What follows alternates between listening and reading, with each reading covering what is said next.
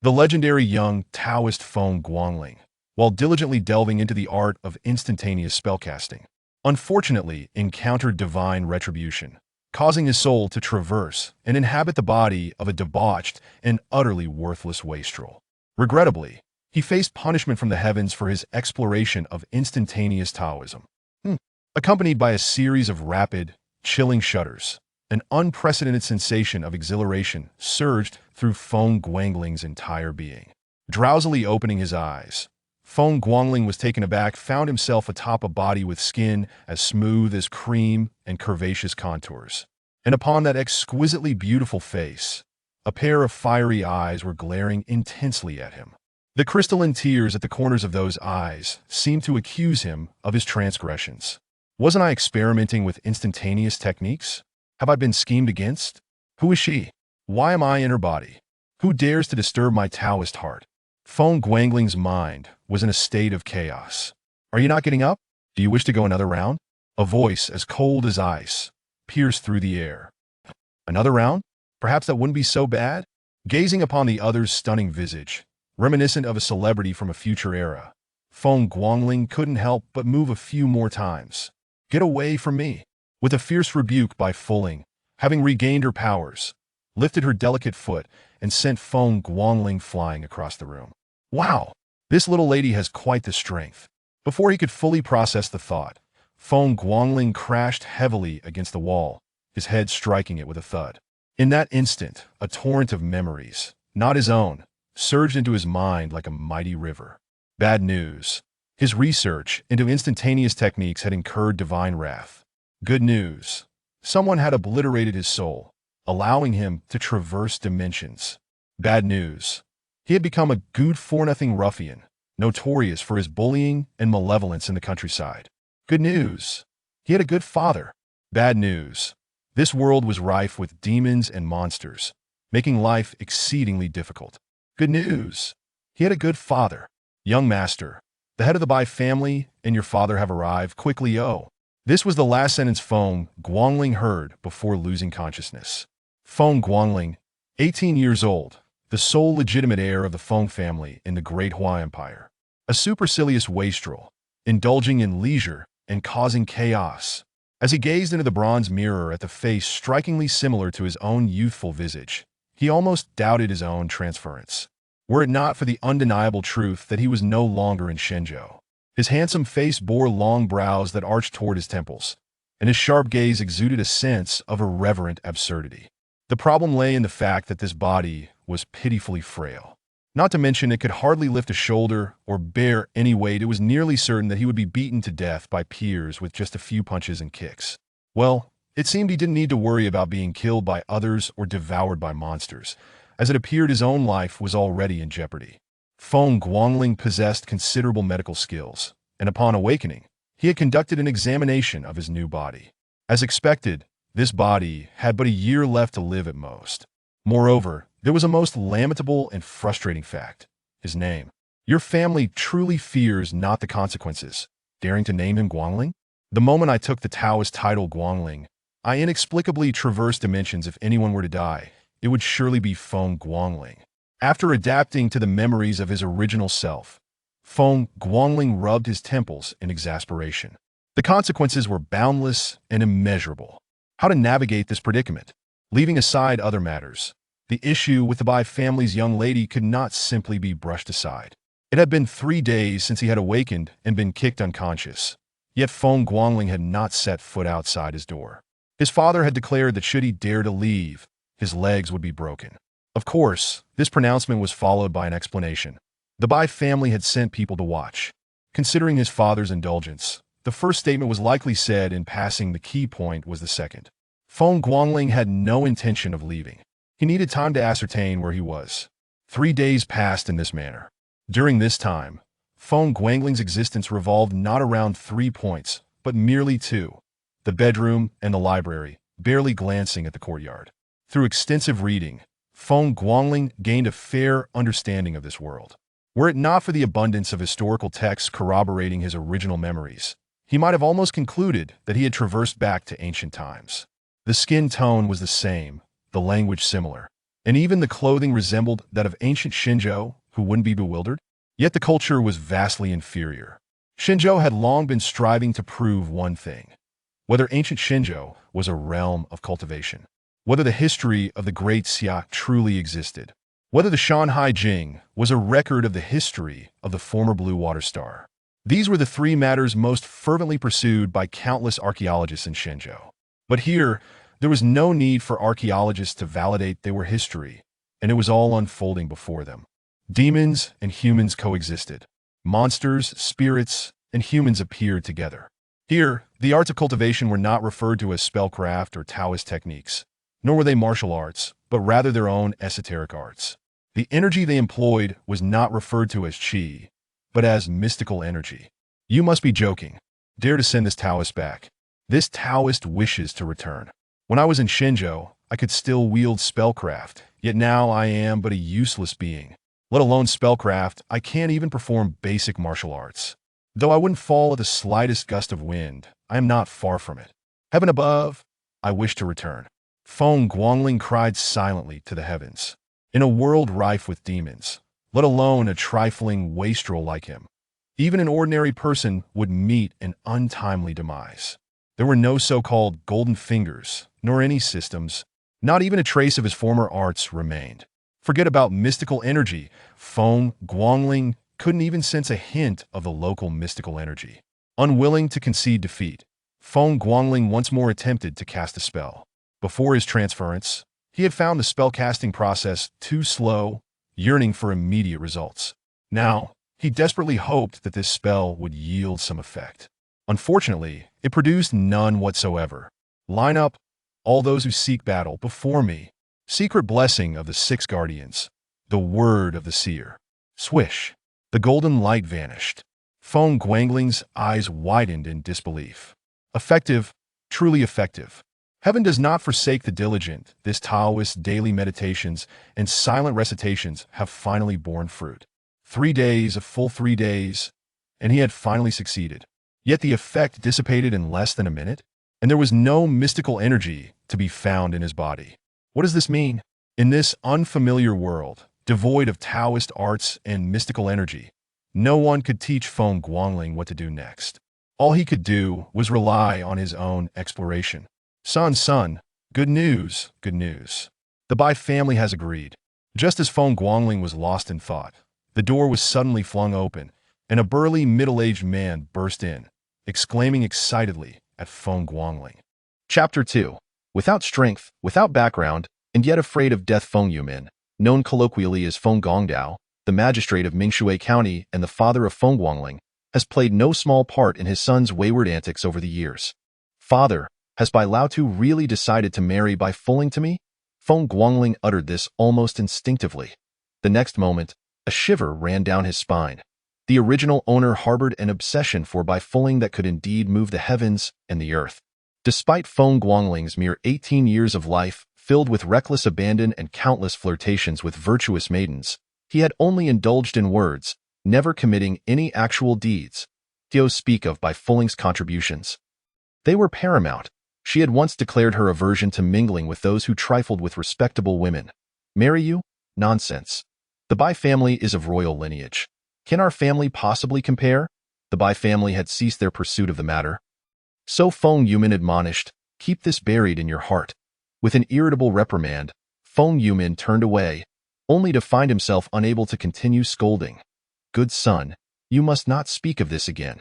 If you stir up more trouble, your father truly will be unable to protect you. Understood. Observing the imposing demeanor ahead and the overly indulgent expression behind, Feng Guangling felt a strong urge to rub his temples. Father, what has the Bai family agreed to? They will not pursue me any longer. The books he had read in recent days were not in vain. The power of the Bai family was truly on par with that of his own father. Indeed, they will not pursue you. It is not a matter of not hunting you down, but rather of not holding you accountable. Upon hearing this, Feng Guangling let out a relieved sigh. Forget about being a time traveler or a reincarnator. Even the most perceptive must bow to absolute power, especially in these treacherous times. Moreover, Feng Guangling lacked the fate of a seer. He could not even wield magic, with not a trace of qi within him. Given these circumstances, how could he not be anxious? He was more worried than anyone else. Having inexplicably been granted a second chance at life, he did not wish to be undone by himself. Furthermore, his father informed him, "I have secured a position for you, but there is one condition. You must not disclose your affair with the Bai girl." Feng Yumin leaned closer to Feng Guangling with an air of secrecy. A position? Feng Guangling pondered for a moment, and memories surged forth. Over a year ago, Feng Yumin had been arranging a post for him. In his words, "Obtain an official identity, and even if you bully men and women outside, you will have a justification, sparing me the trouble of cleaning up after you daily." The Demon Suppression Division, under the Emperor of the Great Hua Empire, dealt with one thing alone: demons. Should demons appear, even high-ranking officials would be eliminated without hesitation. This was not a rare occurrence, but rather a frequent one. Joining the Demon Suppression Division was akin to acquiring a death exemption, of course. One must also be prepared to face death at any moment. Even so, entering the Demon Suppression Division was not as simple as wishing to join. First, one needed strength. Second, a background. Third, a lack of fear of death. Besides these three essential criteria, the most critical and deadly reason that kept all court officials from meddling within was, one must not take sides. This last point was not openly stated. Yet it was the most stringent if discovered. Not only the pawn but also the forces behind the pawn would face annihilation, regardless of which official, prince, or even the crown prince stood behind you. All would perish. In the 3,000 years since the establishment of the Great Hua Empire, 3 crown princes had meddled in the Demon Suppression Division, only to disappear without a trace. How could this seemingly simple father navigate such a path? The most absurd aspect was that the daughter of the Bai family, having been forcefully wed, was now aiding her own pursuer in entering the Demon Suppression Division. This was utterly implausible. To enter the Demon Suppression Division, one must possess strength, a background, a lack of fear of death, and must not take sides. Wait. Not taking sides means there is no hope for survival, Wuliang. You are indeed a victim caught in a great whirlpool. How can this seemingly simple father still appear so elated? Father, may I pose a question? Feng Guangling stared in disbelief at the bowl of medicinal soup that his father had presented to him as if it were a treasure. You really need not go to such lengths. We are father and son. Why does it feel as if you were serving an ancestor? Oh, is that how it is in my memories? Then it is of no consequence. Feng Yumin, looking puzzled, reached out to touch Feng Guangling's forehead. Son, you are not running a fever today. Very well, is that so? Just wait. Feng Guangling swatted his father's hand away in annoyance. Father, have you taken sides? Taken sides? You mean between the crown prince, the third prince, and the fifth prince? Who do you support, or rather, with whom are you secretly colluding? Upon hearing this, a radiant smile immediately graced Feng Yumin's face. Look at that familiar feeling. Only when speaking like this does your father feel normal. Feng Guangling nearly succumbed to the urge to slap him. This was ridiculous. It made him feel like a wayward and unfilial son. Wait, it is not just a feeling. He is indeed a wayward son. After several days, he still had not shifted his mentality. Thankfully, his father had not noticed the issue. Otherwise, it would have been a grave matter. My son, in our Feng family, whoever is the emperor, we support, so you need not worry. Feng Yumin spoke with such naturalness, and for some reason, Feng Guangling sensed an inexplicable confidence emanating from his father. Yet, as he came back to his senses, Feng Guangling nearly slapped himself. What kind of foolish question was it to ask a county magistrate which prince he supported? Father, do we have an extraordinarily powerful background? Feng Guangling tentatively inquired. Background? Our Feng family is the background. Over the years in Mingshui County, who has ever troubled you? Then, is your strength formidable? It's decent, just at the 7th level of Tongxian. Feng Guangling stared in astonishment at his father. There was not a hint of background in 7th level of Tongxian. Goodness, is that something to be proud of? In the Great Hua Empire, the hierarchy of power is as follows. First is Tongxian, then Tongming, and finally Tongling. To achieve enlightenment, one must ascend to divinity. Each realm consists of 9 levels, further divided into initial, middle, and advanced stages. Currently, there is no one at the Tongxian level in the continent. At least not openly. The Shifua, Nanyao, Beimang, alongside the Great Hua Empire, openly possess only 5 perfected pathways, of which the Great Hua Empire claims 2. Father, do I look like someone who is unafraid of death? Feng Guangling pointed at himself, utterly exasperated as he gazed at Feng Yumin.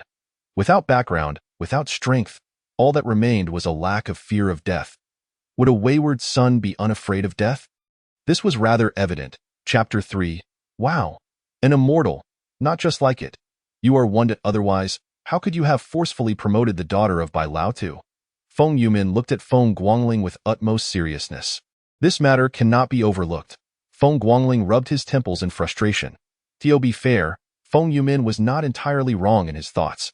Regardless of whether one is afraid of death, no one dared to provoke the jewel of the Bai family.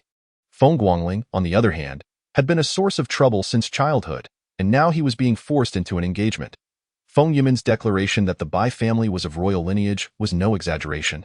The legitimate daughter of the Bai family had become a concubine to the crown prince. Thus, the phrase royal lineage was not unfounded. Feng Yumin departed, having left Feng Guangling in a daze. The reason Feng Guangling could enter the Demon Suppression Division was not solely due to Feng Yumin's influence. The Bai family was the most significant factor. The Bai family had but one demand. Feng Guangling must not disclose the events of that day in this quasi-ancient world, even in modern times. Such an occurrence would be utterly explosive. Yet, this was precisely what transpired in Feng Guangling's life, and it left him utterly confounded. Confusion aside, Feng Guangling chose to accept it. How many chances does one have to start anew in life? Moreover, he clearly understood that what could not be achieved in Shenzhou might very well be possible in this unfamiliar land. The only uncertainty lay in whether he could once again condense his qi. 2 days later, Feng Guangling donned a fitted outfit, a sword at his waist, and turned to gaze at his doting father and the numerous servants of the Feng residence who had come to see him off. A tinge of sorrow gracing his features. Whatever happened to the wayward son? Why was he now setting forth alone? Son, from here on, your father cannot offer you any assistance, but do not be afraid. I have made all necessary arrangements, and there should be no significant danger. But remember, do not go to the cultivation hall. Your body. As he spoke, Feng Yumin let out a deep sigh. It was well known that Feng Guangling could not cultivate. Otherwise, Feng Yumin would not have worried himself so greatly over his son. Father, please refrain from such words. Why does it feel as though you are bidding me farewell forever? You should know your son. He will never suffer a loss, Feng Guangling retorted as he mounted his horse. Over the past few days, he had come to familiarize himself with the original owner's temperament, allowing him to communicate with his father with remarkable ease. Indeed, he had never suffered a loss. When faced with an insurmountable issue, one could always invoke his father's name. In this territory, no one dared to disregard his father's reputation. Feng Yumin continued his admonitions with utmost sincerity, reiterating his warnings time and again. I understand. You have repeated yourself at least 800 times since yesterday. It is quite tiresome, Feng Guangling replied irritably, giving his horse a nudge, and it galloped forth. Racing down the street. The Demon Suppression Division was situated at the farthest edge of Mingshui County. Do not be misled into thinking that this place is a remote and desolate area. On the contrary, it bears little difference from the bustling center of the county town. The reason is simple. It is safe. Where there are the night watchers of the Demon Suppression Division, there are guardians, and where guardians exist, safety is assured. Others must undergo rigorous assessments to join the Demon Suppression Division, starting from the most ordinary of night watchers. However, Feng Guangling joined directly as a squad leader.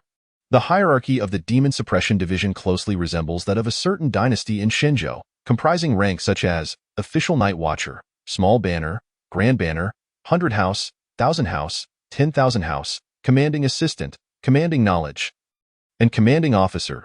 To distinguish among these titles, 3 words, Night Watcher, precede each designation. In a swift journey, they reached their destination in just half an hour. Gazing at the building before him, Feng Guangling found himself at a loss for words to describe his astonishment. Ultimately, he could only exclaim in the most unpretentious terms of Shenzhou. Wow! The Demon Suppression Division and the government office stood sentinel to one another, occupying the north and south of the county town. The nearly 30-meter-high edifice before him, sprawling in its expanse, was none other than the Demon Suppression Division. The overwhelming sense of ferocity emanating from it instinctively urged one to retreat. Most strikingly, at its pinnacle, a demonic eagle poised for flight was depicted. This was a far cry from the understated Demon Suppression Division described in books. Feng Guangling grappled with his shock and confusion. The grand doors of the Demon Suppression Division suddenly swung open, and a throng of men clad in black and white streamed forth. Feng Guangling blinked in disbelief. Was his father's influence truly this formidable? Merely entering a position, and the Demon Suppression Division had orchestrated such a grand reception for him? In the next instant, 3 figures abruptly soared from the heights of the Demon Suppression Division. At that moment, Feng Guangling's eyes widened in astonishment. Wow! Immortals! Wait, no, it was not just a fantasy. He had finally witnessed someone capable of soaring through the skies. This world was indeed wondrous. Every person in Xinzhou harbors a dream of transcending earthly bounds. And every inhabitant possesses a heart yearning for cultivation. Especially for cultivators like Feng Guangling, their ultimate aspiration was to achieve immortality. Previously, this had been merely a figment of imagination, but now it lay before him.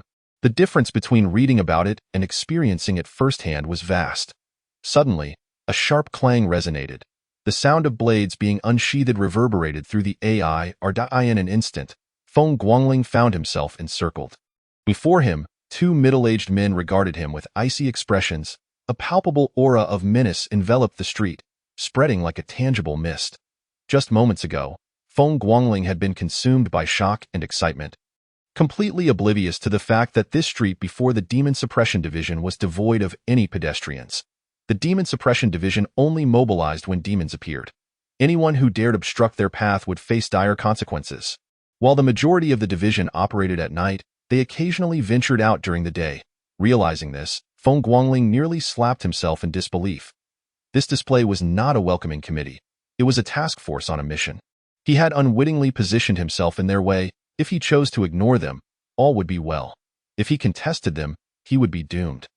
Who were these individuals that dared to impede the Night Watcher's path? The leading man fixed his gaze upon Feng Guangling with an intensity that suggested he would annihilate him if he failed to provide a satisfactory answer. Calm down. My father is Feng Yumin, and I have come to take up my post today. Feng Guangling shuddered and promptly bowed in respect.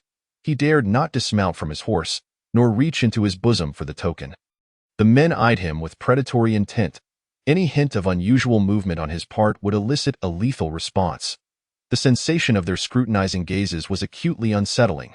Feng Guangling feared that if he hesitated even for a moment, they would unleash their wrath upon him. He was utterly devoid of strength.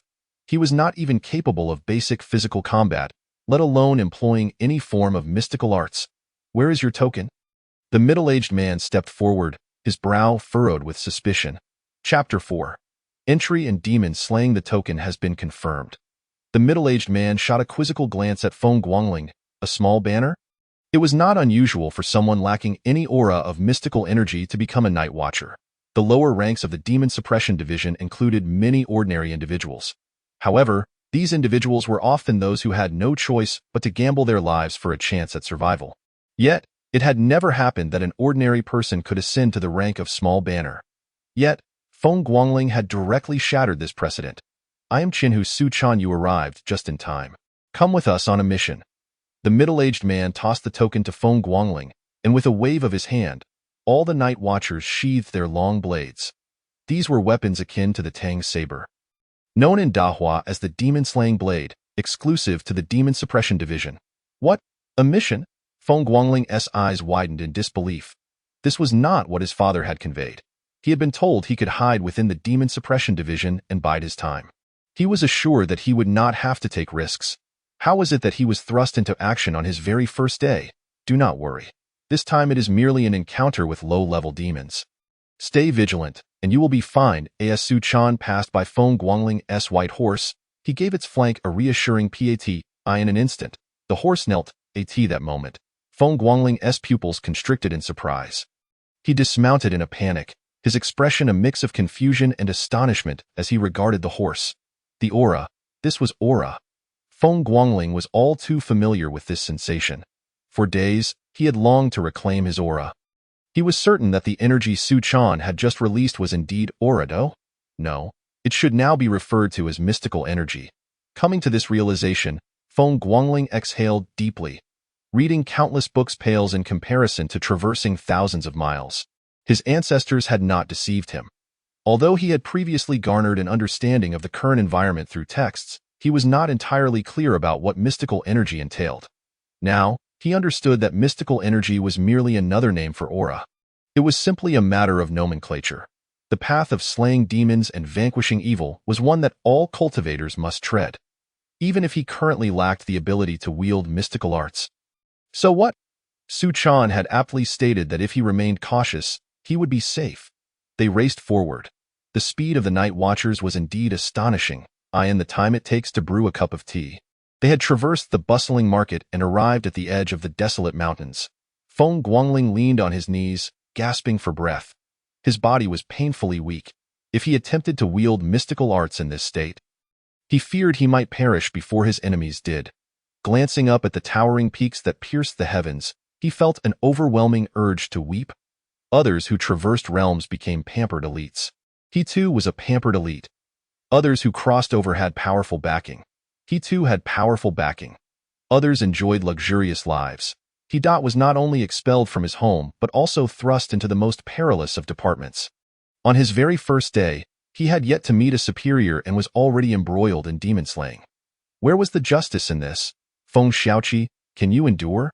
Su Chan observed Feng Guangling from above. It was clear that while Su Chan bore no disdain, he exhibited no warmth either. His demeanor could be described as decidedly aloof. Very well, Feng Guangling gritted his teeth. Regardless, he needed to discern what these so-called demons and monsters truly were. His lifespan was limited. Cultivators often had a sense of how long they could live. There was no doubt about Feng Guangling's mystical arts. He had initially studied how to instantaneously invoke mystical arts to the point of causing the flow of aura within him to surge uncontrollably.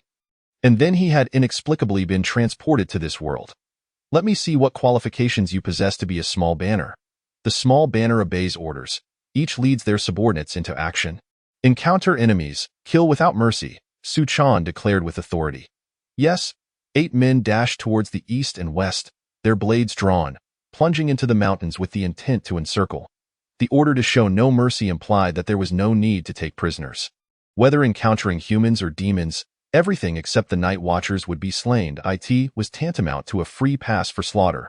Feng Guangling blinked in confusion, staring blankly at Su Chan. Each small banner commanded 9 subordinates. Thus, a pressing question arose. Feng Guangling, as a small banner, was effectively a solitary commander. Now, apart from himself, only Su Chan remained. Entry and demon slaying. Feng Guangling, you are the 3rd individual in our demon suppression division to receive such treatment. Others wishing to join the division must undergo assessments. You, however, have become a small banner without any evaluation. You need to demonstrate your worth. Su Chan turned his back to Feng Guangling, his voice devoid of emotion. Lord Xinhu, am I truly the only subordinate for this small banner? Feng Guangling's face was a mask of disbelief. This revelation had utterly shattered his worldview. Though you think otherwise, the situation is exceptional. You are permitted to operate on the periphery. This mission requires you to merely observe and survive. As Su Chan stepped into the mountains, he tossed something to Feng Guangling while uttering a final remark. If you encounter a formidable demon and cannot escape, detonate it. What he tossed was akin to a talisman, yet unlike the talismans Feng Guangling was familiar with, this yellow talisman bore a string. By pulling the string, it functioned similarly to a grenade from another world. Boom, the enemy would be sent soaring. Was this truly a means of proving oneself? Feng Guangling might have preferred not to receive it at all. Rubbing his forehead, he felt a sense of despair wash over him. Very well, one step at a time. Gazing into the vast emptiness surrounding him, Feng Guangling sighed and stepped forward in the direction Su Chan had taken. For the inhabitants of this continent, demons and monstrous beasts are common knowledge. Even a 3-year-old child could rattle off a few names. In his memory, Feng Guangling also recollects a few, yet their caliber is far too elevated. Evidently incompatible with the circumstances at hand, One has taken the initiative to elucidate the specifics of this mission, leaving him utterly in the dark. What difference does it make between this and courting death? If death is to be his fate, then let it be. It is a rare occasion for him to venture forth. Even in dying, one ought to gain some insight. This is the deepest thought nestled within Feng Guangling's heart. With his days numbered, should he remain confined and stagnant? This is precisely why, despite knowing the perilous nature of the Demon Suppression Division, he did not hesitate to accept the position. Suddenly, the the previously sunny weather darkened. As thunderous clouds gathered and torrential rain began to pour, Feng Guangling tilted his head slightly, gazing up at the sky. Whenever the weather behaves abnormally, it is often a harbinger of strange occurrences. Is he about to encounter a stroke of fortune? Or is misfortune lurking? Chapter 5. The demons remain unseen, yet 2 lives are taken. It is no wonder that Feng Guangling's mind wanders. A distinct stirring deep within him unequivocally suggests that he is somehow entwined in these events. The forest under the deluge resembles an ancient behemoth, its maw agape, poised to devour. As he strolled through the woods, he felt not fear, but rather excitement. Although the realm of Shanzhou is rife with myth and legend, such supernatural beings have become nearly invisible in the modern age. As a practitioner of the arts, Feng Guangling has yet to encounter any formidable demon. Now, the prospect of witnessing a demon with his own eyes fills him with exhilaration. Suddenly, Feng Guangling's gaze sharpened, and with a swift motion, he scaled a tree with a few quick strides. Lacking the strength to defend himself can indeed be heartbreaking at times, in his previous life. Such complexities would have been unnecessary. He could have simply unleashed his spells without the need for such trepidation. Moments later, the sound of hushed voices mingled with the rain striking the leaves reached his ears. The Bai family has sent someone out. No pursuit? It is said that the Feng family paid a great price for this. It has only benefited that wastrel Feng Guangling. Alas, who could blame them? The Feng family is indeed wealthy. Enough of this talk. It is not the time. The mountain beast has begun to stir, and the potion I administered is potent. We must retreat quickly, lest we draw the attention of the night watchman. Perched in the tree, Feng Guangling listened intently, his eyes growing brighter with each revelation. His impression of Bai Fuling was limited to the brief moments of movement upon awakening and the kick that followed. Beyond that, he had no other memories. This explains why he did not counter Feng Yuman's claim of his fearlessness. He himself was uncertain of the situation. Now, clarity dawned upon him. Indeed, there were deeper causes at play. Moreover, this so-called demon in the desolate mountains was, astonishingly, man-made. According to the laws of the Great Hua, colluding with demons results in the extermination of 3 clans. Quite bold indeed. There are those who fear not death. Feng Guangling had previously regarded the notion of colluding with demons as a mere jest, thinking no one would be foolish enough to engage in such reckless behavior. Yet here he was, encountering it on his very first day out. It seems his mindset has yet to adapt. In Shanzhou, there is no need for official laws to be proclaimed. The common person's disdain could easily drown an offender. Grateful for his caution, he realized that had he recklessly ventured out on his first day, he would likely have been exposed in an instant, facing a fate of perpetual darkness. Suddenly, both figures halted abruptly, one of them pivoting sharply to bellow in Feng Guangling's direction. Who goes there? As soon as the words left their lips, arcane energies surged forth, manifesting in brilliant golden light. Thunderous strikes followed. The call was merely a ploy to draw attention. Negotiations were out of the question. Few souls inhabit this desolate mountain, and should they encounter each other, the only outcome is death. All else is superfluous. They have drawn the beast out, and they are acutely aware of the situation. Nameless heavenly sovereign, damn it all. How could they possibly have discovered him? Feng Guangling's pupils contracted, and in that instant, he pushed off the tree, leaping backward like an agile monkey. At that very moment, the tree trunk exploded into shards. The spell had been cast. What kind of spell it was, Feng Guangling could not discern, but one thing was certain. Its lethality was immense. A single blow would surely fell him. Damn it, this is it. While there may still be a chance to escape a beast, facing a human guarantees death. Exiting only to confront demons, and yet, the true peril lies in confronting humans. Who can he appeal to for justice in this predicament? This journey through time has been nothing short of treacherous. They are not night watchmen, but ordinary folk. Kill him swiftly, before the watchmen take notice. The moment the voice rang out, 2 figures shot toward Feng Guangling. His expression turned fierce. Since death was inevitable, he might as well fight back. He would stake everything on this.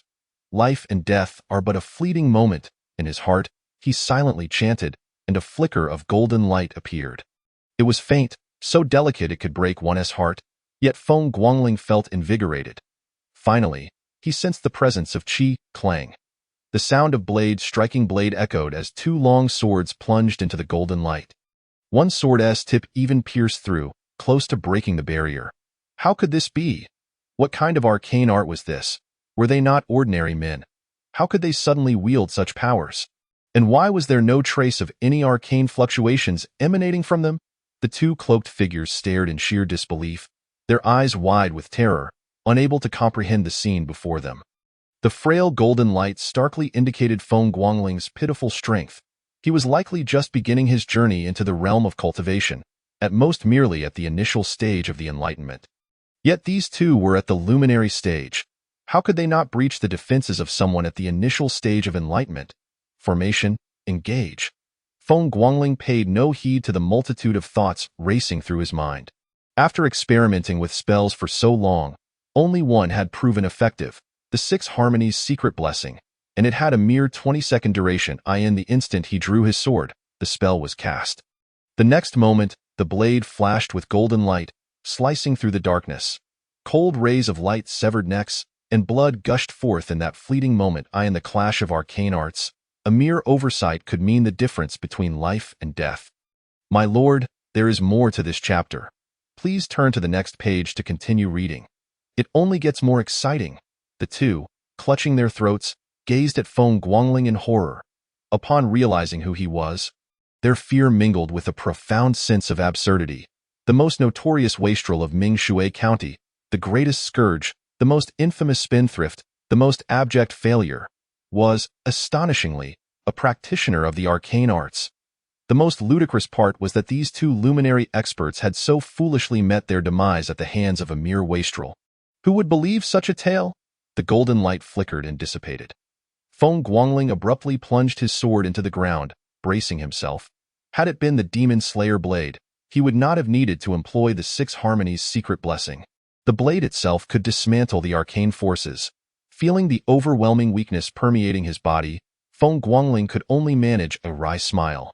Just like that, a third of his lifespan had vanished, if he had estimated his remaining time at about a year.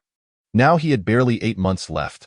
For others, casting arcane arts is a demonstration of power, merely consuming their qi. For him, casting arcane arts signifies desperation, and it comes at the cost of his very life. Is there anyone more unfortunate than he? This journey through time has proven more arduous than he ever imagined. Perhaps he might yet encounter the three pure ones. After resting for a full quarter of an hour, Feng Guangling finally regained his composure. What to do with the bodies? Just as the thought crossed his mind, an overwhelming sense of danger surged from the depths of his being, compelling him to turn abruptly and fixate on his rear. Just as he escaped one life-and-death scenario, he was thrust into another. His luck was nothing short of astonishing. Chapter 6. A convenient sacrifice and overwhelming presence bore down upon him, akin to a mountain pressing upon him. Making it difficult to breathe, as Feng Guangling remained on high alert, a colossal figure emerged slowly from the shadows. Its terrifying aura, fearsome fangs, immense size, and bloodthirsty gaze left no doubt. This beast craved human flesh. Consuming humans is the very nature of such monsters, akin to how humans serve poultry on a platter. Yes, beast meat is also a delicacy, beneficial to practitioners of the arcane arts. Regardless of which world one hails from, humanity shares a common trait, the love for food. This is particularly true in the Great Hua Empire, which bears a striking resemblance to Shanzhou. Was as if two apex hunters had both deemed each other prey. Yet at this moment, amidst the torrential downpour, Feng Guangling was unequivocally the hunted. Why life is forfeit. Oh, three pure ones, are you toying with me? Feng Guangling took a deep breath, resolutely staring at the lumbering behemoth emerging from the darkness. It was a demon wolf, at least 3 times larger than a fully grown wolf, with a sharp horn protruding from its forehead. What does it matter if he senses qi? What does it matter if he can cast spells? His fate is sealed. At this moment, Feng Guangling could only entertain a singular thought. His luck had reached its nadir, and he was a disgrace to the ranks of transmigrators. While others may wield arcane arts with ease, drawing upon qi or energy, Feng Guangling required his very life to unleash such techniques. He was fighting for survival. How could he not feel despondent? As the demon beast strode forth, its gaze fixated upon Feng Guangling. It bore the look of a predator regarding its prey. its eyes reflecting an insatiable hunger. Roar. The one-horned demon wolf suddenly threw back its head and howled. Not the typical howl of a wolf, but a roar reminiscent of the lions and tigers of Shenzhou. Feng Guangling tensed, fully aware that in this otherworldly realm, neither humans nor demons adhere to the rules of combat. They engage in battle without so much as a greeting. Reflecting on the novels I encountered during my monastic days, I realized they were filled with utter nonsense. Suddenly, with a fierce roar, the monstrous wolf lunged forward with tremendous speed. I in its wake, all obstacles, be it towering trees or massive boulders, were effortlessly flattened. What caliber of creature is this wolf? Someone enlighten me, so I may brace myself. Amidst my turbulent thoughts, Feng Guangling abruptly formed a hand seal. Spell. Golden light incantation. The golden radiance surged forth. Spell. Qi Min Bagua. In an instant, a colossal Bagua array manifested, and from the yin-yang eyes, two spiritual fish, one black and one white, darted out, crashing down once more. Infinite Celestial Lord, my revered ancestor, you are formidable. The Qi Min Bagua still functions in this otherworldly realm. This gives me confidence. However, in that very moment, a wave of weakness surged from the depths of my being. Were it not for my strong will, I might have collapsed right then and there. I have not squandered my journey to this alien world. I have witnessed celestial phenomena and formidable beasts. What a fortune! Come, let us face our demise together. As I raised my head, the wolf demon's menacing fangs loomed large before me. The Bagua. Jin represents the mountain. Earthly river chariot, boom. The ground trembled as the earth coalesced into a terrifying, exaggerated earth dragon that erupted from below, sending the wolf flying. Bang! The colossal wolf, propelled by the impact, crashed to the ground, toppling countless trees and stirring up clouds of dust. Feng Guangling wiped the blood from the corner of his mouth, his eyes burning with intensity. Within the Bagua, I hold dominion over life and death. If I do not vanquish you, my Taoist heart shall remain unsettled. The Bagua, Dui signifies the marsh. Water inundates the universe. Crash, torrents of water swiftly gathered, forming a vast ocean, yet it only submerged the wolf to its neck, failing to engulf it entirely, feeling an overwhelming weakness within. Feng Guangling's gaze grew increasingly fierce. I cannot delay. If I do not resolve this swiftly, I will be unable to even find a scapegoat. On another front, Su Chan gazed at the gigantic python before him. His brow furrowed deeply. The intelligence received by the Demon Suppression Division indicated the presence of a beast of at least high-level transparency here. The reason for the collective dispatch of the captains was not to combat this beast, but to apprehend those colluding with it. However, not only had they failed to find any individuals, but the beast's strength also did not align with the reports. This was a high-level creature of the profound realm, not even a transparent one. There must be other beasts lurking within this desolate mountain. Damn it, Su Chan nearly choked on his own breath. The Demon Suppression Division had nearly emptied its ranks and yet had only slain a profound beast? This is utterly disgraceful. If word of this gets out, how will the division maintain its reputation? Captain, we have conducted a thorough search and found nothing. Captain, we too have discovered nothing. Two leading officers clasped their fists in report. To avoid oversight, they had even conducted an exhaustive search, yet not a single soul, not even a ghost, had been sighted. The goal was not merely to slay the beast, but to capture those collaborating with it. Roar. Suddenly, the beast's roar echoed throughout the desolate mountain. Su Chan abruptly turned, directing his gaze toward the source of the sound. Who was in charge of that area? Why was there no signal? This unmistakably belonged to a beast. And with that surge of malevolence, there could be no doubt. Captain, that is the young man from the street point, one of the junior officers cautiously replied. Everyone on standby at the Demon Suppression Division was present, and the rest were either on patrol or on missions. Aside from that affluent lad riding a white horse, there was no one else. What? Quick, provide support. Su Chan's expression changed dramatically, and before his voice could fade, he had already leaped a considerable distance. What fate befalls an ordinary person encountering a beast? They become the beast's prey, with no chance of escape. This is a brutal reality confirmed by countless blood and tears throughout the Great Hua Empire. What of a privileged scion, sheltered and untrained, when faced with a beast? Need I elaborate? The others swiftly followed in the direction of the beast's roar without hesitation. Misguided intelligence leading to the demise of comrades. This is far more humiliating than mere erroneous reports. Feng Guangling, pale as a ghost, leaned against a great tree, gazing at the menacing unicorn wolf not far away. A bitter smile creeping onto his lips. It has only been a few days since my arrival in this unfamiliar world. Yet I find myself facing 3 deadly crises in succession. The first was the Bai family. The second involved those 2 enigmatic individuals clad in black, whose corpses lie nearby, and now, the third has arrived. The energy within me has been completely depleted. I am now incapable of even confronting a mere child. It is not that my spells are ineffective. My body simply cannot endure this grueling battle. The terrifying might of the Qi Min Bagua is beyond the wolf's capability to withstand, but alas, my endurance is lacking. Chapter 7. My lord, there is still breath. My revered ancestor is truly remarkable. The beast is utterly restrained by the spell. Yet my fate is dire. With mere months left to live, I have expended all my remaining strength without managing to bring down a single beast. Infinite celestial lord, I am doomed, and I have brought shame upon the ranks of the transdimensional travelers. Feng Guangling gasped for breath, his hands fumbling as he produced a talisman. This talisman was given to him by Su Chan. He had refrained from using it earlier, not out of ignorance, but because he had not found the opportunity. Most importantly, Feng Guangling doubted Su Chan would offer him anything of value. They were strangers, and he was merely a privileged outsider. Would anyone truly provide him with such gifts? It would be fortunate if they did not conspire against him. Now, in this dire predicament, he had no choice but to gamble on a dying horse. The crimson-eyed unicorn wolf fixed its ferocious gaze upon Feng Guangling, its murderous intent almost palpable. In the next instant, the wolf sprang into action, lunging fiercely at Feng Guangling. He raised his head, a bitter smile gracing his face. This experience of crossing realms has proven more trouble than it is worth.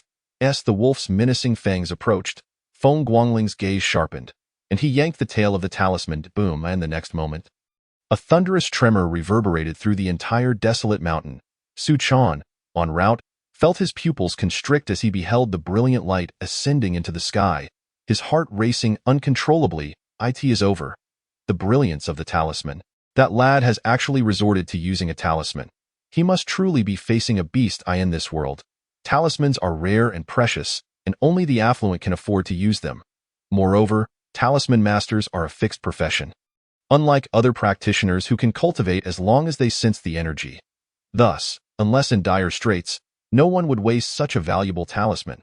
Su Chan would never have been so generous as to gift a talisman to someone he had just met. This talisman had been entrusted to Feng Guangling by his father, Feng Yumin.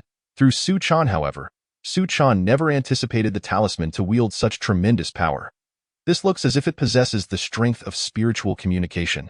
How much wealth does the Feng family possess to casually dispense such a precious talisman to a prodigal son? A moment later, Su Chan stood dumbfounded, his eyes wide. Within a radius of 300 meters, a vast pit had formed, and in its center, Feng Guangling leaned weakly against a tree trunk. 100 meters away, only a single wolf's tail remained, a testament to the nature of the beast that had just been obliterated by the talisman. This? What the hell? Overkill, what a waste. No wonder he is the biggest prodigal in Mingshui County, using a spiritual communication talisman to obliterate a transparent beast. Leaning against the tree, Feng Guangling watched Su Chan approach the edge of the pit, forcing a smile that resembled a grimace more than anything else. Infinite celestial lord, had I known this talisman was so ferocious and would not harm me, I would have unleashed it the moment the beast appeared. Talismans are precious? What value is life? Having died once, I cherish my life more than anyone. I fear death more than anyone. I would not hesitate to hurl not just 1, but 10 talismans. This is truly outrageous. Feeling the vitality ebbing away, Feng Guangling inwardly cursed. To face death with equanimity. Who could maintain composure in the face of such terror when life remains an option? In a daze, he seemed to see Su Chan's panicked expression, followed by a flash of crimson light that darted into the wolf's tail and vanished into his own body. Feng Guangling witnessed this clearly, yet he lacked the strength to evade, regardless of whether it was good or bad. In his heart, he believed he was doomed. However, in the next instant, Feng Guangling's pupils widened in shock. The crimson light began to repair his body, and not only that, he felt a surge of vitality coursing through him. Every Taoist is akin to an ancient physician. Every Taoist possesses the ability to predict their own fate. A Taoist knows their body better than anyone else. A doctor once said that as long as one does not undergo surgery, a Taoist can often discern their own expiration date. He'll revive from the brink of death. Who could explain this? Resurrection does not occur in this manner. Feng Guangling dared not delay. He promptly closed his eyes to sense his body, to feel the inexplicably rejuvenating red energy within his perception. That energy gradually weakened before ultimately dissipating in his dantian. Yet, Feng Guangling could distinctly feel that his once withered body was slowly reviving. There was a burgeoning sense of excitement. If previously he had but 10 months of life remaining, rendering him weak and frail, akin to a gravely ill patient, now he possessed the vigor of a fully grown man, capable of running freely. Seeing Feng Guangling close his eyes, Su Chan was left dumbfounded. Did he just pass out completely? Is he leaving without a final glance? It's over. It is truly over. The Feng family of Mingshui County is no ordinary clan. Although the Demon Suppression Division does not fear them, they also wish to avoid provoking them. The reasons behind this are manifold, and those who are unaware might mistakenly believe that the Feng family is merely arrogant and overbearing. However, Su Chan, who understands a bit of the underlying situation, knows full well that the higher-ups would prefer the Feng family to be even more domineering. Yet, the more this is the case, the more fear Su Chan feels. With the only male heir of the Feng family gone, will the female demon return to dismantle the Demon Suppression Division? At that point, he would undoubtedly be cast aside to bear the brunt of the consequences. No, it cannot simply be termed as bearing the consequences. The Feng family has handed over people to him, Su Chan, and even presented precious talismans, yet in the end, Feng Guangling met an untimely demise. Under such circumstances, no one would dare utter a word if the Feng family were to dismember him. Sir, this? The two junior officers behind him were left dumbfounded. On the first day of their employment, they were sent out on a mission, only to have one directly perish. How could they explain this upon returning? Let us bring the bodies back, Su Chan sighed. Regardless of the situation, they could not leave Feng Guangling's corpse to rot in the wilderness. Sir, there are 2 corpses here, a night watchman reported loudly nearby. These are corpses, not beasts. Su Chan wearily waved his hand. Their mission was to capture individuals, but what use was that now?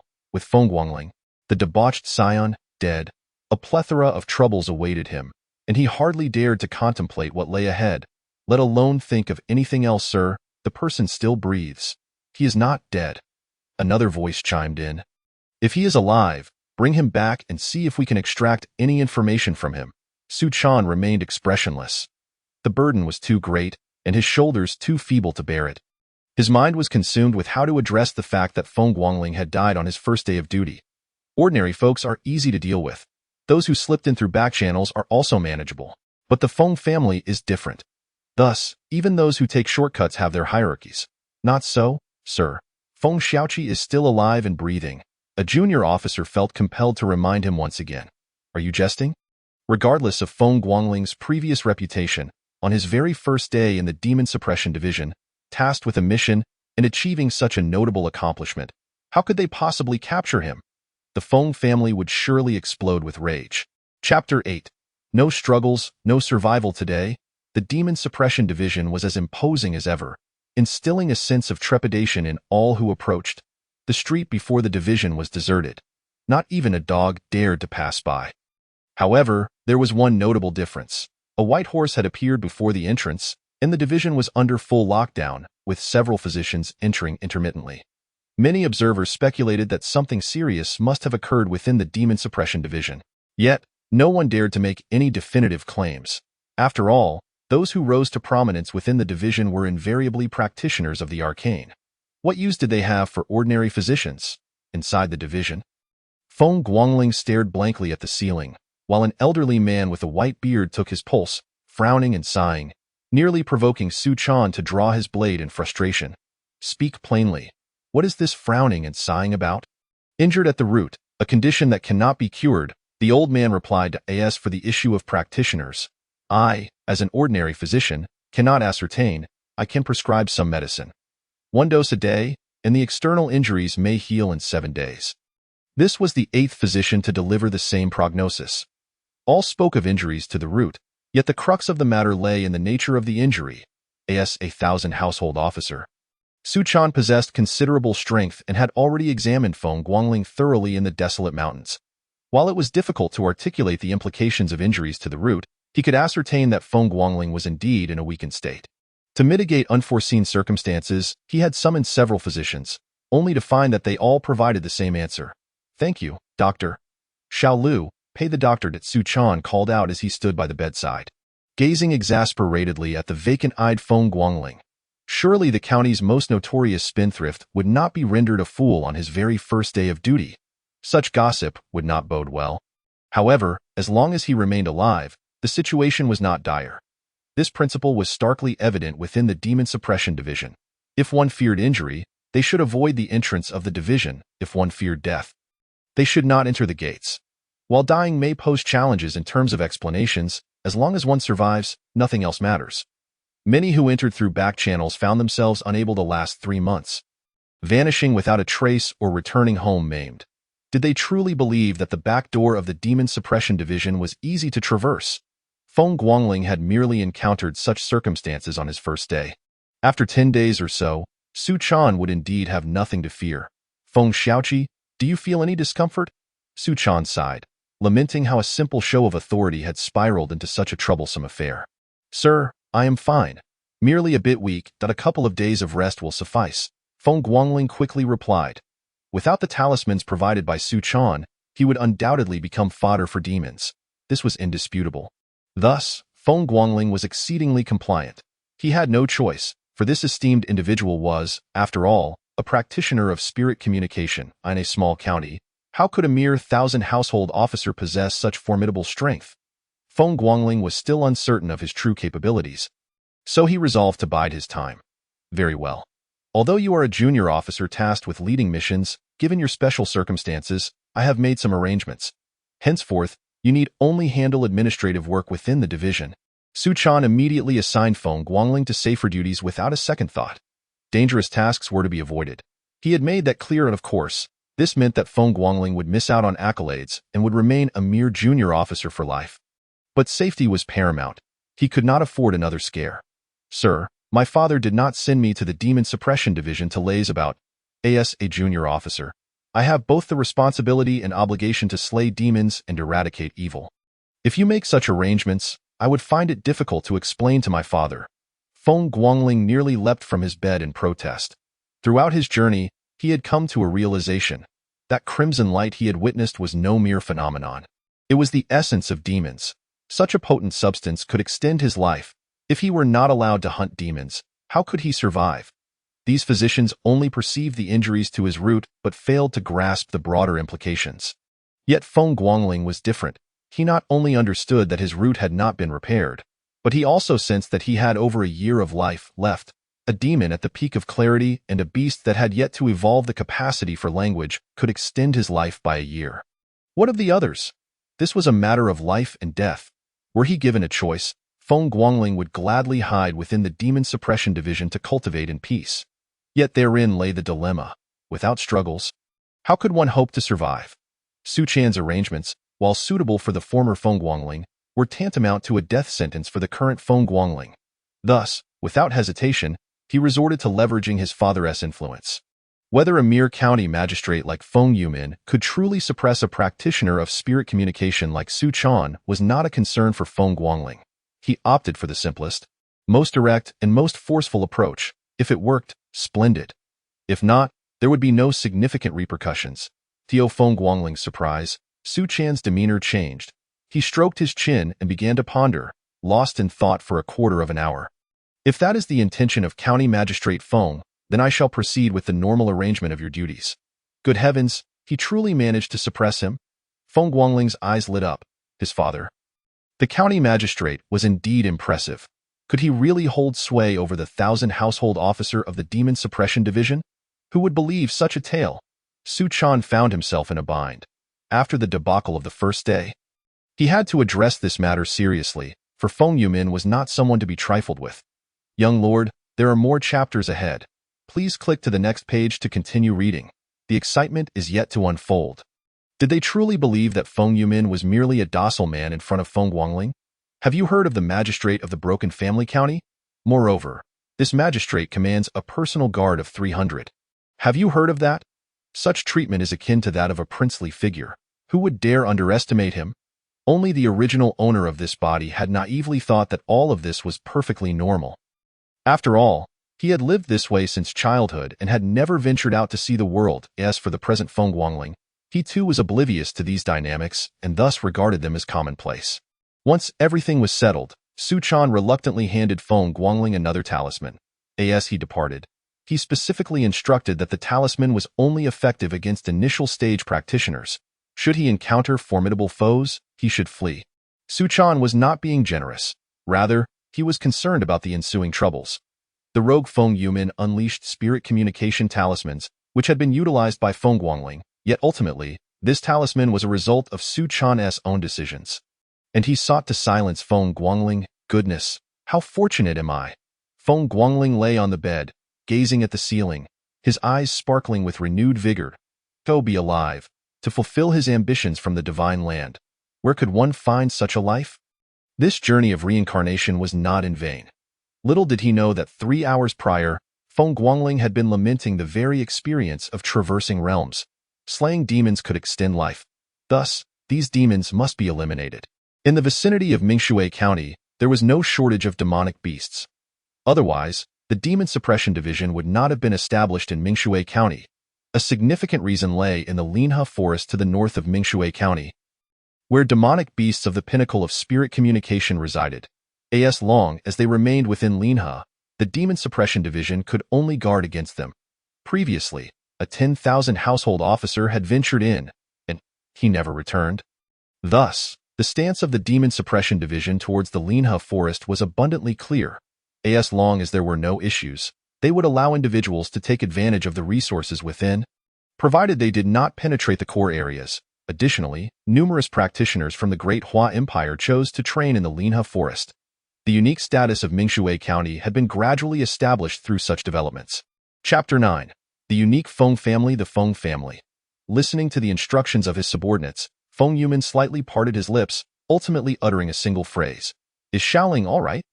The young master is fine now and is recuperating at the Demon Suppression Division, replied the one-armed steward in a low voice, bowing his head. Oh, you know who is secretly scheming this time?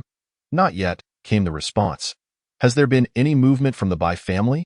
After the young master left home, the Bai family sent Miss Bai to Fuzhou. Fuzhou, the third city of the Great Hua Empire, is the closest city to Mingshui County. It is named Fuzhou because it is a paradise for talisman masters and serves as the first line of defense for the Great Hua Empire against the Linha Forest.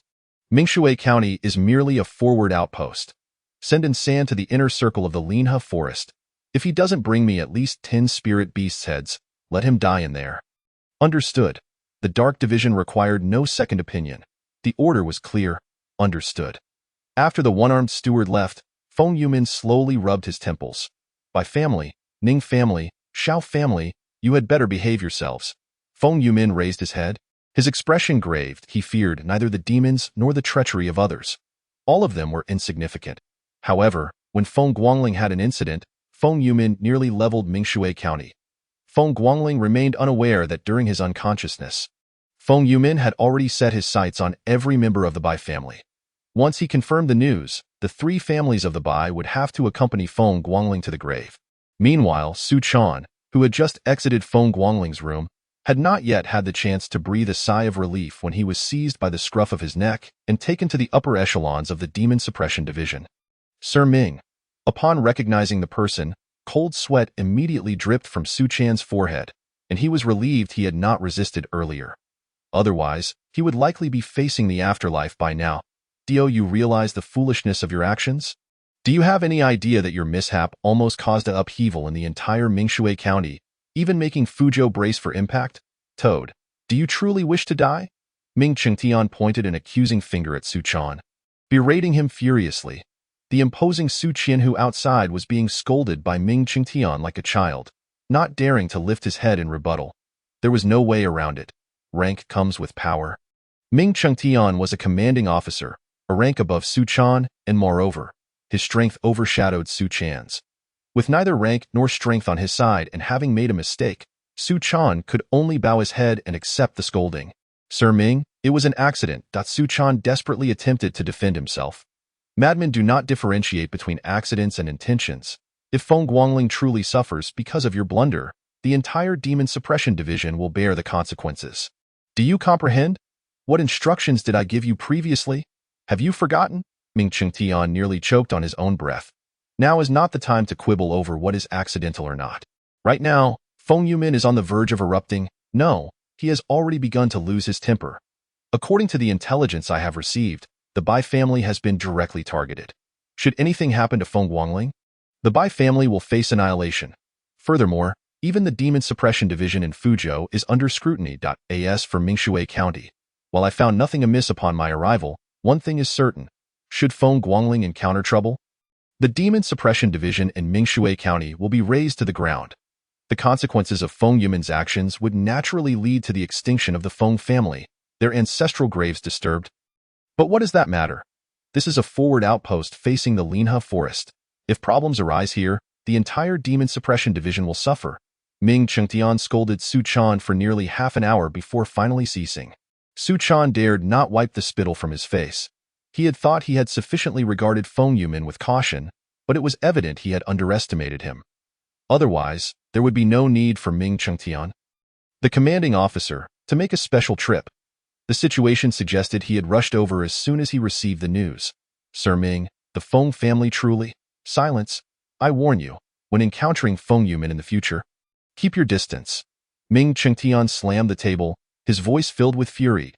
Tio address him by name? It was a jest. The more powerful individuals were, the less likely they would dare provoke Feng Yumin. This matter involved many complexities and strategies. Ming Chengtian would not foolishly broadcast it everywhere. However, the taboos that needed to be respected must be respected. Now, tell me, what exactly transpired? Do not tell me you have no leads whatsoever. I need to provide an explanation to the higher-ups, so do not make this difficult for me. Ming Chengtian narrowed his eyes, staring at Su Chan were it not for the fact that he was his apprentice.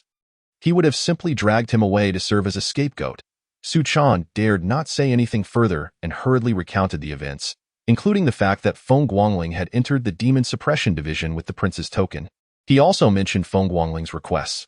Even now, Su Chan could not fathom why, during their first meeting, Feng Guangling had appeared as an ordinary person. After sustaining a severe injury and teetering on the brink of death, he awoke only to become a practitioner. Are you suggesting that this time it was the three great families of the southeast engaging in a power struggle, and the Feng family was dragged into it? Ming Chengtian nearly burst into laughter. Feng Yumin, oh Feng Yumin, in your youth, you bullied this one and that one. Yet in your old age, you are being bullied by the so-called great families? If this were to spread, it would surely evoke laughter. As for whether Feng Guangling was an ordinary person or a practitioner, Ming Chengtian did not care. As long as Feng Guangling's father was Feng Yumin, very few would dare openly oppose him. Indeed. Moreover, while there is no evidence directly linking it to the Xiao family, I am 60% certain, Su Chan quickly interjected. You truly are bold. All right, organize the intelligence and hand it over to me. I will handle this matter. You, pay attention. If such a situation arises again, even your master will show no mercy. Do you understand? Ming Chengtian, exasperated, snatched an envelope from Su Chan's hand, opened the window, and leapt down without a second thought. Why waste time on the stairs? An advanced practitioner could afford such whims. Just as Feng Guangling pushed open the door and stepped out, he caught sight of a figure streaking across the sky. Envious, he nearly drooled. The ability to fly and traverse the heavens. Those who cultivate in the Shenzhou region can best appreciate this exhilarating feeling. However, Feng Guangling still did not understand what level of mastery was required to soar through the skies. Lord Xiaoqi, a night watchman, saw Feng Guangling emerging and hurriedly approached to greet him. Feng Guangling perhaps was unaware that he had become well known, and notably, on his very first day of employment. He had not only stepped through the gates of the Demon Suppression Division, but had also immediately executed a mission, slaying 2 individuals and a spirit beast. Such a record was beyond the reach of most.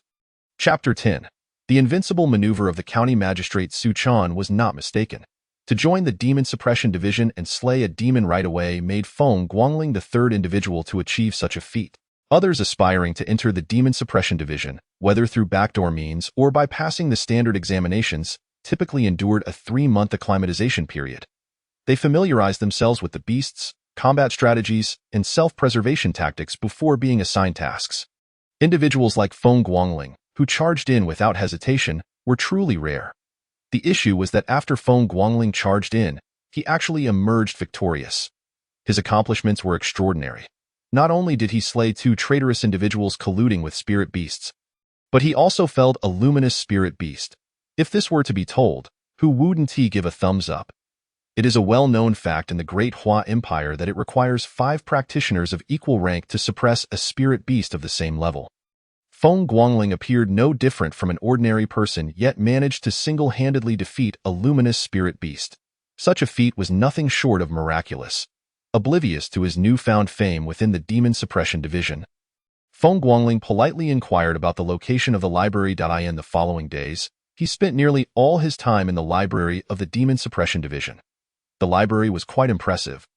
Standing a full 9 stories tall, the first floor housed ordinary books, all pertaining to the history of this continent. There were no guards on the first floor, but from the second floor onward. Each entrance had a guard stationed. Notably, not all Demon Suppression Divisions possessed a library. Only those with a 10,000 household command were qualified to establish one. The library in Qingshui County was a unique case, relating to the special nature of the Linhe Forest. After all, the Linhe Forest area exceeds that of 1/3 of the Great Hua Empire's territory. Who could say how many spirit beasts resided within? Moreover, the regions adjacent to the Linhe Forest had long suffered from spirit beast calamities. Without some special accommodations, who would willingly come here to seek death? As Feng Guangling immersed himself in a sea of knowledge, the external world seemed to have returned to normalcy. The Feng residence. Feng Yumin calmly sipped tea, his expression serene as he regarded Ming Qingtian, who stood before him. The commanding officer of the Demon Suppression Division might outrank him. But what of it? As long as Feng Yumin did not bully others, how could anyone dare to conspire against him? Time and again, did they truly believe he had no temper? Brother Feng, the situation has yet to be clarified. Would it be prudent to recall the individuals involved? Ming Qingtian looked at Feng Yumin, anxious and helpless. On his way here, he had already received news that Feng Yumin had surrounded the Xiao family. The Bai family, however, remained undisturbed. Upon confirming Feng Guangling's awakening, Feng Yumin had already withdrawn his people. Brother Ming, what are you suggesting? I, Feng, am merely a humble county magistrate. How can I have anyone recalled? Feng Yumin gazed at Ming Qingtian with a look of utter astonishment. Who is this person? Not I. Not I. What can a mere county magistrate like myself possibly do? He was adamant in his denial. This type of obstinacy was precisely what Ming Qingtian dreaded the most. Had Feng Yumin erupted in fury or declared any intentions outright, Ming Qingtian would have felt a measure of confidence. At least he would have known how to respond. However, it was Feng Yumin's profound silence that truly instilled a sense of dread. Hadn't the Bai family been scrutinized the moment Feng Guangling encountered trouble? Now, even though Feng Guangling had regained consciousness, the issue remained that Feng Yumin had not yet withdrawn his people. Brother Feng, considering the bond we've shared over the years, I won't compel you to retract your people, but you must at least enlighten me on what they have been up to. This way, I can make some preparations in advance. Ming Qingtian was acutely aware that failing to allow Feng Yumin a chance to vent his frustrations could lead to far graver consequences. It was the very absence of discourse that was most alarming. Very well, in light of our long-standing friendship, I shall offer you a word of caution. Keep an eye on the Xiao family's situation. As for what had transpired with the Xiao family and why they were specifically targeted, Feng Yumin remained taciturn. Ming Qingtian was not foolish enough to inquire further. Without uttering another word, he turned and fled. He was apprehensive about potential calamities. Aren't you going to stay for a meal before departing? I have procured a millennium ginseng and a snowflower red today. These are exceptional remedies for revitalizing one's dantian. A broth made from them would greatly nourish the body. Feng Yumin called after Ming Qingtian's retreating figure. At this, Ming Qingtian quickened his pace. The venom lay with Feng Yumin, who was unaware that the prodigious young master of the Xiao family had his dantian crippled 3 years prior. To treat this gifted young man, the Xiao family had expended immeasurable resources. Having finally gathered all necessary materials, the two rarest herbs were suddenly seized by Feng Yumin. How could the Xiao family not go mad? To take merely a millennium ginseng and a snow flower red could be seen as an act of mercy. If Ming Qingtian were to discover that, prior to this, Feng Yumin had intended to bury all three great families together, one could only wonder if he would collapse under the weight of such a revelation. No one would have imagined that on such a seemingly ordinary day, a mere county magistrate could nearly obliterate one of the three prominent families of the Southeast. My son, I shall not break the agreement with the Bai family. You must refrain from courting disaster. The Southeast sword maniac, known for drawing blood with every strike, had once single-handedly quelled 100,000 feral beasts 30 years ago. 2 decades prior, he had single-handedly battled the beasts of the passage, ultimately inflicting severe damage that prevented them from stepping foot outside the Linhe forest for 20 years. Who would have believed that this legendary swordsman would now serve as a humble county magistrate in such a small town? This revelation would seem utterly incredulous to anyone who heard it. As night fell, the Xiao residence was ablaze with lights, a tense atmosphere permeating every corner. The Xiao family's treasury had been pilfered. It was inconceivable that one of the three prominent families in the Southeast could suffer such a theft. The very notion was met with disbelief. After all, any treasury worthy of being called a family asset was guarded with an intensity that was downright alarming. Protecting the treasury was Xiao's seventh ancestral master, a powerful spiritualist and the strongest known force within the Xiao family. In addition, 5 mid-level spiritualists stood watch in secrecy. Yet, even with such formidable defenses, the Xiao treasury had been silently breached. Had it not been for the need to restore their young master's dantian, they might never have realized that treasures were missing. If the treasury had been overtaken by sheer force, that could be understood. They simply lacked the strength. But for their treasures to be taken without a sound, now that was a disgrace. Asked the current head of the Xiao family, Xiao Huofeng wore a grim expression, a barely concealed aura of lethal intent radiating from him. He had meticulously orchestrated schemes against the Bai family and the Demon Suppression Division, only to have his precious snow flower red mysteriously transported to the Southeast. Now to be lost just 2 days later. How could the Xiao family maintain their dignity after such an embarrassment? Young master, we must investigate. I am determined to uncover who dares to strike against the Xiao family in our territory. He issued a bounty. Anyone who could provide pertinent information would be rewarded with a 3rd-level mysterious pill and 1,000 gold pieces. 3 hours later, having found no leads, Xiao Huofeng could no longer contain his frustration and declare the reward.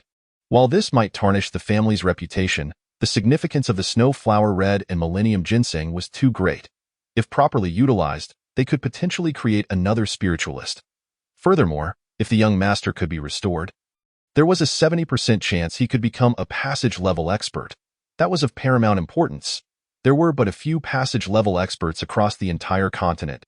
If the Xiao family could produce one, they would surpass being merely one of the 3 prominent families of the Southeast and ascend to become one of the 3 great families of the Dahuang Empire. Throughout this ordeal, no one suspected the minor magistrate who had been ensnared in the plots. Those unaware of the truth could hardly fathom the capabilities of a mere county official. Yet those in the know dared not speak up. In the blink of an eye, the entire Southeast was set abuzz. Setting aside the value of the millennium ginseng and snow flower red, the mere fact that someone could infiltrate one of the 3 prominent families in silence and successfully steal treasures was enough to astound everyone.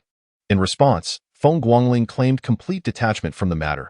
He had spent 5 uninterrupted days roaming the archives of the Demon Suppression Division. Had it not been for someone entering to inform him that visitors were seeking him, Feng Guangling would have had no inclination to leave. The 3,000-year history of the Dahuang Empire was simply too awe-inspiring.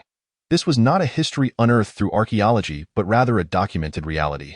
Feng Guangling stepped out of the Demon Suppression Division's gates, puzzled. In the next moment, a figure came tumbling toward him, rolling and scrambling. Young master, I have finally found you." The small servant, who had notified him to flee upon his awakening, was now before him.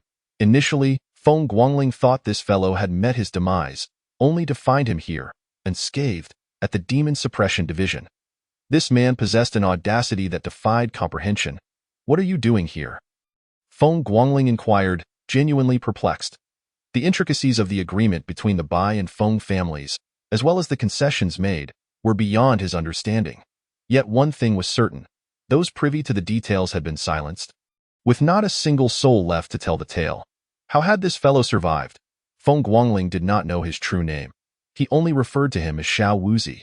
The master locked me in the water prison for a whole week, making me transcribe the family rules 300 times. As soon as I finished, he tossed me out. He said if you didn't take me in, I would have to go to the ancestral hall with my head in hand. Xiao Wu exclaimed, sniffling. Feng Guangling had suffered a betrayal, and Xiao Wu bore significant responsibility for failing to protect him, leading to his downfall. Yet Xiao Wu was also a victim. He had merely been called back to retrieve a family token when he had been blindsided upon his return. He had been knocked unconscious by Feng Yumin before he could raise the alarm.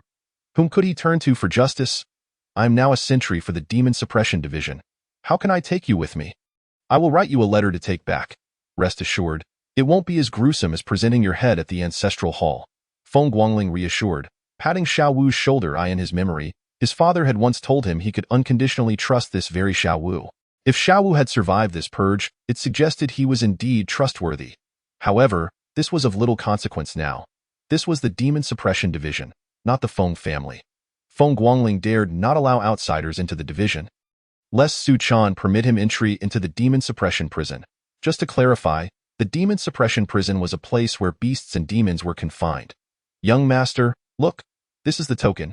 Xiao Wu quickly wiped his tears and produced a letter from his pocket, presenting it to Feng Guangling. That I am now also a member of the Demon Suppression Division. The master instructed me to remain by your side. He said everything has been arranged. Feng Guangling blinked in disbelief. Could a mere county magistrate truly wield such influence?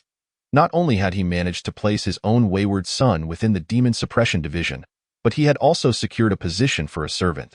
Was this truly the notorious Demon Suppression Division, reputed to be the most corrupt in the empire?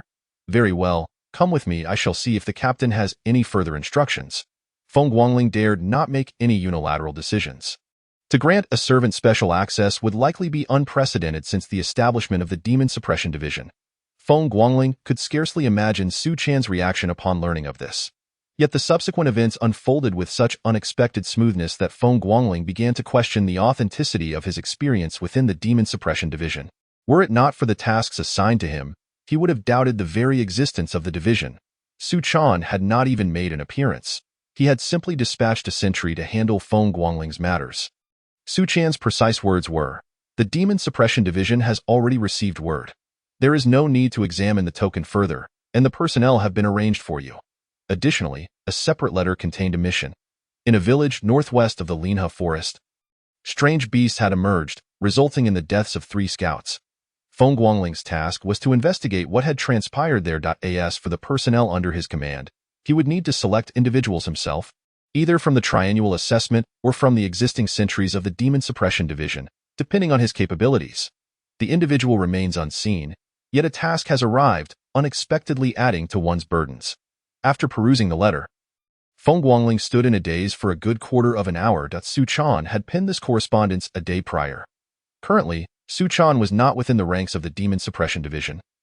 Having reportedly ventured to the Linha forest to undertake some mission, is my position as a minor flag-bearer truly so disregarded? Feng Guangling gazed at Xiao Wu, perplexed, and inquired. Other newly appointed flag-bearers may not receive a grand welcoming ceremony, but surely there ought to be some semblance of recognition. Yet for me, not only was there no fanfare, but I must also seek out my own team members. To whom do I turn for justification? Young master, they are simply blind to your merit. Rest assured, with merely 9 members, grant me 3 days, and I shall surely gather them all, Xiao Wu pledged with fervor. From now on, address me as Master Flag-bearer. Feng Guangling retorted, somewhat irked. 3 days? The mission is due today, and yet 3 days are expected. I cannot fathom the reasoning of those above, permitting someone as severely wounded as myself to undertake a task without even arranging adequate personnel, and providing only a solitary letter as intelligence. Is this a case of backdoor maneuvering resulting in sabotage? Chapter 12. Sabotaged? Typically, those capable of backdoor maneuverings possess formidable connections and would not be subject to undue difficulty. However, if one's connections are not sufficiently robust, then one must simply endure the consequences of being sabotaged. This holds especially true in the Demon Suppression Division, where strength reigns supreme. Regardless, the assignment has been issued, and it must be fulfilled at last. He has departed. Su Chan observed the retreating figure of Feng Guangling and exhaled softly in relief. Indeed, for the past few days, he had been ensconced in the library pavilion, neither ascending to the second floor nor engaging in anything beyond reading. I cannot comprehend his intentions, Ming Qingtian sighed. Feng Yumin is indeed ruthless. When he refrains from action, all remains calm, yet upon taking action, chaos ensues throughout the southeast. The Xiao family was compelled to self-destruct their Millennium Ginseng and Snowflake Red. Strangely, no one has discerned who orchestrated the theft. This is troubling enough, yet rumors have emerged suggesting the Xiao family is merely feigning victimhood, implying that the item remains within their possession. Consequently, the Xiao family has become the center of attention. Such gossip, naturally, was disseminated by Feng Yumin, and he did so in front of Ming Qingtian, even compelling Ming Qingtian to guarantee that the source would remain undiscovered. Heaven knows Ming Qingtian nearly exploded with indignation at that moment. Upon his return, Feng Guangling, the once frivolous young man, had transformed into a diligent scholar, spending his days within the library pavilion, leaving one to wonder what he aims to accomplish. Without Xiao Wu's presence, he would need to fabricate a reason to send Feng Guangling out. Moreover, that village is indeed peculiar. Should anything untoward befall Feng Guangling, I doubt Feng Yumin would remain unperturbed. Feng Guangling, accompanied by Xiao Wu, made his way directly to the task's location. Along the journey, Xiao Wu persisted in clamoring to return home to summon assistance. However, Feng Guangling paid him no heed. Internal missions of the Demon Suppression Division are not to involve outsiders. He had no desire for his hard-won understanding of the Da Huang Empire's operational dynamics to be undermined by his own kin. This world is astonishing. Not only can individuals soar through the skies, but there are also sentient beasts capable of speech. Most remarkably, when these beasts attain a certain level of strength, they can transform into human form. Truly ethereal beings. One could argue that this world serves as a mythological realm akin to that of Shenzhou. Riding upon a white steed, gazing at the scenery lining the streets, and feeling the changes within his body, Feng Guangling's lips curled into a smile. In recent days, he had not merely acquainted himself with the history of the Da Huang Empire, but had also delved into the mysteries of his own physique. After slaying a beast and absorbing its essence or soul, he found his lifespan had increased. Such a revelation he dared not share with anyone, yet it did not hinder his personal experimentation. Throughout these past few days, he finally discerned something amiss. A tattoo had manifested over his heart, one resembling a soul-concealing bell. This tattoo remained hidden unless he invoked his magical abilities. Upon doing so, it became conspicuous. The more profound the incantation, the more pronounced the tattoo appeared. Additionally, he discovered he could not wield his magical skills as he once did in Shenzhou. Even with qi at his disposal, he was unable to cast spells freely. The Chiman Bagua allowed him to perform only 3-character incantations. The Lu Jia secret blessing permitted merely 4-character incantations. The golden light charm could be cast, yet it would last no longer than 15 minutes. Thunder techniques were also at his disposal, but only one strike was feasible. He could not inscribe talismans, or rather, he could draw them, yet could not infuse qi into them, rendering them mere ghostly scribbles. For a cultivator, this existence is tragically lamentable. Yet for one traversing an alternate world, it is remarkably fortuitous. Thus, Feng Guangling found himself at a loss, unsure whether to consider himself fortunate or dismal. In any case, he no longer needed to tread cautiously as he had upon arriving in this world. Now, when confronted with a primary-level beast, he possessed the strength to fight back. Should he encounter a mid-level beast, he could escape if unable to defeat it. As for the subsequent challenges, fleeing was imperative, lest he meet his demise. 3 days hence, Feng Guangling and Xiao Wu finally arrived at their destination. Situated in the northwest of Linhe Forest, the village of Musen fell under the jurisdiction of Mingshui County. Subordinate Lu Ming, at your service, Master Flagbearer. As soon as Feng Guangling dismounted, 2 sentinels approached him. Pray tell, what is the current situation? Feng Guangling tossed the reins to Xiao Wu and inquired of Lu Ming. The entire village had been placed under a state of martial law. After all, 3 flagbearers had perished here. Were it not for this, Feng Guangling could not have assumed the position of flagbearer through backdoor means. The imposition of martial law was entirely justified. The only irregularity lay in the fact that individuals continued to traverse in and out of the village. Approximately a month prior, we detected unusual occurrences in this village. Wait, you discovered this? Feng Guangling raised his gaze, fixing Lu Ming with an intense stare. Yes, my lord, Lu Ming replied. At that time, we were pursuing a beast of the Tongxian realm. Lu Ming did not dare withhold any information and recounted the events in their entirety. A month earlier, they had tracked a Tongxian realm beast to the village, intending to eliminate it. However, given the presence of numerous ordinary villagers, they could only evacuate the populace before proceeding. Yet, as they attempted to do so, the strange occurrences began, and no matter how many individuals departed the village during the day, they invariably returned by evening. Despite Lu Ming's efforts to explain the situation to everyone, the returning villagers seemed to forget why they had been asked to leave, even believing Lu Ming intended to harm them. This peculiar phenomenon compelled Lu Ming to report to his superiors, leading to the disappearance of 3 flag-bearers. The initial flag-bearer, accompanied by 9 sentinels, recklessly entered the village for inspection and subsequently vanished without a trace. After 5 days of waiting, Lu Ming and his companions sensed something amiss and reported again. The second flag-bearer, adhering to the same cautious approach as Lu Ming, opted to observe before entering the village. The only distinction was that all sentinels who had entered the village returned to it voluntarily under the cover of night, regardless of Lu Ming's calls for them to refrain. By the time Lu Ming realized something was amiss, the 9 sentinels, including the flag-bearer, had vanished. The third flag-bearer was audacious. Being a mid-level cultivator, he chose to eradicate all threats in their infancy. Irrespective of what oddities existed within the village, he resolved to eliminate both the beast and the ordinary villagers to ensure safety. Entering the village? Nonsense. The third flag-bearer's course of action was to raze the village to the ground. The most bizarre events unfolded instantaneously. The moment the 9 sentinels activated the formation, the village did not vanish. Rather, they moved as if in a trance, entering the village without so much as a response to Lu Ming's desperate shouts. So, you have never entered the village? Feng Guangling's eyes narrowed, his gaze piercing as he scrutinized Lu Ming. Chapter 13. It seems others cannot perceive the anomaly. All who have entered the village have vanished. Oh no, it cannot be said that everyone has disappeared. At least the villagers coming and going remain, with only the sentinels of the Demon Suppression Division missing. What is most extraordinary is that the villagers exhibit entirely normal behavior, without the slightest hint of abnormality. And why, Lord, we have remained at the village entrance since the beginning. Not daring to enter, Lu Ming replied, his expression somewhat sheepish. Both of us are only at the initial stage of Tongxian. While we can track, we may lack the capability to eradicate that beast. Should this matter remain unclear, Lu Ming was certain that Feng Guangling would not hesitate to suspect him first.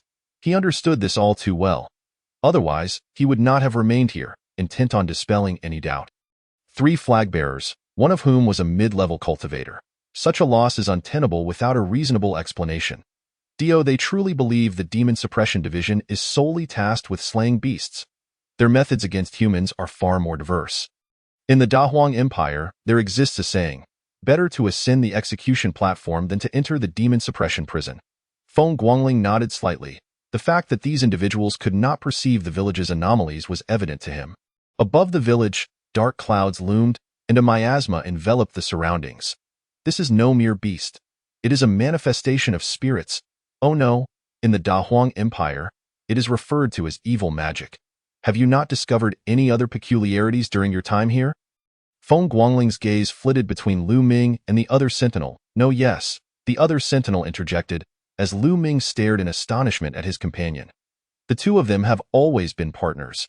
It cannot be said that they share the same meals and sleep, but they have consistently undertaken missions together. Should any issues arise, they would promptly bring them to each other's attention for consideration. Even before Feng Guangling's arrival, they had reviewed their previous encounters together. Now, he unexpectedly heard a differing opinion, leaving Lu Ming momentarily taken aback. What say you? Feng Guangling inquired, his interest piqued as he glanced at the two. What a tangled web we weave. The Taoist, however, had little time to linger here with them. Otherwise, he would genuinely wish to test the cunning capabilities of the people in this world. There was certainly something amiss with these two. Upon seeing the village for the first time, Feng Guangling was already convinced of this fact.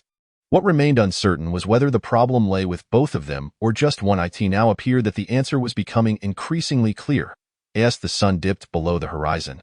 An inexplicable aura would always envelop this place, one that felt chillingly sinister.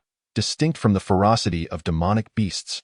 Moreover, this aura vanished without a trace beyond 10 meters from the village, completely undetectable.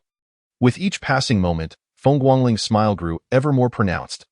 The individual in question was named Li Dian, who had entered the Demon Suppression Division alongside Lu Ming. They had been partners ever since passing their assessment. What he described aligned perfectly with what Feng Guangling observed.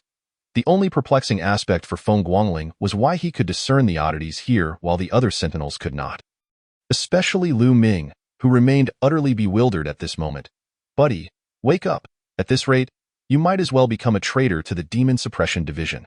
That would be a calamity for the Isan clan. Can't you at least put up some resistance?" As he gazed at the swirling dark clouds overhead, the smile on Feng Guangling's face became increasingly intense, causing Lu Ming to feel a shiver of apprehension. Several times he attempted to speak, yet found himself at a loss for words. After all, what Li Dian claimed was beyond his understanding. He was utterly in the dark, unsure even how to fabricate a response. Moreover, the sentinels had spoken with reason. What could be said of mere nonsense? "Very well, since you are so well informed, you may accompany me inside." Feng Guangling nodded in satisfaction. He had already concluded that neither Li Dian nor Lu Ming could perceive the changes surrounding the village. Was it due to their lack of skill, or was it that no one could see it? Feng Guangling glanced at the seemingly foolish Xiao Wu beside him and raised his hand to begin divining. Divination existed in this world as well. Feng Guangling was undeterred by the prospect of being regarded as a subject for research. He was fortunate, drawing a favorable lot. Today was indeed a day for action. While Feng Guangling had made his decision, Lu Ming and the others were left completely dumbfounded. Both Lu Ming and Li Dian stared blankly at Feng Guangling, momentarily forgetting what they should say. In Li Dian's calculations, Feng Guangling would undoubtedly suspect Lu Ming without hesitation, then have him lead the way into the village. Yet now, Feng Guangling was acting unpredictably. Furthermore, the justification he provided was something Li Dian could not even contest. "You know, so you should come with me. That makes perfect sense. Would you really want someone who knows nothing to lead the way? Lord Shaoqi, should I accompany you inside?" Although Lu Ming felt betrayed, he still voiced his concerns about Li Dian leading the way. "Indeed, my lord, I must follow you inside." Xiao Wu almost slipped up again, nearly referring to him as young master. Thankfully, he corrected himself, or else he might have been sent back to the Feng family by Feng Guangling. "No need. I can manage on my own. The more people there are, the more troublesome it becomes." Feng Guangling waved his hand dismissively, casting a solemn gaze upon the village enveloped in dark energy. Though deep within his eyes, an unquenchable excitement flickered. Initially, he had thought himself destined to be a mere waste, surviving day by day until his demise 10 months later. Yet now, not only could he cultivate anew, but he had also discovered a means to prolong his life. Additionally, he had not neglected his divination abilities. This was not the divine land, for divination could not be casually performed with mere finger gestures. Who could have anticipated that the laws of this world mirrored those of the divine land? A tremendous gain. He had acquired yet another means to secure his existence. "You wish?" Li Dian lowered his head. A glimmer of confusion flickered in his eyes. Something was amiss. Why was it him who had to enter? However, with the situation at hand, there was no turning back. Feng Guangling stepped forward into the village. Casting a glance back at Xiao Wu nodded in understanding. Lu Ming, on the other hand, wore a bewildered expression. This situation felt wrong. Previously, when 3 young lords from the Demon Suppression Division arrived, they always brought numerous companions, yet never mentioned having them lead the way. This time, they came without pause, directly assigning them to lead. This approach left Lu Ming utterly perplexed. After entering the village, Feng Guangling did not rush to seek out any demonic beasts or malevolent entities, but instead turned to Li Dian, fixing him with a knowing smile. "Now that we are alone, if you have anything to say, please do." Chapter 14. The county magistrate's vast powers from the very beginning, Feng Guangling had discerned Li Dian's intention for him to lead the way into the village. To others, it might seem like an attempt to evade responsibility or distance oneself from the situation, yet in circumstances such as these, the more one understood, the more likely they were to be conscripted. Li Dian's expression shifted repeatedly as he surveyed his surroundings before suddenly kneeling on one knee. "I am your subordinate, Li Dian, and I pay my respects to the young master. My lord has tasked me with ensuring your safety.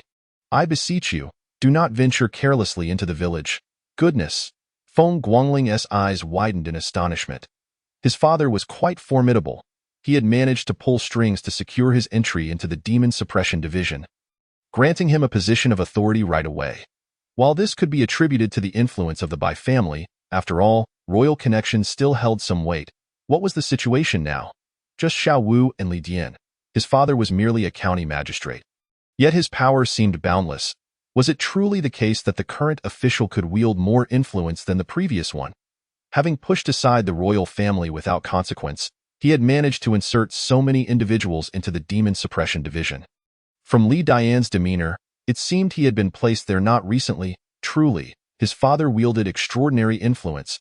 It was incomprehensible, utterly incomprehensible. Initially, Feng Guangling had suspected Li Dian, yet it appeared that the true enigma lay within himself. Did his father know about the issues here?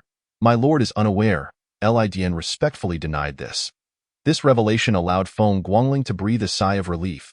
If even Feng Yumin were aware of the matters at hand, Feng Guangling would genuinely begin to doubt his understanding of this world, potentially leading him to spend several days in the library.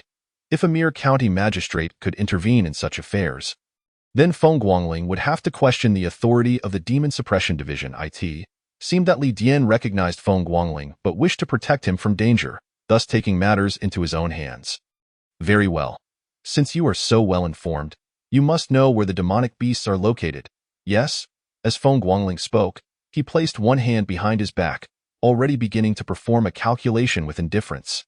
If Li Dian dared to utter that he did not know, regardless of whether he was a mole planted by Feng Yumin in the Demon Suppression Division, Feng Guangling would not hesitate to eliminate him.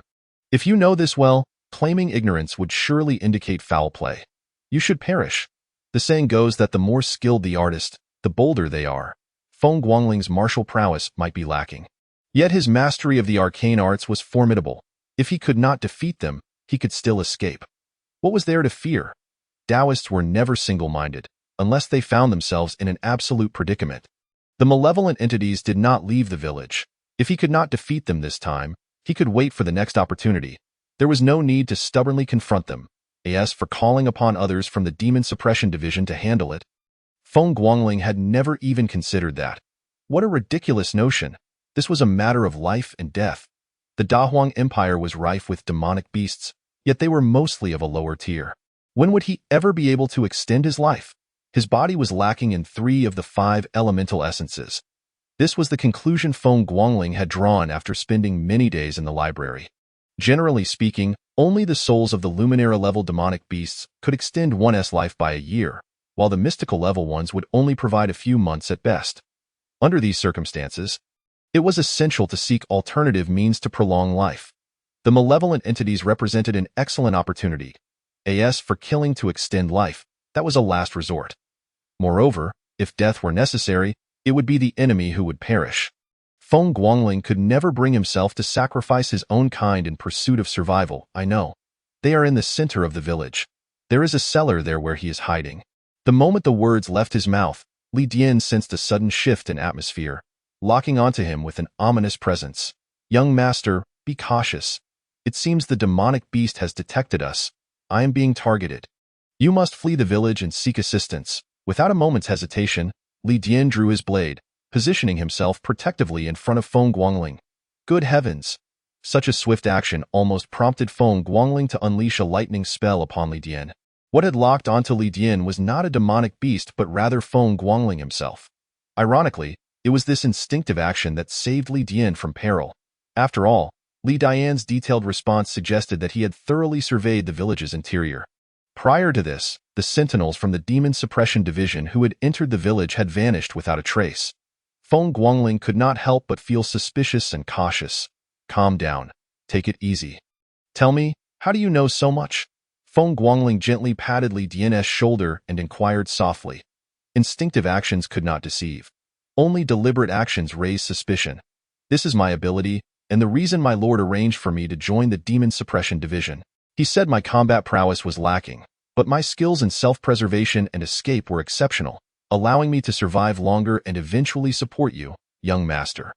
Was it yet another arrangement by the old man of thrift? Feng Guangling widened his eyes in astonishment. pondering just how long this old man had been orchestrating matters behind the scenes. Had he overlooked something crucial? Yet, as he rifled through his memories, he found no anomalies.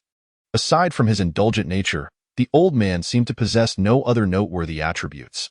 His strength was lacking, his official position unimpressive. Was it truly the case that wealth could sway even the most stubborn of demons? Indeed, the Feng family was affluent, surpassing even the three prominent families of the southeast. Otherwise, how could one explain Feng Guangling's numerous misadventures, with Feng Yumin acting as the mediator using what resources? Li Dian, with his blunt honesty, seemed to feel no need to keep secrets regarding Feng Guangling. He possessed a peculiar ability to perceive what others could not. Young master, there is more to this chapter. Please click the next page to continue reading. It only gets more thrilling. He referred to this ability as gazing at the aura. Feng Guangling curled his lips in exasperation, uncertain how to retort. For Li Dian was indeed correct. This ability could aptly be termed gazing at the aura. There existed a specialized technique in Taoism known as gaze at aura technique. He had employed this method previously outside the village. Moreover, he was acutely sensitive to danger, always able to sense impending threats before they manifested. Very well, upon your return, have him transferred to me. You may leave now, but remember, keep a close watch on Lu Ming. Should he exhibit any suspicious behavior, I permit you to act first and report later. The ensuing matters are beyond your capacity to handle. Feng Guangling no longer doubted Li Dian, striding confidently toward the village center. Were they demons or monstrous beasts? He could not tell, but he had to act. What other choice did he have? A year from now, would he meet his demise? What did you say? Li Dian's eyes widened in disbelief as he gazed at Feng Guangling. The notion of keeping a close watch on Lu Ming and transferring to serve his young master seemed trivial compared to the gravity of the situation. His young master intended to confront a monster alone. Do not jest. You are merely an ordinary person. Do not underestimate the monsters of the transcendental realm. Furthermore, were you aware of the village's peculiarities? Young master, this is unwise. There is nothing unwise about it. Feng Guangling waved his hand dismissively, resolutely moving forward. Do not hinder me here. I possess methods for self-preservation, as well as talismans. What are the consequences of defying orders within the Demon Suppression Division? What are the repercussions of disregarding the family patriarch's commands? I need not explain. Now, be swift and depart. Chapter 15. A familiar sensation. Li Dian turned back repeatedly, his gaze filled with apprehension. This was the young master. And the Lord had issued a stern order. Even at the cost of his own life, the young master must not be harmed. Could he truly just leave? Yet, the young master's words were not without merit. What to do? Ultimately, Li Dian concealed his presence and quietly followed behind Feng Guangling. A slight smile crept onto Feng Guangling's lips. He made no effort to dismiss Li Dian. If you wish to follow, then do so. As the proverb goes, good advice is hard to give to a doomed ghost. Surrounding the village, a sinister aura surged, and what met the eye was an expanse of darkness. To others, it was merely obscurity. To Feng Guangling, it was an overwhelming presence of malevolence. Infinite majesty. This was the first time he had encountered such dense malevolence, and he wondered what formidable entity lay ahead. Please do not disappoint me. Feng Guangling uttered a prayer, feeling no unusual sensation himself, but Li Dian, who had been closely monitoring him, nearly fell into a panic. Heavenly Majesty? What is this title? The continent's most powerful beings are merely at the transcendent realm. Who would dare to invoke such a name? If the emperor were to learn of this, would it not lead to a calamity for the entire clan? With a swift gesture, Feng Guangling summoned forth his technique. There was no need to chant incantations. The formation was instantaneously established. Feng Guangling was uncertain as to why this was so, or perhaps it was a manifestation of his ancestral spirit, aware that his research into instantaneous spellcasting had led to his tribulations in the divine land, thus granting him a modicum of convenience in this foreign world. At the heart of the village lay a courtyard. Indeed, you read that correctly. In this dilapidated, impoverished village, Feng Guangling discovered a resplendently decorated courtyard. Such a dwelling was rare even in county towns, let alone in a village. The Great Hua Empire was a dynasty where social stratification was rigidly enforced, just as the proletariat was treated in the divine land. The same held true here. Do you understand the difference between a servant and a laborer? A master could kill without consequence, at most offering a token sum as consolation. Consolation, not compensation, for servants and laborers had no right to demand recompense. Feng Guangling surveyed the sky above the courtyard and confirmed that the village's anomalies stemmed from this very courtyard.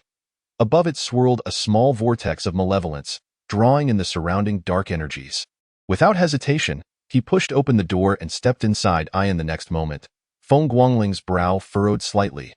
The layout of the courtyard appeared ordinary, devoid of any peculiarities, save for the walls, which were entirely stained dark red. Those were the remnants of congealed blood. A nauseating stench permeated the air, the scent of blood that had long since spilled.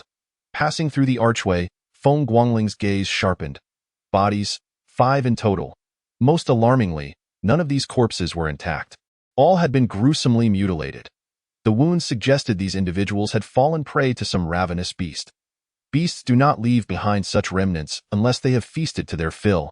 After taking a few steps, Feng Guangling halted. Before him lay a corpse, its body half-eaten, yet remarkably, the head was intact, unlike the other corpses that had suffered severe cranial damage.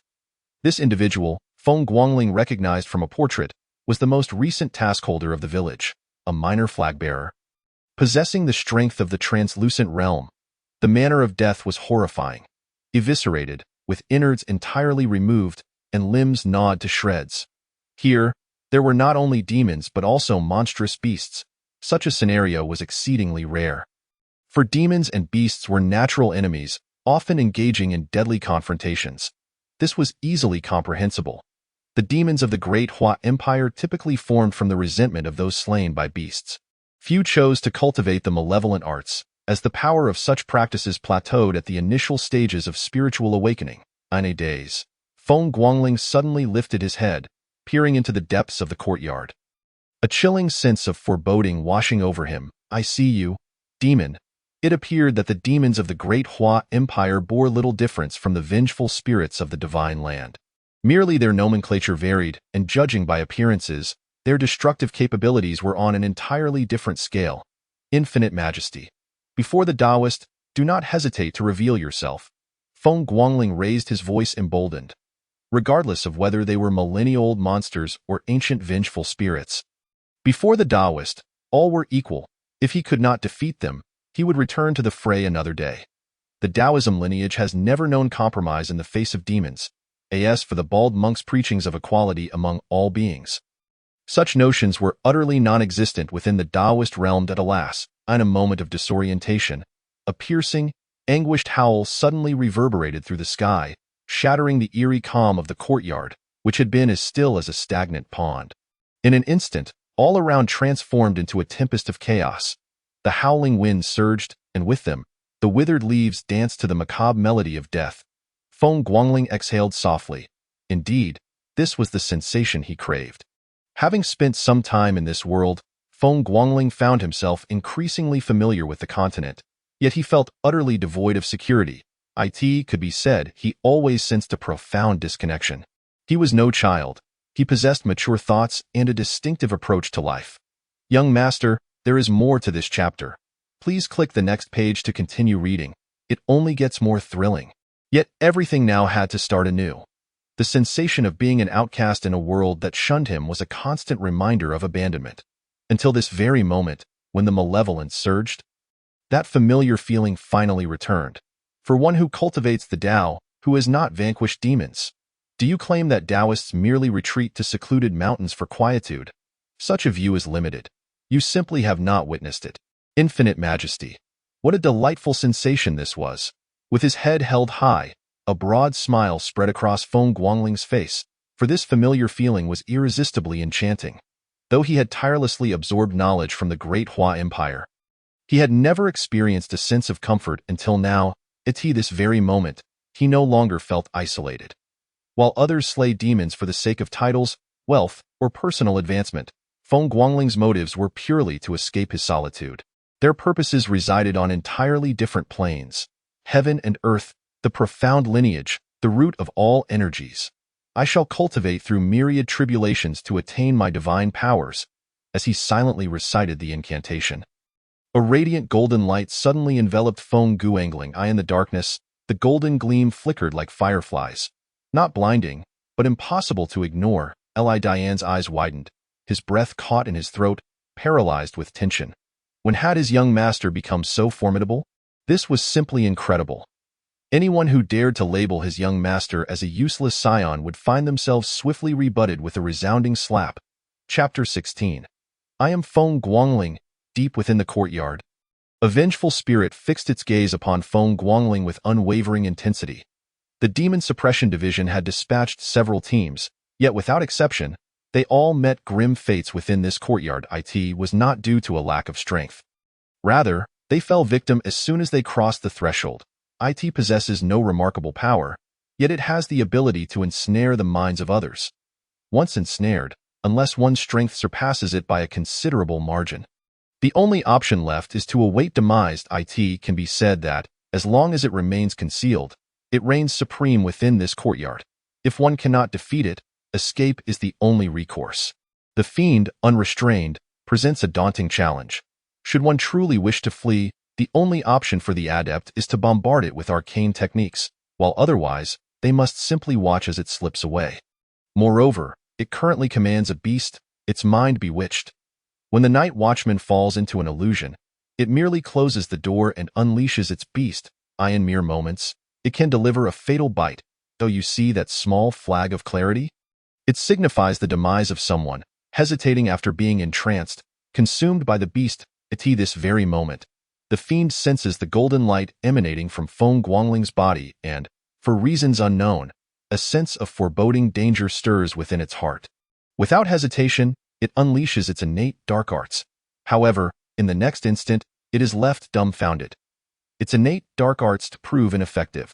Just then, Feng Guangling has already taken action again. The young master has not been forsaken by the world.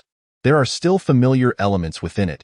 If you can grant the young master an extension of life, he shall be even more delighted. Formation, combatants, all arrayed before me. The secret incantation of the 6 jias, the character decree. Feng Guangling suddenly forms a seal with both hands before him, akin to a fleeting specter, and as the lion imprint takes shape, the golden light around him surges once more. Is this truly my young master? Li Diane's face is a portrait of disbelief and shock. 18 years. An entire 18 years. His own young master had been nothing more than a wasteful scion incapable of cultivation, perpetually causing trouble and requiring his father's intervention. What was the purpose of their shadowy division? Was it not established specifically for the protection of the young master? Now that the young master is so formidable, what need is there for the shadowy division? He might very well be facing unemployment. It is no wonder Li Diane's thoughts are in disarray. Feng Guangling's current display is the antithesis of what he had shown for the past 18 years. Who does not know that the first wastrel of Mingshui County, Feng Guangling, spends his days walking dogs and fighting chickens? Presently, the Feng family still has 2 large black dogs cared for by Feng Guangling. However, since the incident, he has had no time to tend to those dogs, leaving one to wonder if Feng Yumin has slaughtered them for dog meat. The fiend is equally perplexed. This human is most strange. The resplendent golden light is quite nauseating. Let it perish. Yet, before it can even process this, another unexpected event unfolds. Bagua. Li represents fire, Bagua. Jin represents thunder. Heavenly thunder and earthly fire. Boom! The thunder dragon weaves through, dispelling the murky fog as the fiery earth stirs, incinerating the dark energy. A colossal Bagua suddenly materializes, enveloping the entire courtyard. The Chiman Bagua technique makes its grand debut in this otherworldly realm in the Great Hua Empire. This is known as the embodiment of arcane arts, achievable only by those of transcendent strength. A lion does not hold back even when grappling with a rabbit. Feng Guangling, facing malevolent spirits in this world, naturally does not take any chances. To slay an opponent in one strike is to deny them a second opportunity. The fiend's eyes widen in shock. It barely has time to scream before being struck by the thunder. The thunder unleashed by Feng Guangling is utterly unreasonable. It is all-encompassing. For an adept, such a comprehensive assault yields minimal harm, yet for the fiend, even a slight brush with it could prove fatal. This is not all. Following the thunder, the flames consume. No chance for survival is granted. The fiend is nearly obliterated in an instant, leaving no time for even a flicker of hatred to arise. In the blink of an eye, the world is clear. All dark energy and resentment dissipate beneath the might of thunder and fierce flames. The fiend, the malevolent spirit, not a trace remains. Feng Guangling blinks, appearing somewhat dazed. What is happening?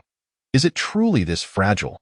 Just moments ago, upon entering the courtyard, the accumulation of resentment and dark energy was palpably thick, suggesting the presence of a spirit with a history of at least 1,000 years.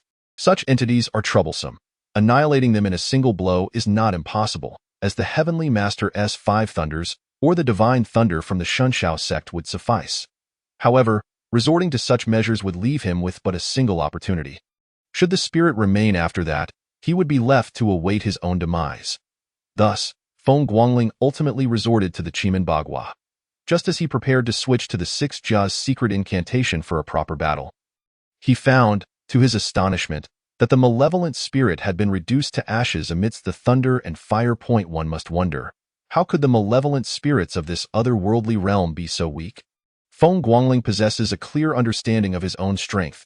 He is merely an adept at the pinnacle of the transcendent level, likely unable to best even a novice spirit. Yet the fiend he faced had just dispatched 3 lesser flags, one of which was of transcendent strength. This is precisely why Feng Guangling had gone all out from the start, employing the Golden Light spell, the Six Jia's secret incantation, and the Chimen Bagua. Though merely the initial incantations, they represent the zenith of Feng Guangling's current combat prowess. Young master, further chapters await. Please click to continue reading. The excitement is yet to unfold. Feng Guangling had even prepared himself for close combat. Now, all that remains is ash. Should the obliterated fiend grasp Feng Guangling's thoughts, it would surely be enraged enough to coalesce its soul again for a second attempt at annihilation. Why has the fiend been able to linger here for so long? Because it beguiles the hearts of men. 3 lesser flags ventured into the village, claiming to have perished at the hands of the fiend.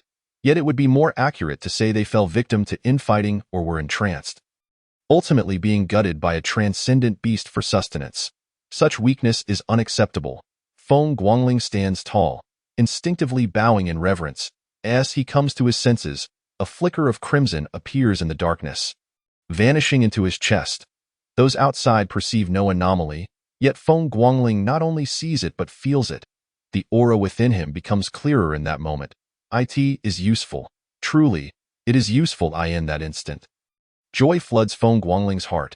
Slaying beasts and vanquishing fiends alike can extend one's lifespan. A radiant smile breaks across Feng Guangling's face.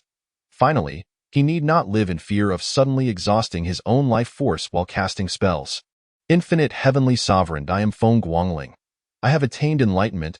Bursting into laughter, Feng Guangling gazes skyward. In that very moment, a peculiar aura within him seems to dissipate entirely. It is the enigmatic essence that has lingered since his arrival in this world. At this juncture, Feng Guangling comprehends that it was the aura of the original host. From the moment he declared himself to be Feng Guangling, the original host could no longer persist within his body. Chapter 17. Call me Lord Flag. In the Great Hua Empire, beasts and fiends must lower their level upon encountering arcane arts. Is this not tantamount to fighting beyond one's class? What a boon! Yet, one wonders if this holds true in combat as well. If so, could it mean that henceforth, he could always engage in battles beyond his level? Feng Guangling's smile is radiant. He finally senses the benefits of being a transmigrant. Heaven knows how despairing it was to awaken on the first day. At least now, he has a foothold. Lidien stands frozen, not daring to move, as behind him lies a leopard-like beast. Despite its lack of transcendent strength, its appearance is sufficiently terrifying. With a massive 3-meter frame, anyone would be paralyzed with fear. Previously, Li Dian had been wholly absorbed in the battlefield, unaware when the leopard crept up behind him. Who? The hot breath of the leopard bears down on his neck. The imminent danger causes Li Dian to tense up entirely. He not only refrains from moving, but even dares not speak, fearful that the beast might devour him in an instant. So you are here. Just as despair envelopes Li Dian, Feng Guangling's voice suddenly rings out. In that moment, Li Dian's heart is torn asunder. He wishes to conceal himself from Feng Guangling, fearing for his young master's safety. Yet he also yearns for his attention, hoping for rescue. Bagua. Dui represents marsh. Water flows eastward. Trap.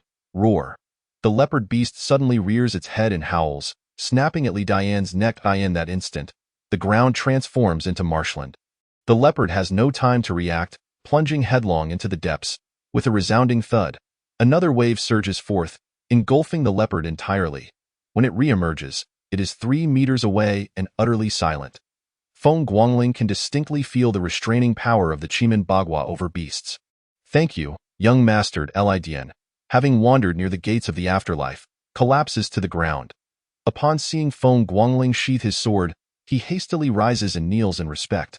Call me Lord Flag. Feng Guangling replies with irritation. This unexpected turn of events could have led him into a predicament akin to the 3 lesser flags had he not possessed some skill of his own. Now, with Li Dian referring to him as young master, who knows what absurdity Su Chan, that narrow-minded cur, might concoct upon hearing this. Yes, Lord Flag. Li Dian bows his head deeply, responding in a hushed tone. At the village entrance, Xiao Wu stands on tiptoe, peering anxiously. It has been quite a while since they entered. Why is there no sign of commotion? Could it be that the young master has met with misfortune? If that were the case, his own fate would be sealed. Behind him, Lu Ming's eyes flicker. Equally filled with concern, a certain moment, Lu Ming suddenly emitted a muffled groan, clutching his chest as he staggered back several steps. When he lifted his gaze once more, his eyes were filled with profound terror. The evil spirit had been vanquished? How could this be possible? That was a malevolent entity capable of silently annihilating even the strongest of luminaries. How could it have perished without a sound? If the evil spirit was indeed dead, did that mean his own actions would remain undiscovered? No, that was not how the matter stood. Lu Ming abruptly raised his head, his gaze flickering uncertainly. He could not be sure whether the evil spirit would implicate him. The consequences were dire, leaving no room for carelessness. Previously, there had been others who had escaped, yet all had been quietly eliminated by Lu Ming. Better to err on the side of caution than to face the worst. Lu Ming's eyes glinted with fierce intent as he regarded Xiao Wu's back. After killing, he must flee immediately. Otherwise, escape would be impossible. The thought solidified in his mind, refusing to be extinguished. The next moment, Lu Ming stealthily drew his demon-slaying blade, raising it and thrusting it violently towards the nape of Xiao Wu's neck, striking without warning. Who could have anticipated that this seemingly innocuous individual, Lu Ming, was the most formidable threat? Had Feng Guangling not signaled Xiao Wu before departing, Xiao Wu would not have been on guard against Lu Ming. Yet now, Lu Ming was destined for disappointment. Just as Lu Ming's eyes gleamed with anticipation, believing he would succeed, Xiao Wu's figure flickered abruptly, his voice suddenly ringing in Lu Ming's ear. Ding! The cold light flashed as the demon-slaying blade collided with Xiao Wu's, sparks flying, reflecting Xiao Wu's mocking visage and Lu Ming's incredulous expression. Caught off guard, Lu Ming found his powerful strike thwarted. Moreover, what did Xiao Wu mean by his words? Waiting for me. What had gone awry? Lu Ming's eyes swirled with confusion, uncertain of where the fault lay. But it was clear this was not the time for contemplation. After deflecting Lu Ming's blade, Xiao Wu did not retreat. Instead, he advanced. In his heart, the task entrusted to him by Feng Guangling must be fulfilled. Just as when he stood beside Feng Guangling in the Feng residence, he had always been there to support him. When the young master teased a virtuous maiden, he kept watch. When the young master desired wine, he found the finest. When the young master sought the brothel, he led the way and stood guard. When the young master rode through the streets, he cleared the path, ensuring no one disturbed him. When the young master forcefully pursued the Bai family's young lady, he stood vigil outside the door. In short, his role was clear. When the young master killed, he provided the blade. When the young master buried, he dug the grave. One could call Xiao Wu a craven minion, but his loyalty to Feng Guangling was unwavering, a fact evident in the mysterious disappearance of all witnesses to the events involving the Feng and Bai families. With only Xiao Wu remaining alive, in the words of Feng Yumin, if Feng Guangling commanded Xiao Wu to sever his own hand, Xiao Wu would do so without a blink. Such an underling was rare indeed and must be retained. Now, with Feng Guangling instructing him to keep an eye on Lu Ming, Xiao Wu had no intention of letting Lu Ming escape.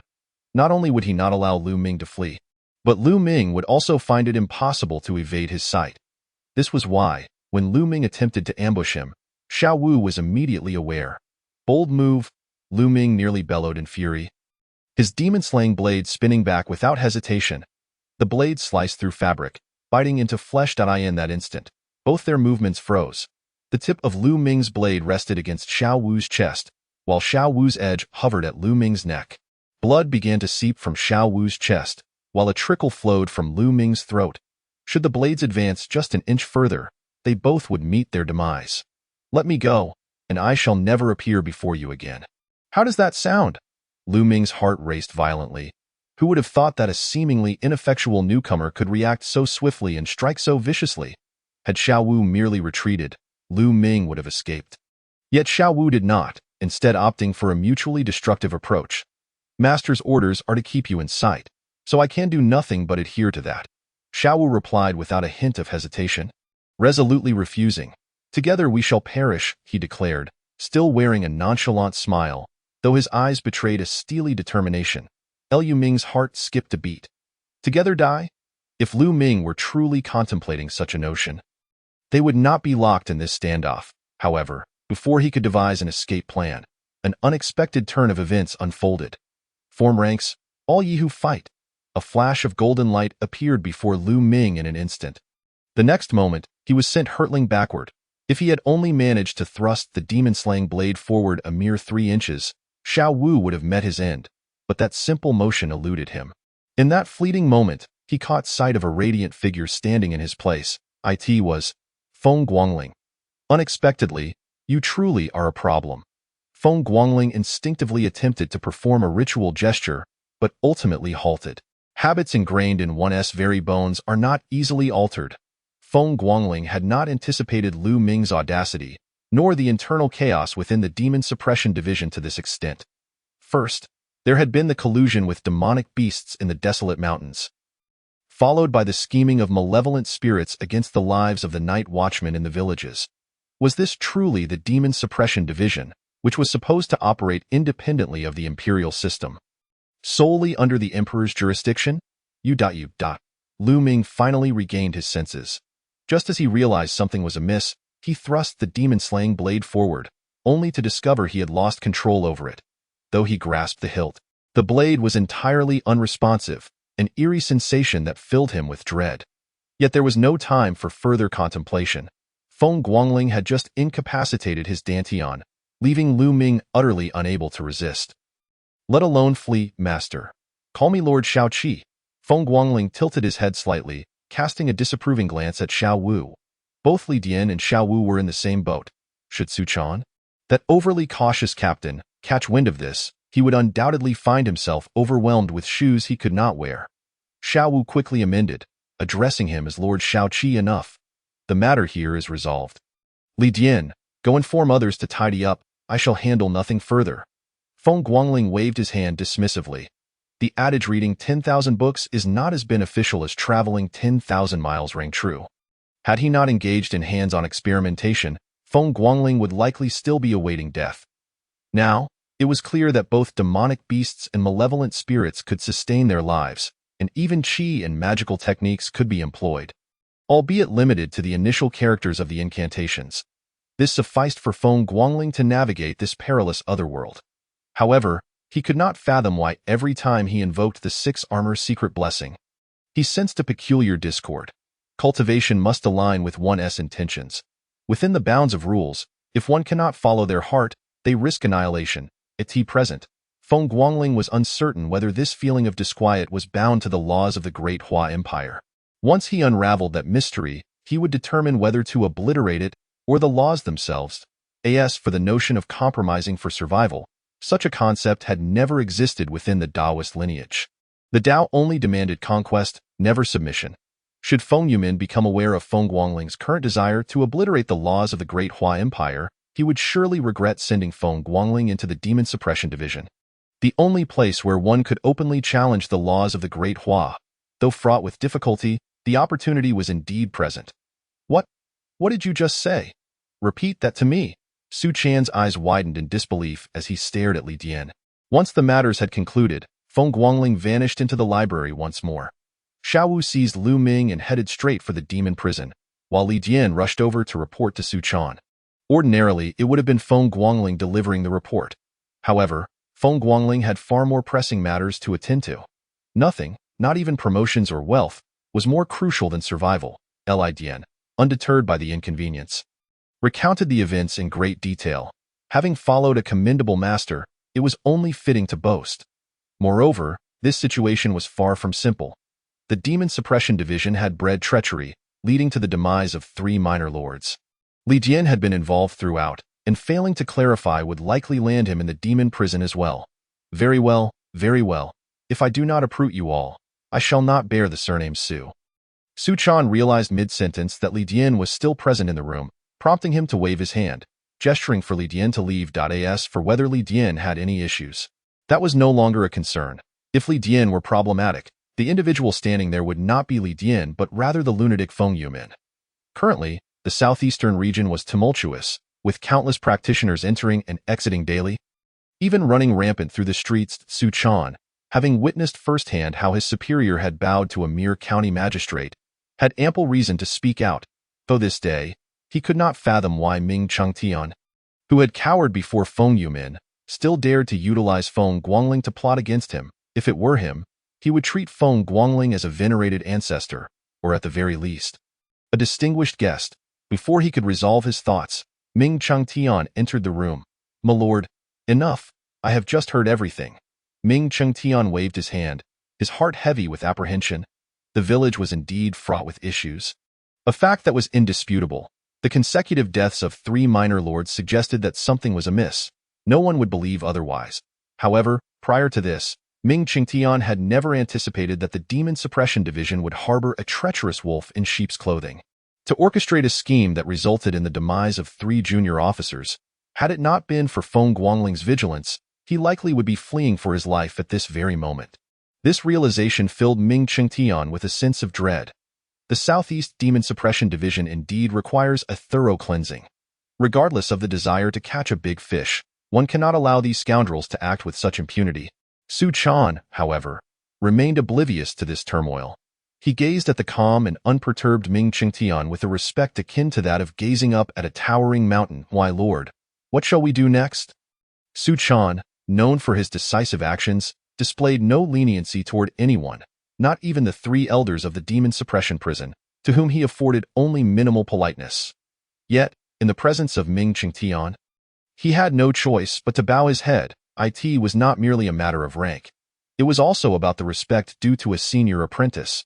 When the rules of the bureaucracy fail to intimidate, the lineage of a mentor can deliver a crushing blow. Su Chan would rather confront the commanding officer head-on than dare to challenge his own mentor. "What shall we do? We need not do anything at all. Do you recall the immense risk I undertook in sending Feng Guangling to carry out this mission?" Ming Chengtian replied, his tone laced with irritation. This matter could not possibly be concealed from Feng Yumin, and Ming Chengtian had no intention of hiding it. Having borne the risks and survived the dangers, it would be unconscionable not to allow Feng Yumin a chance to roam freely. However, would Ming Chengtian be so foolish? Su Chan expressed his skepticism. "From now on, regardless of what Feng Guangling intends to do, you need not obstruct him. Just offer your full support." As Ming Chengtian turned to depart, he left behind this statement, denying Su Chan the opportunity to refute or protest. In the now empty room, Su Chan stood in a daze for a moment before letting out a long sigh. A change was imminent. It had been 20 years since the last upheaval. He never expected that those individuals would once again become restless. The last time, there was a sword-wielding lunatic who took charge. This time, however, the situation was uncertain. Were it not for that incident years ago, the 3 prominent families of the southeast would have long been devoured by the beasts of the Linha forest. For 7 days, Feng Guangling remained in the library, engaging in his studies except for the essentials of sustenance and nature's call. He even slept there. This perplexed those who initially believed Feng Guangling would cause trouble. Now, the name Feng Guangling had become a source of exclamation within the Demon Suppression Division. Having only recently joined, he had already achieved 2 significant victories. What was most astonishing was that Feng Guangling's team was still incomplete. Currently, it consisted of just 1 person, with a quota of 9. Including himself, there were only 2 individuals involved. His accomplishments were unprecedentedly vast. Rumor had it that after those 2 missions, Feng Guangling had amassed over 10,000 demon-slaying points. These points could be exchanged within the Demon Suppression Division for virtually anything imaginable, mystical arts, superior equipment, or even gold at a typical mission yields fewer than 100 points. While special missions might grant 1,000. Yet, Feng Guangling had completed both tasks single-handedly or with just one other participant. Moreover, Feng Guangling was neither greedy nor avaricious. Had anyone else achieved such merit, they would have boasted excessively. Yet, Feng Guangling had remained sequestered in the library since his return. If not for today's mission, he likely would not have emerged at all. Your Excellency, the commanding officer has issued a decree. Lidn, seeing Feng Guangling exit the library, hurriedly bowed and presented an envelope with utmost respect. Feng Guangling furrowed his brow. After 7 days of intensive study, he had finally discerned the distinction between demon beasts and malevolent entities. Demon beasts fed on humans, while malevolent entities feasted on blood. Humans, in turn, slay demon beasts and malevolent entities to procure resources for cultivation. This formed a closed triangular loop. Feng Guangling now pondered whether the act of killing could also yield refined souls that would prolong his life. If so, he would be ecstatic. He had no qualms about slaying the wicked. After all, the notorious scion of Mingshui County was not merely a title for show. Thus, whatever actions Feng Guangling took seemed entirely expected. What brings you here? Where is Xiao Wu? Feng Guangling inquired casually as he accepted the envelope. He was indifferent to matters concerning the desolate mountains and villages. As a mere junior officer, he had no qualification to engage in the high-stakes games of the upper echelons. He could only serve as cannon fodder. Such matters warranted distance, lest one meet their demise. This was precisely why Feng Guangling had retreated to the library upon his return. After all, Su Chan, that petty schemer, was intent on finding ways to undermine him. And he had no desire to foolishly wander about outside. Your Excellency, from now on, I shall serve under you. Xiao Wu had gone to deliver a message to the Lord. Lidn lowered his voice for the latter part of his statement. Among those who entered the Demon Suppression Division, they still regarded Yumin as their leader. This struck Feng Guangling as astonishing, for the Demon Suppression Division was no ordinary establishment. Those within it would hardly seek a master. Yet, both Xiao Wu and Li Dian seemed to accept this as a matter of course. Very well. Let me see what this mission entails. Feng Guangling tore open the envelope and began to read. Indeed, Feng Guangling was one of the most peculiar figures within the Demon Suppression Division. While other night watchmen sought tasks from the bounty hall or received direct assignments from their superiors, Feng Guangling had managed to secure missions without even meeting his direct superior.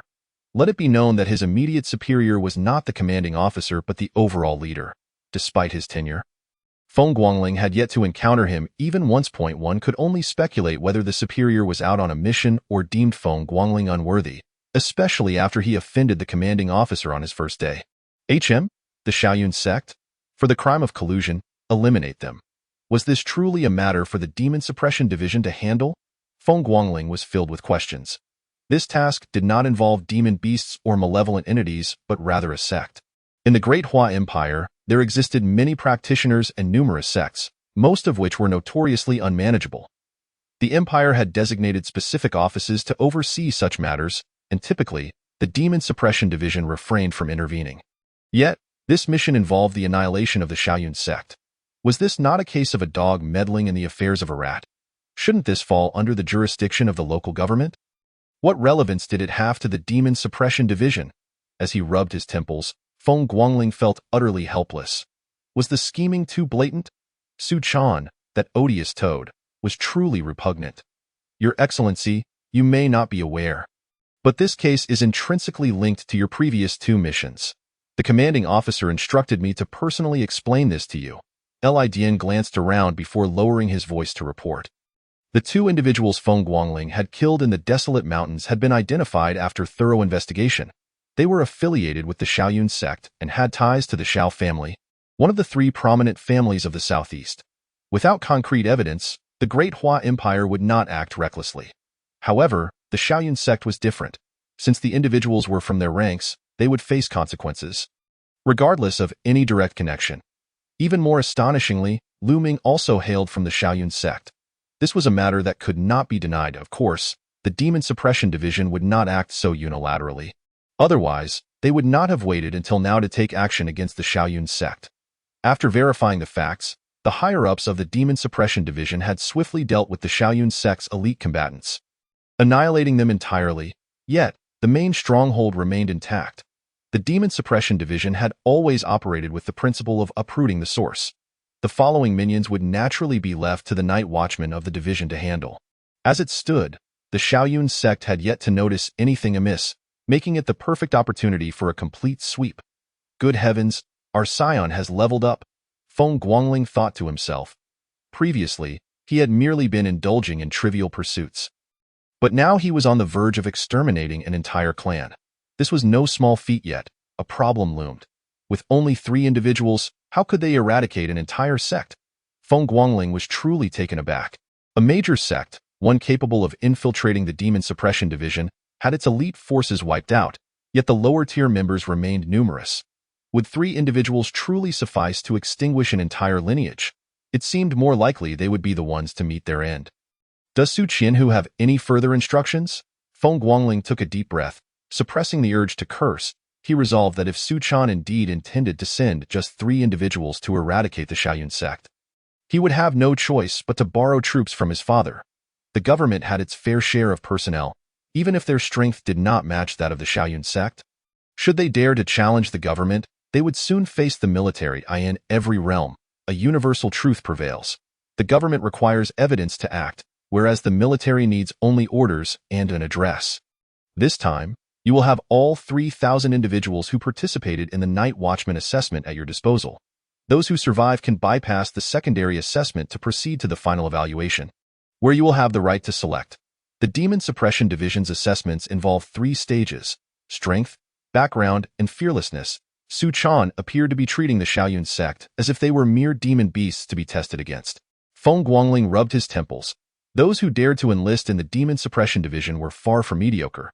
They were invariably at the intermediate level of the Profound Realm. 3,000 intermediate practitioners formed a veritable army of the Profound Realm. Yet, Feng Guangling remained unconvinced. Had the elite forces truly been eradicated? He harbored doubts. The cunning rabbit has 3 burrows. Who can say whether the Xiaoyun sect is concealing a backup plan? If an ancient being were to emerge, that would spell disaster. By the way, Su Qianhu mentioned that 3 elders would accompany us upon our departure. Lidian muttered something under his breath. A smile finally graced Feng Guangling's face. With high-tier combat strength secured and sufficient low-tier personnel in place, what are we waiting for? When shall we depart? The sooner, the better. What about those participating in the assessment? Reply to Lord Xiaoqi, they are already prepared. Very well, notify them. We depart today, aiming to reach our destination within 3 days, and refrain from disclosing the assessment details for now. Feng Guangling pondered for a moment and directly altered Su Chan's intent. Announcing the Jinma Division's assessment with great fanfare? Nonsense, that would undoubtedly alert the enemy. Feng Guangling, fearing for his life, resolved to suppress the matter. After all, it was his task to execute. Whether or not he adhered to the higher-ups' orders was of little consequence. Moreover, since his direct superior had not made any appearance, it was still Feng Guangling's word that held sway. Understood. Feng Guangling gazed toward the direction of Mingshui County. Father, what are you planning? Do you expect me to exact revenge myself? You are not that kind of person. This much was abundantly clear to Feng Guangling. Just observe how fiercely Feng Yumin protects his own. The way he treats Xiao Wu and Li Dian speaks volumes. If it were truly Feng Yumin's words, the current dilemma would not merely concern assessments, but whether the Xiaoyun sect has been obliterated by the Iron Cavalry. Ming Chengtian rubbed his temples in frustration. While Su Chan stood respectfully behind him. At that moment, Su Chan could only think one thing. Old fool, hurry back to your lair. This is Mingshui County, not Fujiang. In Ming Chengtian's absence, Su Chan held the authority in Mingshui County. If Ming Chengtian were present, Su Chan would merely be a runner. Have the arrangements been made? Ming Chengtian released a deep sigh. That rascal Feng Yumin, slippery as an eel, is proving difficult to handle.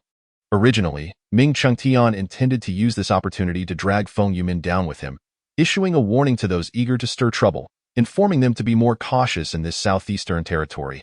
Those who dare to act recklessly would find themselves facing Feng Yumin's wrath. The repercussions of Jian Kuang's rampage would rest solely upon their shoulders, consequences they would have to bear alone. Yet, Feng Yumin refuses to take the bait. His own son has been schemed against, yet Feng Yumin chooses to strike at the 3 prominent families in the southeast. What a splendid beginning, but what followed? He faltered. Apart from the Xiao family, the others suffered negligible losses. Did Ming Chengtian still hope to hide in Qingshui County and watch the show? In the end, he found himself ensnared. If the Shaoyun sect situation is not handled properly, the entire southeast will face calamity. With demonic disasters looming, no one can afford the consequences. The Jinma division strives to suppress the Linhe forest, preventing the beast within from wreaking havoc upon the Dehua Empire. Meanwhile, those scoundrels who thrive on the soil of the Dehua Empire scheme to lure the beasts out of the forest merely for cultivation resources. Then why not venture into the Linhe forest and battle the beasts themselves? Generally speaking, when the Jinma division discovers such actions, they show no mercy, eliminating the threat entirely. Why? Because the offenders deserve their fate.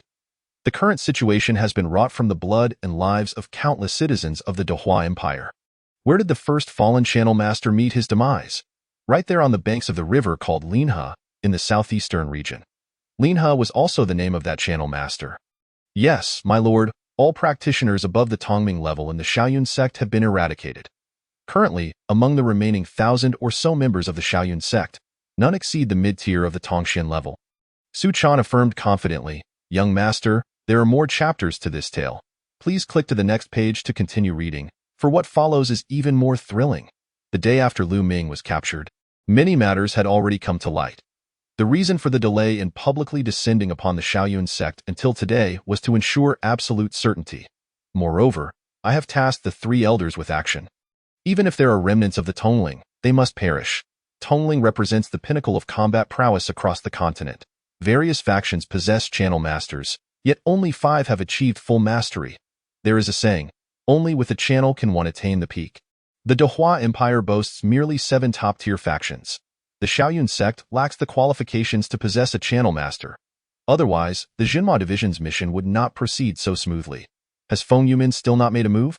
Ming Chengtian asked, unwilling to give up that if Feng Yumin were to intervene, many troubles would be alleviated, granting greater assurance for the impending events. No, Su Chan replied, shaking his head gently. Recently, Feng Yumin has remained quiet. Without the troublemaking Feng Guangling, even his reputation has improved. In the past, Su Chan would have welcomed such a development, but now he felt a sense of foreboding. A man who dares to openly insult Ming Chengtian? Only for Ming Chengtian to smile back. How can he be dismissed as merely a county magistrate? One can hardly fathom from where such a formidable figure emerged. With foundational channel strength, Ming Chengtian has already stepped into the channel realm. Coupled with his status, it is no wonder Su Chan dared not contemplate further. Keep an eye on this matter. Ming Chengtian opened his mouth but ultimately said nothing. Without Feng Yumin taking action, no one could be coerced. The Jinma division also refrained from overstepping. Feng Guangling's recent actions had already drawn the ire of certain high-ranking figures within the Jinma division. The scheming was too overt, and Ming Chengtian feared retribution. Chapter 21. The chess player in Fujing, atop a towering building, 2 men sat cross-legged, a chessboard positioned between them. The board was a battleground of black and white pieces, neither side claiming victory. This structure, the most renowned in Fujing, is known as the Fu Tower. In terms of reputation, it surpasses even the Jinma division within Fujing. The Dehua Empire boasts 3 major Fu Towers, one in the capital, one in Xi'an, and one in Fujing. By reputation, the Fujing Tower is the most illustrious, as it is the birthplace of talismans, revered as a holy land by countless talisman masters. Your plan has crumbled. This game of chess is lost. The man clad in a gray robe gazed toward Mingshui County, a faint smile gracing his lips. His hair was streaked with gray, yet he radiated vitality, particularly his eyes, which shone with intelligence, in stark contrast to his gentle demeanor. His name was Pan Ming. This name is unfamiliar to most today, yet 50 years ago, it reverberated across the land. One man stood against 100,000 monks. Refers to this very Pan Ming. The events of that time caused quite a stir. Before the Dehua Empire was prepared to take action, the West Buddha Kingdom had already retreated. Logically, with such commendable achievements, Pan Ming should have been highly regarded by the Dehua Empire, if not becoming a paragon of admiration. Yet, after that, Pan Ming vanished without a trace, and the Dehua Empire remained silent on the matter. Opposite him sat Su Su, the master of the Fu Tower in Fujing. Su Su's reputation far eclipsed that of Pan Ming, being the foremost talisman master in the Dehua Empire, and no other achievements are needed. Anyone at the pinnacle of their field, bearing the title of first, is an extraordinary figure. Su is one of them. I have not lost yet. You do not think I rely solely on the Xiaoyun sect? Do you? Su raised his head, his gaze glimmering with intensity. Pan Ming looked at Su in astonishment. Old Su, you should know how perilous your current actions are. Over the past 50 years, how many have sought to engage in this game? Yet, how many have lost their lives for it? In light of your past assistance, I offer you a word of caution. Do not extend your hand into the Jinma division. This was indeed Pan Ming's warning, indicating the magnitude of Su's previous aid. For an ordinary person, Pan Ming would not have bothered to offer a reminder, much less refrain from digging a pit for them. The Jinma division is not a monolith. Su squinted, a hint of malice surfacing. Pan Ming said nothing further.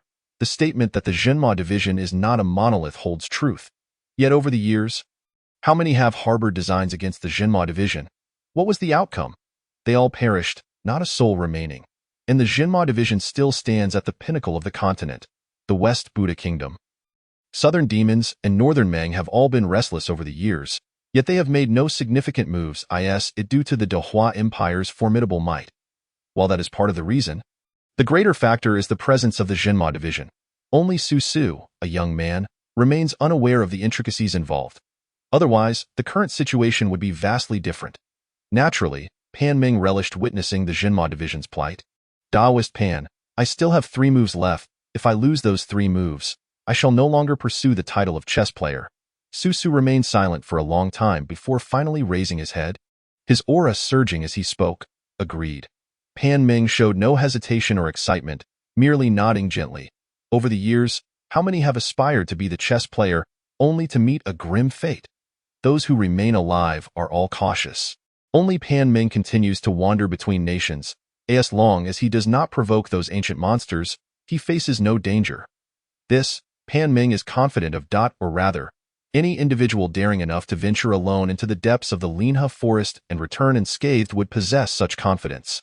Meanwhile, at the Bai family, the atmosphere was tenser than when Bai Fuling had been forcefully pushed by Feng Guangling. The affair between Bai Fuling and Feng Guangling had been thoroughly investigated and determined to be a plot against them. Ironically, Feng Guangling was also a victim in this scenario. Certainly, it is fortunate that Feng Guangling has the backing of Feng Yumin. Otherwise, irrespective of whether Feng Guangling is a victim or not, he would certainly face dire consequences. Currently suppressed, the Bai family harbors immense resentment towards the Feng family. If given the chance to eliminate Feng Guangling, the Bai family would undoubtedly show no mercy. The precondition is to leave no trace behind, for fear that the deranged Feng Yumin might seize an opportunity. Heaven knows the wrath of the Bai family when Feng Yumin turns the tables on them. Were it not for the orders from above, the Bai family would have eagerly sought to confront that scoundrel, Feng Yumin. They truly believe that the 3 prominent families of the southeast are mere decorations? Of course, this sentiment existed prior to receiving the orders. After the orders arrived, the Bai family was keenly aware that, in the presence of Feng Yumin, the so-called 3 families were indeed insignificant. Quote the higher-ups, the Bai family's continued existence is fortunate, as Feng Yumin is not one to hold grudges. Who would have thought that a mere county magistrate could wield such influence? It is worth noting that Bai Fuling's elder sister is married into the prince's residence. My lord, Fuling has already joined the town government office. There should be no further incidents to worry about. A beautiful young matron gently reassured Bai Qi as she leaned against him. Young master. There is more to this chapter. Please click to the next page to continue reading. The story gets more exciting. Why was Bai Qi so enraged? Because someone intended to use Bai Fuling as a pawn. He had painstakingly sent her to the capital, only to have her recalled in the blink of an eye. The most alarming aspect was that the prince's residence had received no prior word. It was only upon the announcement of Bai Fuling's appointment that the individuals from the prince's residence realized what had transpired. The town government office is vastly different from the demon suppression office. The latter merely slays demons and monsters. As long as they are not provoked, they show little interest in engaging with the military. However, the town government office is tasked with overseeing corrupt officials and is almost identical to the Jinyui of a certain dynasty in Shenzhou. Their hierarchy mirrors that of the Demon Suppression Office. This is why the titles of the Demon Suppression Office's minor flags or 100 households are prefixed with Night Watchman. I am not concerned for Fuling.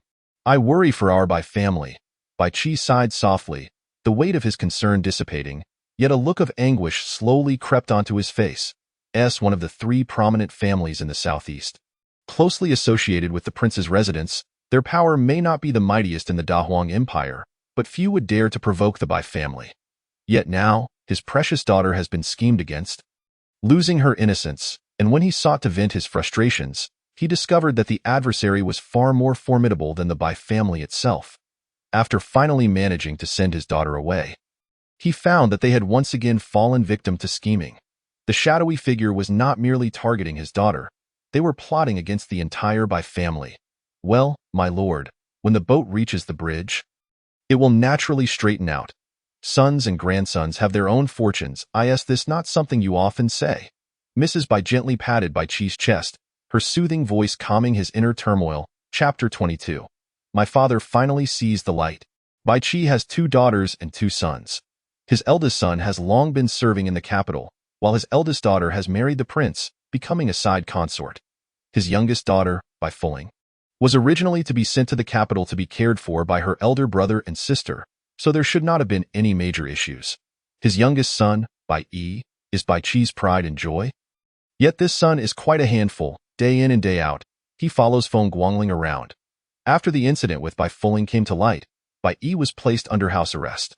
This boy not only exhibited no anger but even believed that Feng Guangling and Bai Fuling were finally meant for each other, which he deemed a splendid turn of events. Such absurdity would be explosive in anyone else's life. Bai Chi's restraint in not punishing Bai Yi could be considered merciful. What? The house arrest has been lifted? Inside the ancestral hall, Bai Yi sprang up from his kneeling position, exclaiming, I am finally free. Heaven knows how I have endured these past 2 weeks, kneeling day after day. In my opinion, what is wrong with my sister marrying young Master Feng? The old man has truly lost his mind. Thankfully, my father has finally come to his senses. Ha ha ha ha. Bai muttered while rubbing his knees. I wonder how these words would affect Bai Chi if they reached his ears. What sort of person is Feng Guangling, the most notorious wastrel in Mingshui County? Which decent family would willingly marry their daughter to such a good-for-nothing? Unfortunately, Bai Yi does not share this view. To him, Feng Guangling is the perfect candidate for a brother-in-law. As long as he stays close to Feng Guangling, no matter how great a calamity he causes, Feng Guangling would unhesitatingly take the blame for him.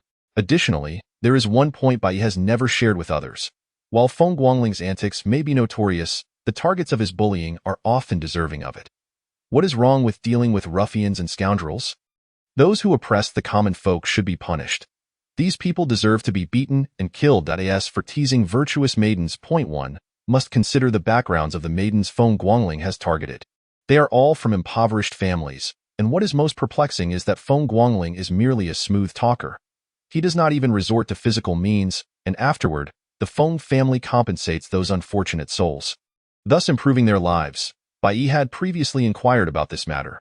Feng Guangling's response was exceedingly sincere. Your sister does not fancy teasing virtuous matrons, so I can only tease virtuous maidens. As for why he does not target wealthy women, the reason is even simpler. What if I am pinned down? Should I marry or not? You may label Feng Guangling a wastrel, but he has not committed any heinous acts that would invoke public outrage. This is also why Bai Yi enjoys trailing after Feng Guangling. He can shift the blame while indulging in the drama. It is simply too entertaining.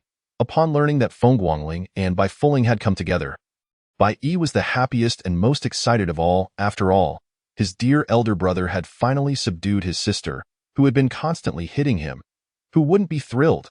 Unfortunately, his father was unreasonable, locking him in the ancestral hall and forcing him to kneel for over half a month. Someone, prepare the horses. Bai Yi exuberantly strode out of the ancestral hall, calling to his attendants, Young master. Where are you headed? The attendant inquired, bowing deeply.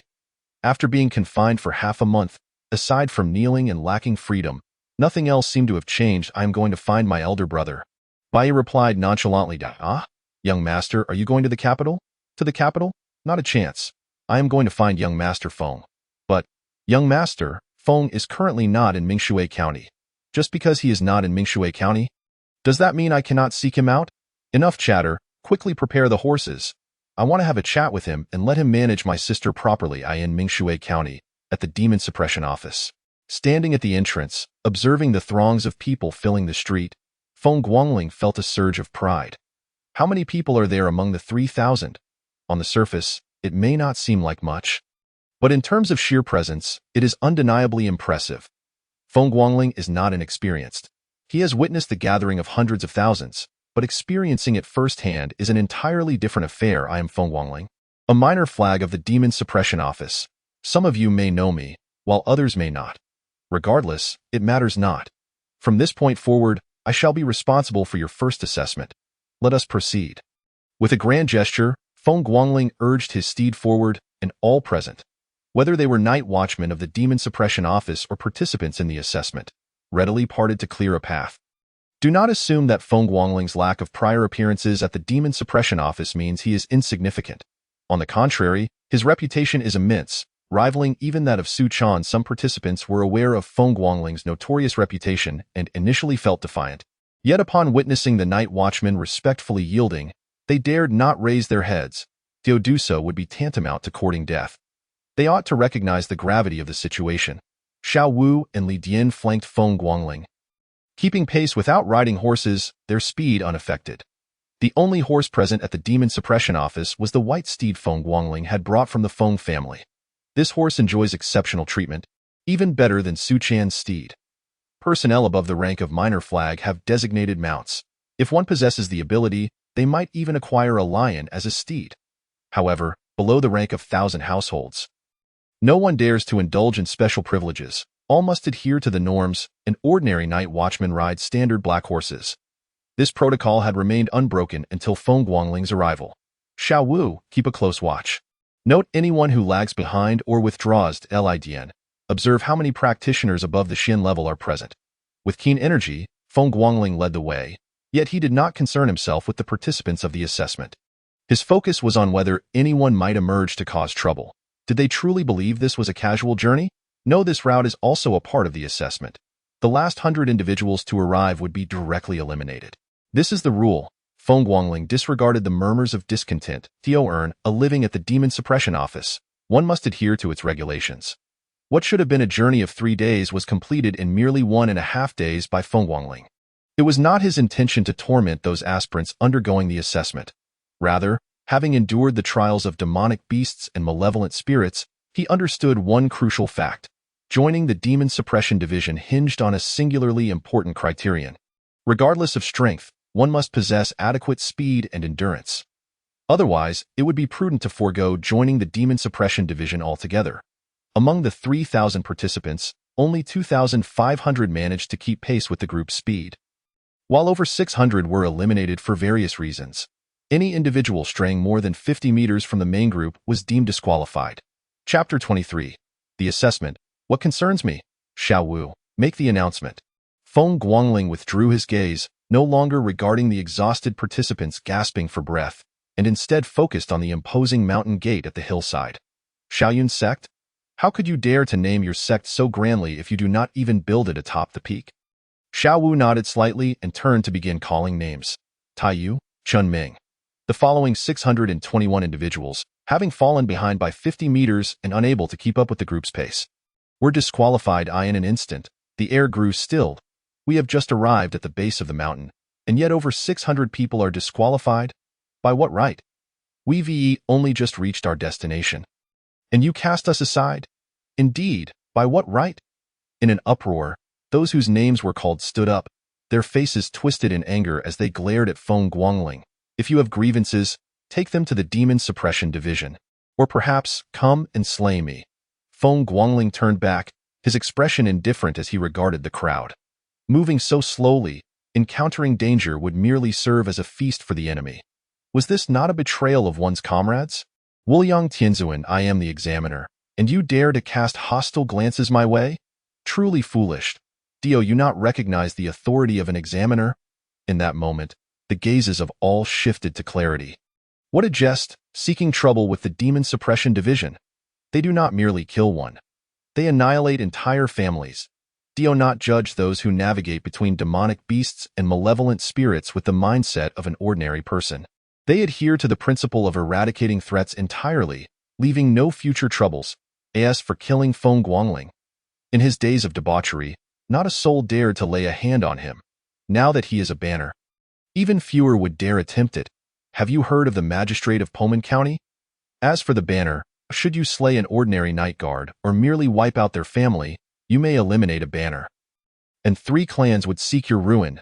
No one wishes to experience the calamity of 3 clans converging upon them. Feng Guangling scoffed, disregarding the crowd. If you've been disqualified, then so be it. You wish to demand an explanation? You've been foolishly training and have not even considered the purpose of the Demon Suppression Division. The Hillside, there exists a sect known as Shaoyun.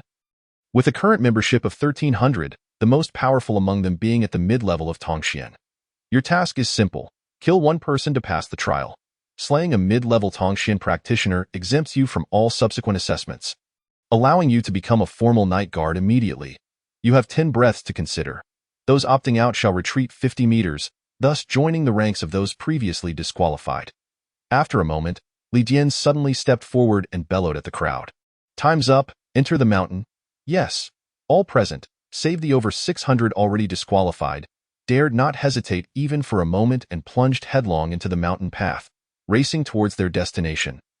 Present, there remained 2,500 individuals. While the Shaoyun sect had merely 1,300, just like that, nearly half would soon be eliminated. Those who waver were fools. As the aspirants hurried along, they could not help but exchange furtive whispers. Why was this assessment so different from what we had previously heard? Different. Isn't that better?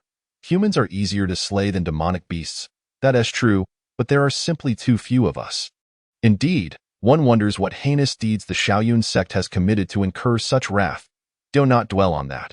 Strike first, and remember to sever the ears. Severing ears for military merit is a tradition of the Demon Suppression Division and the Town Government Division.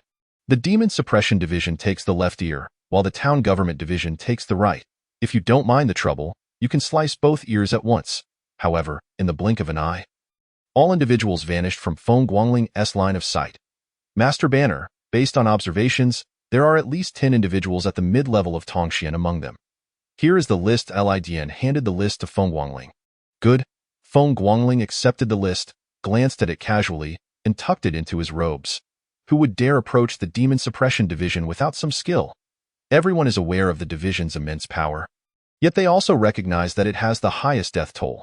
Otherwise, there would be no need for annual assessments. Despite the thousands in Mingshui County participating in the assessments, in reality, no more than 1,000 would pass. And this 1,000 would scarcely suffice for half a year's losses. This is merely the loss from a single county. Expanding that to the Great Hua Empire, it becomes utterly insignificant. Master Banner, aren't you going to follow and take a look? Xiao Wu, bending slightly, reminded him. Feng Guangling is the examiner for this assessment. How could he not take a moment to observe? An examiner's role extends beyond merely escorting participants to their destination. They are also responsible for any unforeseen incidents that may arise during the assessment. What do their assessments have to do with me? My limits as a banner only extend to bringing them this far. Feng Guangling waved his hand dismissively. Typically, those responsible for assessments are of the rank of 100 or 1,000 households. The banner is responsible for assessments? I've never heard of such a thing. Feng Guangling had even spent an entire afternoon poring over books in the library for this. There are limits to deception. Besides, aren't there 3 elders from the Demon Suppression Division accompanying us? Whether or not I see anything is inconsequential. Su Chan has already stated that if nothing occurs, something must be fabricated. This burden is one Feng Guangling refuses to bear. Should Ming Chengtian learn of this, he would surely be infuriated. Young master, there is more to this chapter. Please click the next page to continue reading. It gets even more exciting. Feng Yumin is not bold enough to scheme against Ming Chengtian, thus relying on Feng Guangling to drag Feng Yumin into the mire. Yet, who would have anticipated that Feng Guangling, this debauched youth, would display such indifference? This was an entirely different individual from the Feng Guangling discussed within the ranks of the Demon Suppression Division. What debauched air could suppress their inclination to stir trouble? Not to mention, from the moment they departed the Demon Suppression Division to this point, there should have been at least some commotion. If there were none, then there ought to be some that Su Chan had secretly arranged quite a lot. In addition to assessing those joining the Demon Suppression Division, there was also the matter of evaluating Feng Guangling. Yet ultimately, all these arrangements failed to materialize. Why? Because Feng Guangling did not take the official road. In his own words, with so many moving about in broad daylight, should anything go awry, would it be the assessors or the innocent civilians who suffer? Neither outcome would be appropriate. Thus, the back roads and wild paths were the best choices. Xiao Wu and Li Dian opened their mouths but found themselves at a loss for how to persuade Feng Guangling. This was the perfect opportunity to establish credibility, win hearts, and build authority. Otherwise, why would so many aspire to become examiners? Yet Feng Guangling remained indifferent. "I in a stick of incense's time, we ascend the mountain. If they cannot resolve matters swiftly, then this assessment will yield no one passing. Xiao Wu, relay the message back." Feng Guangling gazed towards the direction of the Xiaoyun sect, his expression devoid of significant emotional fluctuation. 2 against 1, and if they cannot resolve it under such unforeseen circumstances within the span of a stick of incense, then these individuals are of no use. It would be better to send them home. Chapter 24. The benefits of malevolent spirits. When Su Chan received the news, he nearly choked. In the history of the Demon Suppression Division's assessments, there had been deaths and injuries exceeding 1/3. Yet never had all participants been sent back. Should such an event occur, his position as a 1,000 household officer would be at stake. Ming Qingtian had but one decree: the examiner is responsible for all. Su Chan, like a frostbitten eggplant, dejectedly returned to his office, utterly defeated. This burden, Su Chan would surely bear. Now Su Chan could only pray that the participants would perform admirably. Otherwise, this incident would be forever etched in history, and he would be unable to escape its repercussions. When the news spread, the entire southeastern region was thrown into an uproar. The assessments of the Demon Suppression Division are the most significant yet discreet affairs within the Great Hua Empire. They are significant because entering the Demon Suppression Division equates to stepping into an entirely different realm. They are discreet because the Great Hua Empire does not permit anyone to disrupt the assessments of the Demon Suppression Division. Any attempt to do so would provoke the Empire's full wrath, sending the offender straight to hell.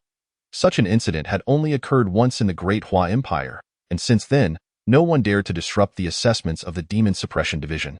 A former first-rank prince of the Great Hua Empire, the concurrent prince, intentionally set traps after the assessments of the Demon Suppression Division, resulting in the annihilation of 9 clans. The fate of the concurrent prince serves as a stark warning. Who would willingly invite trouble upon themselves? Feng Guangling gazed towards the direction of the Xiaoyun sect, and as time passed gradually, his expression began to grow grave. The atmosphere was thick with resentment, which was understandable. Being slaughtered at one's doorstep, especially in a manner that obliterated entire families, would naturally instill some bitterness. Yet what of the overwhelming malevolence? This otherworldly realm is rife with resentment, yet malevolence is scarce. Could there be unforeseen calamities? Once this thought surfaced, it became impossible to erase from his mind. As a practitioner of the way, Feng Guangling understood the implications. An unforeseen event was afoot, and generally, such occurrences are rarely benign. With a gentle exhale of stale air, Feng Guangling's fingers danced in the air, a dire omen, perilous beyond measure. Wuliang Tianzuan. What one fears often comes to pass. This place is no longer the divine continent, and the auguries should not be so accurate. Though he thought this way, Feng Guangling chose to heed his instincts. There is no way to avoid this matter. Over 2,000 practitioners were brought here by him, and there are death quotas in the assessment. Losing a few lives will hardly raise any eyebrows. Those who fear death are not fit to be night watchmen. This phrase is no jest in the Great Hua Empire. However, should an unforeseen incident arise due to someone scheming, the assessment officer, Feng Guangling, shall certainly face severe consequences. Infinite Celestial Venerable. Xiao Wu, do you still have any carrier pigeons? Feng Guangling exhaled deeply, his gaze sharpening. Yes, Lord Xiaoqi, what message do you wish to convey? Xiao Wu nodded promptly. Transitioning from young master to Lord Xiaoqi might feel awkward for others, such as Li Dian. Yet, for Xiao Wu, it was seamless. As long as the addressee was Feng Guangling, Lord Xiaoqi was simply his master. An unexpected incident has occurred during the assessment. Request the support of a spirit realm expert. Regardless of the strength of the 3 elder officials from the Demon Suppression Division following covertly, once a problem is detected, it must be reported. Understood. Without even asking for clarification, Xiao Wu immediately released the carrier pigeon. Night watchmen of the Xiaoqi rank or above always carry 3 pigeons for the convenience of message delivery while on duty. You all wait here. Someone from the division will come, and you shall guide them up. If I have not returned in an hour, remember to call for assistance. This is an order. Feng Guangling did not afford Xiao Wu or Li Dian the opportunity for further discussion. He uttered his final command and stepped forward, charging up the mountain path. Lord Xiao Qi. The moment Xiao Wu took a step to follow, he was abruptly pulled back from behind. Let go. Xiao Wu turned around, glaring fiercely at Li Dian. Calm down. Do you wish to defy Lord Xiao Qi's orders? Li Dian shouted angrily. Xiao Wu gradually regained his composure, though a trace of hostility lingered in his eyes. Just under 300 meters into his sprint, Feng Guangling suddenly halted, his gaze alertly scanning his surroundings. Something feels amiss. It is too quiet here. Many believe that silence is the norm in these rarely trodden valleys. And while that is not entirely incorrect, it is also misleading. Especially at night, if the remote mountains and forests fall too silent, it invariably heralds trouble. Nature possesses a unique trait.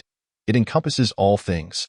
Moments later, Feng Guangling's expression shifted as he gazed toward the northwest. Evil spirits? How could there be evil spirits in the vicinity of the Shaoyun sect? What a farcical international joke. Do you know what the first condition for establishing a sect is? No evil spirits are to appear within a radius of 300 miles. As for the beastly demons, they are relentlessly hunted due to the backing of the Linhe forest. However, evil spirits are like water without roots.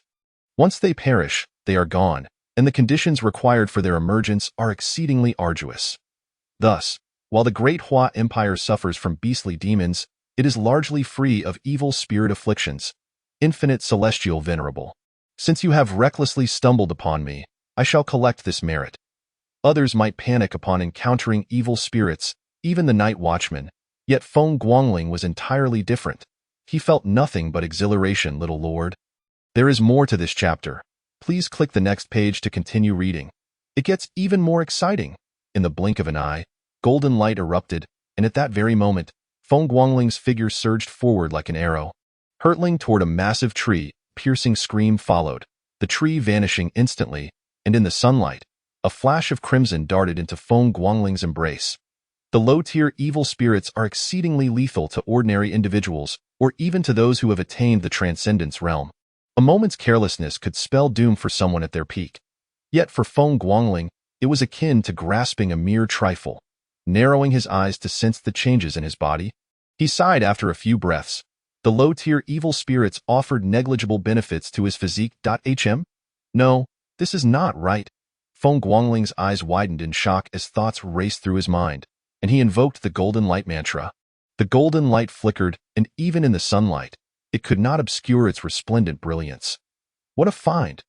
While the low-tier evil spirits seemed to provide no direct benefit, they could aid in refining one's qi. Does this imply that I need not meditate and cultivate anymore, but rather simply hunt evil spirits? What a splendid turn of events!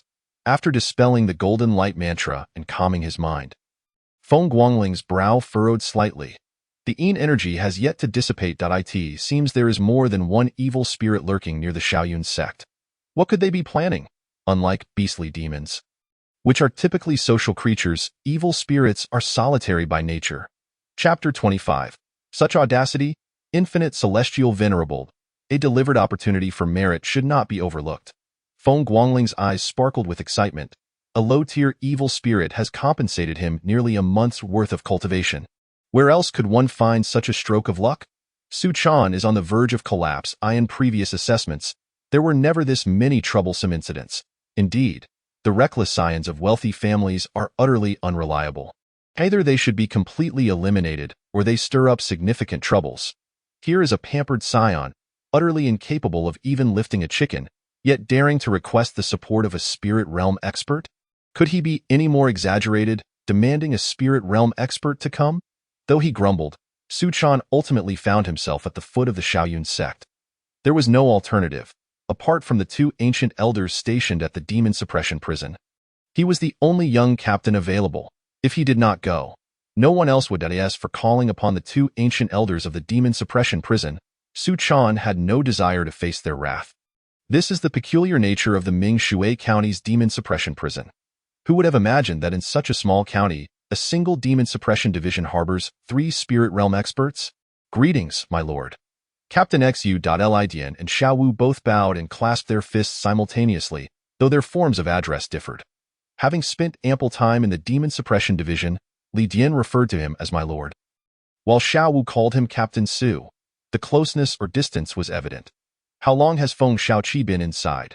Su Chan rubbed his temples, his tone laced with dissatisfaction. There is nothing unusual in the surroundings. Feng Guangling's request for spirit realm support is entirely unreasonable. If Feng Guangling were here, he might retort, with so much resentment and energy, "Are you blind?" In truth, this cannot be blamed on Su Chan. To sense the presence of energy requires at least a spirit realm expert. Half an hour. Xiao Wu quickly replied. This exemplifies the terror of practitioners. Su Chan, as a spirit realm expert, could traverse the distance in half an hour, while Feng Guangling and his group would require 3 hours. You all remain here. Inform Li Xiaoqi and the others to mobilize all forces to seal off the entire Shaoyan Mountain. Before his voice faded, Su Chan's figure had already vanished, leaving behind a captain's token. If any other Xiaoqi were in trouble, Su Chan would not be so anxious. The issue lies in the fact that this is not just any Xiaoqi. Feng Guangling has a father who dares to challenge Ming Qingtian. Su Chan does not believe that as a mere spirit realm expert, he can act brazenly in front of Feng Guangling's father. If something were to happen to Feng Guangling, Su Chan would be left wondering if he might be flayed alive. Previously, he had merely sought to repay a favor by facilitating Feng Guangling's employment, even believing that Feng Guangling's presence would smooth the operations of the Demon Suppression Division in Ming Shui County. Little did he expect he had summoned a little ancestor instead. This is simply disastrous. On the mountain path, the golden light dissipated, yet Feng Guangling's sword remained poised, his eyes gleaming with intensity. Along the way, he had vanquished 5 low-tier evil spirits, greatly enhancing his magical abilities. The most significant gain was the Golden Light Mantra. Previously, the Golden Light Mantra would dissipate in a short time, making it difficult for Feng Guangling, who relied on it for protection, to adapt. Now, however, it could sustain itself for half an hour. Though it still could not compare to before. It at least provided a fundamental means of survival. Gazing at the majestic mountain gate before him, Feng Guangling inhaled deeply. The over 2,000 practitioners participating in the assessment were undoubtedly intent on eliminating all threats. How could the situation appear so tranquil? Infinite Celestial Venerable, this is a grave issue. During the assessment, over 2,000 practitioners have collectively vanished. This predicament is beyond the capacity of even a Xiaoqi. Let alone a captain. I wonder if my esteemed father can withstand this. Otherwise, I may have to flee to the northern Meng. Boom.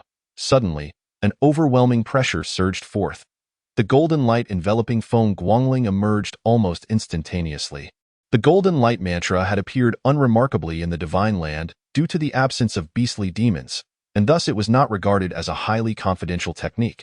Nearly every practitioner possessed a copy, and anyone wishing to learn could do so. However, in this foreign realm, the golden light mantra was akin to an esoteric mystery. Evil spirits of the same rank could not breach its defenses. Feng Guangling abruptly looked up, his pupils constricting. A beastly demon, a python. A wave of familiarity washed over him. This was a massive python, its body stretching over 20 meters. Apart from its colossal size, it bore an uncanny resemblance to those Feng Guangling had encountered in the divine land. The beastly demons he had previously seen struck Feng Guangling as a cognitive shock. Now, while this python radiated overwhelming malice, it nonetheless evoked a sense of familiarity. Were it not for its feral gaze, Feng Guangling might have approached it for a friendly greeting. Do not underestimate the heart of a cultivator. They are genuinely magnanimous. To them, any creature is a treasure. Infinite Celestial Venerable. This is the first time I've seen such a large python. In that case, I shall grant you a strike of lightning. As Feng Guangling's voice fell, he raised his sword. The 8 trigrams of the mysterious gate manifest. The trigram Zhun signifies thunder. The intricate pattern of the bagua suddenly materialized, casting a sudden shadow over the sky as dark thunderclouds coalesced in an instant. Lightning is the nemesis of all things in this world. Even those who cultivate the Tao harbor a sense of reverence for thunder and lightning. Though it is a fear less profound than that felt by other creatures, in that fleeting moment when the lightning manifested, a colossal python raised its head to gaze at the heavens. Its eyes reflecting an indelible terror, Feng Guangling's eyes sparkled with clarity. Although he could not overpower it, he could still flee, he could make a move. He had initially assumed that such a massive creature must be at least at the transcendence level. But it seemed he had overestimated. Beasts of the Transcendence realm are not commonplace. What audacity that this creature would dare wreak havoc. Before Feng Guangling could take action, a thunderous roar reverberated through the heavens and the earth. Who dares to disrupt the affairs of the Tao? In his exasperation, Feng Guangling even resorted to referring to himself as a Taoist. Having perused countless texts, he was well aware that there were no Taoist sects on this continent, nor any self-proclaimed Taoists. After finally encountering a creature of the Transcendence level, a chance to demonstrate his prowess was snatched away in the blink of an eye. You had better be stronger. If you are weaker, I shall toss you into the jaws of a beast. Taking a deep breath, Feng Guangling waved his hand, causing the Bagua diagram on the ground to dissipate in an instant. Unbound, the massive python roared, its entire body rising into the air. Boom! In the next moment, a more violent pressure descended, enveloping the giant python. Pfft.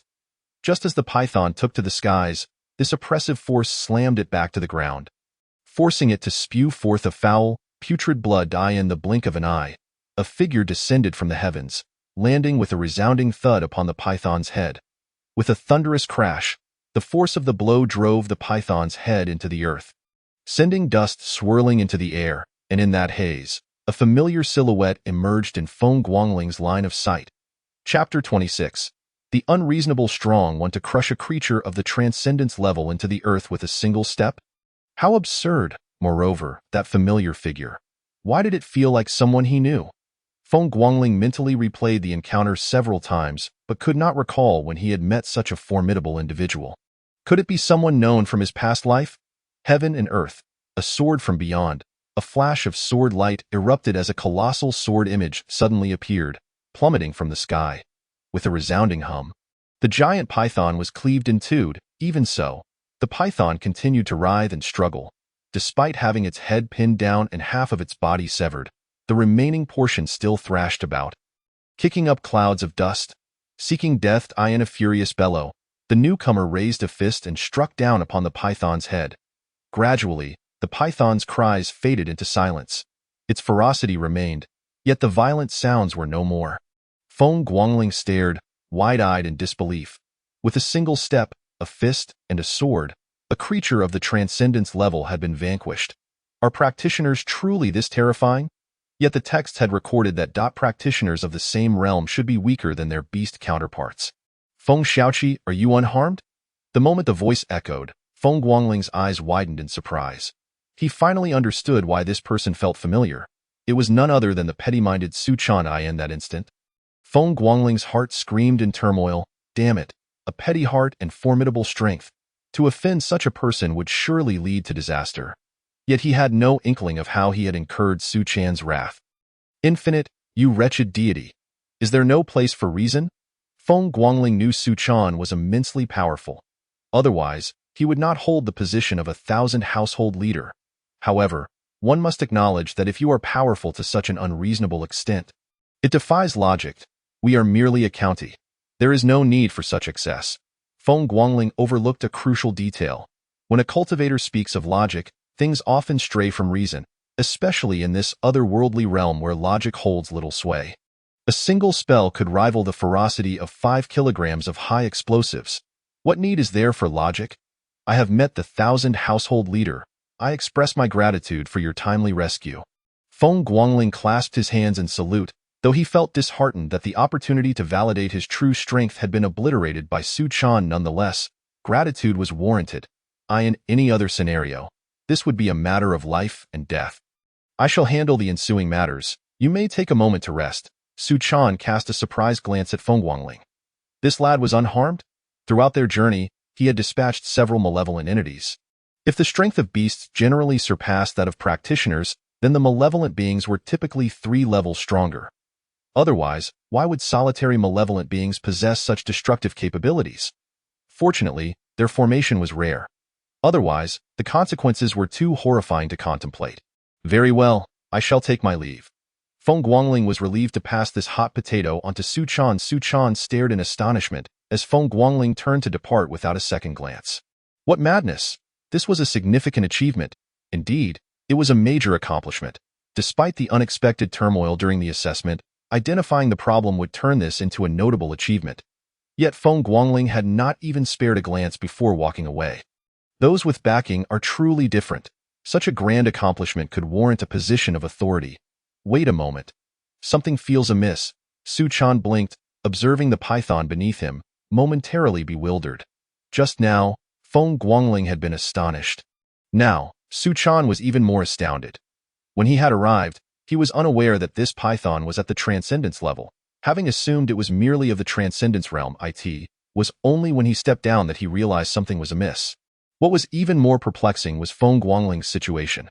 Practitioners at the transcendence level facing such a colossal beast would typically be swallowed whole without a chance to resist. Yet Su Chan clearly saw that the python had been restrained upon his arrival. The Feng family truly possesses immense wealth, providing such extravagant resources for a wayward scion. After realizing this, a bittersweet expression crossed Su Chan's face, accompanied by a hint of trepidation. The fact that they had employed binding techniques spoke volumes about Feng Yuman's indulgence towards Feng Guangling. Such resources, not even a powerful practitioner like Su Chan could acquire. Initially harboring some resentment, Su Chan's grievances dissipated upon entering the mountain gates and surveying the square. A translucent barrier enveloped the scene, confining over 2,000 practitioners, while 2 transcendence-level beings and a junior elder were struggling to maintain their ground. This was the defensive formation of the Demon Suppression Division, a talisman only elders were permitted to carry. Do you now comprehend why Su Jing is so renowned?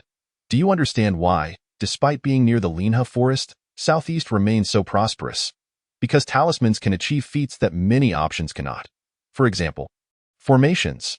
Though formations do not exist in this world, talismans do. My lord, save us.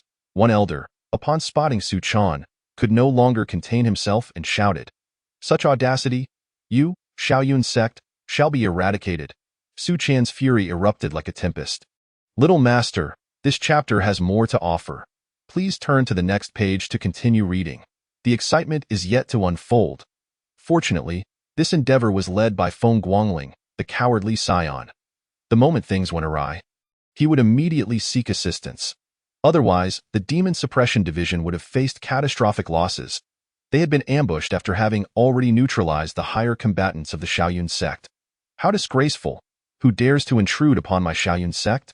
From deep within the sect, an ancient voice reverberated. Su Chan's eyes narrowed, his raging fury accompanied by a terrifying aura that soared to the heavens. The Demon Suppression Division operates without resistance. Otherwise, extermination of the 3 clans. Intruders? I shall show you what true intruders are. Originally, the Demon Suppression Division intended to annihilate the Xiaoyun sect and be done with it, unaware of the schemes within. Even if there were survivors, the division would not be concerned. But now, Su Chan was eager to eliminate them entirely. Resist? Then let your lives, along with those of your kin, be the price you pay, my lord. Slay him without concern for us. With the 3 of us present, the formation talismans shall not falter. The 3 elders of the Demon Suppression Division had also steeled themselves. Prior to this, to endure until reinforcements arrived, they had been expending their energy gradually. But with just another hour, they would be ground down. Now that aid had arrived, there was no need to conserve their energy. Excellent!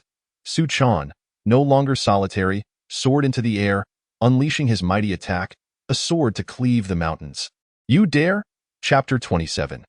He murmurs. The infinite sovereign Feng Guangling sat upon a white steed, gazing toward the direction of the Xiaoyun sect, hearing the deafening sounds accompanied by the quaking ground, and could not help but feel a pang of fear. My goodness, just how many monsters are concealed within? The commotion rivals that of a magnitude 4 or 5 earthquake. Xiao Wu and Li Dian remained vigilant around them.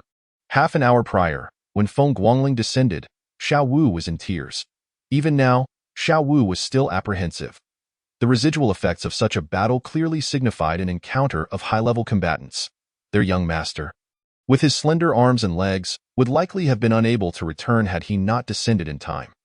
The Demon Suppression Division is indeed perilous. Feng Guangling shared Xiao Wu's sentiments. The Demon Suppression Division is genuinely dangerous. After several missions back and forth, which one had been easy? Without having familiarized himself with his energy, he had already attracted the attention of beasts. Before he could even harness his energy, he was targeted by malevolent beings. This situation was utterly chaotic. He had yet to ascertain the extent of his own strength and already found himself embroiled in high-stakes matters. The aftermath of this battle has led Feng Guangling to doubt whether Su Chan can endure it. Little flag, from now on, I shall take on such perilous tasks myself. You must refrain from charging into the fray again. Xiao Wu genuinely fears for his safety. Should anything happen to Feng Guangling, he would bear the brunt of the blame. The last time Feng Guangling was ensnared in a plot, although Feng Yumin did not hold it against him, Xiao Wu nearly took his own life in despair. This time, accompanying him on a mission that encounters trouble would lead to an even graver outcome. Xiao Wu has never considered himself a night watchman. He is merely Feng Guangling's subordinate, a fact he is more acutely aware of than anyone else. Rest assured, it won't happen. Feng Guangling nodded, still haunted by the memories. Nothing is more vital than one's own life, and there are myriad ways to validate one's strength without risking it. The reinforcements from the Demon Subjugation Division were dispatched to establish a lockdown. The individuals sent this time were not mere participants in the examination. Though only 50 in number, they were all at the initial stage of enlightenment. Organized in teams of 3, they swiftly executed a comprehensive blockade. Not a single beast could escape, not even a fly. Feng Guangling and his companions were rendered utterly ineffectual until, after 2 hours, Su Chan descended the mountain with over 2,000 candidates for assessment, allowing Feng Guangling to breathe a quiet sigh of relief. Ironically, he had led these 2,000 individuals out. The thought of their potential demise weighed heavily on his conscience. Now that they had all been safely escorted, the matter was concluded. Feng Guangling resolved to continue his leisurely exploration of the world. With a year or more to spare, it would be prudent to familiarize himself with this realm before seeking to extend his life. Su Chan's gaze towards Feng Guangling was laden with complexity. Was it fair to label Feng Guangling as cowardly? Had it not been for his urgent communications, those 2,000 candidates would have perished. Su Chan questioned whether he could shoulder such responsibility. Setting that aside, the mere prospect of Feng Guangling encountering trouble left Su Chan apprehensive about his own fate. Accusations of Feng Guangling lacking accountability seemed absurd. Hadn't he single-handedly stormed another stronghold before Su Chan even arrived? Little flag, you have indeed accomplished something this time. Specific rewards will be communicated once discussed by the higher-ups. Now, assemble the team. Rewards shall be given for merit and penalties for failures. Feng Guangling's contributions this time are indisputable, despite his absence from the battlefield. However, how he should be rewarded remains unclear. It cannot be dismissed lightly, given the lives at stake and the reputation of the Demon Subjugation Division. Understood. Feng Guangling had little to say, seeking only to avoid blame and preserve his life. As he and his companions descended the mountain, the events that transpired began to ripple outward. An hour later, the entire southeast region was in turmoil. 3 hours later, the entire Great Hua Empire trembled. How many years had it been since such occurrences were witnessed? Even during the rampage of the Sword Maniac, such egregious events had not unfolded. Breeding malevolent spirits and nurturing beasts was a blatant transgression against the boundaries of the Great Hua Empire. Disrupting the assessments of the Demon Subjugation Division transcended mere boundary violations. It was akin to placing one's lineage on the executioner's roster. Thanks to Ming Chengtian's deliberate concealment, Feng Guangling remained largely unrecognized in this affair. Nonetheless, those who needed to know were still aware. Who wouldn't wish to ascertain what fate awaited those responsible for such a monumental incident in the Ming Shui County's Demon Subjugation Division? Not to mention, wasn't Linger exhibiting unprecedented prowess? Feng Yumin stared in disbelief at his one-armed steward. He had been exceedingly busy these days, so much so that he scarcely had time to eat. That old rascal in the yellow robe had been treating him like a beast of burden, hardly recognizing him as human. Had it not been for their bond, Feng Yumin would have dearly loved to land a punch on that old scoundrel my lord. It seems the young master was murmuring about the immeasurable celestial venerable during his exploits. The one-armed steward remarked, his expression conveying a mixture of emotions. Feng Yumin's eyes widened, a surge of ferocious energy coursing through him, though it vanished as quickly as it appeared, replaced by overwhelming joy. Are you suggesting that Linger, who couldn't cultivate before, has suddenly found the ability to do so because someone has taken notice of him? In this land, while there exists a Buddhist nation, there is no Taoist sect. However, for those atop the mountain, the phrase immeasurable celestial venerable carries significant weight, for only individuals emerging from that realm would chant such words. Tio put it plainly, only one individual traverses the world from that place in each generation. Every 60 years, and the purpose of their descent remains a mystery, but it never exceeds 20 years. Most crucially, their power is terrifyingly formidable, and no one dares to provoke such enigmatic and potent beings. Yet, if one were to capture the attention of such a mysterious force, it would indeed be akin to one's ancestral grave smoking. After all, that place has never recruited disciples in the wind-washing continent. Certainty remains elusive. However, according to the news, the young master has not selected any mystical arts from the library of the Demon Subjugation Division. Moreover, the mystical arts he is currently employing differ from what we have observed. The one-armed steward frowned, choosing his words with utmost caution. Who would dare be careless when it concerns Feng Guangling? The entirety of Ming Shui County knows that Feng Guangling is Feng Yumin's most cherished possession. This poses a significant dilemma. Too obvious, this won't do. Use your status to speak with those scoundrels in the Demon Subjugation Division, urging them to keep a close watch. Should any trouble arise, present their heads to me. Feng Yumin sighed deeply. When Feng Guangling was merely a spoiled scion, he constantly worried. Now that Feng Guangling has finally begun to make something of himself, Feng Yumin still finds himself apprehensive. He cannot determine whether it was right or wrong to allow Feng Guangling to undergo training in the Demon Subjugation Division. Chapter 28. Departure to Fujing. The southeast region is engulfed in chaos. To be precise, it is the Demon Subjugation Division that has gone on a rampage in the southeast. The number of individuals implicated by the more than 1,000 disciples of the Shaoyun sect is incalculable. Despite the fact that the majority are innocent, collusion with malevolent beasts nullifies any claims of innocence. Better to kill the wrong person than to let the guilty escape. Throughout the southeast region, heads roll and rivers of blood flow. After 2 decades, the Demon Subjugation Division once again turns its blade against humanity. When the sword maniac claimed countless heads in the southeast, some dared to voice their dissent. This time, however, regardless of who they are or their station, all remain silent. Even the compassionate Buddhist nation refrains from uttering a word, for they had once dared to confront the sword maniac, declaring him a demon to his face. During these 3 days, Feng Guangling leisurely continued his studies. Since discovering that malevolent spirits could enhance his qi level, he has embraced his freedom. Indeed, progress in cultivation has been meager. It is far more beneficial to gain understanding of this world, which is fraught with pitfalls. He fears encountering an ancient being who might strike him down with a mere slap. Oh, you doubt it? A small sect like the Shaoyun sect, established merely 20 years ago, was completely purged by the Demon Subjugation Division, yet still harbored an ancient being along with numerous malevolent beasts. What horrors might lurk within a sect that has existed for a century or a millennium? Feng Guangling no longer believes in the notion that the highest power is merely the transcendence realm. He is even less inclined to trust the records stating that the Demon Subjugation Division is overseen by only one transcendence expert. That petty-minded Su Chan could easily eliminate a fully realized Enlightenment realm beast. Would one classify him as a transcendence or an Enlightenment expert? As expected, the texts are merely reflections of what those in power wish others to perceive. 10 days later, Feng Guangling was once again extracted from the library. His rewards had arrived. His position remained unchanged. He was still the little flag, but was reassigned to Fujing.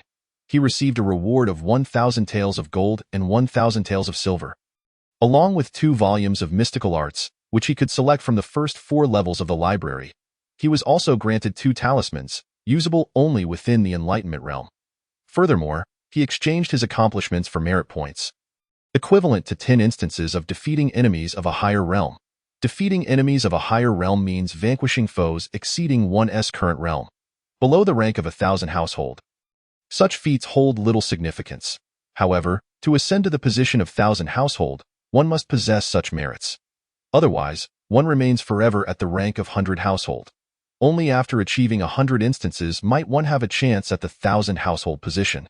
Slaying beasts or enemies counts toward this total. At the peak of the Demon Subjugation Division's glory, there were 800,000 households. Now, only 300 remain.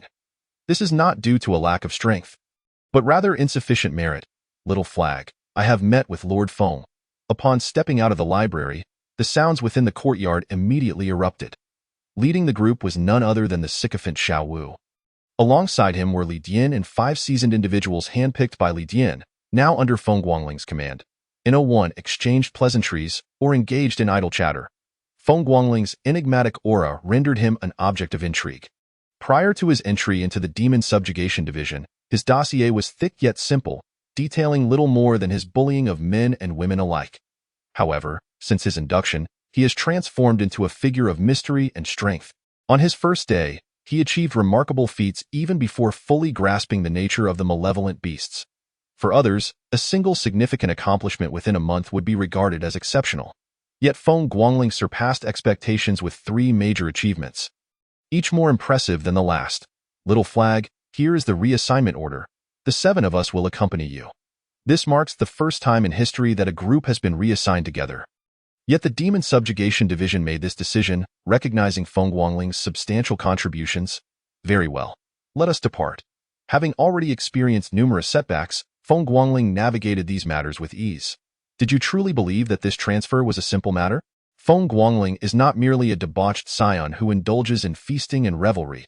If it were a genuine transfer, it wouldn't be so ostentatious, nor would it entail the presence of such insignificant minions. It is not that one cannot flaunt their power. Rather, the timing is simply inappropriate. One need only consider the bloodshed the Demon Suppression Division has inflicted in the southeastern region over the past fortnight. As a key figure in this affair, one must maintain a low profile in the face of inadequate strength. Only a fool would create such a ruckus. Su Chan, that petty-minded superior, intends to use me as a human shield. Feng Guangling is feeling somewhat vexed. The fact that I must personally travel to Fujing to collect the talisman is exasperating enough.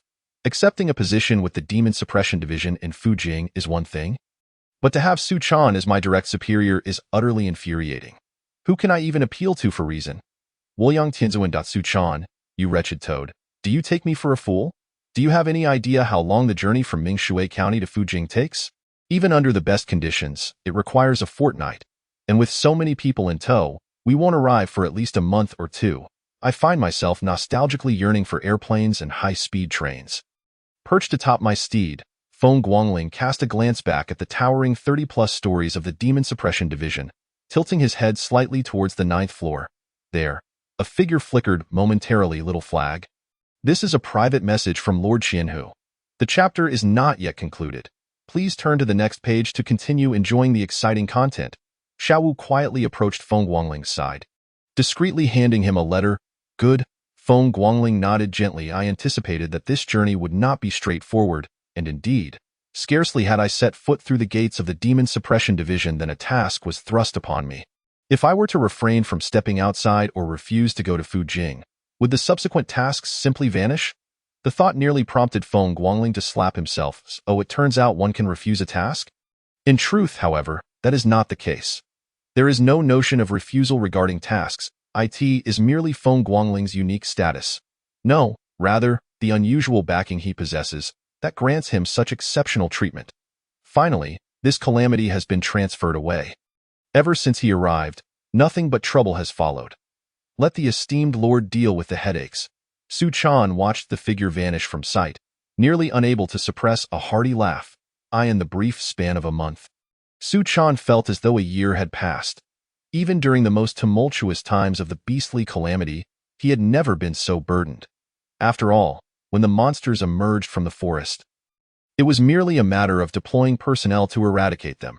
The issues Feng Guangling brought forth could not be resolved so easily. What truly unsettled Su Chan was the audacity of Feng Yumin, who dared to speak ill of him before Ming Qingtian. That was the true heavyweight. Su Chan had no standing in the presence of such a person. It remains uncertain who else stands behind this mere county magistrate. As for strength, Su Chan could discern none in Feng Yumin. Chapter 29. The old fox in turmoil. The matter of the Shaoyun sect has stirred quite the uproar. Although the Demon Suppression Division has attempted to downplay Feng Guangling's presence, it is inescapable that his name has captured the attention of those with ulterior motives. Su Su is certainly among the most astute of them. Yes, the one who views the entire southeastern region as a chessboard. Pan Meng is also among the keen observers. Su Su's expression was grave, for before him lay a chessboard that remained unchanged from a fortnight prior. Yet it was evident that Su Su's white pieces had diminished considerably. Although Pan Meng's black pieces were plentiful, his countenance bore no semblance of joy. A miscalculation. Su Su discarded a white piece, shaking his head in a bitter smile. Indeed, Who could have anticipated that a debauched youth would become the pivotal factor in disrupting their plans? Pan Ming paused, a trace of amusement gracing his features, though it was not devoid of a certain sardonic enjoyment. This game of chess had occupied the two of them for 2 full decades. No one understood the inner workings of the Shaoyun sect better than Su Exud. It was precisely for this reason that he felt such anguish, while Su Su had no dealings with the beasts. The Shaoyun sect's collusion with domesticated monsters and malevolent entities was a consequence of his hand. Why? A dual wager. The Dahuang Empire has endured for over 3 millennia. Its fortunes have long since waned. Unless unforeseen circumstances arise, within a mere 60 years, the Dahuang Empire shall be consumed by the beasts. This is also why the beastly tide struck 30 and 20 years ago. Su Su had no desire to engage in a mutual demise with the Dahuang Empire. He merely wished for Fu Jing to persist. The affairs of the Shaoyun sect ought not to have been revealed so prematurely. Yet who could have foreseen that, due to a minor flag, all would come to naught? From beginning to end, it all revolved around that name, Feng Guangling. To say that Su Su was not enraged would be a remarkable understatement. I have received word. He is already en route to Fu Jing? Pan Ming remarked, observing Su Su's silence before continuing leisurely. What is his purpose? The Demon Suppression Division in Fu Jing is the true bastion of demon suppression in the southeast. Pan Ming's words were laden with implication. While all these divisions share the same name, the distinctions are monumental. Not to mention that the Fu Jing Demon Suppression Division is staffed with officers dispatched directly from the capital, which underscores its significance. Humph, does he still wish to come to Fu Jing? The one who nearly jeopardized my 20-year plan deserves to be punished. Su Su replied without a moment's hesitation. Asked the head of the Talisman Tower. It would be exceedingly simple for Su Su to eliminate a debauched disciple. Indeed, after his demise, few would dare to confront him. Forget county magistrates. Even royal relatives would think twice. Pan Ming remained silent, merely casting a penetrating glance at Su Su. The Demon Suppression Division was essentially fishing. At the very least, they were not foolish enough to fall for the trap. Should Su Su be so naive as to approach them, Pan Ming would preemptively remove him from the board to avoid being implicated by such a fool. The attitude of the Demon Suppression Division was exceedingly resolute. Within 10 days, be they practitioners or ordinary folk, anyone associated with them would be sent to the guillotine. Su Su regarded Pan Ming with a thoughtful expression. He was acutely aware of what Pan Ming's earlier gaze signified, yet he remained unconcerned. He was no hot-headed youth. He had his own plans. For the Talisman Tower to intervene in such trivial matters would be beneath him. Su Su possessed ample means and individuals eager to act on behalf of the Talisman Tower. Moreover, once he subtly divulged Feng Guangling's involvement in this affair, many would eagerly seek his demise. Do not be fooled into thinking that no one would dare to kill a member of the Demon Suppression Division. It is merely that they do not wish to be discovered. If one could discreetly eliminate their target, one would witness a multitude willing to take lethal action. Why does the Demon Suppression Division operate in 3s and 5s? And why do they carry specially trained carrier pigeons to relay messages during missions? Were it not for the constraints of reality, the division would have outfitted everyone with sound transmission talismans. A privilege reserved only for those of Qianhu rank or higher, due to their scarcity and immense value. Among seasoned foxes, who remains oblivious to the intentions of others? What? Fu Jing. Whose idea was this? Bai Qi nearly choked upon hearing the news, a surge of fury erupting within him. Why had he sent Bai Fuling to the capital? Why had he allowed her to enter the Demon Suppression Division? What was the reason he had been so busy orchestrating her transfer back to Fu Jing? Primarily to avoid Feng Guangling. After finally confirming that Feng Guangling would only serve in Mingshui County, now, scarcely a month later, he was bound for Fu Jing. Could it be that Feng Guangling had caught wind of Bai Fuling's whereabouts and was hastening to pursue her? Internal news from the Demon Suppression Division indicated that Feng Guangling had repeatedly accomplished remarkable feats and had been transferred to Fu Jing. The individuals kneeling below did not even dare to lift their heads, responding with utmost caution. At present, Bai Qi was akin to a powder keg. Anyone who crossed him would find themselves in dire straits. Very well then, if you wish for my Bai family to marry off a daughter, you Feng family. The remainder of Bai Qi's words faltered. Feng Yumin was not someone Bai Qi could recklessly provoke. This was a fact that had been quietly relayed to him, given that his daughter had been schemed against. Otherwise, the current existence of the Bai family would be highly uncertain.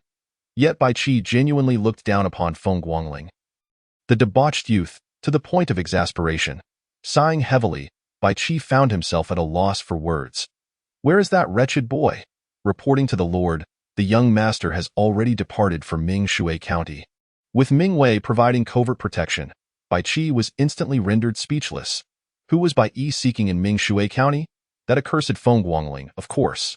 This was hardly a new development. He should never have gone to Ming Shui County, nor should he have allowed that infuriating debauchee to see his daughter, much less let that little rascal become acquainted with his own Isoan. To this point, it was too late to lament. Send someone to keep an eye on Feng Guangling and ascertain what he is up to. Bai Qi remained convinced that Feng Guangling's ability to achieve success was bolstered by Feng Yumin, the county magistrate whose depth was inscrutable and whom even those in the capital regarded with caution. Otherwise, how could a mere debauched youth experience such significant change within a month? Bai Qi did not know whether others believed him.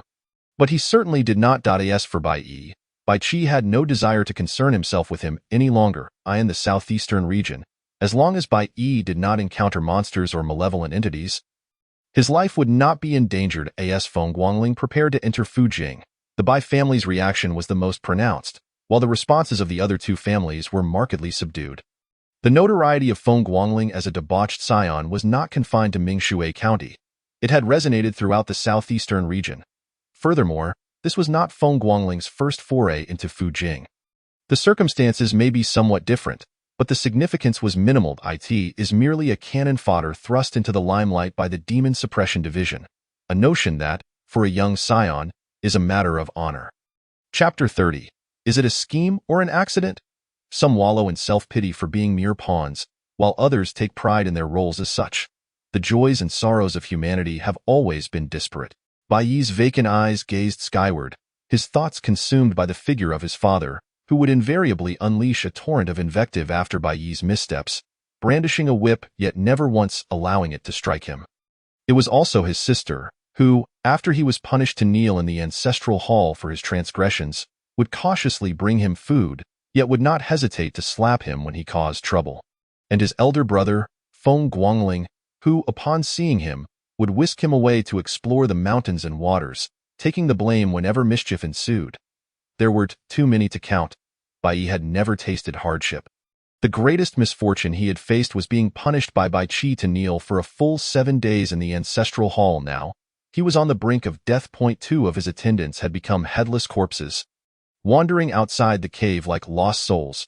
Beside him stood a middle-aged man, his abdomen still bleeding, the very Ming Wei of the Bai clan, a practitioner of the intermediate realm.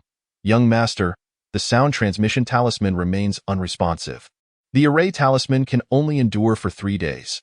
Young master, this is food that I shall attempt to activate the sound transmission talisman again tomorrow. The Ming Wei spoke while rummaging through a bracelet, a so-called storage device. The finest storage devices are rings, while the most economical are the least aesthetically pleasing bracelets. The less material used, the greater the storage space. Of course, even bracelets are beyond the means of most.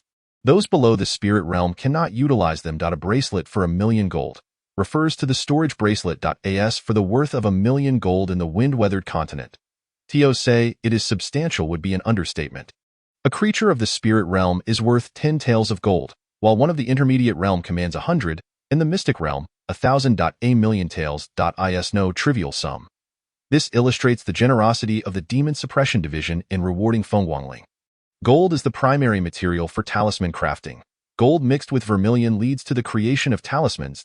As long as talismans are in demand, the price of gold will only rise.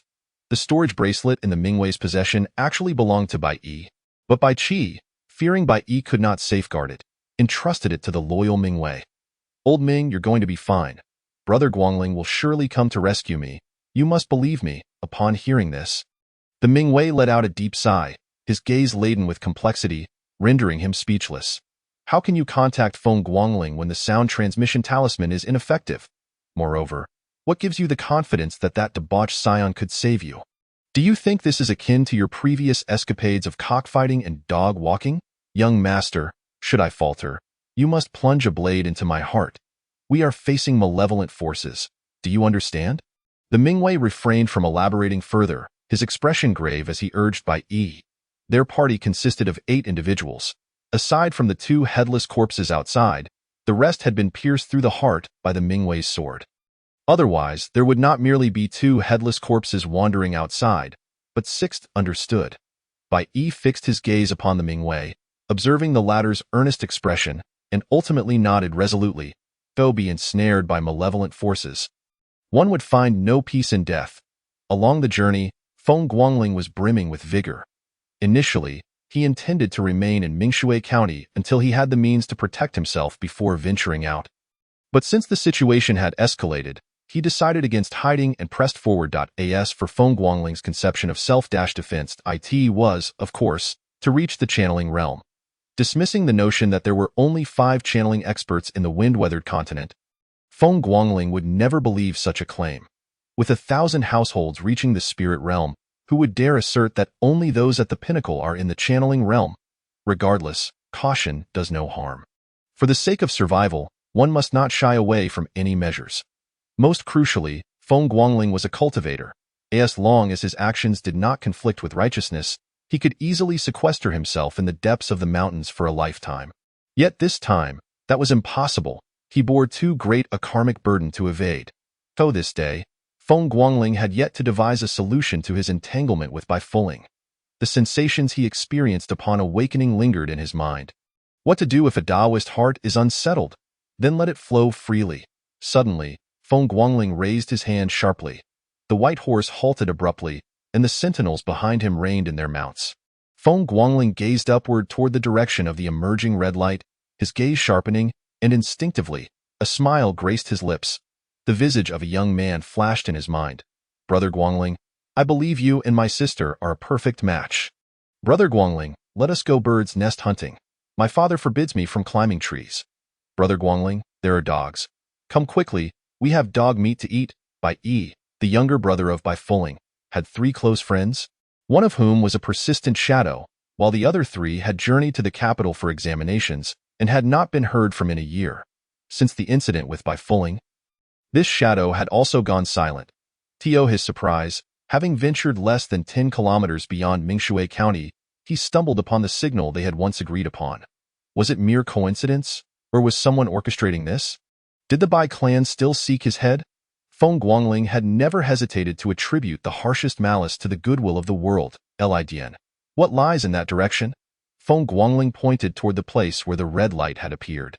It was a signal agreed upon by Feng Guangling and Bai Yi, an unremarkable one that would go unnoticed by most, known only to the 2 naive youths who believed themselves clever for employing such a method.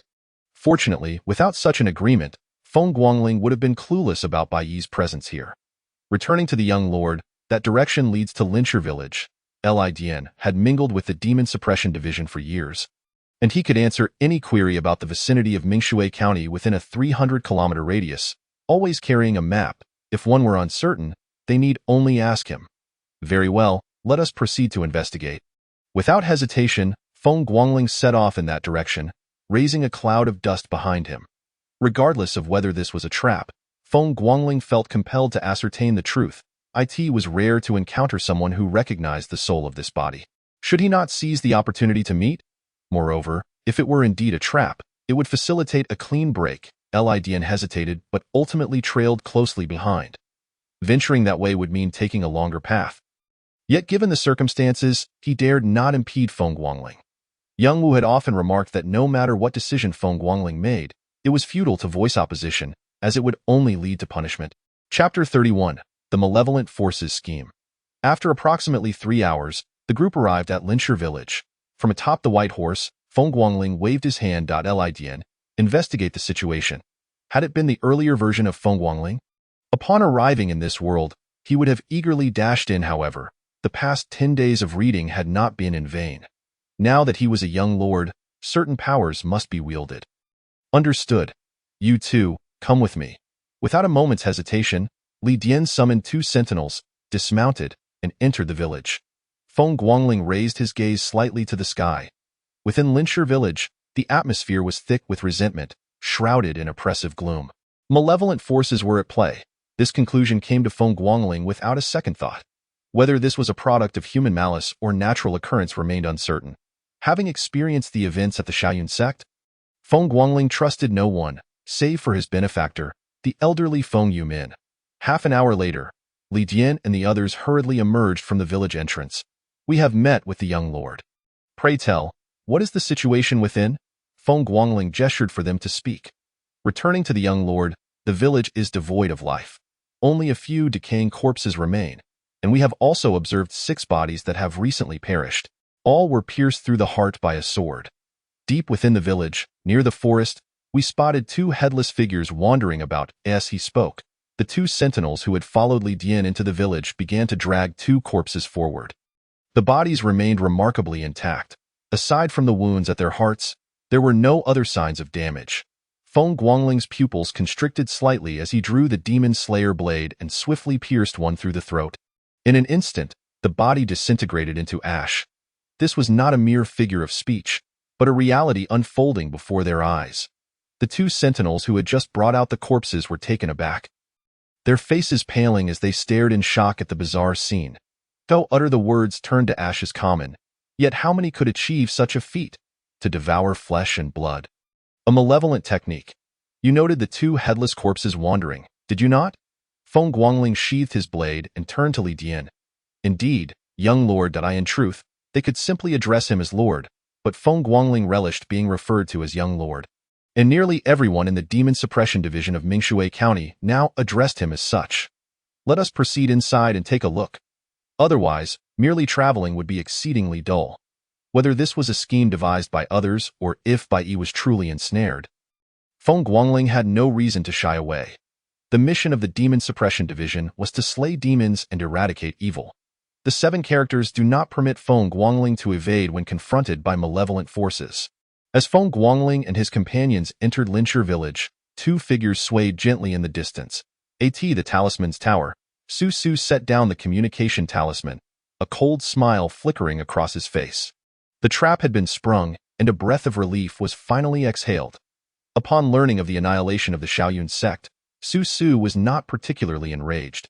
However, discovering that all the demon beasts and evildoers surrounding the Shaoyun sect had been thoroughly eradicated, even the demonic seed buried deep within the sect had been uprooted, nearly drove him to storm into Mingshui County and slaughter Feng's entire clan. Yet, he restrained himself. There was no alternative. This was the work of the Demon Suppression Bureau. Did he wish for revenge?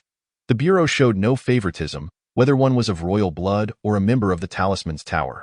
To seek vengeance would not merely be a matter of 3 clans facing off, but rather 9 clans at odds. He could not allow the Talisman's Tower to intervene, nor those associated with it.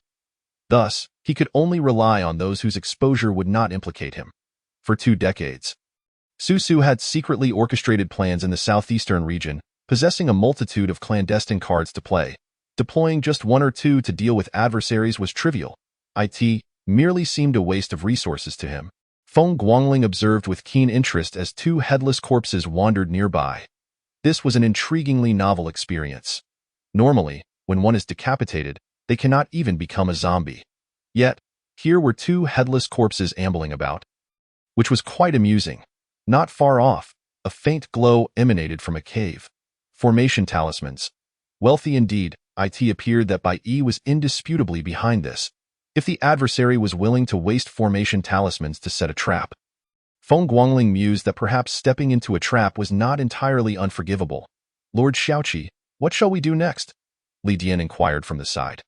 Xiao Wu closely followed Feng Guangling, requiring no guidance on their course of action. He would simply do as Feng Guangling instructed. They remained here. This was the malevolent force. The more people present, the greater the chaos. Feng Guangling waved his hand, initially intending to delegate tasks to his subordinates. But it seemed he would have to shoulder the burden himself. With a flash of determination, Feng Guangling surged ahead of the group, golden light shimmering and enveloping him. The golden light spell was cast in an instant, a moment he had long yearned for since his time in the Divine Land. Through his research into instant casting, Guangling Daoist had transformed into the current Feng Guangling, the young master of Feng. In the past 10 days or so, Feng Guangling had not idled away his time. He had conducted numerous experiments, with the instant casting of the golden light spell serving as proof. Regrettably, not every spell could be instantaneously cast. Feng Guangling contemplated whether he should cultivate a few esoteric techniques to see if they could be instantaneously executed. Chimin Bagua, arise! With a soft murmur, a Bagua diagram suddenly materialized. This was the first time Xiao Wu and the others had witnessed Feng Guangling unleash a spell, and they could not help but widen their eyes in astonishment. Before Feng Guangling joined the Demon Suppression Bureau, they had only heard tales of his debauchery and wastefulness. They had never known he was an adept of the mystical arts.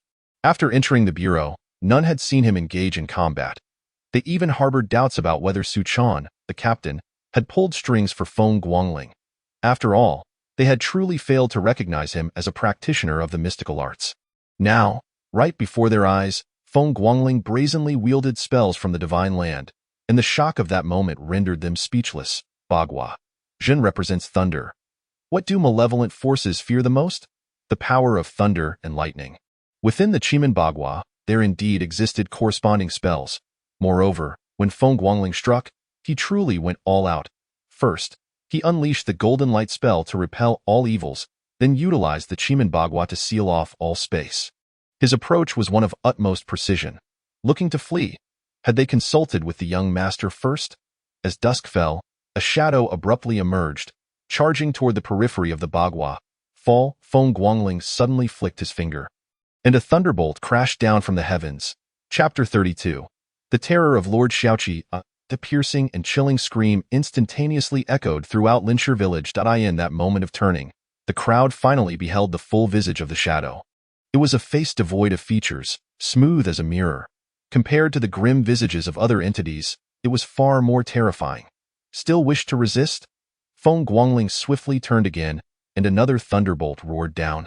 In an instant, the brilliance of lightning illuminated the entire ground, shattering the black figure, engulfing it along with the two headless corpses in a torrent of thunder.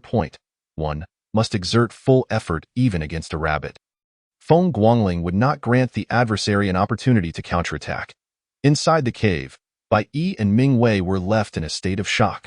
The once menacing malevolent forces, now rendered powerless and unable to retaliate, left them in a state of helplessness, confined to their cave and living in constant trepidation. Indeed, since the ambush, Bai Yi had not even glimpsed the countenance of the malevolent entity. As for Ming Wei, he could only ascertain that the malevolent force must be of the Tongming realm. Beyond that, he could not be certain. Those not of the Tongming realm could not breach the defenses of a Tongming adept, nor could they incite mutual slaughter among practitioners. Old Ming, why do I feel that shadow is so familiar? Bai Yi rubbed his eyes and instinctively took 2 steps towards the cave entrance. If not for Ming Wei pulling him back, he might have ventured out. Young master, be cautious. Ming Wei urgently tugged Bai Yi several steps backward. That was a malevolent force. For ordinary individuals, it meant certain death. For practitioners of insufficient strength, they would merely become sustenance. If Bai Yi stepped out, it would be tantamount to delivering himself as a meal. Old Ming, could that be Guangling? Is it really him? Bai Yi's expression shifted between excitement and confusion. The shadow bore an uncanny resemblance to the figure in his mind. The only difference was the overwhelming power radiating from it. Is this truly my Guangling? When did he become so formidable? Oh right, Guangling seems to be on the verge of becoming my brother-in-law. Will I be able to act recklessly and fearlessly in the future? In an instant, countless thoughts surged through Bai Yi's mind. As for the malevolent forces, what was there to fear? With my Guangling present, I fear nothing. If Xiao Wu was a sycophant who obeyed Feng Guangling's every command, then Bai Yi was undoubtedly a die-hard fan. Xiao Wu believed that there was nothing in this world that Feng Guangling could not resolve. Humans possess an inherent admiration for strength. During the most mischievous and tumultuous years of his youth, Bai Yi had always been by Feng Guangling's side. The individuals Bai Yi could not provoke, Feng Guangling dared to confront. The calamities Bai Yi deemed insurmountable, Feng Guangling could withstand. When Feng Guangling was unable to cultivate, and everyone labeled him a waste, only Bai Yi steadfastly believed that Feng Guangling was far from worthless. Blind adoration. Despite this, there were times when Bai Yi heard others label Feng Guangling as a debauched wastrel, and he found himself unable to refute, for Feng Guangling truly struggled to cultivate.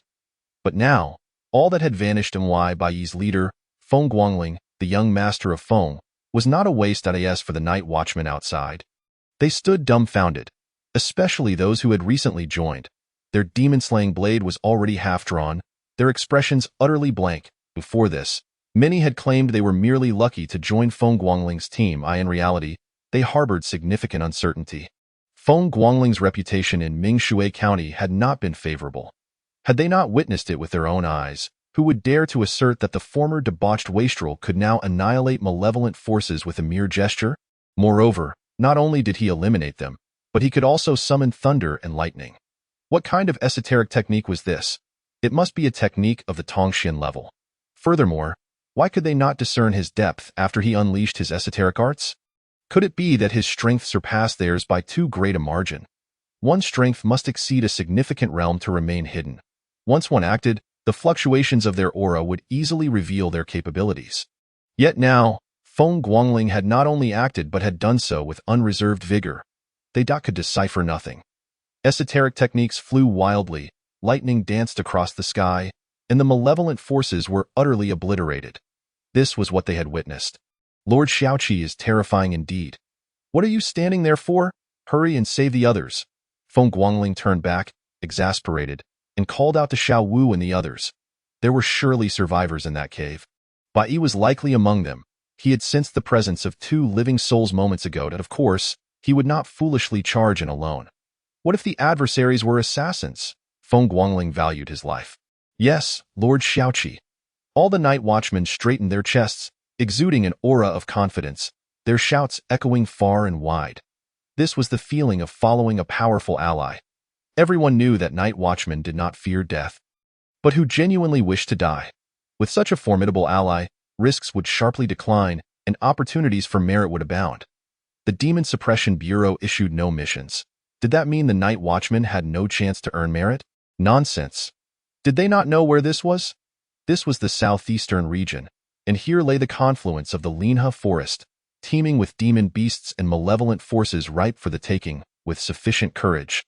One could even amass a fortune of billions. This chapter is not yet complete. Please click the next page to continue enjoying the splendid content.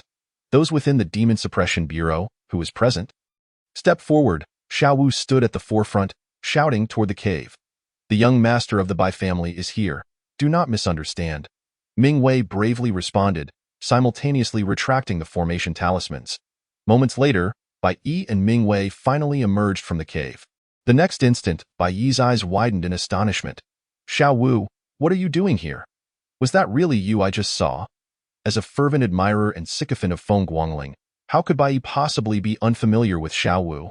Yet, the more he knew, the more alarmed he became. Just moments ago, he had thought it was Feng Guangling come to rescue him, and after much anticipation, it turned out to be Xiao Wu. Wait a moment. Oh no, young master, I am doomed. Bai Yi swallowed nervously. Having followed closely behind Feng Guangling, he had not been shy about directing Xiao Wu. If this were to be settled later, would he suffer the consequences? Young Master Bai, it was not me who struck earlier, but rather my esteemed Lord Xiaoqi. Xiao Wu stood tall, his demeanor proud. Oh, Bai Yi felt utterly deflated. He had genuinely believed Feng Guangling was there to save him, only to find it was a false alarm. Nevertheless, he had to admit, regardless of who came to his aid, it was a debt of gratitude that could not be overlooked. His disappointment was fleeting. Bai Yi was no fool. When Ming Wei spoke of plunging a knife into his heart to avoid being controlled, Bai Yi understood well that, barring any unforeseen events, his demise was all but certain. Thankfully, a stroke of luck intervened, and he was saved. Where is your esteemed Lord Xiaoqi? I must repay this life-saving grace. Lord Xiaoqi is over there. I will lead you to him. Xiao Wu gestured towards the outside. Chapter 33, Brother Guangling. I too wish to hold an official position. Bai Yi stared blankly at the familiar figure of Lord Xiaoqi before him. When Xiao Wu had mentioned leading him over, Bai Yi had been preoccupied with thoughts of how to boast to Feng Guangling about his recent journey from Fujing to Mingshui. Little did he expect that Feng Guangling would suddenly appear before him. Young Master Bai, this is our esteemed Lord Xiaoqi. Xiao Wu made a point to introduce him to Bai Yi. Bai Yi opened his mouth, stammering several times, yet he could not muster a single coherent sentence. It had only been a month since they last met. Why have you turned into a stutterer? Feng Guangling chuckled, patting Bai Yi on the shoulder. Initially, Feng Guangling had worried that encountering friends of the original owner, especially those with whom he shared a close bond, might lead to his true identity being discovered. However, for reasons unknown, upon seeing Bai Yi, he felt a genuine warmth welling up in his heart. This relieved Feng Guangling, easing his apprehensions about being unmasked. "Brother Guangling, why have you become Lord Shaoqi? Wow, that knife, that outfit looks so impressive," Bai Yi exclaimed, suddenly bounding to Feng Guangling's side of Clang Ai in an instant. The night watchmen behind Feng Guangling drew their demon-slaying swords. Had it not been for Bai Yi's choice of address, the sword would likely have already found its way to him. Nonetheless, they did not ease their vigilance. Bai Yi paid no heed to the watchman's actions or demeanor. As long as Feng Guangling was present, he felt utterly secure. Even his sister could not harm him, so one could say he was completely safe. His sister was the most fearsome being in the world. All right, you're not a child anymore. You cannot have this outfit. Only those who join the Demon Suppression Division may wear it. You should stick to being the young master Bai. However, you may have a turn with this knife." Feng Guangling unhesitatingly tossed the demon-slaying sword to Bai Yi. He felt no attachment to the sword, which the night watchman treasured dearly. The sword's unique qualities offered Feng Guangling no benefits. So why should he hold it in such high regard? The night watchmen, without needing Feng Guangling's command, sheathed their swords. The bond between the two was evident. If one could treat the demon-slaying sword as a mere toy, what more needed to be said about their relationship? As for the possibility of Bai Yi being possessed by evil spirits, judging by the attitude of Lord Shaoqi, it was clearly out of the question. Bai Yi was elated. This was the demon-slaying sword, cherished by the night watchmen as their second life. For an ordinary person, merely holding it would likely result in severe consequences, let alone drawing it. The saying "the sword is the man" was not a jest.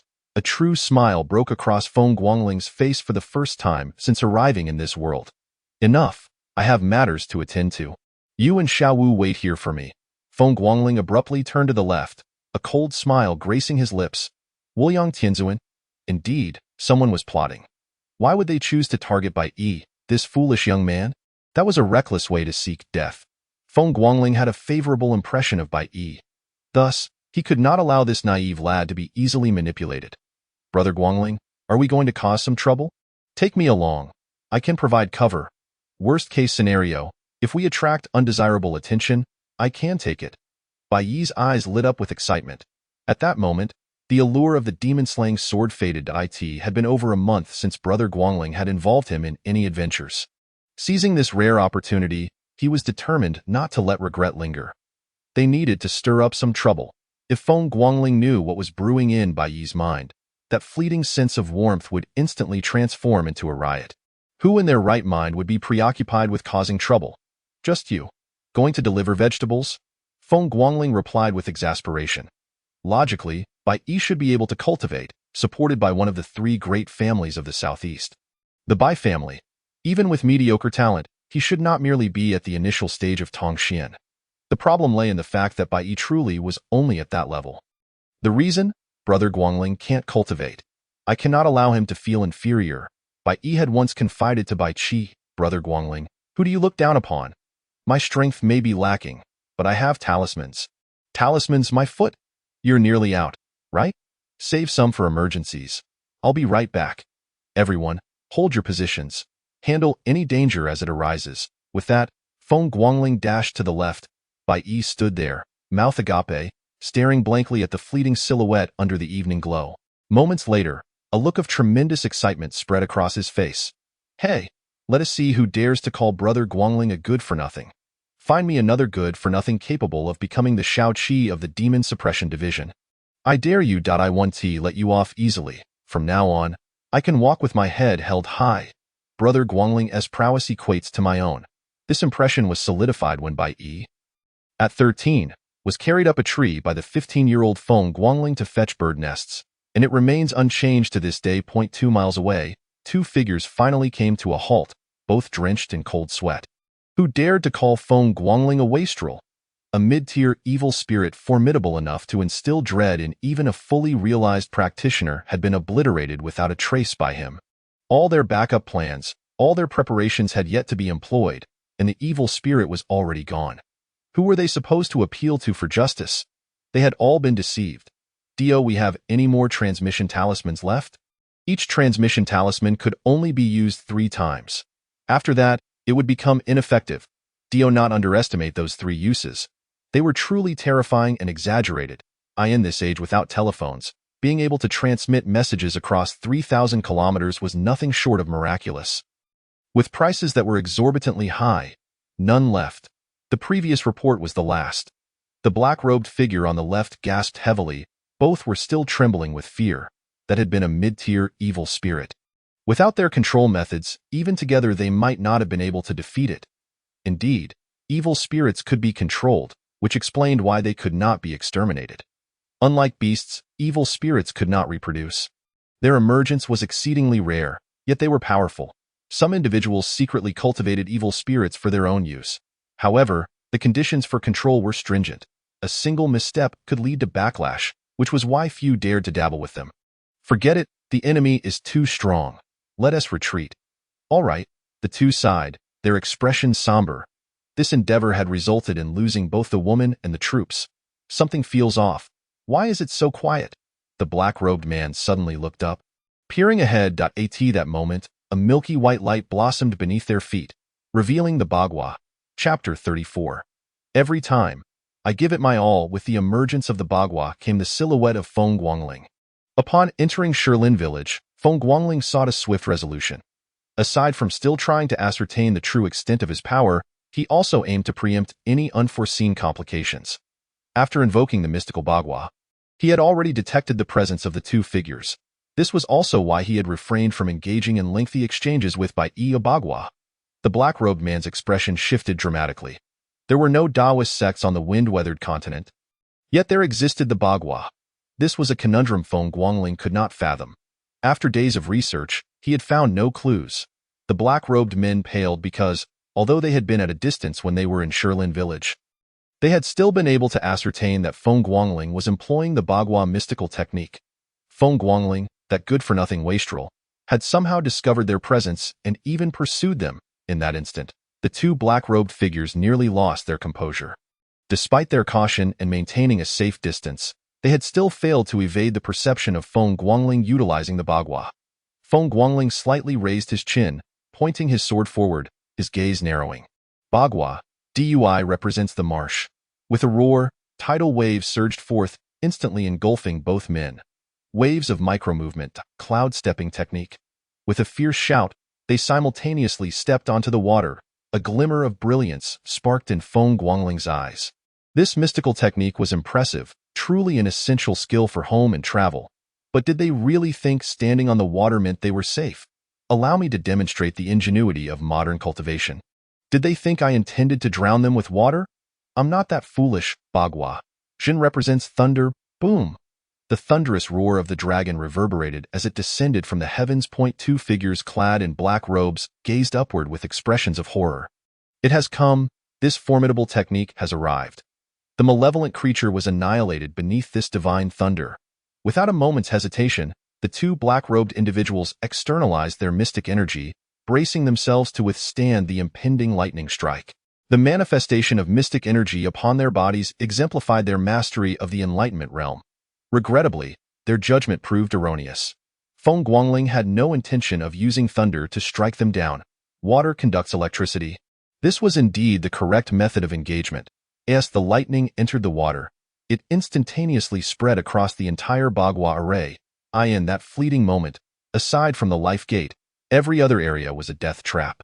The life gate was precisely where Feng Guangling stood, indicating that these 2 individuals had no means of escape. No, how could this be? Boom.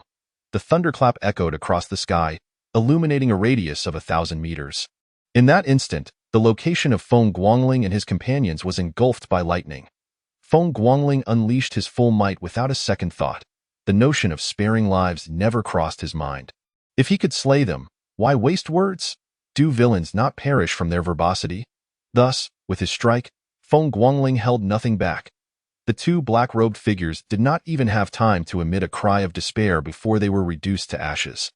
The lethality of the Chiman Bagua appeared to have escalated several tiers compared to its efficacy in the Divine Land. Wolyang Tianzuan. Has my strength truly increased, or are the beings of this world simply too fragile? Feng Guangling found himself utterly perplexed. One might argue that the demonic beasts and malevolent entities are weak against blows. This is plausible. After all, in any realm, lightning remains the nemesis of wicked beings. One could say it is a dimensional strike. Yet, the mystics are different. Besides utilizing mystic energy to withstand attacks, they can also disperse damage through the 5 elements of the human body. However, it seems there is little distinction now. Wuliang Tianzian, to what extent has my power ascended? Feng Guangling gazed skyward in disbelief. For cultivators, the most terrifying aspect is not the unknown. All practitioners possess an unwavering obsession with the pursuit of the unknown, a testament to their ancestral legacy. Do you doubt this? Consider the development of gunpowder. The most fearsome and exaggerated weapons in modern society are precisely what cultivators aspire to create. Who would dare believe it? Guangling Gu, where are you headed? Bai Yi had regained his composure, and at that moment, he felt no trepidation or relief from having narrowly escaped disaster. With Feng Guangling by his side, nothing seemed insurmountable. Though Sujing. Feng Guangling replied, observing the tidied Bai Yi. One must acknowledge that in these times, to be a dandy, one must not only possess a substantial family fortune and formidable connections, but also bear an appealing visage. Without an attractive appearance, one is merely a thug. Bai Yi stared in astonishment, his eyes wide. No, Guangling Gu, do you not wish to consider the implications of your words? I nearly faced utter ruin to come to Mingshui County to visit you. And now you turn around and declare that you're heading to Sujing. Did I just waste 10 days? Moreover, is Sujing even remotely as entertaining as Mingshui County? What do you mean? Are you planning to visit my family patriarch? Or will you accompany me back to Sujing? Feng Guangling chuckled softly. Of course, I shall accompany you, Guangling Gu. Then let us proceed. Very well. Bai Yi naturally commandeered Xiao Wu's horse, to which Xiao Wu raised no objections. After all, it had been years, and he had long since grown accustomed to it. Guangling Gu, I also wish to join the Demon Suppression Division. No, your strength is insufficient. Young master, this chapter has more to unfold. Please click the next page to continue reading, as the subsequent segments promise to be even more thrilling. Very well, by the way, Guangling Gu, I wish to learn that technique of descending lightning. You cannot master it yet, but I can teach you a technique for a skyward strike. Under the setting sun, the silhouettes of the group stretched long and far, accompanied by one exuberant voice that could scarcely be contained and another calm voice that responded with increasing impatience. Behind them stood the watchmen, their faces reflecting envy mingled with gentle smiles. Years later, those surviving watchmen would reminisce about this scene and involuntarily exclaim, even the White King once possessed the heart of a child. Sujing, by family. Bai Qi observed the returned letter with a stoic expression, remaining silent as he gazed at the carrier pigeon in his grasp. Dead, all dead. Even Ming Wei suffered severe injuries. Had it not been for the encounter with Feng Guangling, his most cherished son would undoubtedly have met a tragic end. Why? The malevolent forces are at play. Who the hell will explain the reason? Death is merely death.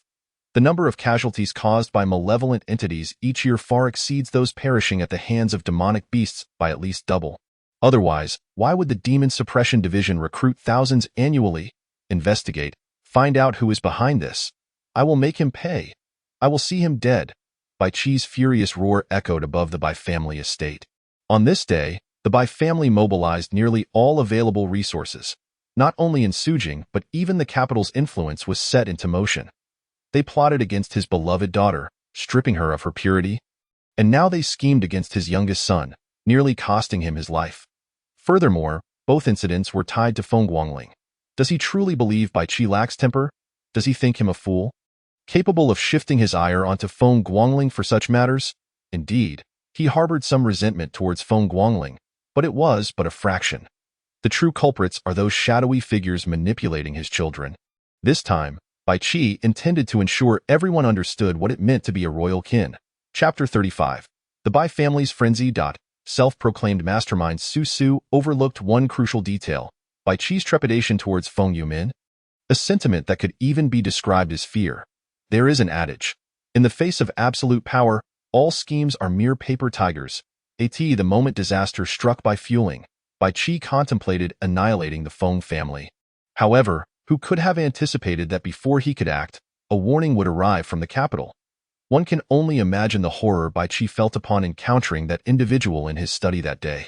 especially when that person uttered the words, "Had he not intervened, the Bai family would have already perished." Bai Qi was nearly rendered senseless with fright. How could a mere county magistrate bring about the obliteration of the Bai family? If spoken by another, Bai Qi would have deemed them insane. Not only would he refuse to believe it, but he might have even had them executed. Yet, when those words came from that individual, they could not be mere deception. Now, once again, someone employed the same tactics to ensnare Feng Guangling using the Bai family. This was a plan to plunge the Bai family into the abyss. Were it not for Feng Guangling's affection for his daughter, were it not for his son being a close ally of Feng Guangling, Bai Qi was certain that the Bai family would have already lost their foothold in the southeastern region. Following the bloodshed of the Demon Suppression Division, the southeastern region faced yet another upheaval. The wrath of the Bai family, one of the three major clans in the southeastern region, was unleashed on that day. All families or sects that had grievances with the Bai family received warnings. Bai Qi offered no explanations, merely stating, "Anyone who dares to use malevolent forces against my son shall find themselves buried alongside him." Under such circumstances, no one dared to act against the Bai family. The other two major clans of the southeastern region adopted a stance of silence.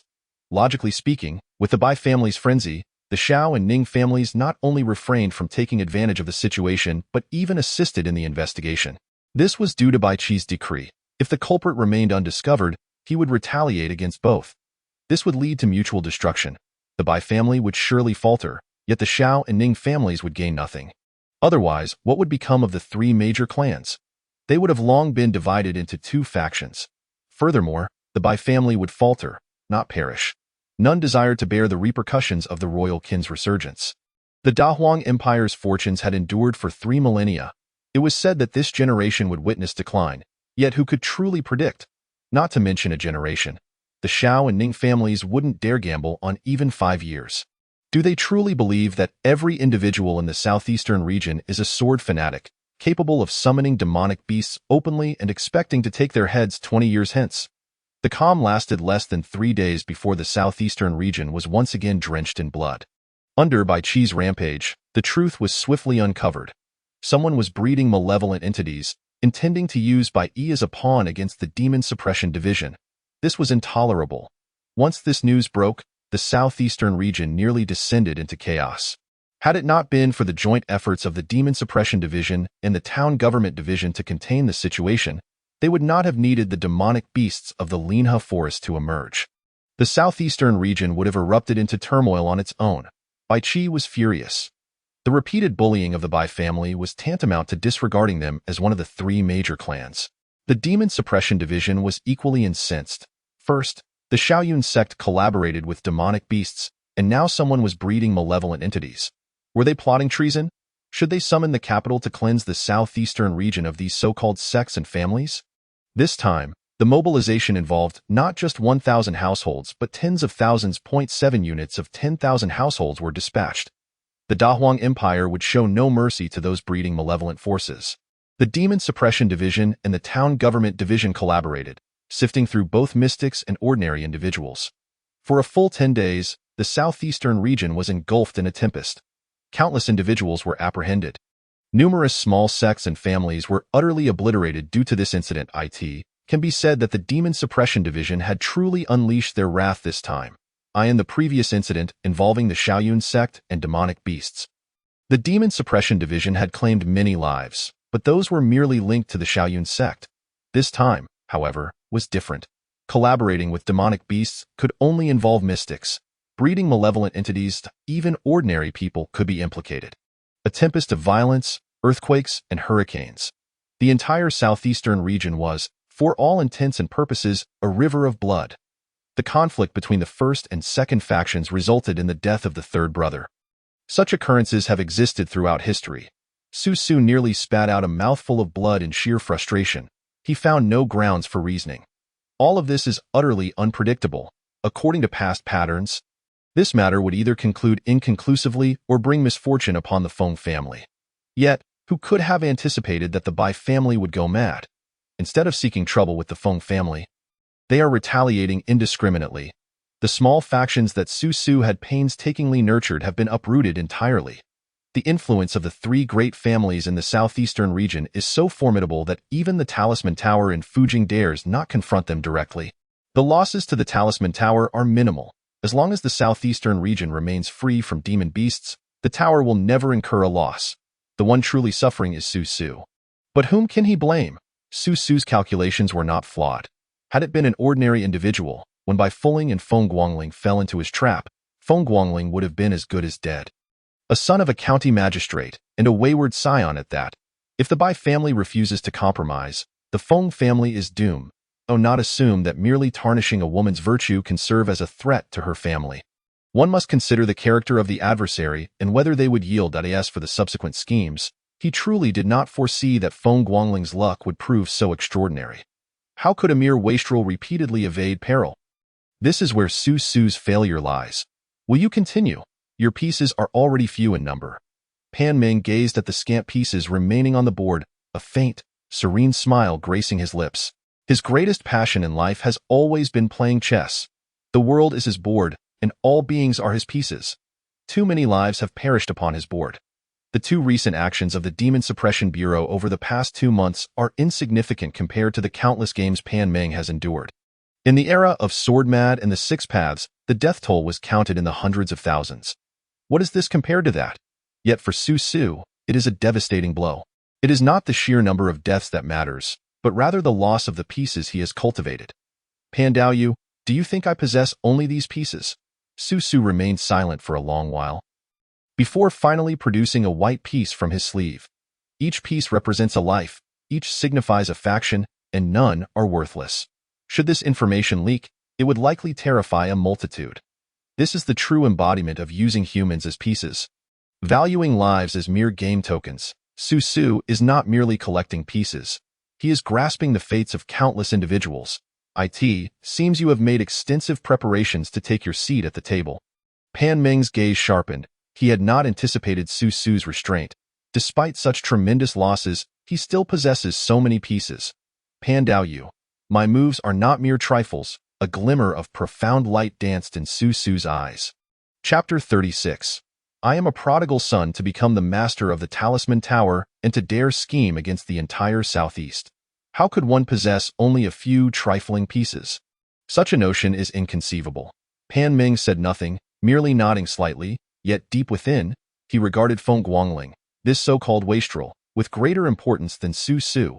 Su Su's setbacks appear to stem from the Demon Suppression Bureau discovering anomalies ahead of time or by sheer coincidence. However, 2 or 3 key factors are undeniably linked to Feng Guangling.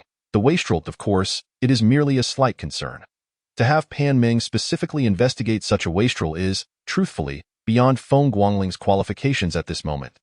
Feng Guangling is unconcerned with such matters. The originally estimated 1.5-month journey has now extended by at least another half-month due to Bai Yi's unexpected involvement. Yet, this is of little consequence. What truly troubles Feng Guangling now is that Bai Yi possesses no self-preservation skills whatsoever. The journey of Feng Guangling and his companions into Fujing is not simply a matter of traveling the roads. With a deep breath, Feng Guangling opened his eyes, exhaling a cloud of stale air. Over the past 10 days, he has finally come to a realization. The reason he cannot freely wield his spells as he does in Shenzhou is due to the imbalance of the 5 elements. The lungs correspond to metal, the heart to fire, the liver to wood, the kidneys to water, and the spleen to earth. The 5 elements generate and restrain one another, forming the essence of all things. Had he not possessed a modicum of ability to examine his own body, Feng Guangling would remain oblivious to the dire condition within. For days, he has been working to restore his kidney water. He can only blame the fact that upon his arrival, he had just lost his virginity, leading to a severe leakage of kidney water, followed closely by his liver fire. If these 2 conditions are not rectified, a year from now, Feng Guangling will still meet the 3 pure ones. Brother Guangling, what are you talking about? Bai Yi inquired, tilting his head toward Feng Guangling. Over these days of traversing the mountain roads with Feng Guangling, Bai Yi has witnessed an entirely different facet of this world. Previously, he always took the main roads. I was wondering when I could acquire a storage bracelet for use. Mentioning this made Feng Guangling irate. Look at how ostentatious the Bai family is, providing storage bracelets even for their guards like Ming Wei. And what of himself? The so-called greatest wastrel of Mingshui County, renowned even in the southeastern region. Yet he doesn't he even possess the cheapest storage bracelet. What a failure. An utter failure. Isn't that simple? Just have Uncle Feng procure one. Didn't Uncle Feng say he would give you a storage necklace? What was it you said back then? Something about being effeminate. Right, that necklace seems to have been given to your sister, doesn't it? Brother Guangling, when can I start calling you brother-in-law? With his incessant chatter, simply could not be stopped. Fortunately, this allowed Feng Guangling to learn more about the previous life of his original self, preventing him from being caught off guard when encountering acquaintances in the future. Suddenly, Feng Guangling's eyes lit up and then dimmed, imbued with an exhilarating sense of embarking on a journey. A storage necklace, which he then gave away. Should he retrieve it? Don't be ridiculous. That would be suicidal. Until now, Feng Guangling has yet to figure out how to face by fulling. Fulling is indeed a fine herb, but when it comes to namesakes, they may not be so easy to deal with. Wait! His father actually procured a storage necklace, which he carelessly gifted away. Why does he have no recollection of this? And why did his father not reprimand him? Feng Guangling fell deep into contemplation. Bai continued to chatter on beside him, but Feng Guangling had lost interest in what he was saying. Brother Guangling, I'm not saying you, but instead of a storage bracelet, why not get a storage ring? In this small plot of land in the southeastern region, what is it that we brothers cannot obtain? It's merely a matter of enduring a scolding. Huh? Feng Guangling suddenly turned around, his eyes gleaming as he gazed at Bai Yi. Xiao Yi, what did you just say? I said to endure a scolding. No, the previous sentence. Yes, that one. Ha ha ha, joining the Demon Suppression Bureau, I almost forgot who I am. Feng Guangling laughed heartily. Who is he? The #1 wastrel of Mingshui County. So what if he buys a bracelet for fun? What? You say my father is just a county magistrate. Don't be ridiculous. Have you ever heard of a county magistrate who could break doors? In this small plot of land, what's wrong with Feng Guangling being a bit arrogant? After all, I am a prodigal son. With clarity of thought, he felt invigorated. Xiao Wu, master, I'm here. Quickly, send a message to my father, telling him I want a storage bracelet. Understood. Xiao Wu would not refuse any of Feng Guangling's requests. He would merely act according to Feng Guangling's orders. Had it been anyone else, they would likely have said Feng Guangling was daydreaming. But Xiao Wu promptly took the Demon Suppression Bureau's carrier pigeon to send a message. You say this pigeon belongs to the Demon Suppression Bureau? Did you not know that Feng Guangling is a small flag? This is all official business. There's no such thing as personal matters here. The pigeon had barely taken flight for less than a quarter of an hour before returning, leaving Feng Guangling utterly astonished. To this day, Feng Guangling cannot distinguish which pigeon is #1 and which is #2, still believing the pigeon must have lost its way. Master, there is a message from the Bureau. Xiao Wu respectfully handed the letter to Feng Guangling. Feng Guangling was momentarily taken aback. Wasn't he supposed to be heading to Fujing? Why is the Demon Suppression Bureau in Mingshui County assigning him tasks? An evil entity has been causing havoc in Hengshui Town, resulting in casualties among the small flags. Proceed to provide assistance. Look at how high the casualty rate is within the Demon Suppression Bureau. 3 small flags previously fell into Linshur Village, and now another has perished in Hengshui Town. This clearly illustrates how exaggerated the number of ordinary night watchmen's sacrifices truly is. They genuinely believe that being a higher official offers them any privileges? All of this is paid for with lives. Xiao Flag, how far is it to Hengshui Town, Master? It's approximately a 3-hour journey. Change course. We are heading to Hengshui Town. With a wave of his hand, Feng Guangling directed his entourage to change course. As for refusal, there is no need for that. Should there be demon beasts, it would be a boon for survival. Encountering malevolent entities is also advantageous, as it can enhance strength. Fight if they can, hold out for help if they cannot. This is what the letter states. Feng Guangling has reason to suspect that someone is secretly monitoring their movements, or rather, protecting them.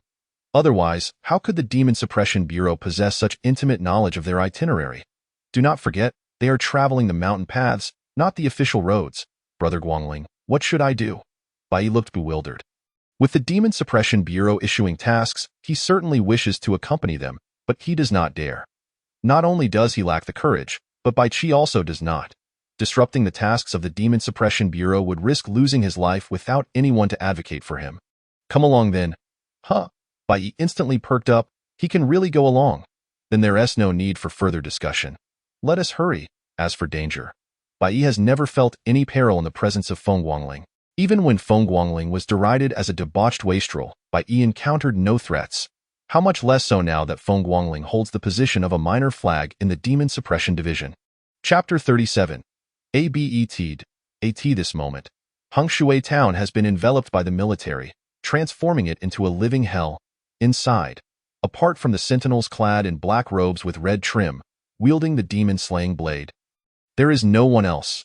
Entering the town, one encounters corpses littered everywhere, almost entirely those of the sentinels, with no ordinary civilians in sight. From above, one can observe that Hengshui Town is now shrouded by a gigantic, semi-transparent force field.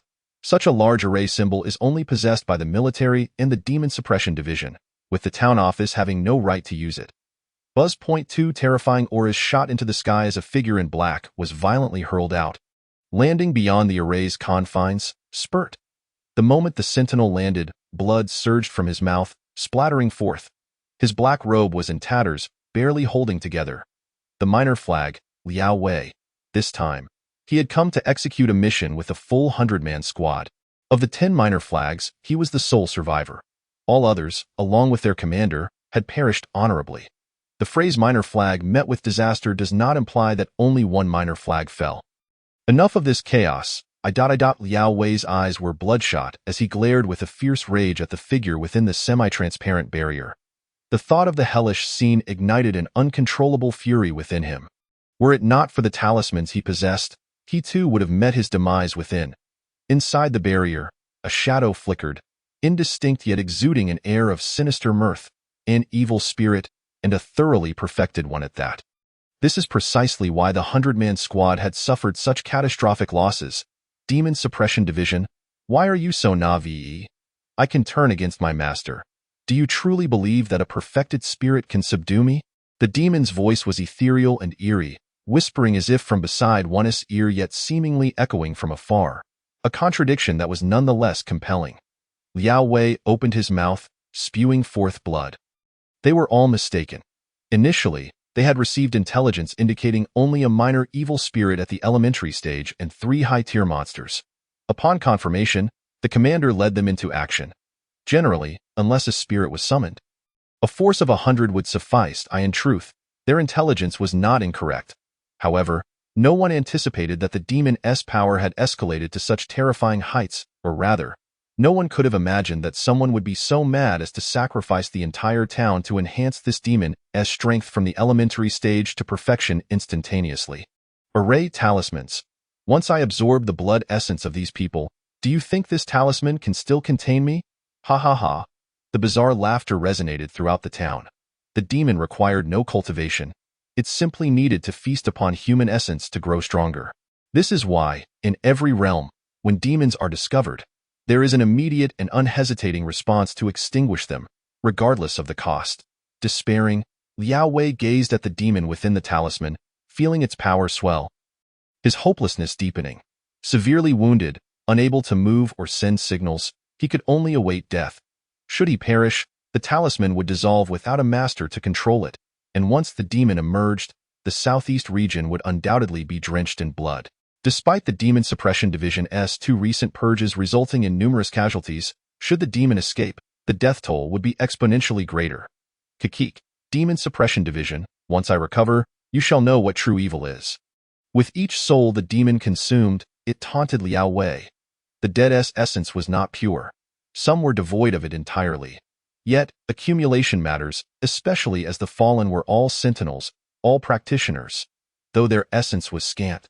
It surpassed that of ordinary mortals. You shall not succeed. Our reinforcements from the Demon Suppression Division are on their way. Prepare to meet your end. Liao Wei could speak normally now, though he dared not move. If he could, he would wish for death. His bones were shattered, at least a third of them, a pain worse than death itself. Yet he could not afford to die, not now. Ha ha ha. Reinforcements? What reinforcements can your Demon Suppression Division muster? Here in Hengshui Town, it will take at least a day for your people to arrive. Can you endure for a day? That is the crux of the matter.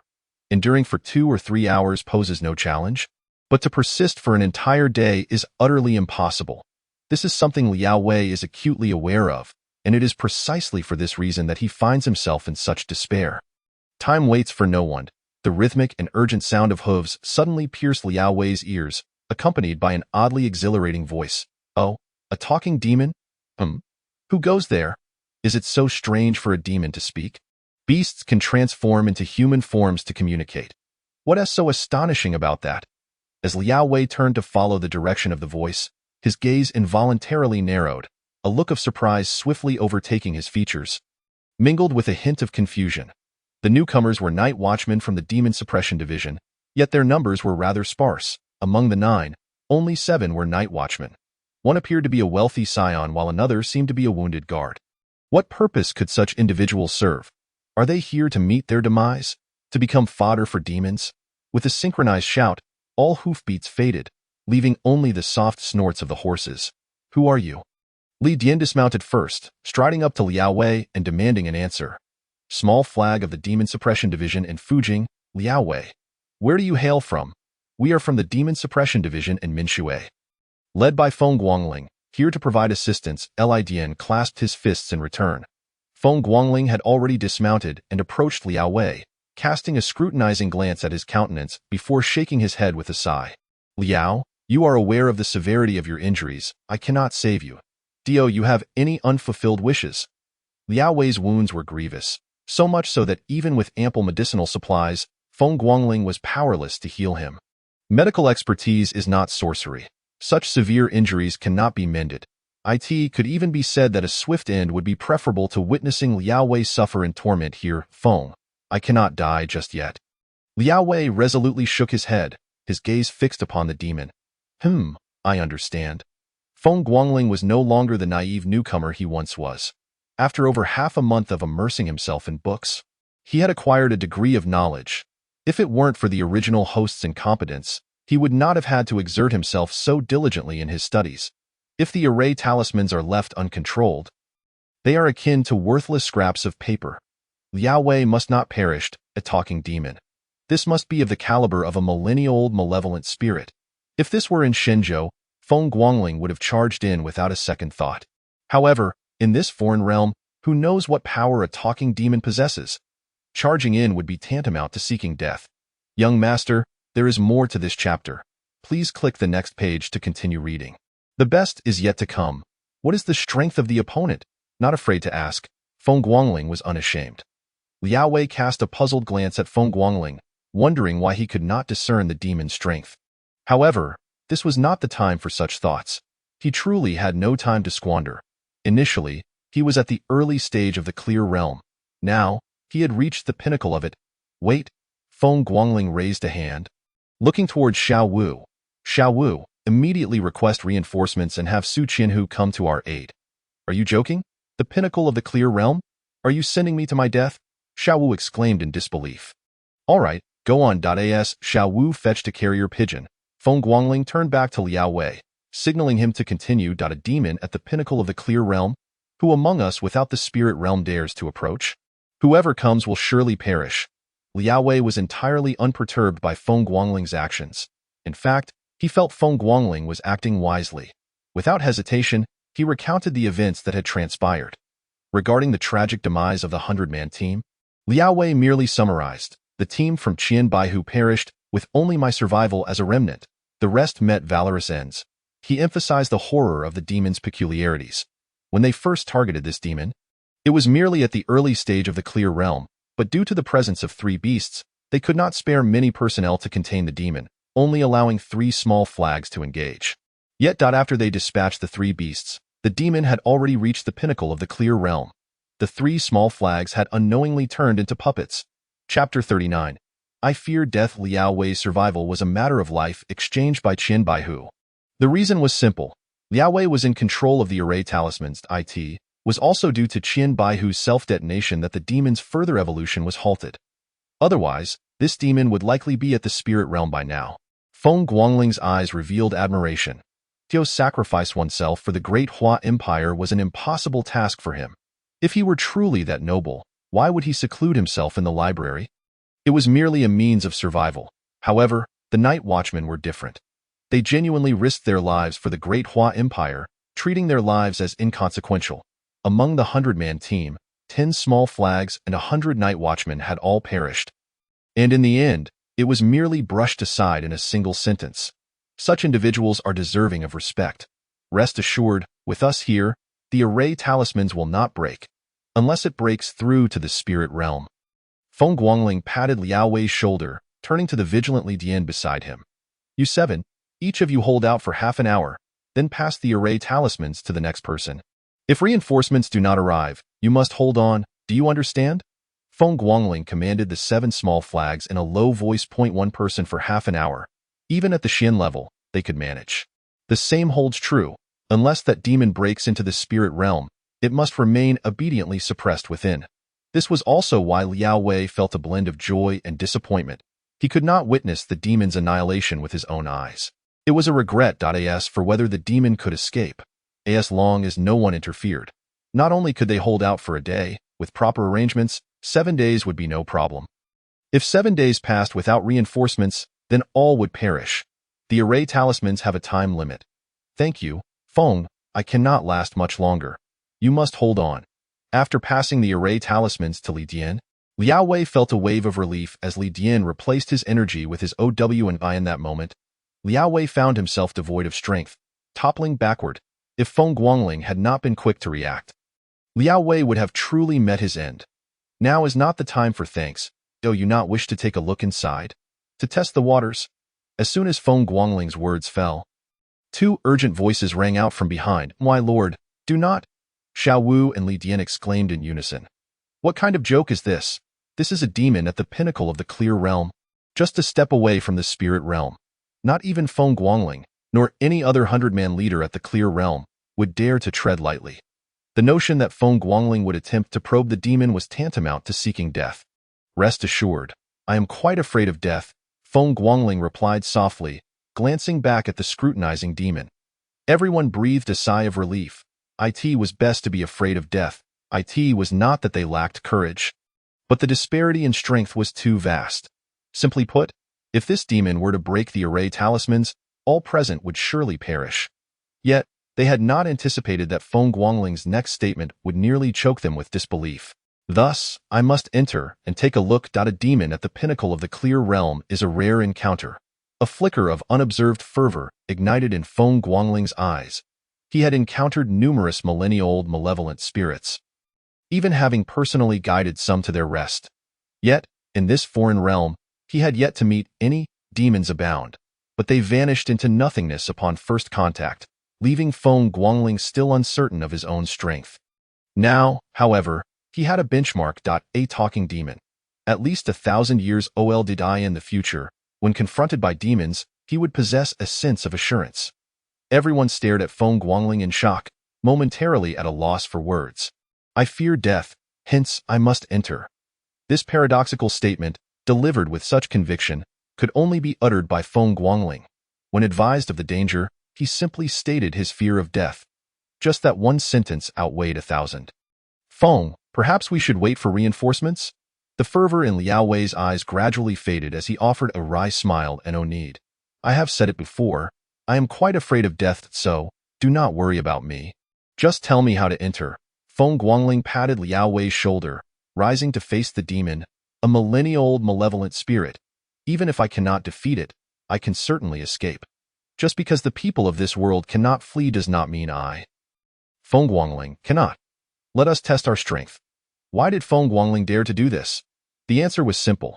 For a Taoist from Shenzhou, a demon trapped in place is merely a training target. It is not just Feng Guangling. Any Taoist would be ecstatic at the prospect. If one cannot slay it in one attempt, there is always a second or third chance. The danger perceived by Liao Wei and the others was not as significant to Feng Guangling. If it were a beast, not only would he not enter, but even a mere glance would seem excessive. This array talisman was specifically designed to deal with beastly demons, imposing no restrictions on humans. Liao Wei explained, typically, once the array talismans are deployed, only the controller can enter or exit without a secret command. However, the Demon Suppression Division's array talismans are convenient. Humans may enter and exit freely. But beasts and demons have no chance unless the talismans dissipate. Good. Feng Guangling approached the semi-transparent light barrier, gazing up at the demon, approximately 2 meters tall. Even through the array talismans, he could sense the overwhelming resentment emanating from it, though not a trace of coldness seeped through. "Hey, are you sure you won't let me in?" Feng Guangling spoke casually, addressing the demon directly. The group behind Xiao Wu was utterly stunned. They were considered well-informed individuals. Yet, who had ever encountered a demon in such a manner? In the wind-hardened continent, regardless of the kingdom, the sight of a demon would invariably provoke an immediate draw of swords and a battle to the death. Communication? Don't be ridiculous. Shape-shifting beasts might entertain the notion of dialogue, but demons leave no room for such pleasantries. Demons slay beasts. They are their natural adversaries. When demons gaze upon humans, they see mere food. Do you understand what it means to be food? It is the kind of insatiable hunger that allows one to consume chickens and ducks without a shred of guilt. Regardless of whether the demon possesses linguistic capabilities, no one has ever dared to engage in frivolous conversation with them.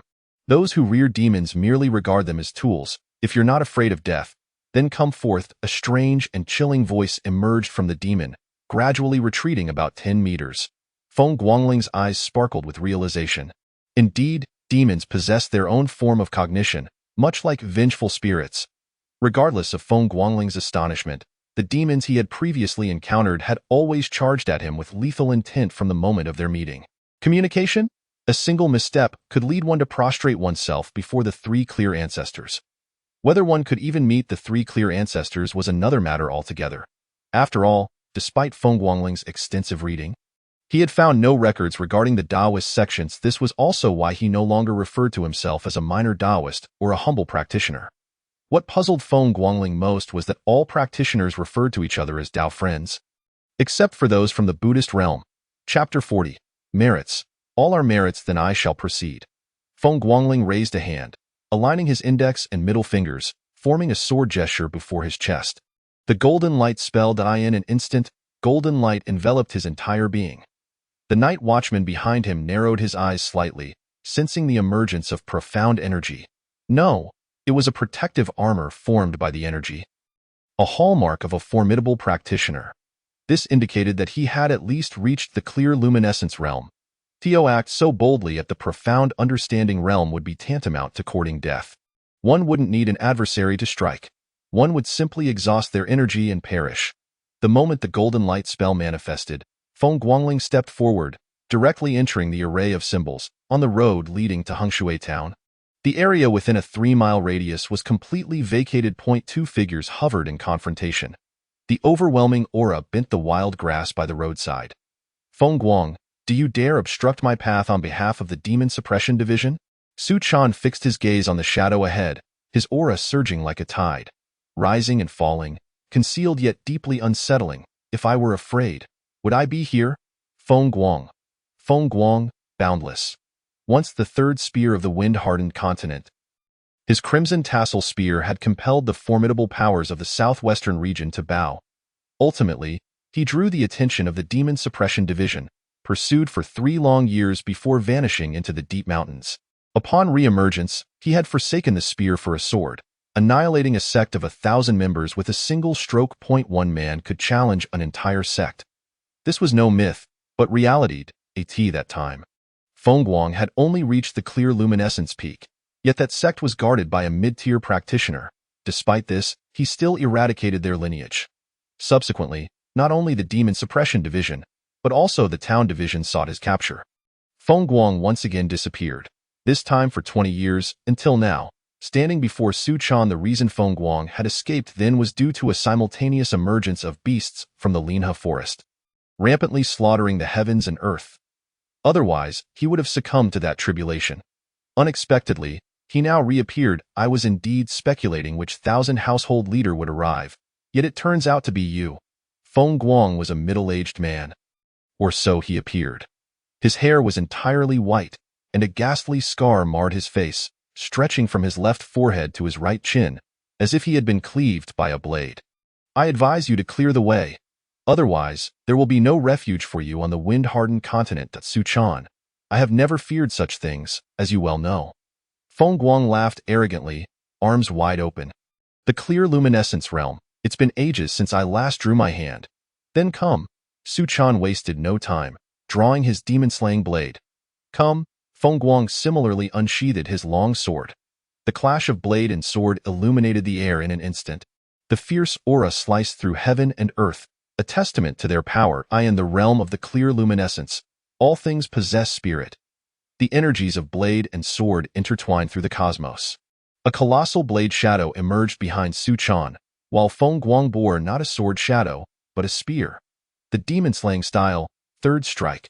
The invisible sword, second style, clang. The long sword and long blade clashed with a resounding force, sending shockwaves through the air. Within 100 meters, everything was obliterated.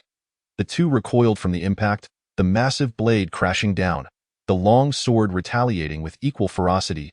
Boom! A thunderous collision echoed, causing the ground between them to collapse.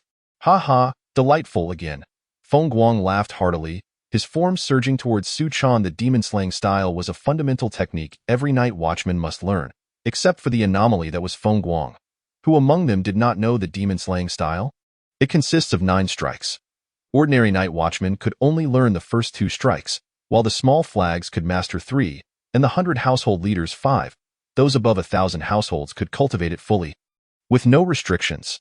Profound arts are exceedingly rare, especially those with immense power capable of creating phantasmal attacks. Such techniques are nearly unattainable. This is why so many aspire to join the Demon Suppression Division. Boom, boom. The earth-shattering clashes continued, the terrifying aftermath radiating outward, obliterating everything in the wake of their battle. Su Chan could only unleash 6 strikes, yet they were enough to astonish all. Historically, only 2 individuals had managed to execute all 9 strikes of the demon-slaying style. It was said that the 9th strike could cleave the very heavens. That was when the Demon Suppression Division once guarded the realm, opening space fissures to banish numerous high-tier demons. It was from that moment that the Great Hua Empire stood unyielding upon the wind-hardened continent, compelling other nations to bow in submission. Su Chan's expression darkened, as he realized the opponent's sword was far more ferocious, surpassing the blade's might. What was most disheartening was that the opponent's swordplay was fierce yet not overly extravagant. It was merely entangling. This did not align with Feng Guang's persona in the past. Whether wielding a spear or a blade, Feng Guang had always fought boldly and decisively. You are stalling for time. A moment of clarity flashed through Su Chan's mind. Indeed, the opponent did not come to assassinate him. Rather, they sought to delay him. This made perfect sense. Ha ha ha. Have you figured it out? Or else? Do you think you could withstand my strikes for so long? Do you truly believe that as a mid-tier practitioner, you could match me in this many exchanges?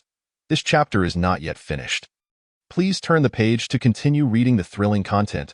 I am a high-tier practitioner. After all, as the words fell, Su Chan's expression darkened abruptly, the pressure mounting threefold. I have slain high-tier practitioners before. You have forced my hand. Su Chan retreated suddenly, bracing himself with his blade, his aura surging to an even more terrifying degree than when he had drawn his weapon. Come, let me see what progress the Demon Suppression Division has made in the past 20 years. Feng Guang showed no signs of fear, charging forward with his sword. Feng Guangling squinted slightly, observing the demon before him. The aura of resentment coiled around it, an oppressive darkness suffusing the air. Undoubtedly a genuine millennium-old vengeful spirit. It appeared that the demons of this world were not fundamentally different from the vengeful spirits he recognized. In that case, was this not a perfect fit for his expertise? Feng Guangling's eyes grew ever brighter. Merits, all are merits. Slaying it would not only enhance his power but also accrue merits. What a boon. Yet, what struck Feng Guangling as peculiar was the palpable vitality emanating from the entity. It was a demon nurtured by human hands. Indeed, human nature is inherently malevolent. Everyone knows that demons wreak havoc upon the world. When their numbers reach a certain threshold, it heralds calamity for the entire realm. This is no different from the situation in the Divine Province. Just consider, would the Divine Province allow vengeful spirits to congregate? If that were the case, it would not be merely a matter of a single province or nation. The entire world would be at stake. Yet, even so, there are still individuals who, for personal gain, rear demons. If a high-tier clear luminescence demon were unleashed, how many lives would be lost? And if it were to become a mid-tier demon, at least a tenth of the southeastern region would fall into chaos. Chapter 41. Be they human or ghost, all danced. The demon stirred restlessly, appearing to struggle against its own restraint. This was the most significant distinction between demons and vengeful spirits. While vengeful spirits do not harm indiscriminately, tales of seductively beautiful spirits abound, yet none speak of seductive demons. Demons attack and consume humans without hesitation. Are you bloodthirsty, or is it simply a primal instinct to kill? Feng Guangling inquired directly. Without the pretense of subtlety or disguise, there was no need for such. The night watchmen outside the protective barrier were utterly flabbergasted. Feng Guangling's demeanor was far too nonchalant. Were it anyone else? Let alone a peak clear luminescence practitioner, even an insignificant demon would be enough to instill dread in a profound practitioner for a considerable time. A misstep could cost one their very life. Yet, here stood Feng Guangling, not only entering actively but also displaying such a carefree expression. Lord Small Flag, how formidable must your strength be to dare act thus? This disparity in perception was remarkable. Although Feng Guangling had donned a new guise, his soul hailed from a land unafraid to eradicate demons and uphold justice. When a Taoist encounters a vengeful spirit, regardless of how formidable it may be, not rushing forward would be an affront to the Taoist robe they wear. Whether one can fight is one matter. Whether one dares to fight is quite another. This is akin to a monk witnessing a mass grave. Fear is undoubtedly present, a longing to sprout two more legs and flee, yet they still sit down to chant sutras for the departed. It is an intrinsic aspect of their being, an indelible imprint that cannot be erased. Such pure essence, if consumed by this seat, could instantaneously break through to the realm of spiritual communication. Indeed, what a fortuitous day this is! The sinister being's eerie and disconcerting laughter suddenly reverberates throughout the heavens and the earth. The title of this seat is one only the realm of passage dares to use. Yet, this malevolent entity has audaciously employed it. This is an unprecedented occurrence. Moreover, the excitement radiating from its contorted form reveals how immensely satisfied it is with Feng Guangling. Oh, essence, it appears that regardless of the world, ghosts share a commonality. Feng Guangling grows even more exhilarated. This damned familiar sensation, infinite celestial venerable. Today is indeed a fortunate day for me as well. Speaking demon, come, let us exchange a few moves. Feng Guangling exhibits no fear. With a mere lift of his sword, the 8 trigrams of the mysterious gate are instantly set into motion. The instantaneous spell he has long desired in the heart of Shenzhou is finally realized here in this alien realm. It cannot be said to be realized in full. For now, he merely needs to silently recite the incantation.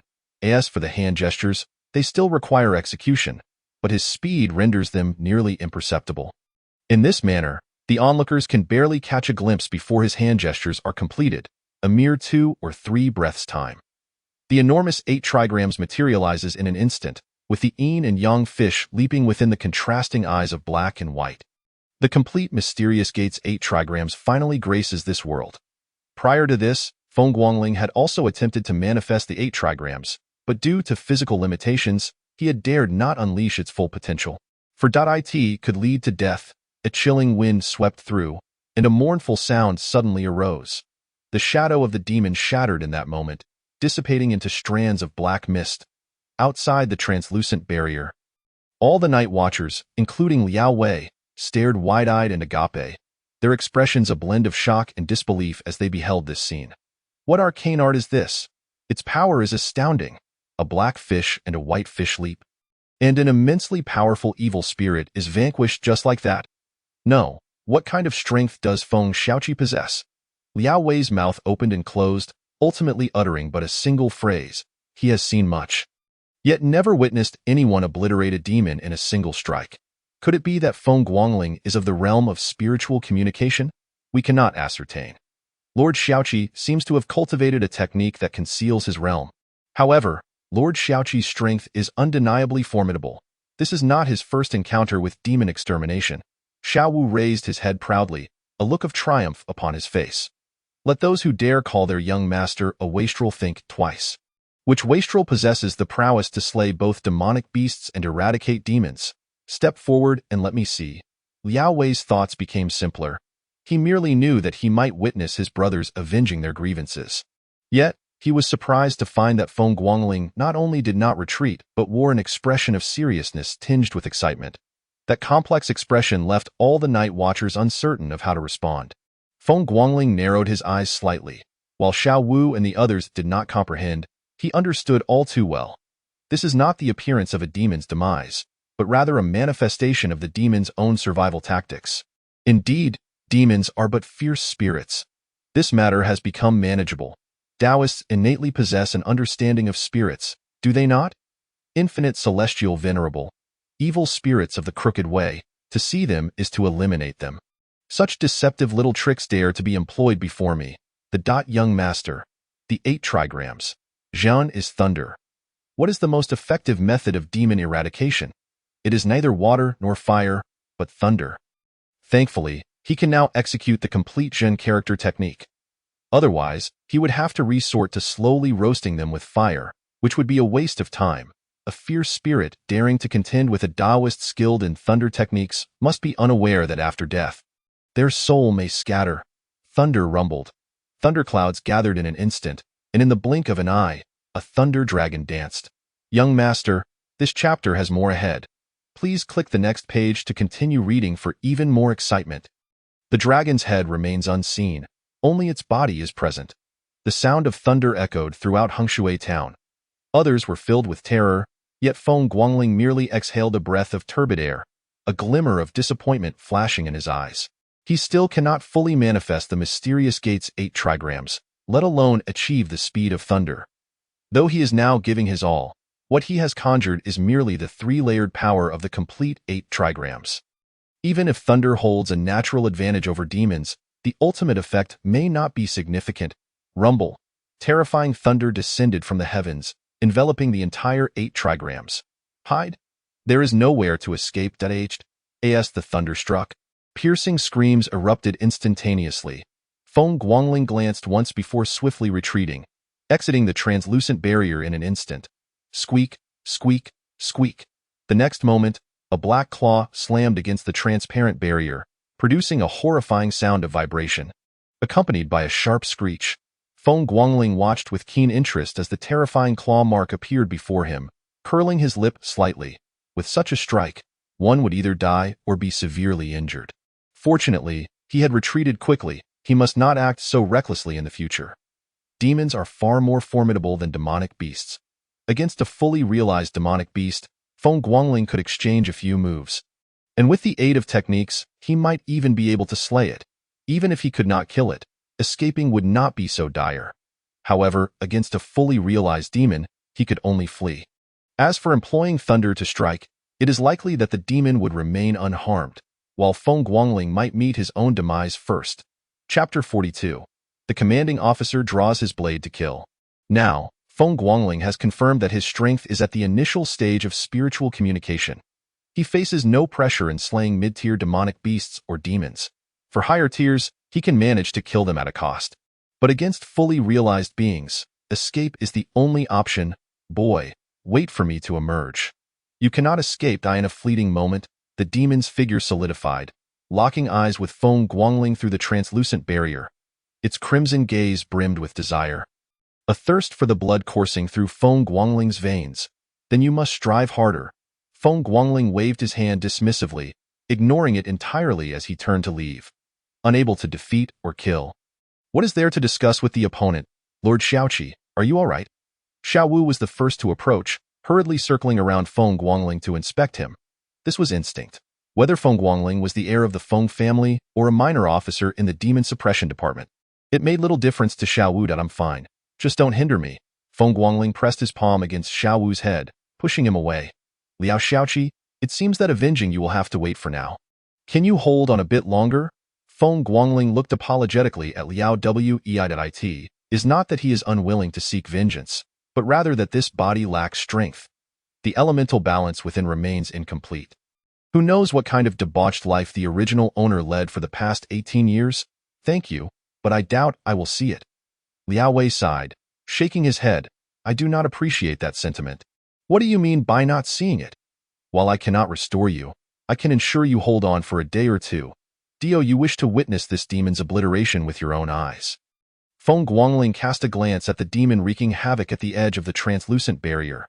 Yes, a day or two would suffice. Without witnessing the demon's demise, Liao Wei would not rest in peace. An entire 100-household team has perished. All right, then endure. Feng Guangling acted swiftly.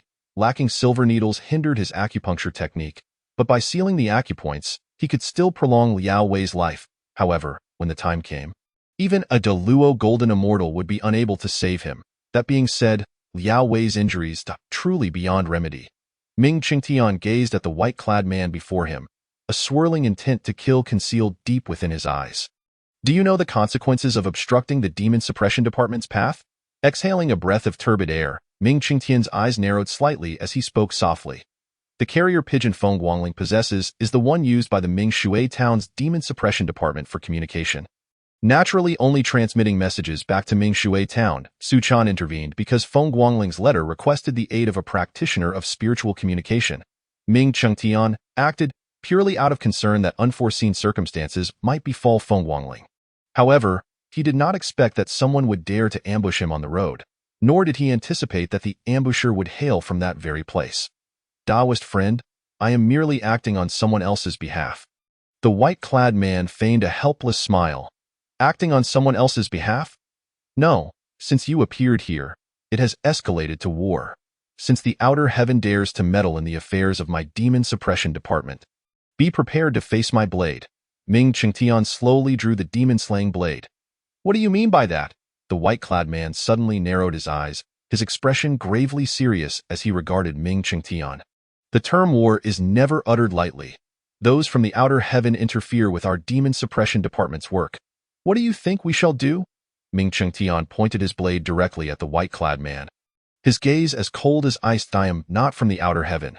The white-clad man's eyes narrowed as he fixed his gaze upon Ming Qingtian. This matter cannot be admitted. Once acknowledged, the few lunatics within the demon suppression department will go berserk.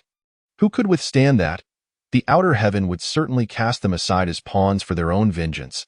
Do you think this is 20 years ago? Do you think this official is a sword madman? The sin upon you is more familiar to me than to you. Ming Qingtian scoffed, his eyes filled with derision. The reason the sword madman failed twice is known to others, but the demon suppression department is well aware. Who were those individuals who covertly intervened back then? The demon subduing division has records of their actions. It would have been one thing to engage in clandestine machinations, but now they audaciously dare to obstruct us in broad daylight. Do they truly believe that the demon subduing division is merely a decorative entity? The malevolent aura gradually manifested around the figure in white, and a murderous intent coalesced in his eyes. After a brief moment, the malevolent energy dissipated, and the killing intent vanished. You are mistaken. I am merely fulfilling a request. I kindly ask you to wait here for 12 hours, so as not to complicate matters for me. Despite having had their identity exposed, the figure in white steadfastly adhered to their original intent. Ming Qingtian was not wrong. The demon subduing division is not to be trifled with. They may dare to block the path of the sword madman, yet they would not openly jeopardize the mission of the demon subduing division. Whether or not you are mistaken matters little. As long as our division recognizes it, you cannot escape. The demon subduing division may engage in reasoned discourse, but it can also be unyielding. Once identified, there is no room for denial. The heart of the figure in white trembled violently, fully aware of Ming Qingtian's implications. You may deny your involvement, but we shall proceed with our course. If the forces beyond the heavens are not afraid of the demon subduing division's wrath, then they must brace themselves for the consequences. Otherwise, they will have to surrender their accomplices. This venture has resulted in a significant loss, one that may very well cost them dearly. For the sake of a meager profit, they accepted this task, only to find themselves at risk of losing everything. Ming Qingtian paid no heed to the figure in white's thoughts. The moment his words fell, he abruptly raised the demon-slaying blade. Little master, there is more to this chapter. Please click to the next page to continue reading. The subsequent events are even more thrilling. In that moment, the world plunged into darkness. The 9th blade of the demon-slaying technique, the 7th blade. The blade cleaved through the heavens. Impossible. You are but an assistant commander. How could you possibly wield the 7th blade? At that instant, the horrified voice of the figure in white reverberated through the cosmos, only to vanish the moment it was uttered, leaving the world in silence. The entire space transformed into darkness, and a brilliant light suddenly cleaved through, illuminating the surroundings as if a pure black shroud had been sliced open from a diagonal angle. Why did Ming Qingtian engage in so much dialogue with the figure in white? It was merely to gather momentum. Though he possessed the skill to perform the seventh blade, he was not yet proficient and needed to build up his power. Sheathing the blade, Ming Qingtian exhaled a breath of turbid air. With a wave of his hand, the figure in white vanished from sight, ensconced within a storage ring. In this world, storage items are only restricted from containing living beings. Everything else is fair game. This is also the reason why Feng Guangling eagerly sought a storage bracelet. Beyond the heavens, you may await our arrival. For Ming Qingtian glanced skyward without pausing to catch his breath, launching himself swiftly towards Hengshui town. The emergence of demons or troubles befalling Feng Guangling were intolerable. Only by arriving before either event could certain conspiracies be extinguished and that madman restrained from descending into madness. Otherwise, the stability of the southeastern region could very well hang in the balance. The hidden forces this time harbored grand ambitions. They sought not merely a demon of the spirit connection realm. They desired 1/3 of the southeastern territory. Chapter 43. The true mastery of experts' demons are not inherently terrifying. Rather, it is the human heart that incites fear. Ming Qingtian had yet to ascertain who was orchestrating the chaos from behind the scenes. However, one thing was certain. This situation was inextricably linked to those from beyond the heavens. Those who dared to meddle in the affairs of the demon-subduing division must be prepared to face the consequences. Did they truly believe that the demon-subduing division was confined to the Fenghua continent? Meanwhile, Su Chan, wielding a blade with one hand, gazed indifferently at the figure leaning against the stone. Feng Guang. You are not at the spirit connection intermediate level? Feng Guang clutched his bleeding chest, his eyes wide with disbelief as he regarded Su Chan. He was Feng Guang, the third gun of the Fenghua continent. A man who could extinguish a sect with a single shot, and had achieved the pinnacle of clarity, capable of defeating those at the spirit connection intermediate level. He was undoubtedly a prodigy of the Fenghua continent. Yet now, he found himself defeated by Su Chan, whose strength was inferior to his own. He could not accept it. Was it a miscalculation in intelligence, or had he simply been careless? Feng Guang was perplexed. When you came to obstruct me, did you not already know my background?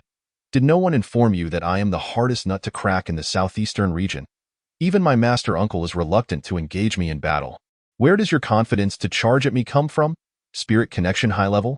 I have killed those before. Su Chan, sheathing his blade, cast a casual glance at Feng Guang. He had never taken the time to investigate the past events. But anyone bold enough to act so recklessly before him should not blame the world for their demise. Tell me, who sent you to obstruct my path? You wish to know? Feng Guang retorted scornfully, blood seeping from the corners of his mouth. Forget it. You seem oblivious to the truth. With that, Su Chan surged forward, unwilling to waste any more time. Those destined to perish shall do so. Inquiries into the mastermind could wait until after the chaos had been resolved. Besides, it was merely a Feng Guang. Could he truly possess such knowledge? Those who dared to strike at the demon-subduing division were not insignificant figures. Watching Su Chan recede into the distance, Feng Guang raised his hand in frustration before ultimately letting his arm drop limply. He truly had no idea. Had he known, he might have been able to barter the information about the mastermind for his life. Alas, there are no ifs in this world, brother Guangling. What shall we do next? Bai Yi sat idly on a stone, surveying his surroundings with a sense of boredom. The excitement he felt upon witnessing the demon had long since faded. As for Feng Guangling's grand feats, Bai Yi considered them merely par for the course. Furthermore, it had been 2 or 3 hours since then. Even the most exhilarating moments must eventually cool into calm. Wait.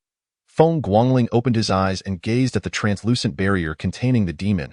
A cold smile gracing his lips as an unsettling thought emerged in his mind. What if I go in and give him another round? The moment this thought crossed his mind, Feng Guangling himself was taken aback. Go in and confront the demon? Nonsense. That would be tantamount to delivering oneself to slaughter. The first time, the demon had been caught off guard, allowing for a swift and smooth escape. Now, with the demon on guard, Feng Guangling would be torn apart the moment he stepped into the formation. Brother Guangling, what if we give him another round? I still have 2 attack talismans. Shall we give it a try? Bai Yi fixated on the demon, suddenly making this suggestion. Feng Guangling shot him a bemused glance. Truly, birds of a feather flock together. Having such a notion himself, Bai Yi had the audacity to voice it. What a good brother! Stop fooling around. The disparity in strength is too vast. We cannot defeat it. Feng Guangling waved his hand dismissively. The surrounding sentinels regarded Bai Yi as though he were a fool. This man is quite brave. Suddenly, Feng Guangling's gaze sharpened, and he lifted his head to observe the northwestern horizon. In the same instant, the sentinels unsheathed their blades, alert and vigilant.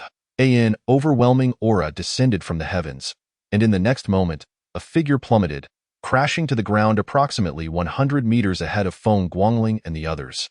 Little Lord Qi, this is Commander Ming Cheng'an. Ali Dian's pupils contracted sharply as he quickly alerted Feng Guangling in a hushed tone.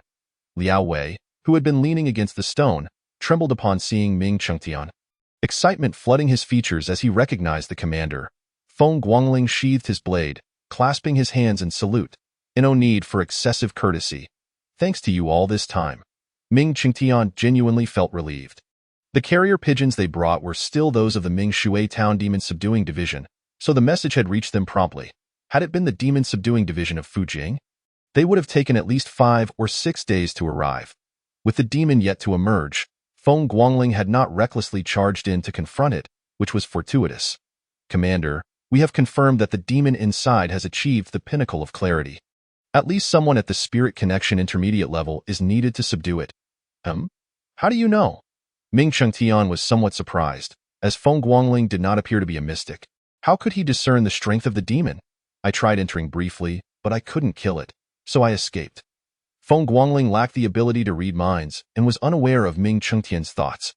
His tone carrying a hint of helplessness. As a Taoist, to see a malevolent spirit that he could not vanquish was a feeling that defied description.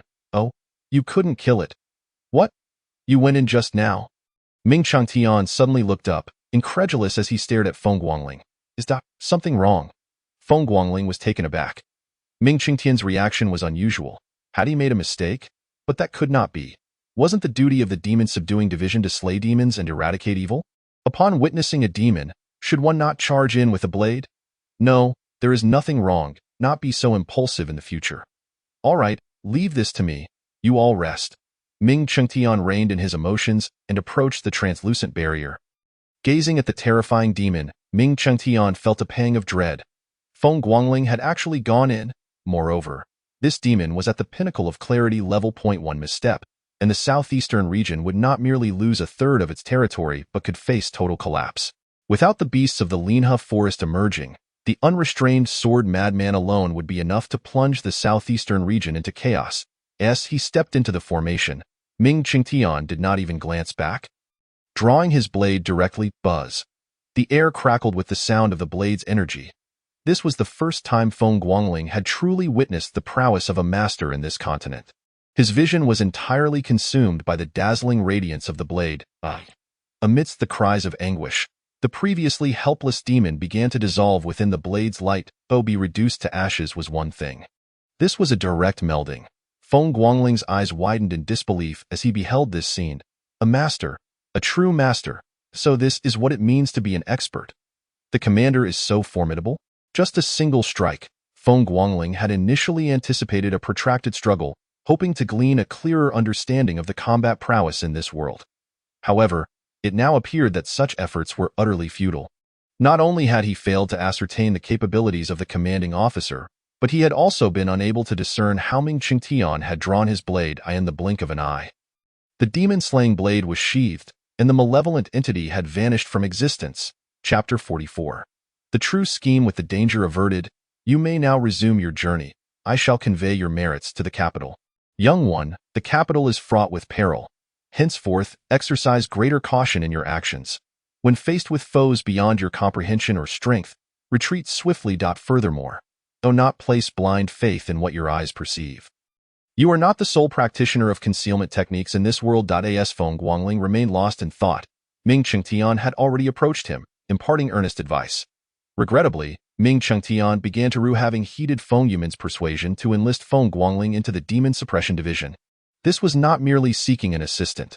It was akin to recruiting a reckless scion. Regardless of whether Feng Guangling had comprehended his words or retained them in memory, Ming Qingtian seized Liao Wei and departed. Brother Guangling, snap out of it. Bai Yi waved his hand before Feng Guangling. Startled, Feng Guangling swatted Bai Yi's hand away in annoyance. What of the commanding officer? To this day, Feng Guangling remained oblivious to the name of the commanding officer. The recent display of skill had left him utterly astounded, rendering him momentarily entranced. While his mastery of arcane arts had not advanced, his understanding of the path of cultivation had become more defined. Ultimately, whether in sorcery or mystical arts, the objective remained singular: to vanquish foes, and when it came to slaying adversaries, simplicity was paramount. The urgency for instant incantations, nay, instantaneous mystical arts, was pressing. He could not afford to delay. He needed to find time to further explore whether mystical arts could be performed without hand seals. If he could wield them as effortlessly as the commanding officer, drawing a blade would become synonymous with casting mystical arts. What sheer exhilaration that would be, in truth. Not all practitioners of the mystical arts possessed the same overwhelming prowess as Ming Qingtian, who effortlessly dispatched a fully realized malevolent entity. Yet, Feng Guangling was unaware of this fact. His original self had merely been a debauched young master. Not only was he unfamiliar with true masters, but he also lacked understanding of the hierarchy among practitioners. Otherwise, he would not have spent over a month immersed in the ocean of knowledge. He departed with Liao Xiaoqi. Feng Guangling sighed in disappointment. He should have inquired about the commanding officer's strength. Such knowledge would facilitate a comparative analysis. Those who fear for their lives are invariably drawn to anything that might enhance their chances of survival. Clearly, Feng Guangling was such a person. Lord Ming, what is the situation? Su Chan stared blankly at Ming Qingtian. He had refrained from any delays during his hurried journey, even neglecting to scavenge after a kill, all in the name of hastening to Hengshui town. Yet now, it seemed that his intervention was unnecessary. Had his master already resolved the issue? Enough prattle, return at once. I have a task for you. Ming Qingtian replied curtly, delivering a swift kick to Su Chan. Understood. Su Chan, brimming with bravado in public, became timid in the presence of his master and superiors. Despite his earlier bravado in front of Feng Guangling, when Ming Qingtian sought to chastise him, he either fled or complied obediently. Meanwhile, at the Talisman's Tower, news reached Su Su almost instantaneously upon the slaying of the white-clad individual. 12 hours? No, the enemy could not even be delayed for a quarter of that time. This indicated that his plan had unraveled completely. The first move, an utter failure. Liao Wei had sought aid not from the Demon Suppression Division in Fujing, but from that of Mingshui County. To add insult to injury, the Mingshui Division had dispatched the formidable Ming Qingtian. Who could he blame for this debacle? It appeared that your initial gambit had been thoroughly thwarted. Pan Meng chuckled. Su Su's first maneuver had indeed been ruthless. Had it succeeded, a third of the southeastern region would have succumbed. It is crucial to note that Su Su was not merely launching his hidden forces in Hengshui town. He was simultaneously engaging in multiple locations. Several counties surrounding Fujing were beset by malevolent entities, all orchestrated to divert the attention of the Fujing Demon Suppression Division, preventing them from mounting a rescue. The true contingency plans extended beyond Hengshui. Mingshui held equal significance. Should either location succeed in nurturing a malevolent entity of the spirit realm, he would possess the leverage to negotiate with demon beasts. The Demon Suppression Division would certainly tread carefully, for a malevolent entity nurtured by humans had never ascended beyond the spirit realm. Once a malevolent entity transcended this threshold, with sufficient vitality, it could break through at any moment. Su Su had employed every conceivable stratagem to ensure the Demon Suppression Division remained preoccupied. What was the outcome? Both Mingshui and Hengshui had fallen silent. As for the nearby Fujing, those were merely pawns in the game. With Ming Qingtian dispatched to Hengshui, failure was to be expected. But what of Mingshui? How had it quietly succumbed without a trace? Hengshui could still provoke some ripples, yet Mingshui had not stirred a whisper. It was worth noting that Mingshui had dispatched 3 outsiders, all of whom had been eliminated almost simultaneously, a critical miscalculation. Mingshui was no trifling matter. Nonetheless, the loss was manageable. Su Su's expression darkened. The price of this defeat was steep, equating to 5 years of fruitless toil in Fujing. Would you continue to make moves? Pan Ming suddenly lifted his head, incredulously gazing at Su Su. The malevolent entities were not his ultimate weapon? My lord, there is more to this chapter. Please click to the next page to continue reading. The story only gets more thrilling. The implication of manageable loss meant that these were mere pawns. The true pieces were not among them. Indeed, I still have opportunities. It remains to be seen whether the Mingshui Demon Suppression Division possesses genuine talents, or if they are merely feigning strength. Su Su exhaled a heavy breath. On this day, across the southeastern region, a total of 131 malevolent entities emerged. All were artificially nurtured. Among them, 5 were fully realized entities of the spirit realm. 3 were near Fujing, swiftly slain by the Demon Suppression Division, while the remaining 2 resided in Mingshui and Hengshui. The malevolent entity in Hengshui fell to the blade of the commanding officer.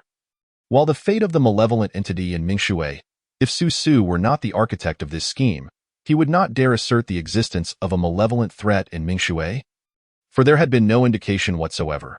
The 3 outsiders had vanished without a trace. As Feng Guangling set forth on his journey to Fujing, 3 figures cloaked in black had already traversed the nearest small town to the Linhe forest, entering the outer regions of the Lingyi forest, making their way toward the central area. The dangers facing the Great Hua Empire did not lie within its borders, but rather in its periphery. Among these, the threat posed by the beasts of the Linhe forest was the most dire. A single misstep could spell disaster for the Great Hua Empire. Oh, esteemed visitors from beyond the heavens, where might you be bound? On the essential path leading into the heart of the Linhe forest, a man garbed in the attire of a county magistrate stood grinning in the middle of the road. His hands were crossed atop his sword, and he exuded no discernible aura, appearing as an ordinary citizen, yet his eyes sparkled with an otherworldly brilliance. Chapter 45. I have experience on the foreboding mountain path. Both parties stood in confrontation. One side was a middle-aged man, sword in hand, exuding an air of nonchalance despite being lost in the desolate wilderness. The other was a formidable figure, weary from travel, emanating a palpable aura of menace that suggested he was not to be trifled with.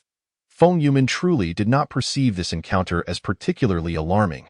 He had slain individuals from beyond the heavens before, and he had done so on numerous occasions.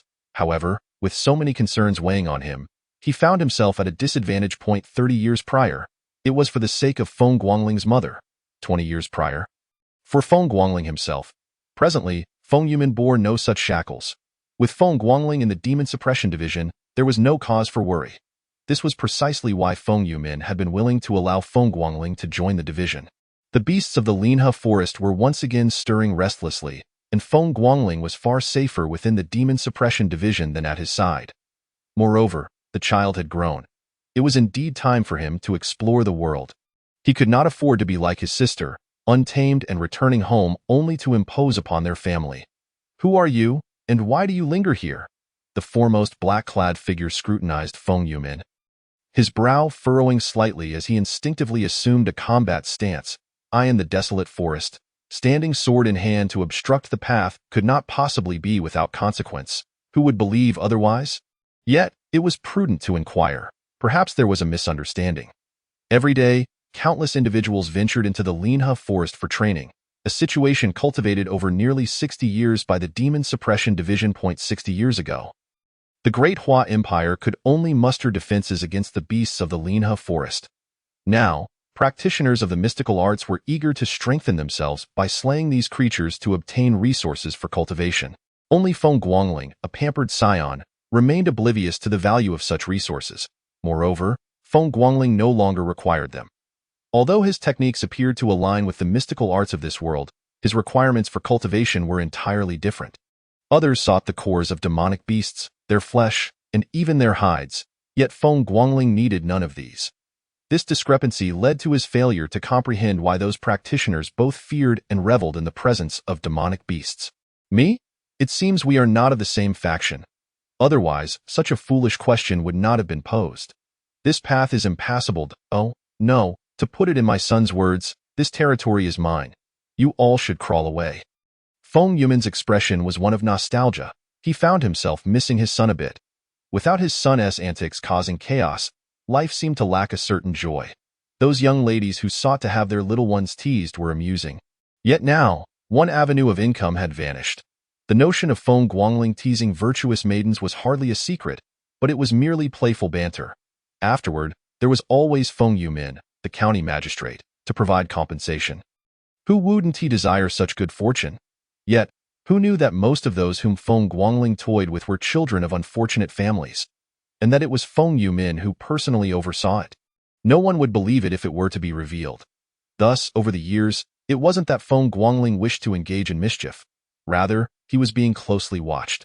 Perhaps those who were teased genuinely wished for Feng Guangling to take a more hands-on approach with them. It seemed that a spectacle was in order. The leader of the men in black suddenly raised his head, and a terrifying aura swept across the scene. Initial stage passageway. These were passageway warriors, and their numbers throughout the wind-weathered continent were exceedingly scarce. In fact, only 5 of them were known to exist at the pinnacle of their craft. Now, astonishingly, 3 had appeared here, albeit merely in the initial stage. Yet if word got out, it would undoubtedly cause a stir. Feng Yumin narrowed his eyes slightly, his face still adorned with a smile. I've already stated that there's no need for idle chatter with you, yet that old scoundrel remains unconvinced. Ultimately, a performance is still required, a waste of breath. The moment those words fell, Feng Yumin abruptly pressed down on the hilt of his sword, plunging the blade 3 inches into the earth. It had been far too long since he had engaged in combat. It was time to stretch his muscles. In that instant, the expressions of the 3 initial stage warriors in black changed dramatically. A violent and heart-stopping aura surged through the area, and swords began to manifest in the air. Their hilts pointing skyward and their tips facing downward, forming a circle densely packed within a 1,000-meter radius. Against passageway realms, I have my experience. The next moment, myriad swords surged into action. The ominous sound of swords slicing through the air shattered the tranquility of the forest. Whatever lay in their path, be it boulders or towering trees, was annihilated in an instant. No, you are the sword maniac. The terrified whispers had not even faded before they vanished completely. The slaughtering sky sword. The signature arcane technique of the sword maniac. Feng Guangling was on the verge of madness. Gazing at the figure before him, Bai Qi, Feng Guangling felt an overwhelming urge to voice his thoughts. Is this a distortion of humanity or a degradation of morality? Indeed, Feng Guangling was also obstructed. Moreover, he was halted by none other than the patriarch of the Bai family, one of the 3 great families of the southeastern region. Who would believe such a tale? The patriarch of the Bai family blocking the path of a mere underling. What truly made Feng Guangling nearly spew blood was that prior to this, he had forcefully pursued the daughter of the very man who now obstructed him. This situation was undeniably unsettling. From the very first day he arrived in this world, after a few instinctive movements, Feng Guangling was acutely aware that his entanglement with the Bai family was not so easily resolved. This was precisely why he had been avoiding encounters with the members of the Bai family. It was no joke. Lacking the strength, the Bai family members need not even show their faces. Even a mere sneeze from those seeking to curry favor with the Bai family would suffice to obliterate Feng Guangling. One could say he had every reason to tread carefully. Father. Bai looked on in astonishment at Bai Qi, who had emerged alone from the ranks, his gaze reflecting a mixture of curiosity. What on earth was his father doing here? Wasn't he supposed to avoid Mingshui County like the plague? Oh, we've already left the bounds of Mingshui County? Well, that's a relief then. Such was the limited scope of Bai Deshao's thoughts. Uncle Bai. Feng Guangling gritted his teeth, clasping his hands in a salute. It was awkward, exceedingly awkward. Encountering one's father-in-law was already a source of anxiety, especially considering that the relationship between him and Bai Fu Ling was far from cordial. Should Bai Qi choose to strike him now? He would have to endure it. Bai Qi glanced at Feng Guangling with disdain, his expression one of condescension, before turning his attention to Bai. We're going home. Huh? What do you mean, huh? Come home with me? Your sister has returned. Stay over there while I discuss matters with him. Bai Qi raised his whip, poised to strike Bai. No, I'll go back right now. The dual threat of his father and sister left Bai with no choice but to comply. Besides, he was well aware that Feng Guangling would also be passing through Fujing, and there would be ample opportunities and time to play together later. Bai Qi remained silent, simply observing Feng Guangling as if scrutinizing him. Ultimately, it was Feng Guangling who could no longer withstand the tension and spoke first. Uncle Bai, do you have any instructions for me? Chapter 46. Digging roots. Who can truly comprehend the mortification of being caught in wrongdoing and then facing one's creditors? In any case, Feng Guangling currently felt utterly embarrassed. You are now a practitioner of the arcane arts? Bai Qi regarded Feng Guangling with intense scrutiny, his expression grave, a person who had previously possessed no trace of arcane energy. Unable to cultivate the arcane arts, had suddenly become a minor officer in the Demon Suppression Division, and not only that, but he could also slay demons. Who would believe such a tale? Yet, this was the undeniable reality unfolding before their eyes. Feng Yumin had, of course, harbored suspicions. However, with his capabilities, he had already conducted a thorough investigation. This was also thanks to Feng Guangling's carefulness, preventing any slip-ups. Otherwise, it was uncertain whether he would have survived to this day. Who could become a regional overlord without a modicum of cunning and depth? Yes, Feng Guangling did not hesitate to nod earnestly. There was no need for concealment regarding such matters, although he employed the techniques of the Divine Land. They were fundamentally akin to the arcane arts of the wind-weathered continent. To call him a practitioner of the arcane arts was, in essence, not inaccurate. Little Fu Ling is currently serving in the Fujing town government. Bai Qi appeared to have recalled something, casting a deep glance at Feng Guangling. He did not continue speaking but instead turned to leave. Feng Guangling was left utterly perplexed. Wait, what exactly do you intend to do? You simply dropped the fact that Little Fu Ling is in the town government.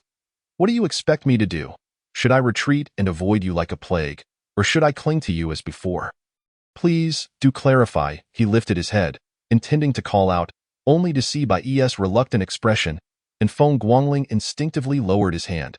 Infinite Celestial Sovereign. The young master did not wish for a male-on-male encounter. The journey continued in silence as they sped onward. Fujing lay just ahead. Traveling by official road would take around 20 days, whereas the mountain path would require a month and a half. Feng Guangling was not a masochist, however. He desired to learn more about this world, hence his choice of the mountain route. Atop the rune tower, Su Su finally shed his previously nonchalant demeanor. The grand scheme that had encompassed the entire southeastern region had been shattered in a single day. The 9 individuals summoned at a great cost from the outer heaven were all dead.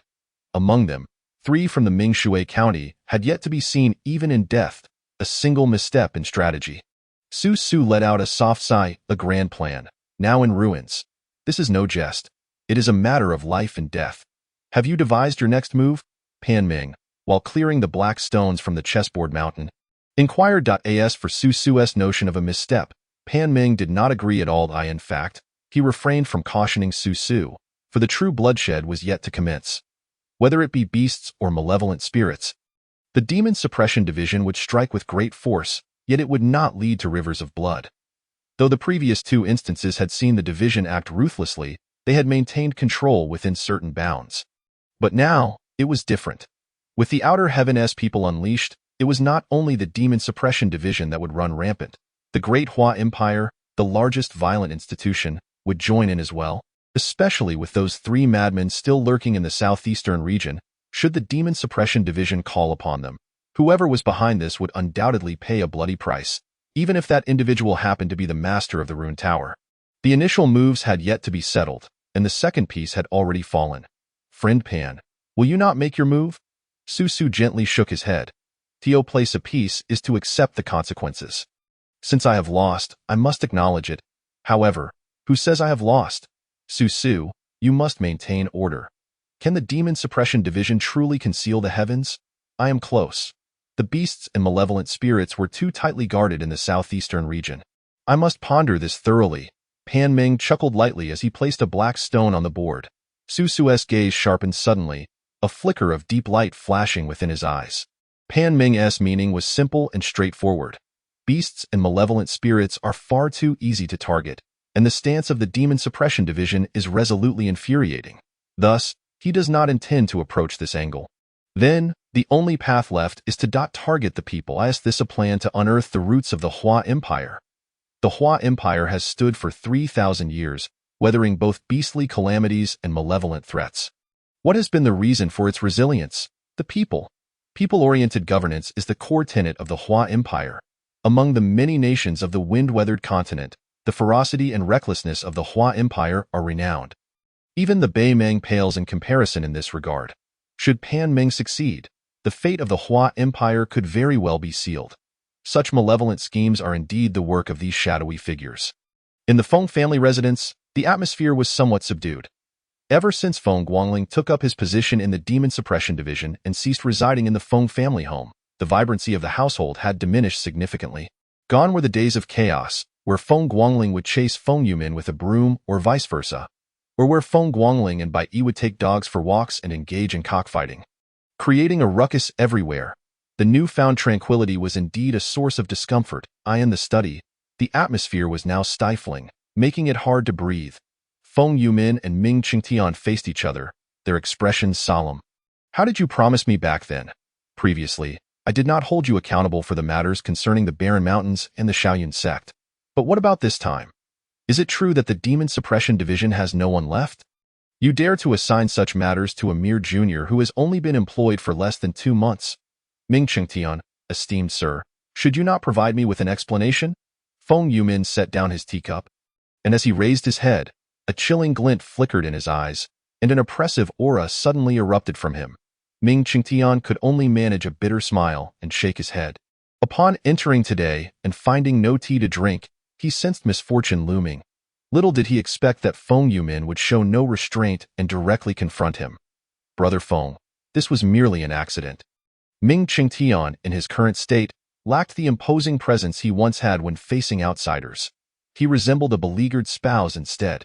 Do not speak to me of accidents. This has occurred time and again. If you cannot provide a satisfactory explanation today, I shall demonstrate to you what true misfortune entails. Feng Yumin's gaze bore into Ming Qingtian, brimming with the potential for violence. I have already arranged talismans for him. Rest assured, their quality will not be inferior to the life-preserving talismans you provided him. The life-preserving talismans Feng Yumin bestowed upon Feng Guangling were capable of obliterating the attacks of a fully realized demon beast. Defensive or formation talismans were common, but attack talismans were a rarity. How many? Feng Yumin was rather direct, disregarding the type of talismans and simply inquiring about the quantity. Any talisman of a certain grade was indeed worth its weight in gold. When utilized effectively, they could genuinely extend one's life. Ming Qingtian's mouth fell agape. How many? My dear fellow, do you not wish to consider the implications of your words? Those talismans can annihilate beings of the highest realm. Are you jesting with me? Chapter 47. Murder comes easily. Ming Qingtian held the tea that Feng Yumin had just given him, his expression one of utter despair. He felt as though he had been robbed. Suffering significant losses. 1 life-preserving talisman, 2 attack talismans. Had it not been for the genuine inability to produce any passage talismans, Feng Yumin might have truly resorted to theft. Have all the outsiders in the southeastern region been dealt with? Feng Yumin cradled his teacup, feeling quite at ease that, of course, he could procure talismans. High-grade talismans were indeed hard to come by, even for the Demon Suppression Division, which did not possess an abundance. Extracting 3 talismans from Ming Qingtian was already a considerable victory. Do not worry. They will not escape. A murderous intent flickered across Ming Qingtian's face. You have uttered that very phrase to me 3 times now, and each time my son has narrowly avoided disaster. Feng Yumin retorted with irritation. Ahem, the nature of the situation is different. While our Demon Suppression Division may not be entirely thorough in matters of protection, when it comes to killing, we excel at it. Protecting individuals and taking lives are 2 entirely different matters.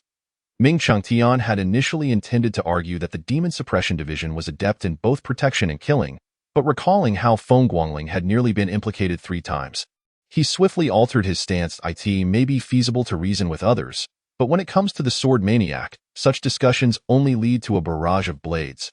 Do you need me to pay a visit to the outsiders? Feng Yumin inquired, glancing at Ming Qingtian. After all, having appropriated so many talismans from Ming Qingtian, it was no great burden for him to exert some effort. Moreover, he had long desired to confront that group of outsiders. Seizing this opportunity to unleash his fury and prevent them from constantly seeking trouble seemed like a prudent choice. The old drunkard has already departed. The outsiders this time are in for a rude awakening. Ming Qingtian smirked coldly. Of all the individuals to provoke, they chose the old drunkard of the Demon Suppression Division. From the time Ming Qingtian was merely a junior officer, the old drunkard has been an elder of the division. It could be said that Ming Qingtian grew up witnessing the old drunkard's illustrious exploits. Thus, he was acutely aware that the outsiders would suffer greatly this time. Perhaps 1 or 2 sects would be annihilated. Did they truly believe they could bully others simply because the Fenghua continent has fallen into decline? Who knows how many formidable beings lie hidden within? Moreover, the nature of the Demon Suppression Division differed fundamentally from that of ordinary sects or nations. Provoking the division would lead to dire consequences. Feng Yuman's eyes widened in surprise. What kind of unreliable fool has been unleashed? Does the old fellow in the yellow robe have no objections? Do I still have any wine left with that old coot? That day, the southeastern region experienced no fewer than 50 homicides, with the local government running around in a frenzy, while the Demon Suppression Division remained eerily quiet. Such matters were beyond the reach of those with insufficient strength or status. All the events were orchestrated by the Demon Suppression Division, with their lowest tier being intermediate-level spiritual practitioners. Anyone who unwittingly approached, oblivious to the risks, could only blame their own misfortune. The three prominent families in the southeastern region had been utterly reduced to quail, scarcely daring to utter a sound. Why? The answer was simple. On the surface, it appeared that the Demon Suppression Division had no involvement, yet in reality, it was they who had struck, and it was the mid to high-tier forces that executed the actions. Furthermore, they had learned that this time, the Demon Suppression Division targeted only one type of individual, those who had descended from the outside world or those deeply entangled with it. The outside world was not a singular power or sect. It was a realm far more expansive than the Fenghua continent. However, unlike the Fenghua continent, it was governed by sects rather than autonomous nations. The strong were revered in the Fenghua continent, while the outside world remained an unattainable dream for 99% of its inhabitants. Akin to the celestial realm of Shenzhou, almost everyone was aware of the celestial realm's existence, yet no one knew its location or how to gain entry. There was scant data regarding the outside world available on the Fenghua continent, and most of it could be summarized in 3 words: on this day. An elderly man wielding a sheathed long sword entered the outside realm. That day, 2 mid-sized sects and 1 large sect nearly faced obliteration. Ultimately, it was the ancestors of these 2 sects who intervened, compensating handsomely to suppress the matter. No one knew the old man's name.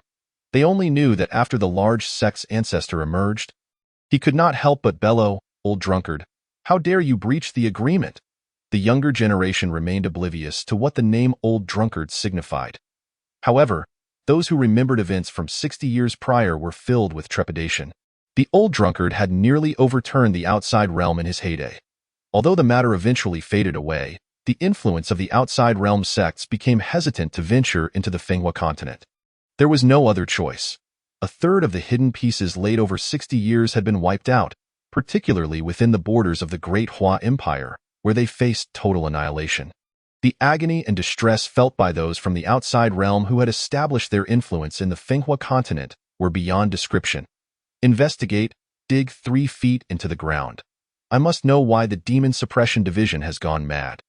This was the command issued from the highest building in the outside realm, but of course, they no longer dared to send powerful practitioners into the Fenghua continent. When the Old Drunkard departed, he left behind a single warning.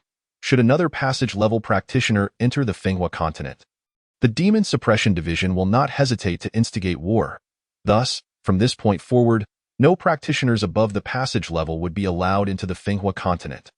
Young master, there is still more to this chapter. Please click the next page to continue reading.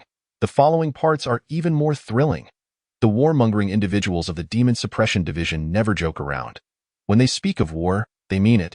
In the days when the Fenghua continent was not yet a united front, the Demon Suppression Division dared to confront the Buddhist sect while simultaneously battling 5 sects from the outside realm. While others spoke of war, it might merely entail one-on-one encounters. The War of the Great Hua Empire was a confrontation against all powers. During that time, the top-ranking sect of the outside realm, the floating sect, nearly faced collapse, only to later be submerged in the tumult of the mortal world. And the Demon Suppression Division had always been present. Their attitude toward the outside realm was scarcely better than their stance towards demon beasts. To think that the Demon Suppression Division was merely a violent agency of the Great Hua Empire would lead one to a swift demise. Feng Guangling remained unaware that due to this incident, the dangers he would face in the future had significantly diminished. The outside realm had long been prepared to take action but had yet to find an opportune moment. However, they never anticipated that the Demon Suppression Division would strike without warning. Without any forewarning, the arrangements within the Great Hua Empire, under Su Su's influence, were directly overturned, leaving no trace behind. Little Flag Master, after passing through this town, We will have one more day's journey to reach Fuzhou. Do you think we should rest for the night in the town? Li Dian pulled out a map and pointed out 2 landmarks to Feng Guangling. Throughout this journey, the 7 Night Watchmen developed a deep-seated admiration for Feng Guangling. The Shaoyun sect served as an entrance examination for the Night Watchmen of the Demon Suppression Division. The journey from Mingshui County to Fuzhou was Feng Guangling's trial for entering the Demon Suppression Division as a junior officer. Chapter 48. Humans are more terrifying than evil beasts. The journey from Mingshui County to Fuzhou was no leisurely excursion. Alongside the previous 2 tasks, Feng Guangling and his companions encountered 3 low-tier evil beasts and 11 intermediate-tier demon beasts. The reason so many spiritual practitioners congregated in the southeastern region was precisely due to this: exterminating evil and safeguarding the righteous. No, it was about slaying demons and eradicating evil, for there were profits to be gained. Moreover, as Feng Guangling was no mere junior officer, the demon beasts he dispatched were not solely for the purpose of filling their bellies. Everything else was entrusted to Li Dian for distribution. In short, one could say that following Feng Guangling meant either feasting on meat or indulging in wine. Most importantly, there was no danger involved. Which junior officer would send the night watchman at first, only to step in themselves when the watchman could not resolve the matter? Under Feng Guangling's command, the roles were entirely reversed. Upon spotting a demon beast, Feng Guangling's eyes would gleam with excitement, and his body would tremble with anticipation at the sight of evil creatures. Would the watchmen intervene? No, they merely observed. Feng Guangling would take the lead. As I journeyed through this path, the restoration of my internal 5 elements has scarcely progressed, and my lifespan has not seen significant extension. However, my proficiency in arcane arts has indeed advanced somewhat in all of Shenzhou.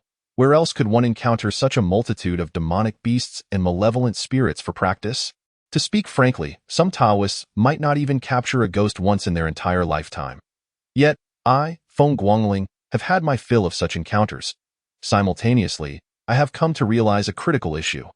The demonic beasts and spirits below the spiritual communication realm have a negligible effect on my body. The restoration of my internal 5 elements is of paramount importance, a matter concerning my very existence. Yet, the thought of the troublesome entities from the spiritual communication realm gives me a headache.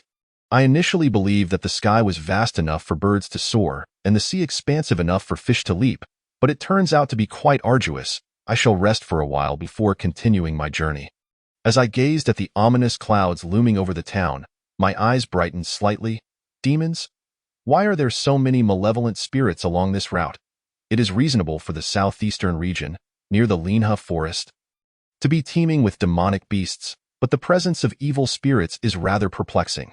Not to mention, even the demonic beasts would seek to eradicate these malevolent entities. Yet, throughout my travels, I have slain several of them. The situation can only be described as a rampant proliferation.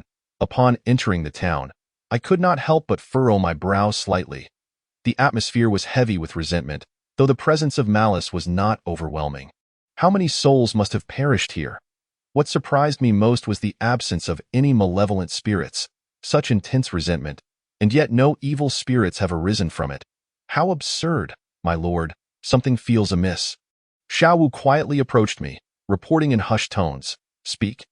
This town seems to be a place of death. It is not unusual for a village to become a dead zone. It is quite common on the wind erosion continent for entire villages to relocate when they can no longer survive. However, for an entire town to become a dead zone is undoubtedly problematic. Even if powerful beings fought here, some would surely remain to inhabit the area. Do not underestimate a small town. Its latent wealth is beyond what ordinary folk can imagine. The Great Hua Empire would not permit a small town to fall into complete desolation. Even towns bordering the Linhe forest have guardians assigned to protect them. I calculated mentally, but could not discern the underlying issues here. During my time in this world, slaying demons and banishing malevolence, I have yet to encounter such a situation. The secrets of heaven are shrouded. There are indeed formidable beings in this world. In that moment, a chill enveloped my entire being. Ultimately, it boils down to the fact that I am an intruder. After all, I inhabit another's body to survive. I have even glimpsed my own fate, and though it is not entirely accurate, it is evident from my reflection that I bear the mark of an early demise. This early demise does not imply that I, Feng Guangling, was poisoned and overworked to death at 18, but rather that I should have perished at the tender age of 3. Feel my astonishment. Someone forcefully extended my life for 15 years, yet I ultimately failed to transcend the cycle of life and death, inadvertently reaping the benefits of my current existence. Concealing the secrets of heaven is not an insurmountable task in Shenzhou, but beyond its borders, it becomes exceedingly difficult. Have you not seen how the once mighty warrior tribes disintegrated? I initially believed that in this world, no one could evade my divinations. Now, it seems I face untimely demise before achieving my goals. Others traverse realms to either flaunt their prowess or enjoy a life of luxury. Yet for me, it is nothing but hardship and peril. Lidien. Take your men and investigate, I commanded. Looking towards him, I have encountered various situations along the way, but this one is truly unprecedented. With a wave of his hand, Li Dian set 6 night watchmen racing away. Moments later, they returned with grave expressions. What is the situation? I inquired, narrowing my eyes towards the eastern expanse. Killing intent. There is indeed a presence of malevolence. Upon entering the town, I initially detected only resentment and ominous energy, but I did not anticipate encountering such killing intent so soon after our arrival. Report, my lord. Within a radius of 500 meters, 10 households stand empty. We have yet to search beyond that distance, Li Dian detailed meticulously. What does 10 households stand empty mean? It suggests that while the structures exist, no one resides within them. Furthermore, according to their investigation, significant dust has accumulated within these empty houses. In summary, the houses have been deserted for quite some time. While 1 or 2 vacant houses may not raise suspicion, the fact that all structures within a 500-meter radius exhibit this phenomenon is decidedly abnormal. My lord, this chapter continues further. Please click the next page to continue reading. The excitement awaits. Pair up into teams, carrying warning talismans, and search within a 1,000-meter radius. Sound the alarm immediately upon encountering danger. Do not hesitate to expend talismans. I will venture eastward myself. After 1 hour, gather at the signal. Do you understand? With a grand gesture, I set my steed galloping toward the east. Xiao Wu and Li Dian exchanged glances, hesitating to speak. The abruptness of my command and action nearly caught them off guard. However, with my orders issued and my departure underway, as guardians of the Demon Suppression Department, they had no choice but to comply. The atmosphere of the entire town felt eerie. From a distance, one could even see wisps of smoke rising from cooking fires. Yet upon entering the town, an unsettling stillness enveloped the surroundings, a silence so profound it felt as though it were a deathly hush. Devoid of any vitality, as I and my companions moved through the town, it seemed to awaken from its slumber. If the previous silence was a stark stillness, now the town appeared to be infused with life once more. A radius of 1,000 meters may seem vast, but for the night watchman, searching it was not a formidable task. After about 2 hours, I halted before a structure resembling a shrine. The final character had become illegible. But the word shrine was clear. The thick aura of malevolence emanated from within. Are demons causing chaos, or has the entire clan relocated? I pondered silently, activating a warning talisman. Chapter 49. The Weasel's Devotion to Heaven. I held no particular attachment to the talismans. If I possessed sufficient gold, I too could inscribe talismans. Of course, if I could employ the Heavenly Communication Talisman, I could inscribe them without any medium. Previously, I had experimented, but it yielded no results. The consumption of the Heavenly Communication Talisman is no trifling matter. Even a fraction of a third would nearly deplete my internal energy. The thought terrified me, leaving me hesitant to contemplate other matters. The arts are indeed invaluable, whether against demonic beasts or malevolent spirits. They serve their purpose well. Yet, when it comes to prolonging life, they are exceedingly taxing. Should my internal 5 elements fall into chaos, I would have no choice but to face the King of Hell. Currently, aside from the 6 Jia secret blessing, I rarely utilize other techniques. I cannot afford to be reckless, for I fear death. I am uncertain whether to be grateful for my medical knowledge or to resent its profundity. My lord, half an hour later, Xiao Wu and the others appeared before me. What is the situation? Despite being somewhat prepared, I was eager to learn the reality of the circumstances. Within a radius of 1,000 meters, there are no living souls. All houses have been abandoned. Based on our observations, they have been deserted for at least a year. The most peculiar aspect is that this town harbors no living creatures. The previous statement mentioned no living souls, while the latter asserted no living creatures. These are two entirely different concepts. The absence of living souls could imply that the townsfolk have relocated, but the absence of living creatures is another matter entirely. Even wild mountains and fields host weasels, and sewers are home to rats. Yet here, not a single living creature can be found, rendering it difficult not to reflect on the situation. Xiao Wu, remain prepared to release carrier pigeons. Everyone, stay vigilant. We shall investigate the authenticity of these circumstances. I gazed at the massive wooden door before me, a cold glint flickering in my eyes. What sort of bizarre situation have I encountered on this journey? Yet now, in light of this strange occurrence, I genuinely wish to understand. Concealing the secrets of heaven. Could it be that fellow practitioners have also traversed into this realm? If so, without a moment's hesitation, I would seek a secluded place to wait until I become invincible before re-emerging. Mutual admiration would be one thing, but I am wary of having my past exposed, leading to dire consequences. The moment I pushed the door open, a chilling aura surged forth, in the blink of an eye. All eyes widened in shock, and my heart raced. Infinite heavens, was I experiencing an illusion? 9 weasels gathered around a campfire in a posture of worship. Encircled by a ring of dead mice, the weasels worship the heavens? Are you jesting with me? Moreover, this world actually has weasels. In the end, the last question in my mind revolved around the existence of weasels. Although my time in this world has been brief, I have encountered many tomes and experiences. Yet, I have never heard or seen anything regarding weasels. Rodents? How could they possibly exist here? They are typically only found deep within the Linhe forest. Li Dian exclaimed almost instinctively the moment his voice broke the silence. All 9 weasels raised their heads in unison, turning their gazes toward me and my companions. In their eyes flickered a glimmer of human-like intelligence, intertwined with a predatory hunger. Were these any other demonic beasts, I would have turned and fled without hesitation. Slaying them would not pose a challenge, but I refused to squander my life on insignificant creatures. Weasels, however, are a local specialty. Infinite heavens, would you care to inquire for directions? Or perhaps stand and converse with me? My excitement surged as I beheld the scene before me, reminiscent of the moment I encountered that enormous python at the Shaoyun sect. Now, I was merely a step away from asking, fellow countrymen, what brings you here? The 9-headed weasel was momentarily taken aback. Previously, whenever the townsfolk encountered them, fear and panic were their only responses.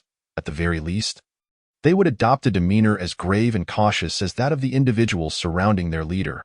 Yet, why did this leader appear to be brimming with excitement? Where had the script gone awry?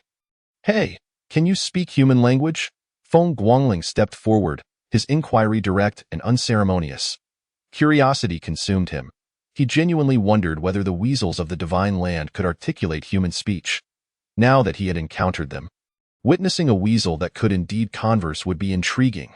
However, as soon as they opened their mouths, Feng Guangling lost interest. What on earth were they chattering about? It was incomprehensible gibberish. Not only Feng Guangling, but the inhabitants of this world could not decipher it either. Then you are of no use to me. Disappointment flickered in Feng Guangling's eyes as he raised his hand, forming a gesture akin to wielding a sword. What method could he employ against the weasels? Naturally, it would be the art of the 8 trigrams. Each application was invariably precise. These little creatures, having attained some semblance of intelligence, could only intimidate ordinary people. Before a practitioner, refusal to bow in submission would lead to their demise. With a soft hum, a milky white radiance erupted forth, and the diagram of the 8 trigrams surged from beneath Feng Guangling's feet, enveloping the entire courtyard in an instant. Moreover, although the yin-yang eyes of the trigrams did not manifest the swimming fish, the light became denser and more substantial, resembling esoteric arts. In fact, Feng Guangling realized that as he executed the spell with increasing ease, the magic itself began to resemble the profound arts more and more. This was a fortunate development, at least for Feng Guangling. Suddenly, all the weasels shrieked in terror, baring their fangs and glaring at Feng Guangling with eyes that turned crimson in an instant. As they transformed, an overwhelmingly pungent stench suddenly pervaded the entire shrine. These little creatures certainly possess some spirit. Alas, they are unaware that I am precisely the one who specializes in dealing with you cunning little fiends. Feng Guangling's gesture stilled abruptly, and the 8 trigrams swelled dramatically by 3 inches. DUI is the marsh. Wishing to worship the heavens? I shall ensure you can only gaze upwards in despair, infuriating you wretches. At present, Feng Guangling could only employ the 4-character incantations from the 8 trigrams, namely, Qian, Dui, Li, and Zhen. The waters surged violently, and in an instant, the flames of the bonfire were extinguished. The 9-headed weasel had not even the time to react before being engulfed by the waves. Xiao Wu and the others stood there, utterly dumbfounded. They were aware of Feng Guangling's esoteric arts being both profound and miraculous. Yet, to witness him effortlessly consume a beast, albeit a mere mystical creature that they could easily handle, left them questioning the meaning of such ease. They were all night watchmen, all practitioners of the esoteric arts, all utilizing mystical techniques. But was the disparity not a tad excessive? This was also the reason why Feng Guangling seldom employed the 8 trigrams. Had he not personally observed Ming Chengtian wielding a sword akin to the Taoist summoning technique, he would not have resorted to using the 8 trigrams in front of others. Chapter 50. A Taoist's Paradise after the tumultuous waves subsided. Lightning enveloped the scene. Utilizing fire could conserve mystical energy, yet it was futile. Water and fire are inherently incompatible, a truth that remains unchanged across any realm. Feng Guangling lacked the ability to meld the 2 elements, as that would be unrealistic, hence, he summoned lightning. Zhen is the thunder. Having endured the torment of modern society, Feng Guangling was acutely aware of one fact. Water conducts electricity. Was not lightning merely another form of electricity? With a resounding crash, the lightning struck down, obliterating the 9-headed weasel that had just emerged from the waves into mere ash. Within mere breaths, the ordeal was resolved, presenting no challenge whatsoever. Xiao Wu and the others were left wondering if they were experiencing hallucinations. Known for their cunning, weasels were deemed dangerous for their ability to burrow underground to evade peril. Yet now, with a single encounter, they were reduced to nothingness. Feng Guangling's effortless gestures that turned the 9-headed creatures to ash rendered Xiao Wu and his companion's sense of impending doom both ludicrous and unnecessary. However, they failed to notice that once Feng Guangling retracted the 8 trigrams, he swiftly invoked the golden light spell. The golden radiance emerged beneath the setting sun. Feng Guangling appeared as though draped in a golden shroud, exuding an air of mystery and peculiarity. Lord Xiaoqi Xiao Wu began, but Feng Guangling raised his hand to signal for silence. Moments later, the rear gate creaked open. 2 men, cloaked entirely in black robes, emerged from the depths of the courtyard. In an instant, Feng Guangling's eyes narrowed, a glint of murderous intent flashing within their depths. He finally understood why this small town was steeped in resentment, yet devoid of any shadowy presence. It was due to the malevolent aura emanating from these 2 individuals. Within a meter of their bodies, the crimson malevolence was nearly coalescing into threads. Protect Lord Xiaoqi, Xiao Wu bellowed, advancing with his blade drawn. The appearance of 9-headed weasels, creatures typically found only in the heart of the Linhe forest, was already unsettling enough. Now, with the emergence of 2 figures radiating red malevolence, it was impossible to dismiss any potential threat. As Xiao Wu rushed past Feng Guangling, the latter suddenly grasped the back of Xiao Wu's neck, pulling him back forcefully. Protect my foot. Stand back and watch closely. Feng Guangling did not doubt the strength of the night watchmen, nor their prowess in vanquishing beasts. He simply deemed it unnecessary. For malevolent entities, practitioners relish encountering such formidable foes. They are truly a match made in heaven, absolutely within their expertise. These 2 individuals were certainly not human. Or rather, they were living corpses, more accurately termed dry corpses. They were not zombies, but rather cadavers devoid of independent thought, entirely controlled by another. Feng Guangling had discerned this the moment the 2 appeared. Dealing with such sinister entities might require considerable effort on the part of ordinary practitioners, as they would need to dismember them entirely. However, for Feng Guangling, it was merely a matter of summoning a thunderbolt. The 8 trigrams could be utilized, or the 5 thunder techniques would suffice. Yet, the situation was not so simple. The human-controlled dry corpses posed a greater concern than the corpses themselves. It was the person behind the strings. Unfathomable is the celestial sovereign. A whole town was slaughtered merely to sustain 2 dry corpses. Which genius conceived such a monstrous plan? The weasel's feigned worship was merely a ruse to obscure the celestial machinations. The nurturing and cultivation of dry corpses was the true objective. With this revelation, Everything became clear to Feng Guangling. He breathed a sigh of relief, having feared he might encounter a fellow townsman. Before this moment, Feng Guangling had genuinely contemplated fleeing, obscuring his identity to evade capture and experimentation. Now, with that concern alleviated, he felt a weight lifted from his shoulders. Whether employing the 5 thunder techniques or the divine thunder techniques, compared to the risk of incarceration and experimentation, sacrificing a few years of his lifespan seemed trivial. "Did you dare to slay my pet?" The two shrill, unpleasant voices that made one feel somewhat nauseous echoed almost simultaneously. Feng Guangling squinted slightly, a faint smile gracing his lips. "It is I. Do you intend to kill me?" As he spoke, Feng Guangling discreetly tucked his hand behind his back, signaling to Xiao Wu.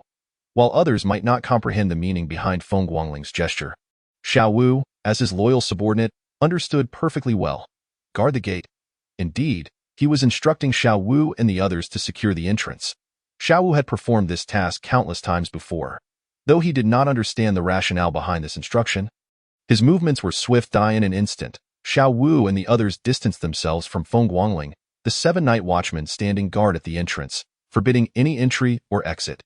Meanwhile, Feng Guangling continued to observe the 2 dry corpses with keen curiosity.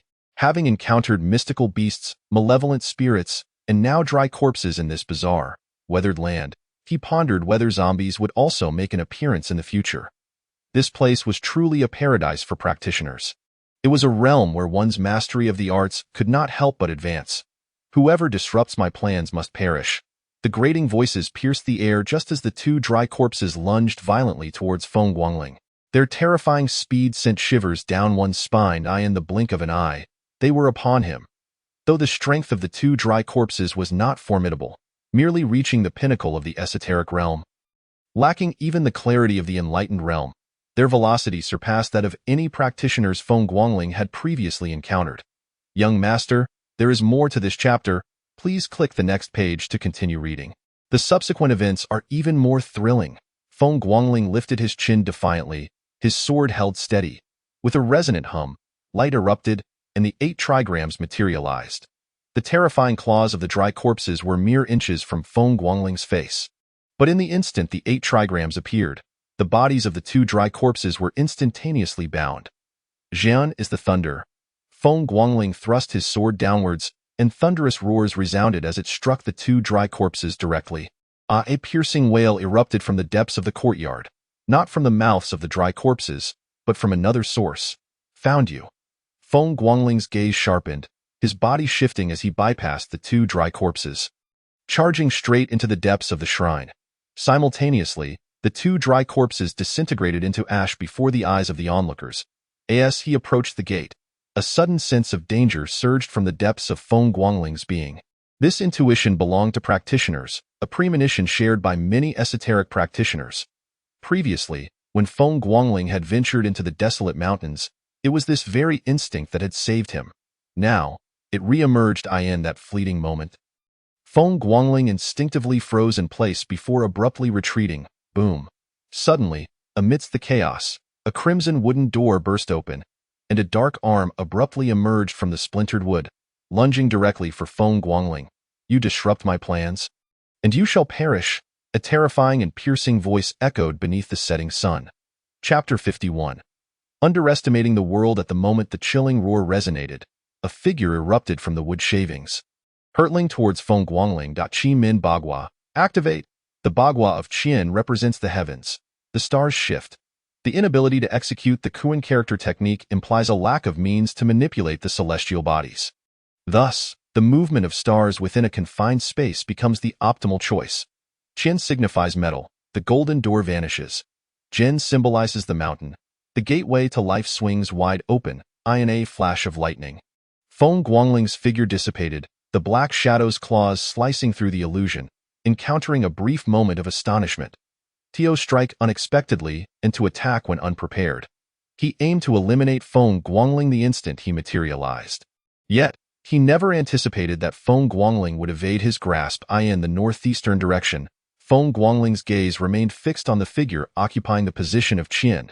A complete mastery of clarity. This was indeed a practitioner of the highest realm of clarity. Wuliang, you esteemed celestial being, is my fate truly so tumultuous? Whether confronted with beasts or malevolent spirits, or even practitioners, their strength always surpasses my own. What is the point of this struggle? With the current frequency of utilizing Qi Min Bagua, when would the 5 elements within him ever be restored? Or rather, not to mention restoration. At this rate, he might very well meet his end. The shadow abruptly lifted its head, revealing a hideous and terrifying visage to all present. Skin stretched over bone, a genuine specter, and without that thin layer of skin, Feng Guangling could easily mistake him for a skeleton. You, a mere practitioner of clarity, aspire to achieve transcendence? I shall extinguish you. Feng Guangling quickly formed a hand gesture.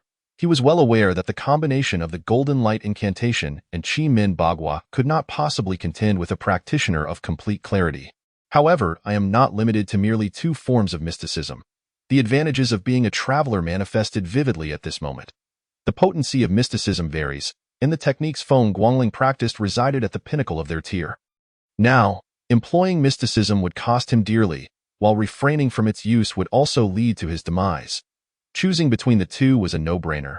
Nurture my vast spirit, command thunder and lightning to shake the heavens. The 5 Thunder Incantation, Supreme Jade Clarity King, uniting the heavens, and the 36 technique, 5 Thunder Incantation. This was not the 5 Thunder orthodox method of the Celestial Master S Academy, but rather the 5 Thunder Incantation of the Shenshao sect. In an instant, the mental incantation was completed, and the hand gestures swiftly coalesced. This marked Feng Guangling's first use of thunder magic. The 5 Thunder orthodox method of the Celestial Master S Academy is convenient and effective, especially in this realm, where Feng Guangling could employ the unique 5 Thunder orthodox method without needing thunder seals. Yet, therein lies the true danger. It could cost him his life. Compared to the Shenshao 5 Thunder Incantation, it was even more depleting. Otherwise, using the 5 Thunder orthodox method wouldn't require any hand gestures. It could be unleashed instantaneously. Typically, Feng Guangling could achieve a swift kill against a practitioner of clarity. Of course, using the 5 Thunder Incantation also came at a cost, yet it remained within Feng Guangling's threshold of endurance. Did he truly believe he could idly pass the days in the Magic Suppression Division's library? During those days, he had nearly exhausted all the techniques he had learned. Had it not been for Xiao Wu's timely interruption, Feng Guangling might have ended up exhausting himself without the need for beasts or malevolent spirits to do him in. The path of cultivation lies in relentless effort. Any semblance of grace is merely a facade. Over 5,000 years, countless elements have been filtered out, yet the culture of the Taoist sect has never waned throughout the history of the Divine Land. The spirit of the people of the Divine Land inherently embodies a relentless drive to persevere. Otherwise, how could such vast territories have come to be?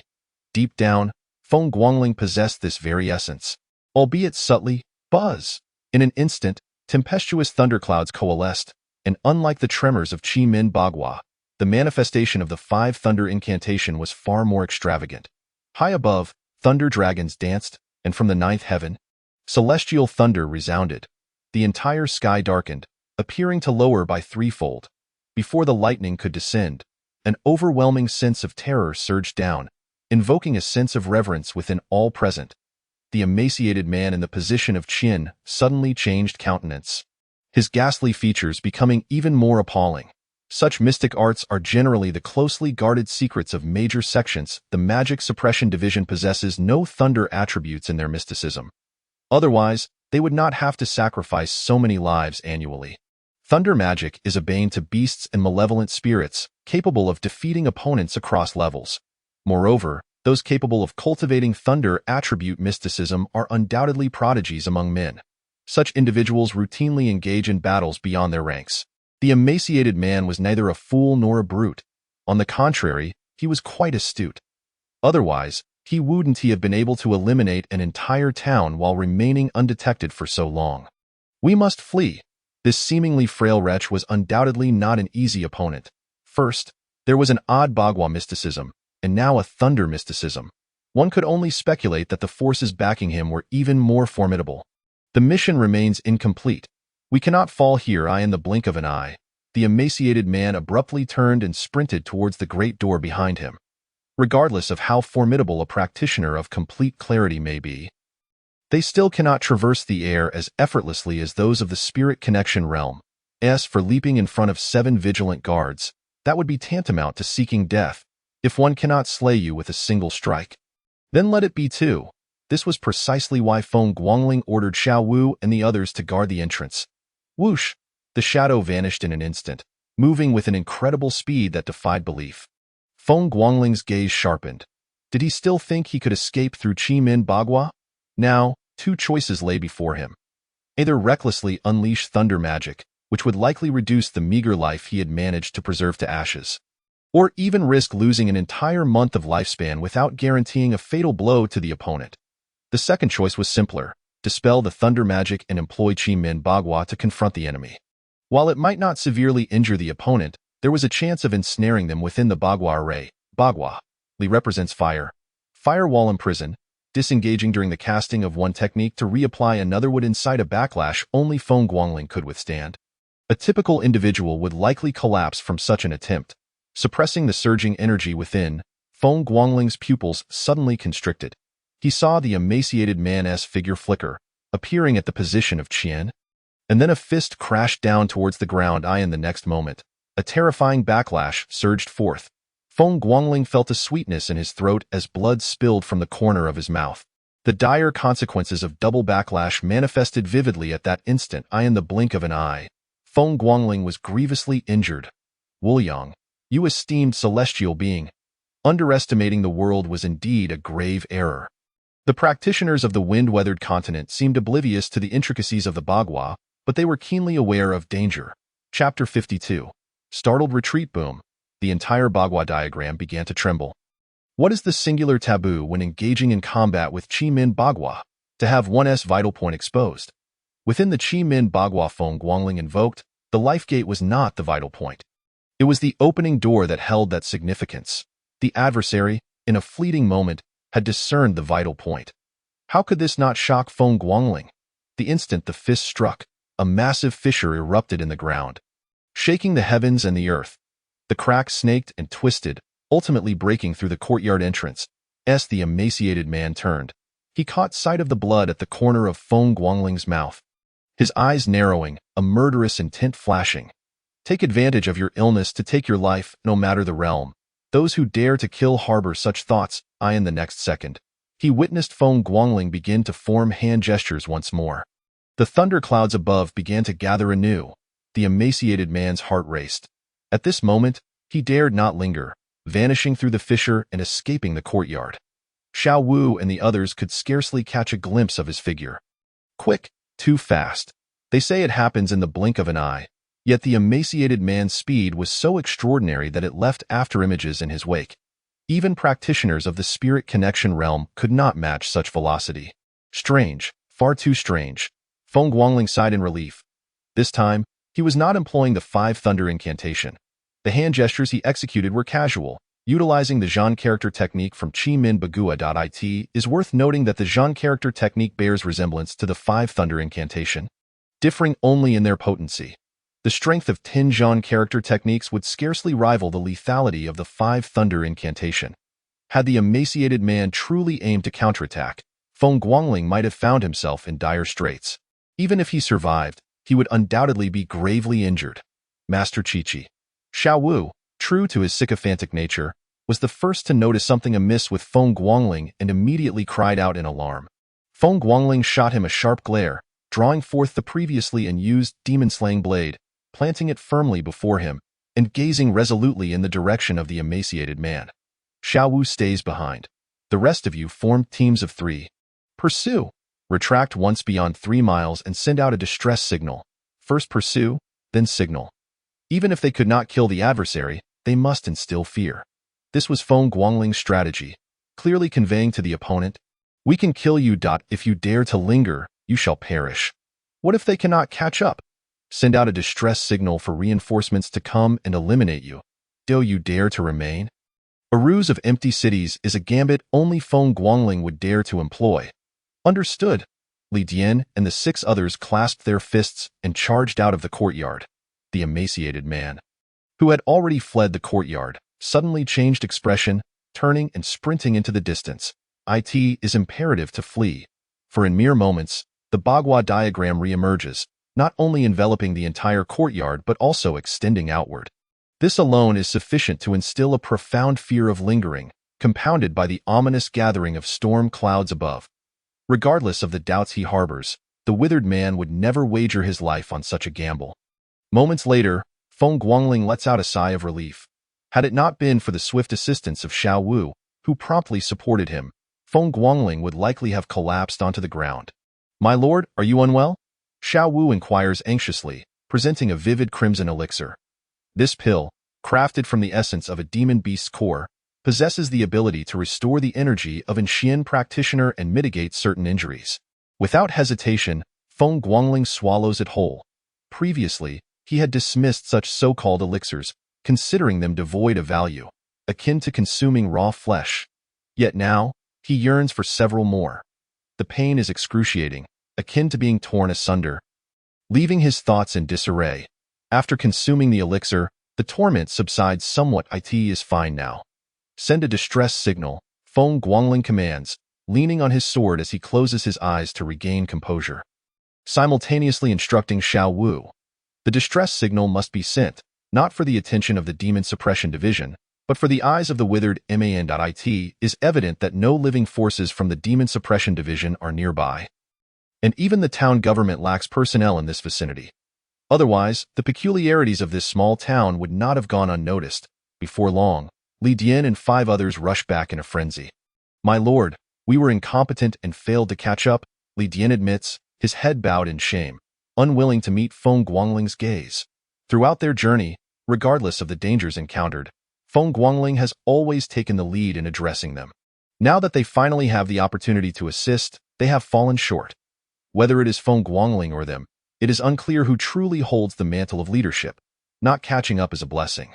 "You are no match for him," Feng Guangling replies, his posture relaxing as he sheathes his sword and sits cross-legged. Previously, he had been merely enduring. Now that he realizes the adversary has fled, his tension eases, leaving him unable to maintain his composure. "Why, lord, sir?" Xiao Wu and the others gather around, their expressions filled with concern. Throughout their journey, whether facing demon beasts or malevolent entities, Feng Guangling has sustained injuries and experienced weakness. But he has never been in such a state as today. This is more than mere weakness. It appears to be severe injury.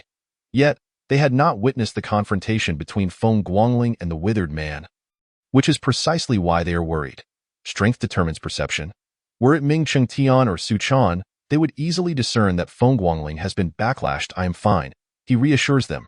"Remain vigilant. Xiao Wu, contact the division and report the situation here." As Feng Guangling meditates, he issues orders. The circumstances here must be communicated.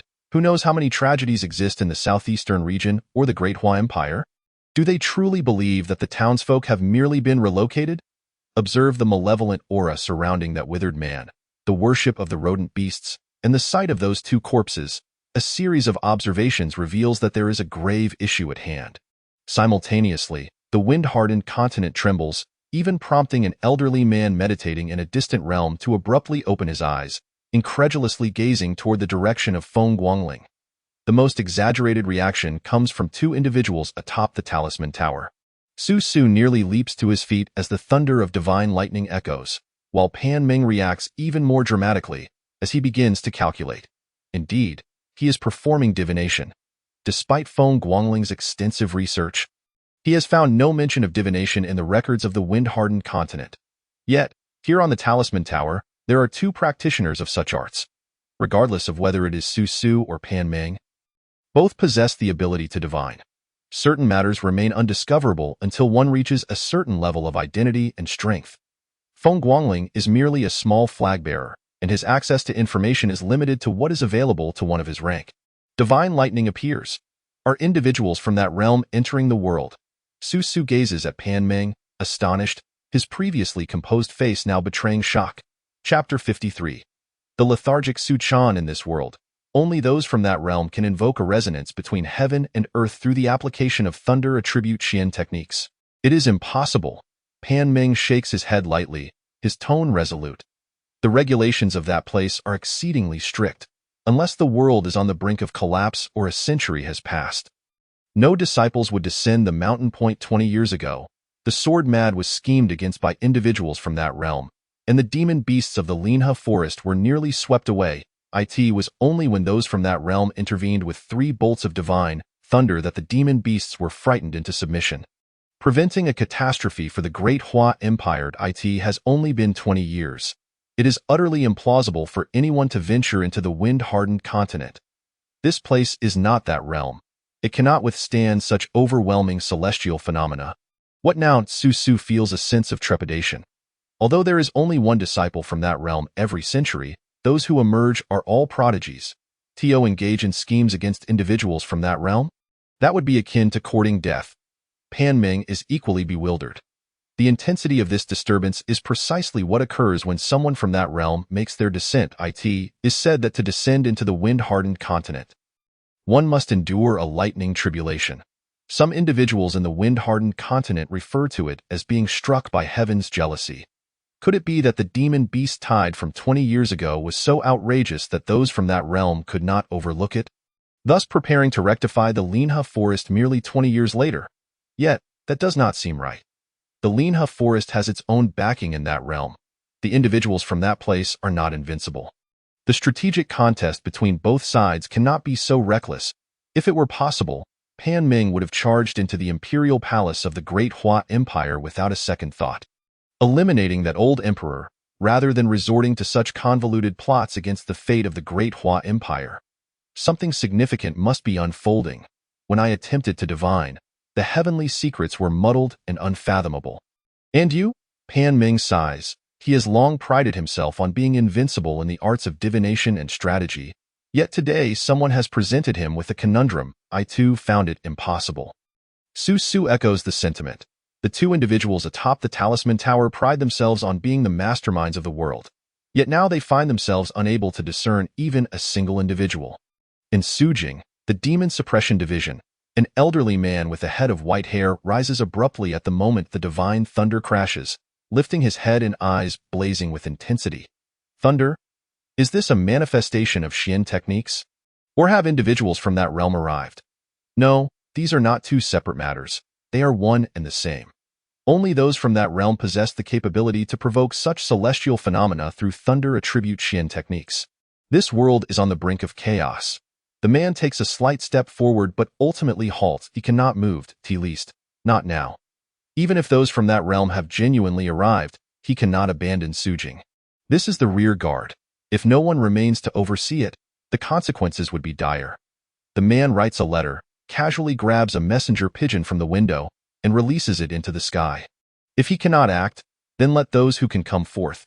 That scoundrel, the sword mad, has enjoyed a carefree existence for too long. It is time to burden him with responsibilities. What? You do not wish to work so hard? Your son is already employed in our Demon Suppression Division. Can you bear to see him traverse the world, facing unknown dangers? There is no doubt that from top to bottom, the Demon Suppression Division wishes to avoid encountering that madman. Yet they all desire him to take action. Upon seeing the messenger, Ming Chengtian nearly choked in frustration, nearly dying from anger. This position is one that anyone can take. Slaying demons and vanquishing evil is not visible. Yet he is inundated with mundane matters daily. Years ago, he thought coming to Mingshui County would allow him a few peaceful days, perhaps even slaying some demon beasts or quelling some evil entities. Now, it seems he has been thoroughly deceived by those 2 scoundrels. Just as he had managed to address the rampant interference of that realm in the wind-hardened continent, now they have come to stir up trouble? What is the meaning of this? Are they all emerging at once, thinking he has it too easy? Ming Chengtian's resentment is heavier than a ghost as he gazes up at Su Chan, who is deep in thought, an idea forming in his mind. Little Chan uncle, if you have something to say it. Su Chan shudders. Whenever Ming Chengtian adopts this tone, Su Chan knows he is about to be ensnared. He is on the verge of developing an immunity to such schemes. Put that aside. There is a matter of greater importance that I entrust to you. The affairs of that realm are primarily handled by the higher-ups of the Demon Suppression Division, and the involvement of the old wine enthusiast nearly led the sects of that realm to believe the Demon Suppression Division was prepared to take drastic measures. For the time being, the individuals from that realm are behaving themselves. Although this is temporary, Ming Chengtian is utterly unconcerned. When the heavens fall, there are tall individuals to support them. What is there to fear? The present matter is the real issue. Those who emerge from that realm are not easy to deal with. In their own words, they seek a harmonious accord. Years ago, the wind-hardened continent and that realm nearly erupted into conflict over the very notion of harmony. Ming Darren, what is the task? Su Chan steadies his nerves, cautiously inquiring. Did you hear the recent thunderous anomaly? Above, they suspect individuals from that realm have emerged. Cooperate with County Magistrate Feng and see if you can locate them. Ming Changtian speaks with an air of ease, yet Su Chan's heart races with trepidation. Are you serious? You want me to work with someone who dares to confront you directly, Ming Changtian? Moreover, are we still seeking that deranged lunatic from that place? Without a moment's hesitation, Su Chan raised his hand and struck fiercely at his own chest. Bang, spurt. With a single palm strike, blood gushed forth, leaving him gravely injured in an instant. He truly held nothing back, inflicting severe harm upon himself. Ming Chengtian's face darkened immediately. You damn. Sure shoot I need to recuperate. Su Chan leaned against a chair, trembling. His pallid face turned towards Ming Chengtian. Were it a subordinate defying a superior, Su Chan would not have dared to act in such a manner, for that could lead to genuine injury, perhaps even the loss of his position. Yet, let us not forget, Ming Chengtian is still Su Chan's Shirshu. One is an unknown madman, the other an untouchable lunatic. What does one do when neither can be provoked? One can only resign oneself to despair. Get lost, scram. Ming Chengtian waved his hand dismissively. All right, Su Chan sprang forward, the excruciating pain causing him to grimace. Yet his steps were swift, vanishing in the blink of an eye. Ming Chengtian sighed. Su Chan would rather resort to self-harm than seek cooperation with Feng Yumin. Could he possibly drag him along? Chapter 54. A love-hate relationship between two disciples. Hurry, hurry, let us go, Feng Guangling exclaimed. Did you not hear that a deserted town has been discovered? Why are you still idle? Come with me to investigate. As soon as he stepped out the door, Su Chan immediately summoned 100 households, launching into a tirade. My lord, that area belongs to the Fuzhou region. I have already informed them. Informed them? Since we have already undertaken the search, we cannot turn a blind eye. Call for people to follow me. Su Chan took the lead, charging out of the Demon Suppression Division. Ming Chengtian knew Su Chan all too well. He was nothing but a rogue. How many times had Su Chan been bullied throughout his life? My lord, we are heading the wrong way. It is not that direction, I know. Who asked you? Since I have decided to take action, I cannot return empty-handed. We shall also deal with other troublesome matters along the way. Ah, but my lord, that will take far too long. That is precisely what I desire. The sounds of their exchange spread far and wide alongside the hoofbeats. And soon after, Su Chan's figure had vanished from the streets. A quarter of an hour later, Ming Chengtian emerged from the house holding a vial containing blood chi pills, muttering to himself, Little one, you think you can challenge your Shushu? You cannot. Although the pills were few, there were still over 10 of them. If you have the guts, try slapping yourself a dozen times in front of your Shushu and see what happens. Previously, Su Chan's self-harm had left Ming Chengtian momentarily stunned, unable to react. However, with the incident unfolding, Ming Chengtian quickly grasped Su Chan's intentions. This disciple was merely attempting to shirk responsibility. Asa Shushu, could Ming Chengtian allow Su Chan to do as he pleased? That would only reflect poorly on him. He certainly could not allow that. While lost in thought, Ming Chengtian made his way to Su Chan's office. Upon pushing the door open, he discovered the place was utterly vacant. Where has Su Qianhu gone? Ming Chengtian inquired, casually grabbing a night watchman. I have seen the Lord. Su Darren just led a team on a mission, supposedly to investigate the deserted town incident. The night watchman was startled. Had Ming Chengtian not grabbed him, he would not have even noticed his presence. Ming Chengtian's eyes widened in astonishment. What? That brat ran away. And he did so under the guise of a mission. This made it exceedingly difficult to call him back. The deserted town incident had been reported to the Demon Suppression Division an hour earlier, and Su Chan had previously discussed with Ming Chengtian about who should investigate. Feng Guangling had clearly stated in his message that the town was not only eerie, but also harbored someone capable of controlling corpses, and that person was at the pinnacle of the transparent realm. Such matters were not something an ordinary small flag could handle. It was a stroke of luck that Feng Guangling had survived.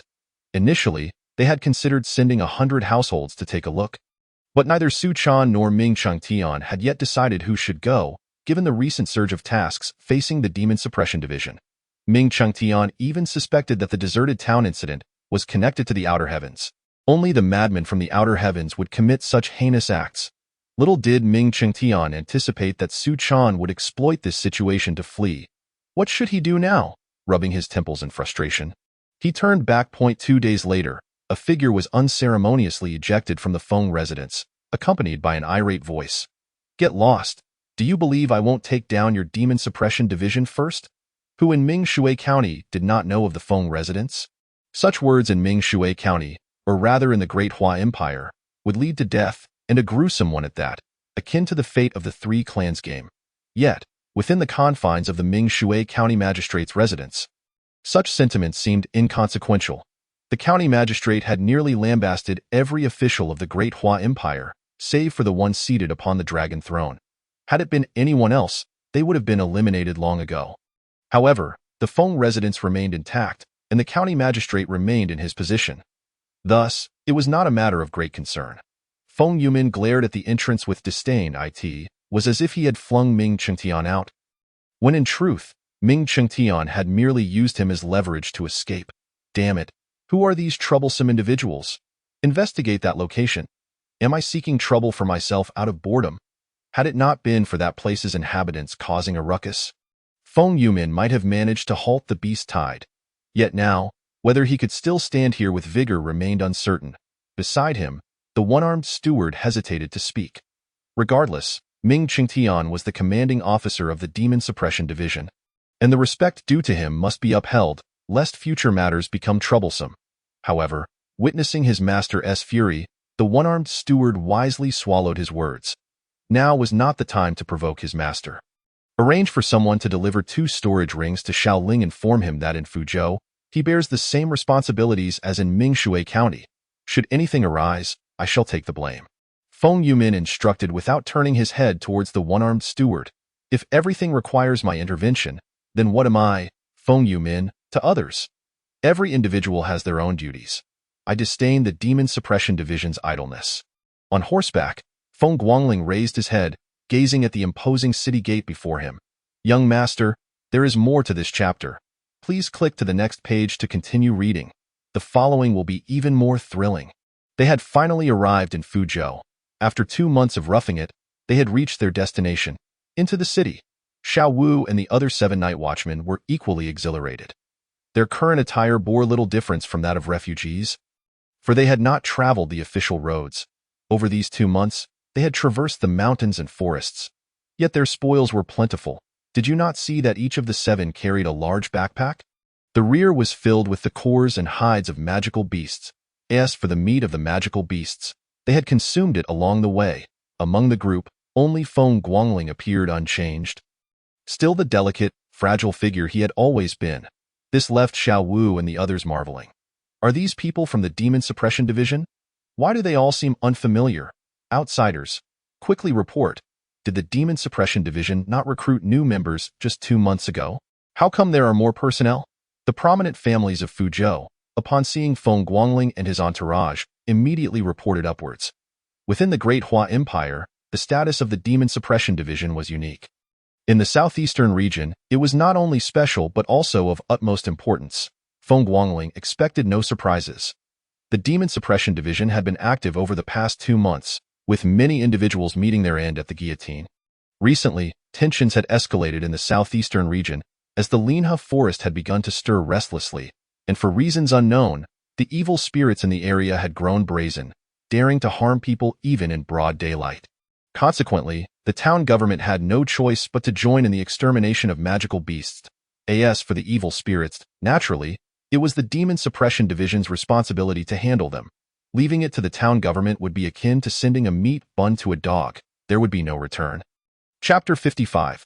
The enthusiastic members of the Fuzhou Demon Suppression Division. They marched straight into the Demon Suppression Division, and the unusual gazes ceased to exist as the gates closed behind them. Within Fuzhou, riding and soaring were prohibited. These 2 rules were unbeknownst to Feng Guangling that, of course, even if he had known, he would not have changed his ways. After all, who did he think he was? Before this, he had been a well-known scion of the southeastern region, and in his memory, riding in Fuzhou had not been an uncommon affair. Following this, he was a small flag of the Demon Suppression Division. Would the Fuzhou town government dare to cause him trouble? The rules against riding and soaring were set by the Talisman's building. The official regulations did not impose such restrictions. Halt! Within the Demon Suppression Division, riding is forbidden. As soon as they entered the gates, a night watchman stepped forward to block Feng Guangling and his party. Feng Guangling did not resist. Rules of the Demon Suppression Division must be adhered to.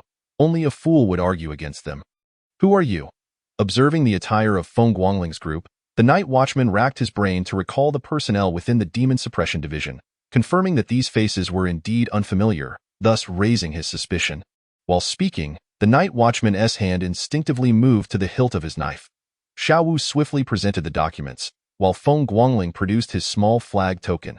Should they be judged as impersonating the small flag of the Demon Suppression Division and the Night Watchman, they would find no refuge not only in the Great Hua Empire but across the entire Wind and Fire continent. Such matters have not been untried. Rather, those who have dared to undertake them have perished. No matter if you escape to the land of Buddha, the North Mang, or even beyond the heavens, death is inevitable. The Demon Suppression Division maintains a resolute stance against impersonating Night Watchers. Upon encountering Lord Feng, the Night Watchers immediately clasped their fists in salute after perusing the document. As for the notion that Feng Guangling and his entourage presented a forged document to the Demon Suppression Division. Such a scenario is utterly implausible. Even outside, impersonating a Night Watcher leads to death. How much more so in the Demon Suppression Division? Anyone with a modicum of sense would refrain from such folly. Is the deputy commander present? Feng Guangling was unaware of who held the highest position within the Demon Suppression Division in Fujing. The highest-ranking official in both the Fujing and Mingshui Demon Suppression Divisions is a deputy commander. Without the prefix of commander, yes, I am here. Please, follow me. The Night Watcher hastily led the way in front. He had just felt a peculiar familiarity with the young man holding the white horse. Only realizing upon seeing the document that this was none other than the most renowned dandy of the southeast region, Feng Deshao. Beyond this reason, there is a greater one. The deeds of Feng Guangling over the past 2 months are no secret within the Demon Suppression Division's hierarchy. Were it not for his limited tenure in the division, he would have already attained the rank of 100 household leader. This is the highest position attainable without resorting to cross-border killings. Thus, Feng Guangling's small banner is quite exceptional, and his authority is substantial. The small flag token granted to Feng Guangling by the Demon Suppression Division permits him to mobilize a limited number of personnel under 1,000 household rank. 100 household leader cannot be compared to Feng Guangling. Previously, the Night Watchers from Mingshui and Fujing held disdain, but now such contempt is inexcusable. Countless others have perished in the face of challenges that Feng Guangling not only survived but resolved. Who could dare to speak ill of him? The Fujing Demon Suppression Division bears little difference from that of Mingshui. In fact, Feng Guangling perceives the Fujing Division as lesser in stature than that of Mingshui. This is an undeniable fact. The Fujing Demon Suppression Division stands at merely 9 stories, not exceeding 20 meters in height, while Mingshui's division towers at 33 meters. From any perspective, Mingshui's division appears remarkably unique. A sentiment only shared by Feng Guangling, the young white flag bearer. I have met the deputy commander. Gazing at the middle-aged man with white eyebrows before him, Feng Guangling's mind immediately conjured the most renowned figure within the Taoist sect, the white-eyed Taoist. Young flag bearer, your recent exploits have reached my ears ceaselessly over the past 2 months. You have performed admirably, bringing no disgrace to our Demon Suppression Division. Wei Ming's satisfaction with Feng Guangling knows no bounds. While those beneath him remain oblivious to the significance of Feng Guangling's actions, he himself is acutely aware. Over the past 2 months, traversing mountains and rivers was not a deliberate test imposed by the division, but rather an assessment of Feng Guangling. Originally, many traps and challenges had been laid along the official routes, but upon realizing that Feng Guangling was not adhering to conventional methods, the others began to wager on how long he could navigate the mountain paths. All Night Watchers above the rank of 1,000 house felt that as long as Feng Guangling could endure for a month, it mattered little whether he continued along the official roads or sought assistance. Yet how did Feng Guangling proceed? He relentlessly traversed the remote mountains and forests for 2 months, ultimately arriving in Fujing alive. His commendable achievements reflect that he did not merely wander for leisure. To put it plainly, he was on a mission to slay demons and eliminate evil. Who would have anticipated that the once dissolute youth would possess such a profound connection to their demon suppression division? Feng Guangling entered in a daze, receiving a barrage of praise before exiting in a similar state of bewilderment. Throughout the entire encounter, aside from his initial greetings, he had no opportunity to speak further. It was Wei Ming who extolled his virtues throughout. What is happening? Feng Guangling found himself in a state of confusion.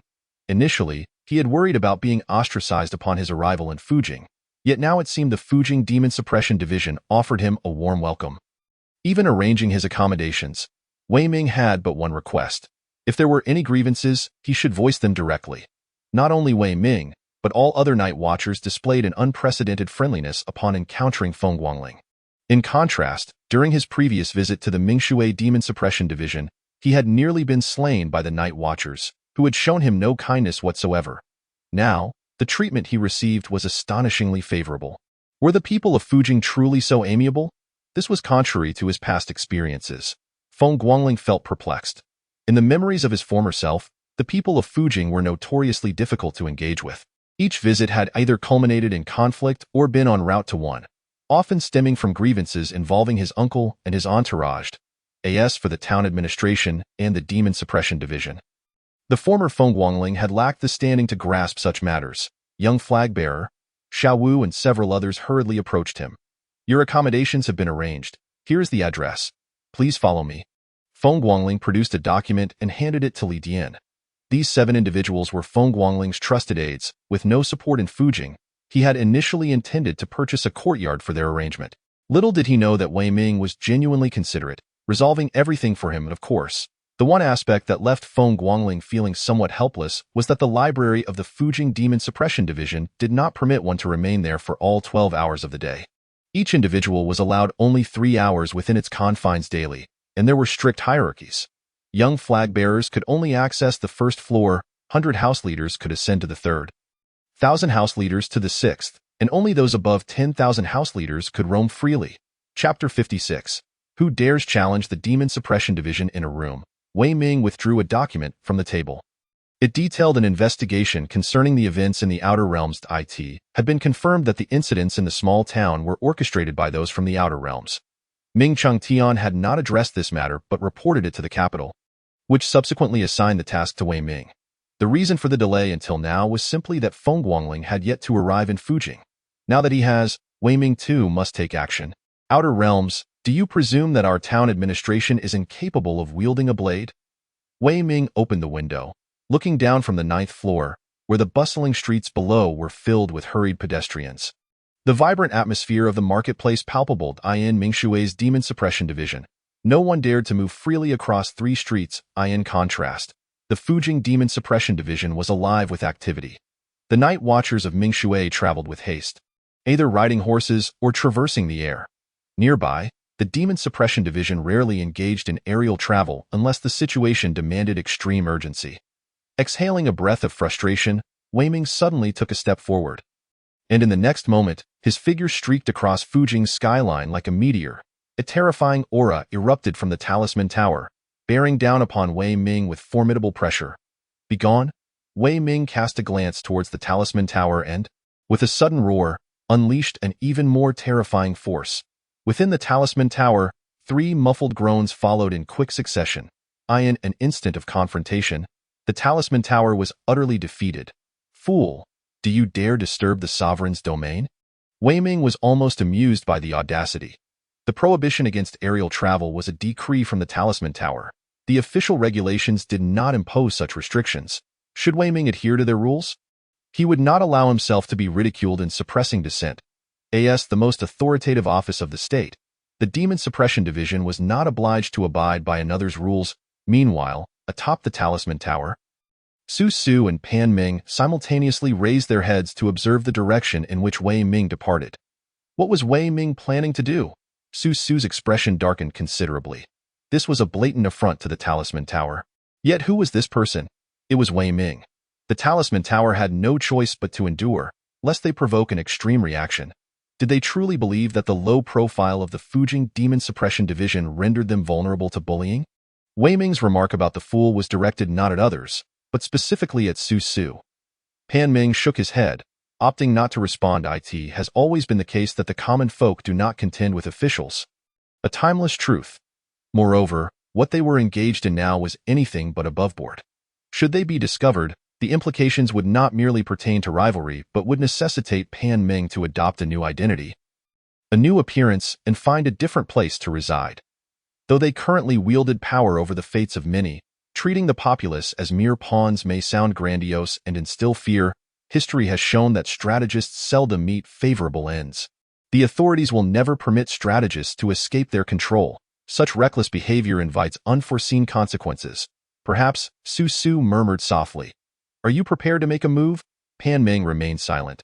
How could Su Su, a mere leader of the Talisman Tower, dare to speak of the Demon Suppression Division? The division's audacity had long been a given, only slightly tempered since the fall of the Grand Elder of the Demon Suppression Prison a century ago. Otherwise, would the Talisman Tower dare to impose restrictions on air travel? They would find themselves uprooted in an instant.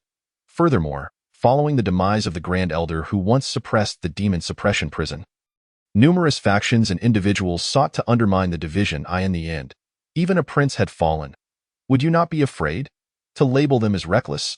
Only those who have truly experienced the Demon Suppression Divisions would comprehend the extent of their arrogance and brutality. Pan Ming was one such individual.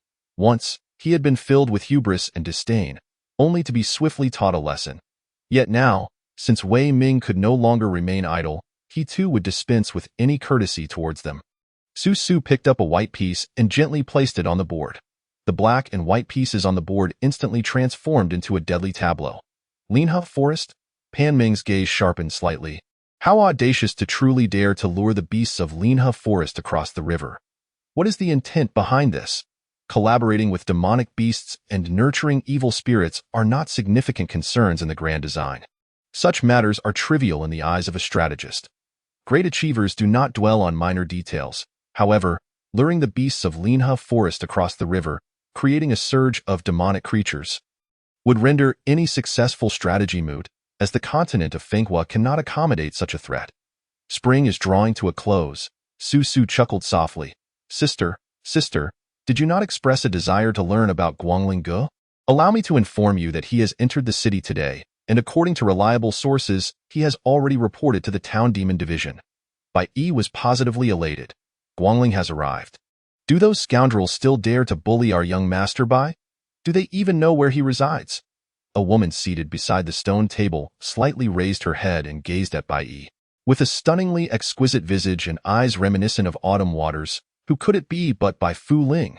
Since the last time she was schemed against and was involved in the incident with Feng Guangling, Bai Fu Ling had not made an appearance for quite some time. Officially, she was employed at the town government office, but after returning to Fujing, she had directly applied for sick leave. No one dared to question this. Over 2 months ago, upon learning of Feng Guangling's return to Fujing, Bai Fu Ling had been waiting for an opportunity to redeem herself from the humiliation she had endured. She would never forget how that scoundrel had defiled her. Even though they were both victims of schemes, Bai Fu Ling could never forgive Feng Guangling for his actions, especially considering he dared to make advances after regaining consciousness. I don't know for now, but rest assured, I will find out soon, Bai Yi replied confidently. All right, remember to inform me at the earliest opportunity. Ah, sister, have you come to a realization? Get lost. Understood. Bai Yi wasted no time and dashed away. In this household, his status was the lowest. Arguing with his sister was akin to courting death. Just then, a formidable aura flashed overhead. Bai Fu Ling suddenly stood up but reluctantly sat back down. The matters between her and Feng Guangling were known only to a select few, while the rest remained oblivious, including her brother and sister. This also illustrated how formidable Xiao Wu was. Knowing such risky affairs and still managing to infiltrate the Town Demon Division was quite the feat. Feng Guangling too inexplicably lifted his head, being more sensitive to such energies than anyone else. Could it be that his amiable superior, who had not even allowed him a chance to speak, possessed such overwhelming power? He crossed the entirety of Fujing. Wasn't it said that Fujing was a forbidden zone? Before he could finish his thoughts, he heard Wei Ming utter something even more audacious. A reckless fool. Fortunately, Wei Ming had not infused his words with mystical energy beforehand, nor had anyone else overheard them. Otherwise, the reputation of the Fu Lu building would have been utterly tarnished. Chapter 57. The indulgent treatment of a prodigal. The town demon division was indeed tyrannical. Feng Guangling mused, lamenting the lack of support and foundation he had within the division. Otherwise, he too could be domineering. The Tao of the Taoist has never been about bowing in servitude, however, currently lacking in strength. He could only endure in frustration. But this did not imply that Feng Guangling lacked valor. Had he not been eager to confront someone at the pinnacle of cultivation? At any time, a cultivator's heart is not devoid of courage. Feng Guangling's residence in Fujing was not a mere dormitory, but rather an independent courtyard resembling a traditional three-part compound. Such treatment was unimaginable for someone of minor rank. Even 1,000 households would not afford such luxury.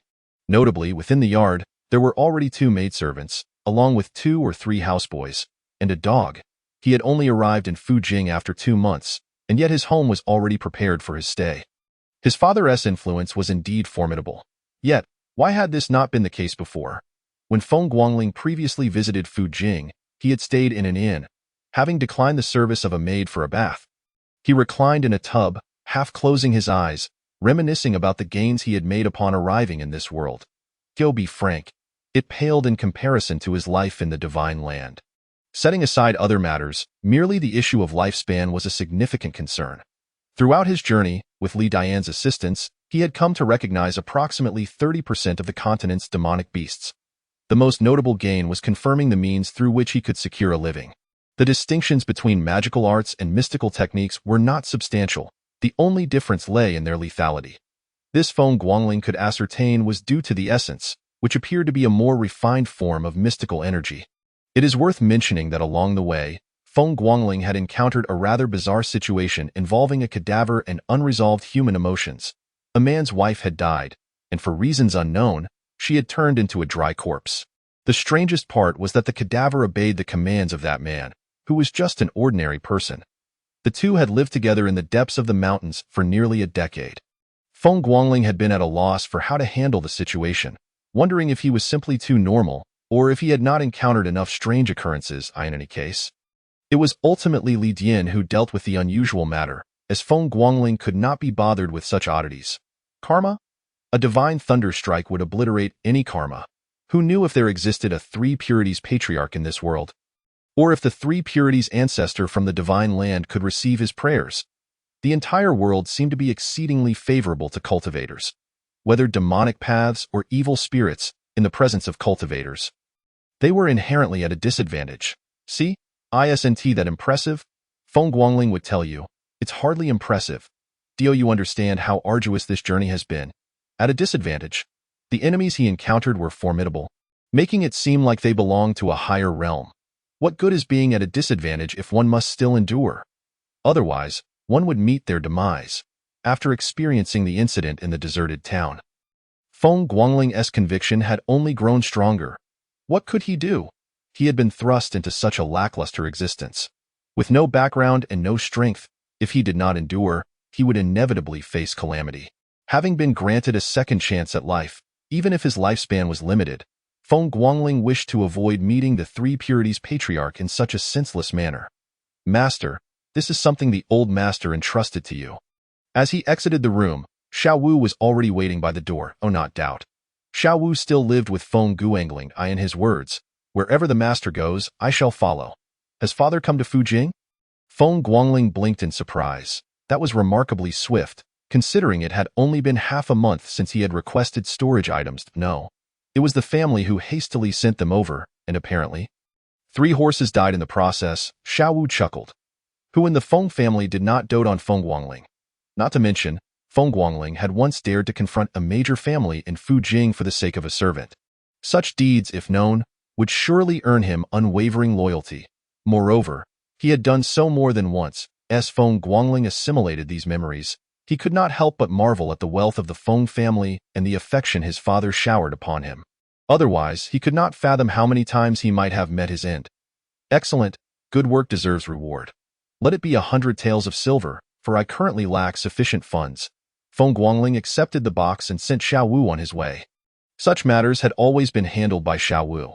Now delegating it to him was both simple and convenient, ensuring no mishaps would occur. Understood, Xiao Wu replied cheerfully, "A generous and protective master. Who wouldn't he appreciate that? 100 taels of silver equated to 10 taels of gold. Look at that. He claims to have little money, yet only a master like him would say such a thing. For others, even receiving 10 taels of silver would be considered a tremendous reward." Upon returning to his room, Feng Guangling eagerly opened the box. Storage items, do you comprehend their value? Feng Guangling was uncertain how the Windfall continent regarded storage items, but to him, they were undoubtedly artifacts. With such an item, he would encounter far fewer inconveniences in the future. Setting aside other considerations, this journey alone could have allowed him to carry many more possessions. Despite Xiao Wu and the others carrying large bundles, they had lost a considerable amount on the way, including some beast meat. It was unfortunate. Those beasts were merely in the Tongxian realm, and their meat held little value beyond mere sustenance. Damn it. The moment he opened the box, Feng Guangling could not help but curse. Two storage rings. What the hell? Bai Yi had said that storage items were exceedingly precious and rare. Feng Guangling had thought that even receiving the cheapest storage bracelet would be a sign of his father's indulgence. Little did he expect to receive 2 storage rings. In addition, there were silver notes, an astounding 10,000 taels of silver. Reflecting on his earlier statement to Xiao Wu about lacking money, Feng Guangling felt a flush of embarrassment. He finally understood why his predecessor had been so extravagant. With a father like that, frugality was simply impossible. Within the box, there was also a piece of paper detailing how to activate the storage ring. Contrary to the common notion of blood activation, it required the release of mystical energy. Tio put it plainly, the storage ring stored 1's mystical energy and recognized 1's aura. In that case, only the owner could access it. Such generosity, such advancement.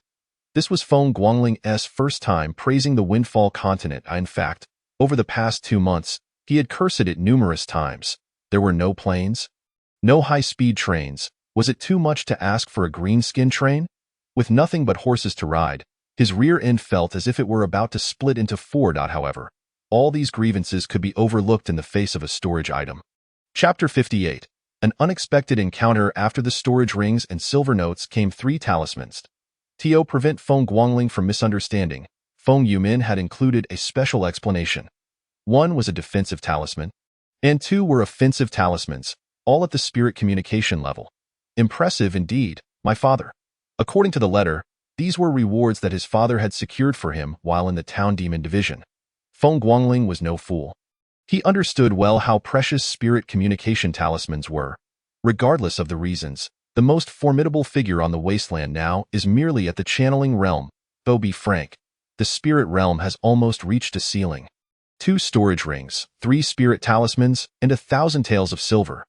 It seems that my dear father is quite anxious about potential grievances. In truth, Feng Guangling possesses little of value. The storage rings are merely for convenience in transporting beast corpses in the future. It appears that becoming a dandy is not such a bad fate after all. This is the first time Feng Guangling has entertained such a thought since arriving in this world. As for why Feng Yumin has such considerable influence, have you heard of the magistrate of Po Family County? Regardless, Feng Guangling finds it quite reasonable. Brother Guangling, Brother Guangling. As dusk descended, Bai Yi burst into the courtyard, followed by a helpless Xiao Wu. Were it not for Xiao Wu's acquaintance, one might have thought that Bai Yi's boisterous entrance would earn him a severe beating, especially with 2 steely-eyed servants brandishing wooden clubs closely behind them. What brings you here? Feng Guangling stepped out of his room, astonished to see Bai Yi. How long has it been since they arrived in Sujing? At most, it has been merely a day. How did Bai Yi manage to find his residence? This is not an era where mobile phones are ubiquitous. Everything relies on word of mouth and inquiry. What could one accomplish in a day? This fellow clearly has his methods. He might be useful for gathering information in the future. Heh, I'm just too bored at home. Bai Yi didn't waste time on pleasantries about Feng Guangling's first visit. Feng Guangling had helped him out in Sujing more than once. They were no strangers. All right, let us go out for a stroll. Feng Guangling gazed at the setting sun, a thought crossing his mind as he closed the door behind him. Despite his lengthy stay in this world, he had scarcely explored its cities. Initially, he had hidden in the Feng Mansion, later secluded himself in the Demon Suppression Division's library, and subsequently roamed the deep mountains and forests. Did the deserted town count? Certainly, but it lacked any vibrancy, and how could a small town compare to a border city? One must admit, Feng Guangling has opened his eyes. Sujing truly lives up to its reputation as the largest city in the southeast. The architecture here is not only picturesque but also exhibits a rugged and bold style. The juxtaposition of these two seemingly contradictory aesthetics creates a harmonious ambience. However, one must consider that this is a city fortified against beast tides. Could it not be grand? Could it not be fierce? Brother Guangling, shall we visit Hohot Pavilion? It's been quite a while since we last went. Bai Yi leaned closer to Feng Guangling, whispering conspiratorially. Hohot Pavilion, the largest entertainment venue in Sujing, colloquially known as a brothel. Only the wealthy and powerful can enter. The impoverished or powerless need not apply. There was once a peak spirit realm practitioner who caused a ruckus here, only to be swiftly expelled from Sujing. The first time Feng Guangling took Bai Yi to Hohot Pavilion, he was merely 16, while Bai Yi was 14. That occasion ended with Bai Yi suffering a most miserable beating. Since then, Bai Fuling has looked at Feng Guangling with a peculiar gaze. No, you must be seeking another beating. Feng Guangling snapped back to reality, irritation evident in his voice. In the past, he could afford to act recklessly in front of Bai Qi. But not anymore. To have mistreated someone's daughter in such an improper manner, and now to take her son to a brothel, he might as well wish for his own demise. Then let us take a boat ride. Bai Yi shrank his neck, quickly suggesting a different venue. Let us go to the Moon Lake. A sudden inspiration struck him. He had heard his brother mention that his sister first met Brother Guangling while both were visiting Moon Lake, and from that moment, Brother Guangling fell entranced. Let us go. Feng Guangling raised his hand, and immediately the four of them altered their course.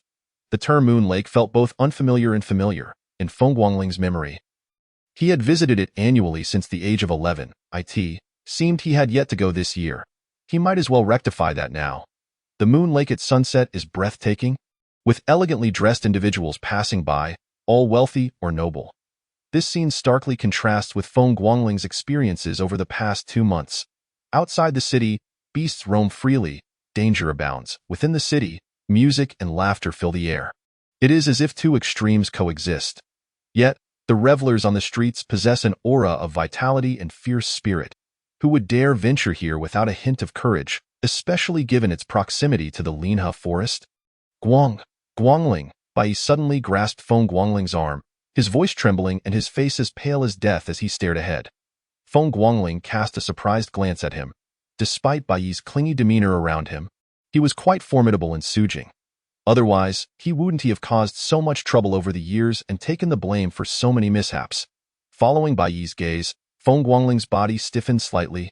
At the lake's edge stood a woman in a white dress, her back to them, gazing pensively at the boats gliding across the water. A chilling aura enveloped her, creating a 10-meter radius around her that no one dared approach, making her presence all the more striking. This silhouette is one Feng Guangling would never forget in his lifetime. Whether in his original body or as the current Feng Guangling, it remains unchanged. She was the first person he encountered in this world, the woman who helped him truly become a man in his 2 lifetimes. Though their interaction was fleeting, it was enough for Feng Guangling to experience the essence of being a true man. Bai Fuling, the youngest daughter of Bai Qi, the cherished jewel of the Bai family. Brother Guangling, let us run, Bai Yi instinctively suggested. For more than a month, he has either been beaten or on the verge of it. And now seeing Bai Fuling, he was on high alert. He even began to suspect that his sister had been traumatized somehow. Indeed, the trauma must be significant, Feng Guangling thought. At that moment, Bai Fuling suddenly turned around. In an instant, Feng Guangling's face froze, and no matter how one might rationalize, Feng Guangling is not the heartless scoundrel who could remain indifferent after pushing a woman away.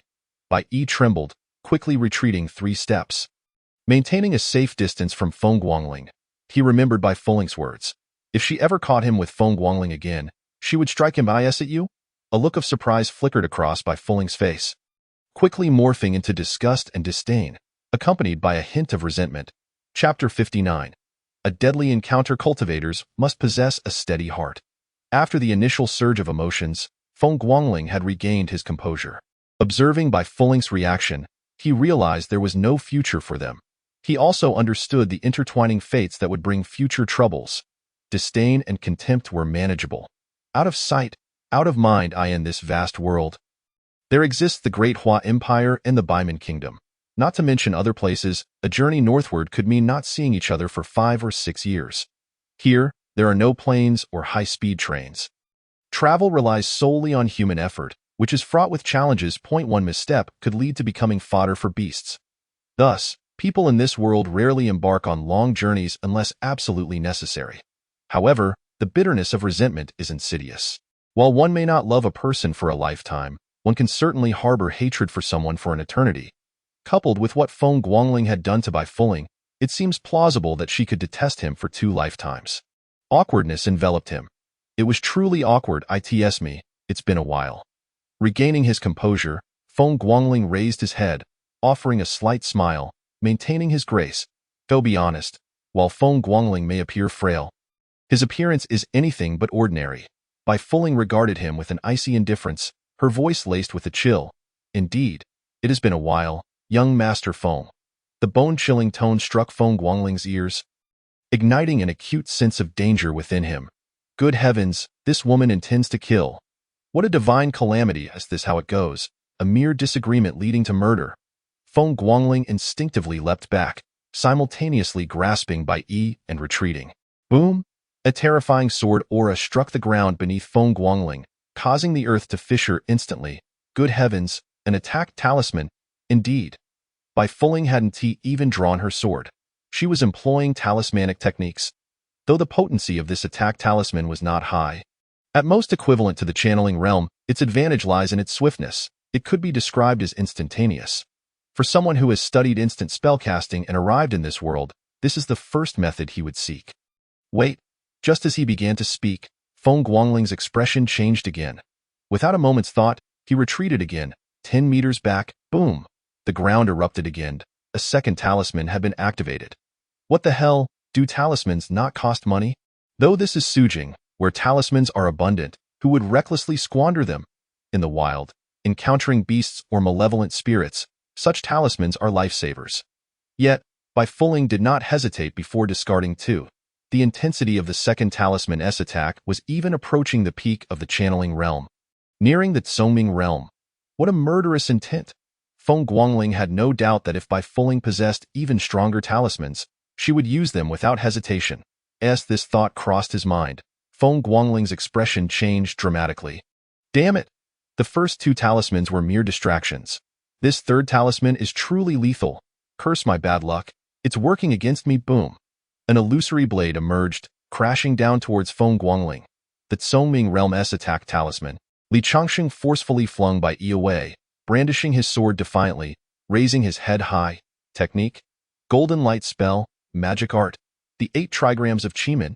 In an instant, 2 spells were nearly conjured simultaneously. At that very moment, a fierce pressure suddenly struck the chest of Feng Guangling, causing an intense pain to surge in his heart. It was still quite a challenge to unleash 2 spells at once, and there remained some backlash. However, there was no time to dwell on these consequences. If he did not act now, he would undoubtedly fall victim to this woman today. Indeed, the ancestors did not deceive. A woman harboring a grudge can become truly lethal. A golden light emerged, and the trigram's diagram suddenly enveloped an area of 500 meters, including Bai Fuling within its grasp. The trigram, DUI, signifies marsh. The Great Marsh represents the heavens. At present, Feng Guangling could only invoke 4 characters from the Qimen 8 trigrams, and the character Jin, which signifies mountain, was absent. Otherwise, he would not need to use the golden light incantation in tandem. A semi-transparent barrier abruptly enveloped Feng Guangling. Confined solely to him, waves of water surged, forming a protective shield. It is well known how formidable the talismans of the translucent realm can be. In any case, Feng Guangling had never encountered one. So caution was warranted. Boom! Following a thunderous roar, the attack dissipated. Feng Guangling raised his gaze to find only the rippling water barrier swaying. A sigh of relief escaping his lips. Thankfully, Bai Fuling's talisman from the translucent realm was not as terrifying as it could have been. Otherwise, he might have faced a fatal blow today, as the saying goes. Misfortunes come in threes. Or perhaps it should be said that Bai Fuling understood she could not inflict any harm on Feng Guangling at this moment. Hence, she did not strike again immediately. She stood 100 meters away, icy and aloof, her gaze fixed fiercely upon him, her eyes slightly reddened, as if she wished to carve him into 1,000 pieces. Having had her reputation tarnished without the ability to voice her grievances, she now lacked even the means for revenge. Such hatred, such helplessness, is something that those who have not experienced it can scarcely comprehend. Very well, it seems you have been masquerading as a harmless fool. It turns out this was all part of your scheme. Feng Guangling, I vow to kill you in this lifetime. The venomous words filled Feng Guangling with goosebumps. This is not how the script is supposed to unfold. Others who traverse through time, regardless of whether they are forceful or cunning, invariably end up with the beauty by their side. Why must I be the one to bear the brunt of such enmity? Not to mention, the backing of the opponent is overwhelmingly powerful. The three prominent families of the southeastern region. This truly the fate one is meant to confront. Does this not amount to a sentence of death? Moreover, if I, Feng Guangling, lacked some degree of strength, I would have perished just now. How can you claim that this was all my scheme? It was you, not the Taoist, who forced the issue. Although I may have stirred a bit, it was only a brief moment. Can we not adhere to some logic here? Feng Guangling genuinely felt a headache coming on. He had never been adept at dealing with women, and reasoning with them was entirely futile. Especially when that woman harbored such deep-seated hatred. Congratulations, you have no chance for dialogue in this lifetime. Did you not see how Bai Fuling struck without hesitation upon their first encounter? This world is rife with demons and monsters. Not one where even a knife cannot be taken out onto the streets. If one were to believe that one could carry a knife through the streets of Shenzhou, surely there would be daily casualties. And all of them would be men. Do not speak nonsense. I have only cultivated for self-preservation after entering the demon suppression department. Feng Guangling dismissed the matter with a swift denial. Chapter 60. You cannot make a move. Regardless of Bai Fuling's thoughts, Feng Guangling had to say this. Of course, it was undeniable that someone had acted forcefully. Yet, in public, he could not explain himself. Even in private, such an awkward topic remained unutterable. Surely, he could not say that it was not his doing. This body belongs to Feng Guangling, thus it must be his actions. No escaping it. Let go of me. Do you intend to kill me? In the instant Bai Fuling turned, realizing she could not move.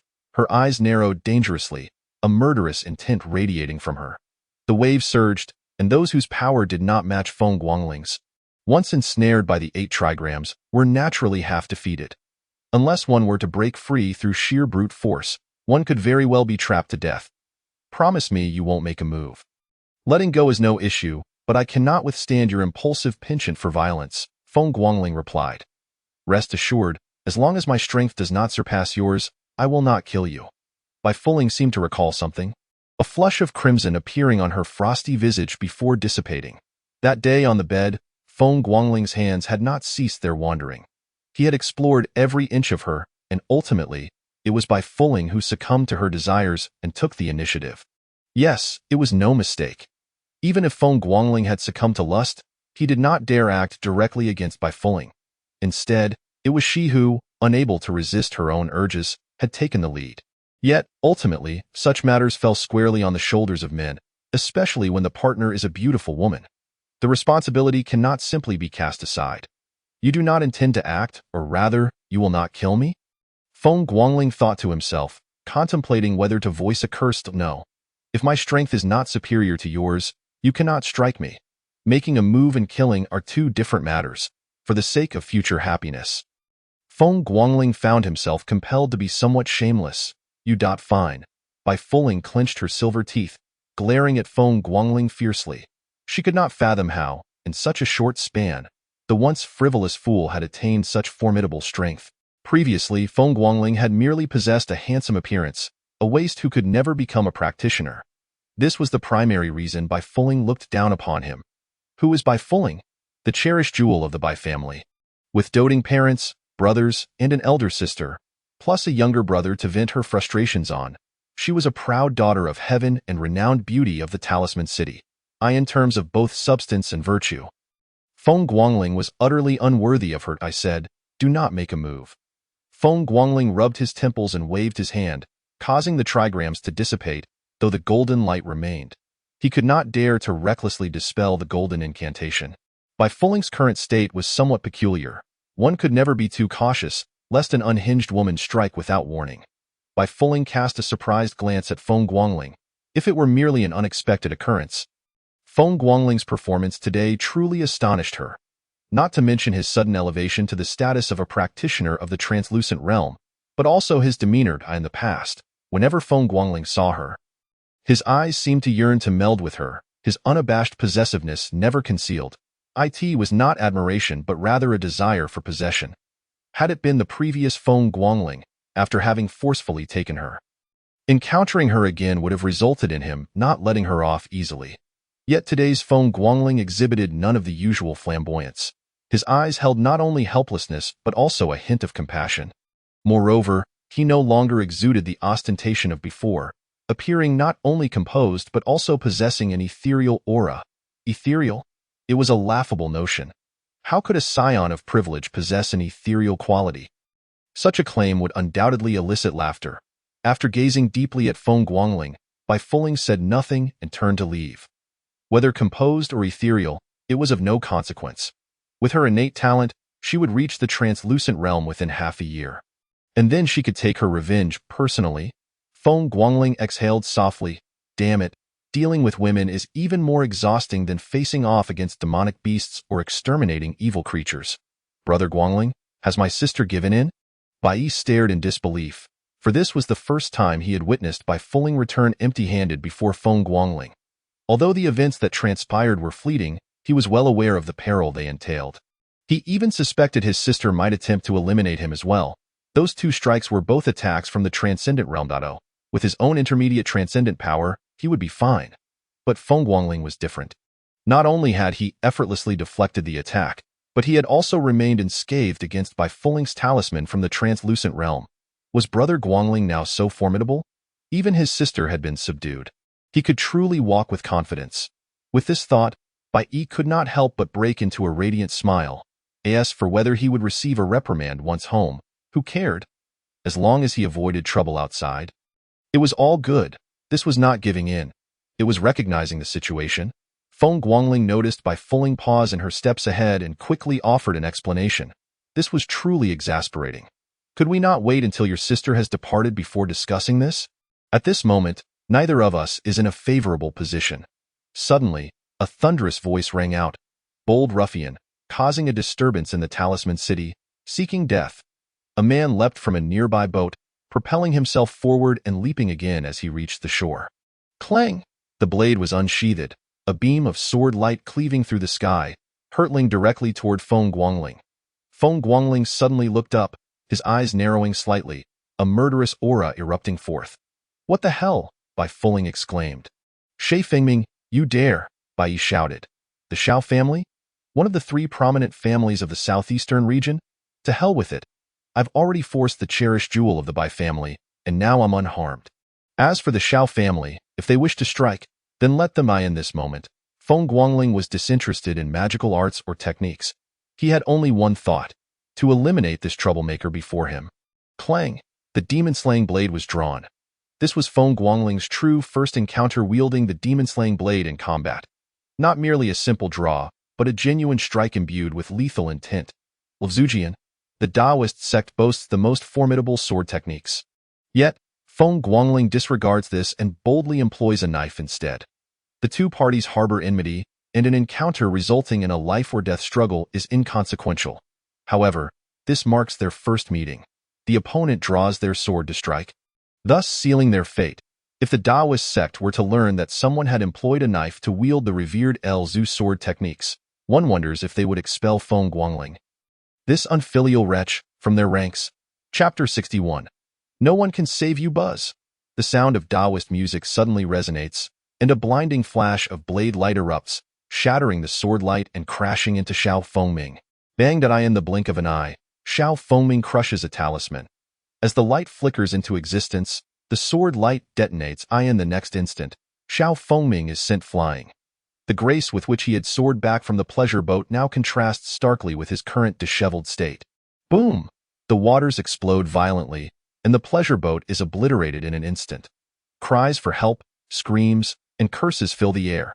Around a dozen individuals from the two boats plunge into the water, none remaining unscathed. Feng Guangling squints, directing his gaze towards Xiao Wu, commanding, send out a distress signal. Point one of the three great families. At the pinnacle of the Tongxian realm, he is regarded as a genius in the past. Feng Guangling would have simply turned and left without a word, taking advantage and slipping away, as they were not mortal enemies. But now, it is different. On his very first day reassigned to Fueying, someone had sought trouble with him. He fears that failing to assert his authority might prevent him from even entering the gates of the Demon Suppression Division. By Fueying does not count, as that is a matter of the original owner's karma, and no matter how Feng Guangling perceives it, he cannot escape that fact. But what of Xiao Fengming? How dare he draw his sword against him? The young master is now a flag-bearer of the Demon Suppression Division. It is explicitly stated that no one may draw a weapon against the guards of the Demon Suppression Division within the city. This is a written rule. Those who dare violate this decree must face the wrath of the Demon Suppression Division. This was the first ironclad rule Feng Guangling encountered upon entering the Demon Suppression Division. Indeed, without hesitation, Xiao Wu ignites the distress signal. In that instant, the entire Fueying trembles. Demon Suppression Division. A middle-aged man suddenly rises. A fierce aura erupts with the distress signal, and the room nearly collapses under its pressure. Good. Lord Wei has just left, and already someone dares to attack our Demon Suppression Division within the city. What a foolhardy creature. All night watchmen, heed my command. Assemble, provide support. In the absence of the commanding officer, the highest-ranking official takes precedence. This has been the regulation of the Demon Suppression Division for many years. As for the elders, unless even the 100 households are absent, the elders do not intervene.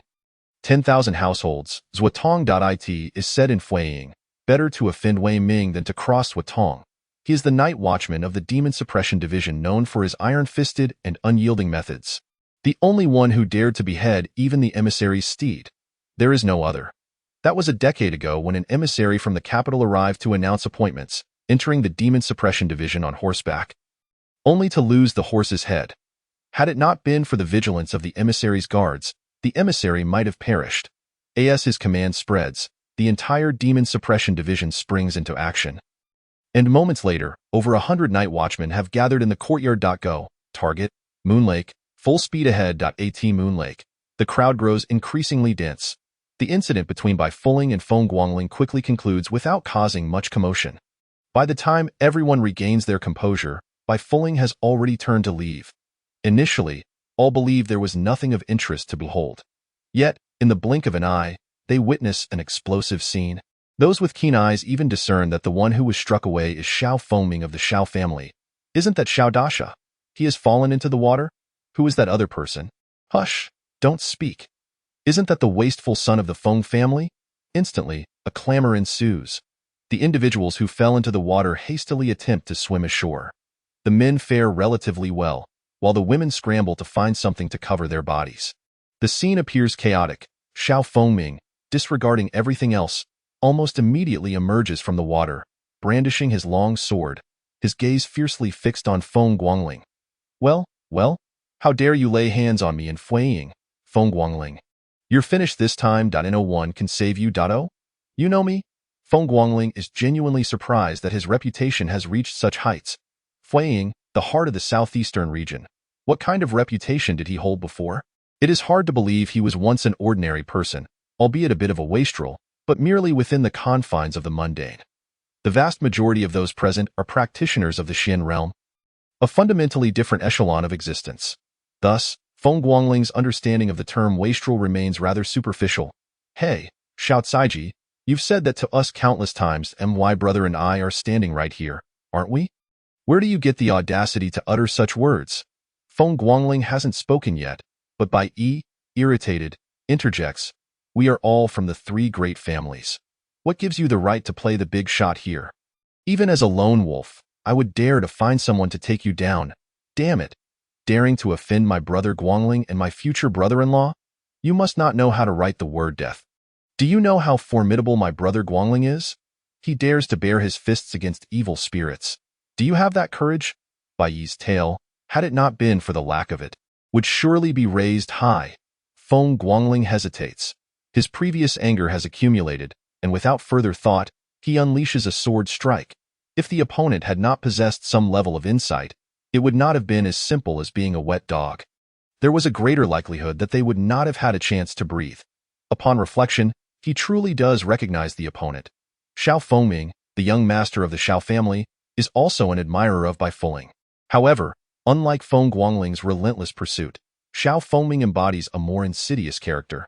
Heroic rescues, chance encounters, dining with friends, he has orchestrated countless such scenarios.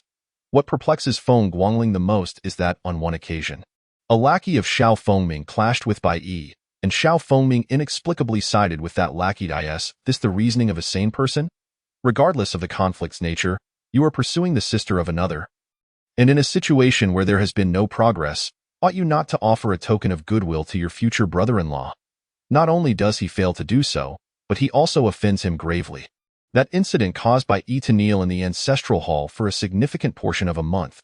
Ultimately, it was Feng Guangling who discreetly brought Bai Yi out as for the beatings. It was certainly Feng Guangling who bore the brunt.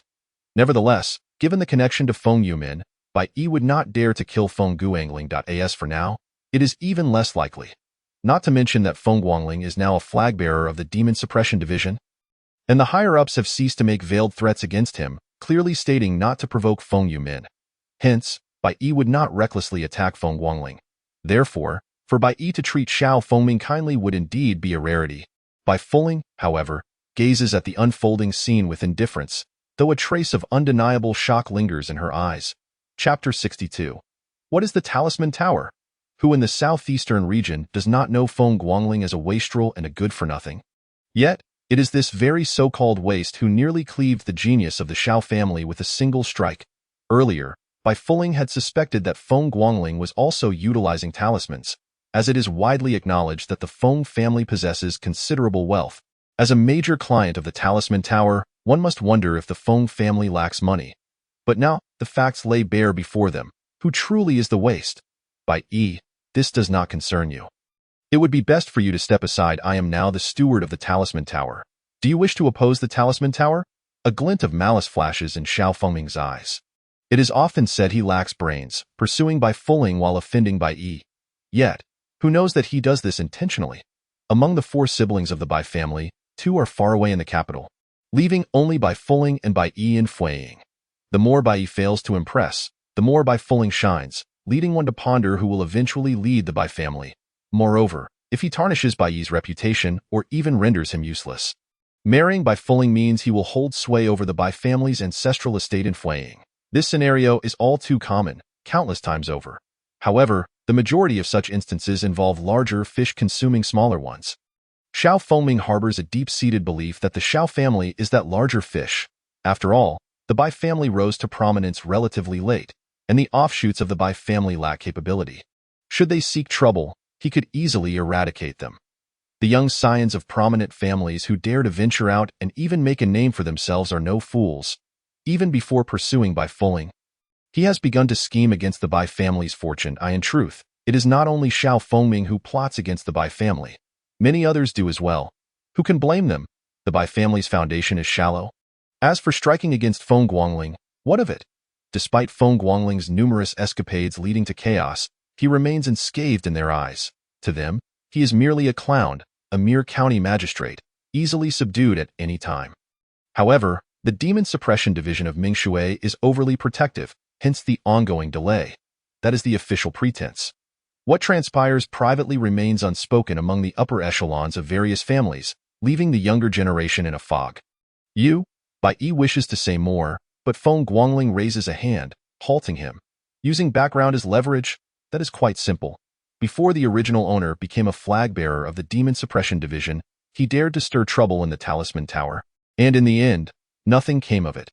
Xiao Fengming may possess a modicum of cunning, but it is insufficient. Or rather, his schemes, operating on a different level, will only prove futile. Feng Guangling remained oblivious to the machinations at play. All he comprehended was this. Even when he was incapable of cultivating the arcane arts and could not ascend to the status of an arcane master, he had been brazen and imperious.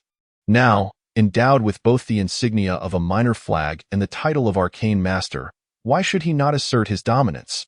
To be subjected to such humiliation was not only contrary to his character, but also to the ethos of the Demon Suppression Division. Shadasheo, are you aware that should you attack me without provocation, I could slay you without fear of reprisal? His voice dripped with scorn.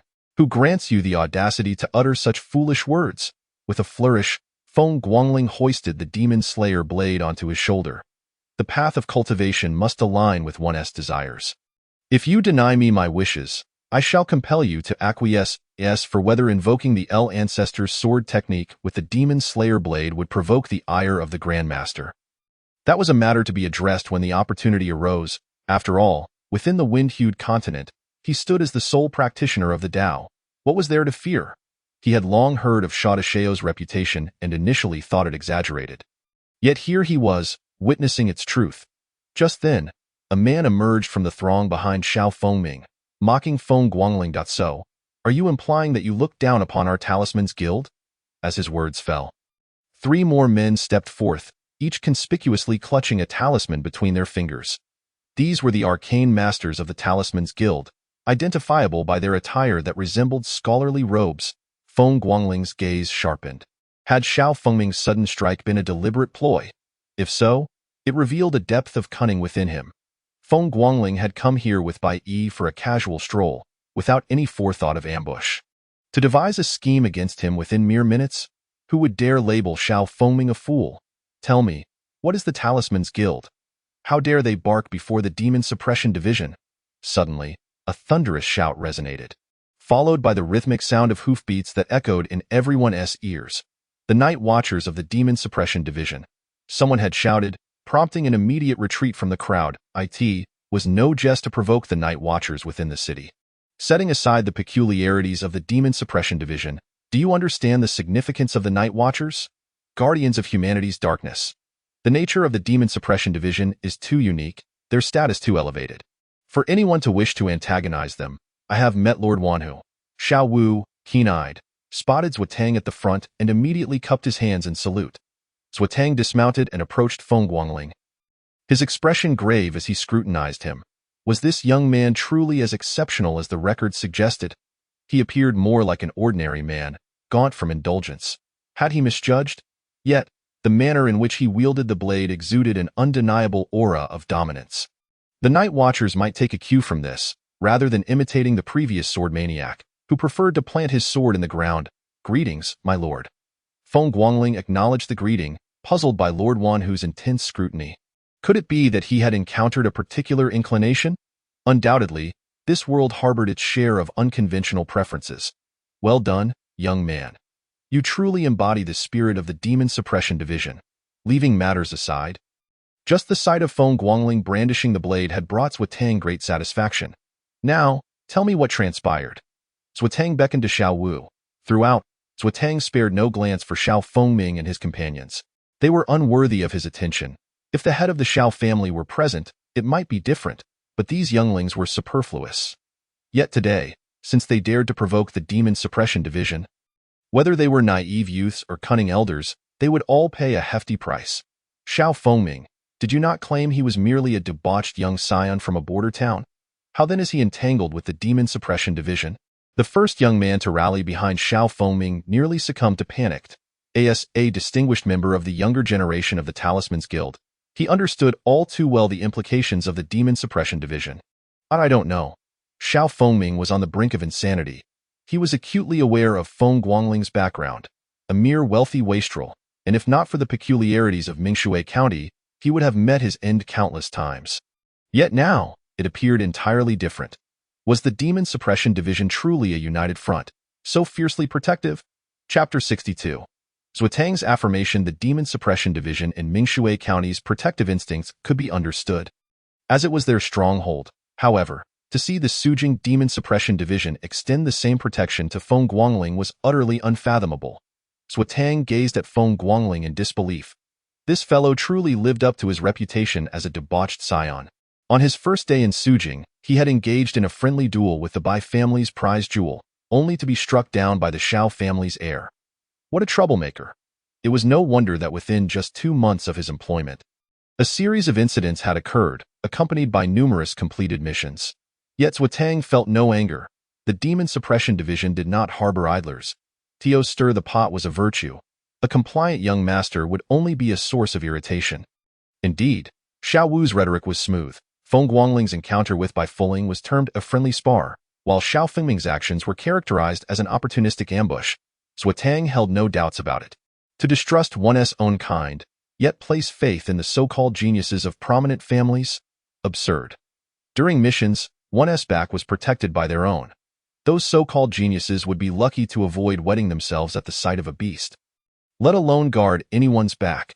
The Shao family, such a grand reputation. The Talisman's Guild, such might. Anyone daring to lay a hand on our minor flag of the Demon Suppression Division, seize them.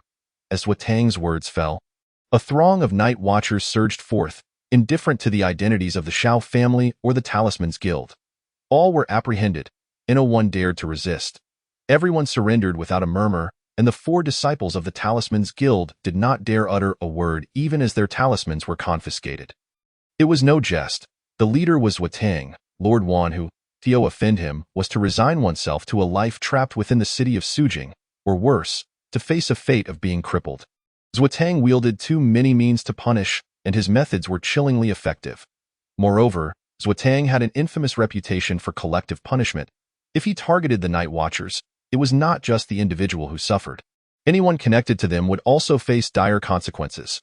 The Talisman's Guild had once dismissed this notion, only to see 30 of their disciples perish under mysterious circumstances, with nearly 100 others encountering misfortune within Sujing.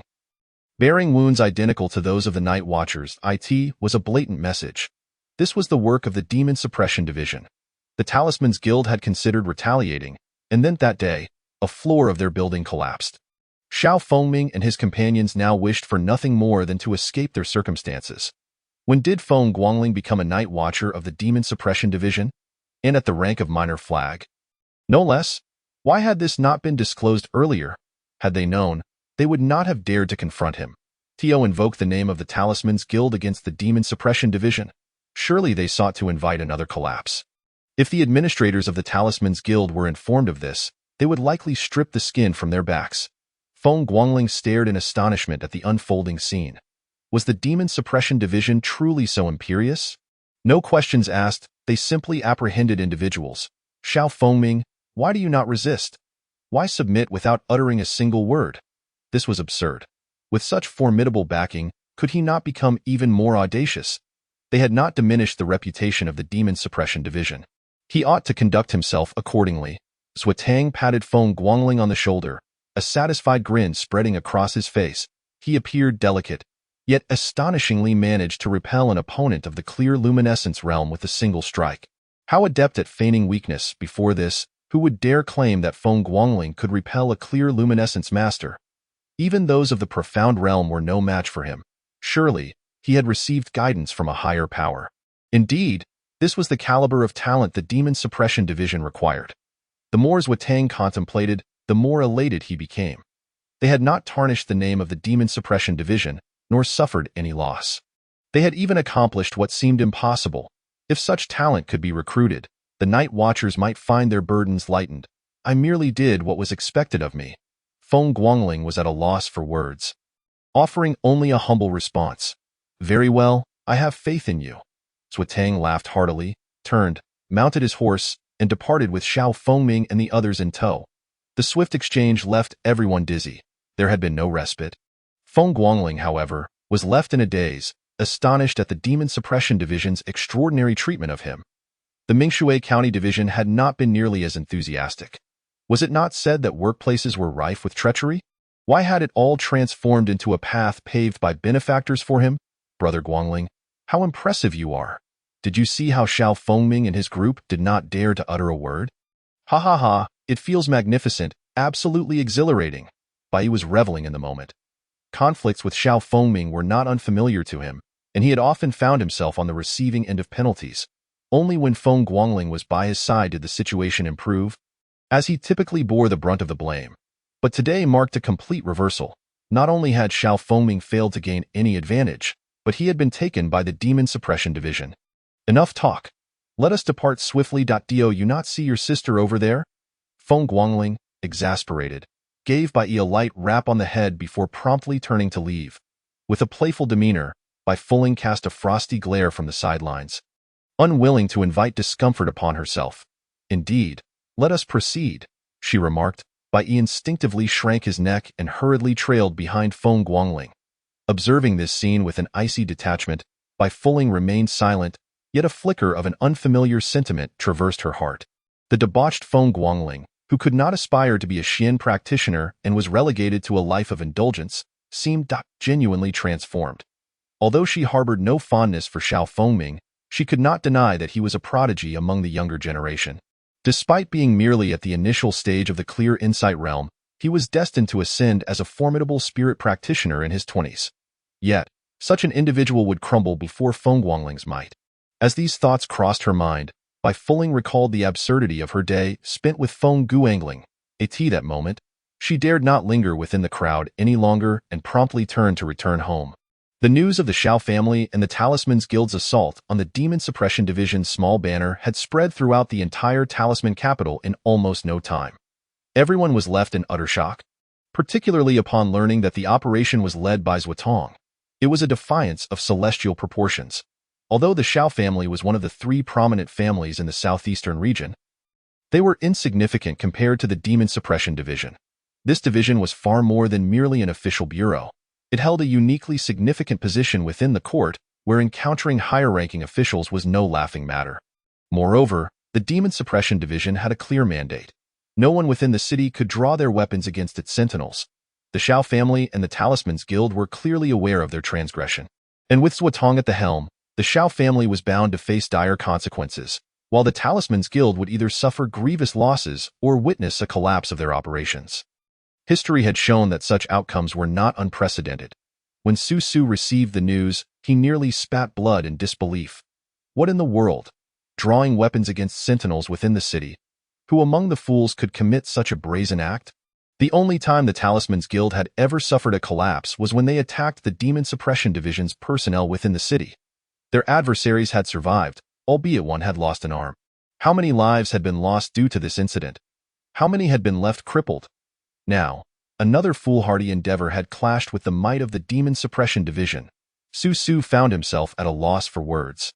Faced with an audacious blunder, it seemed the only recourse was to preemptively initiate action. 3 years prior, Su Su had issued a decree forbidding any conflicts with the Demon Suppression Division and the Town Governance Division. To placate these entities, he had relinquished countless interests over the years. For 3 years, the 3 factions had coexisted peacefully, yet today, calamity had struck. It was a stark reminder that human calculations often fall short of the divine.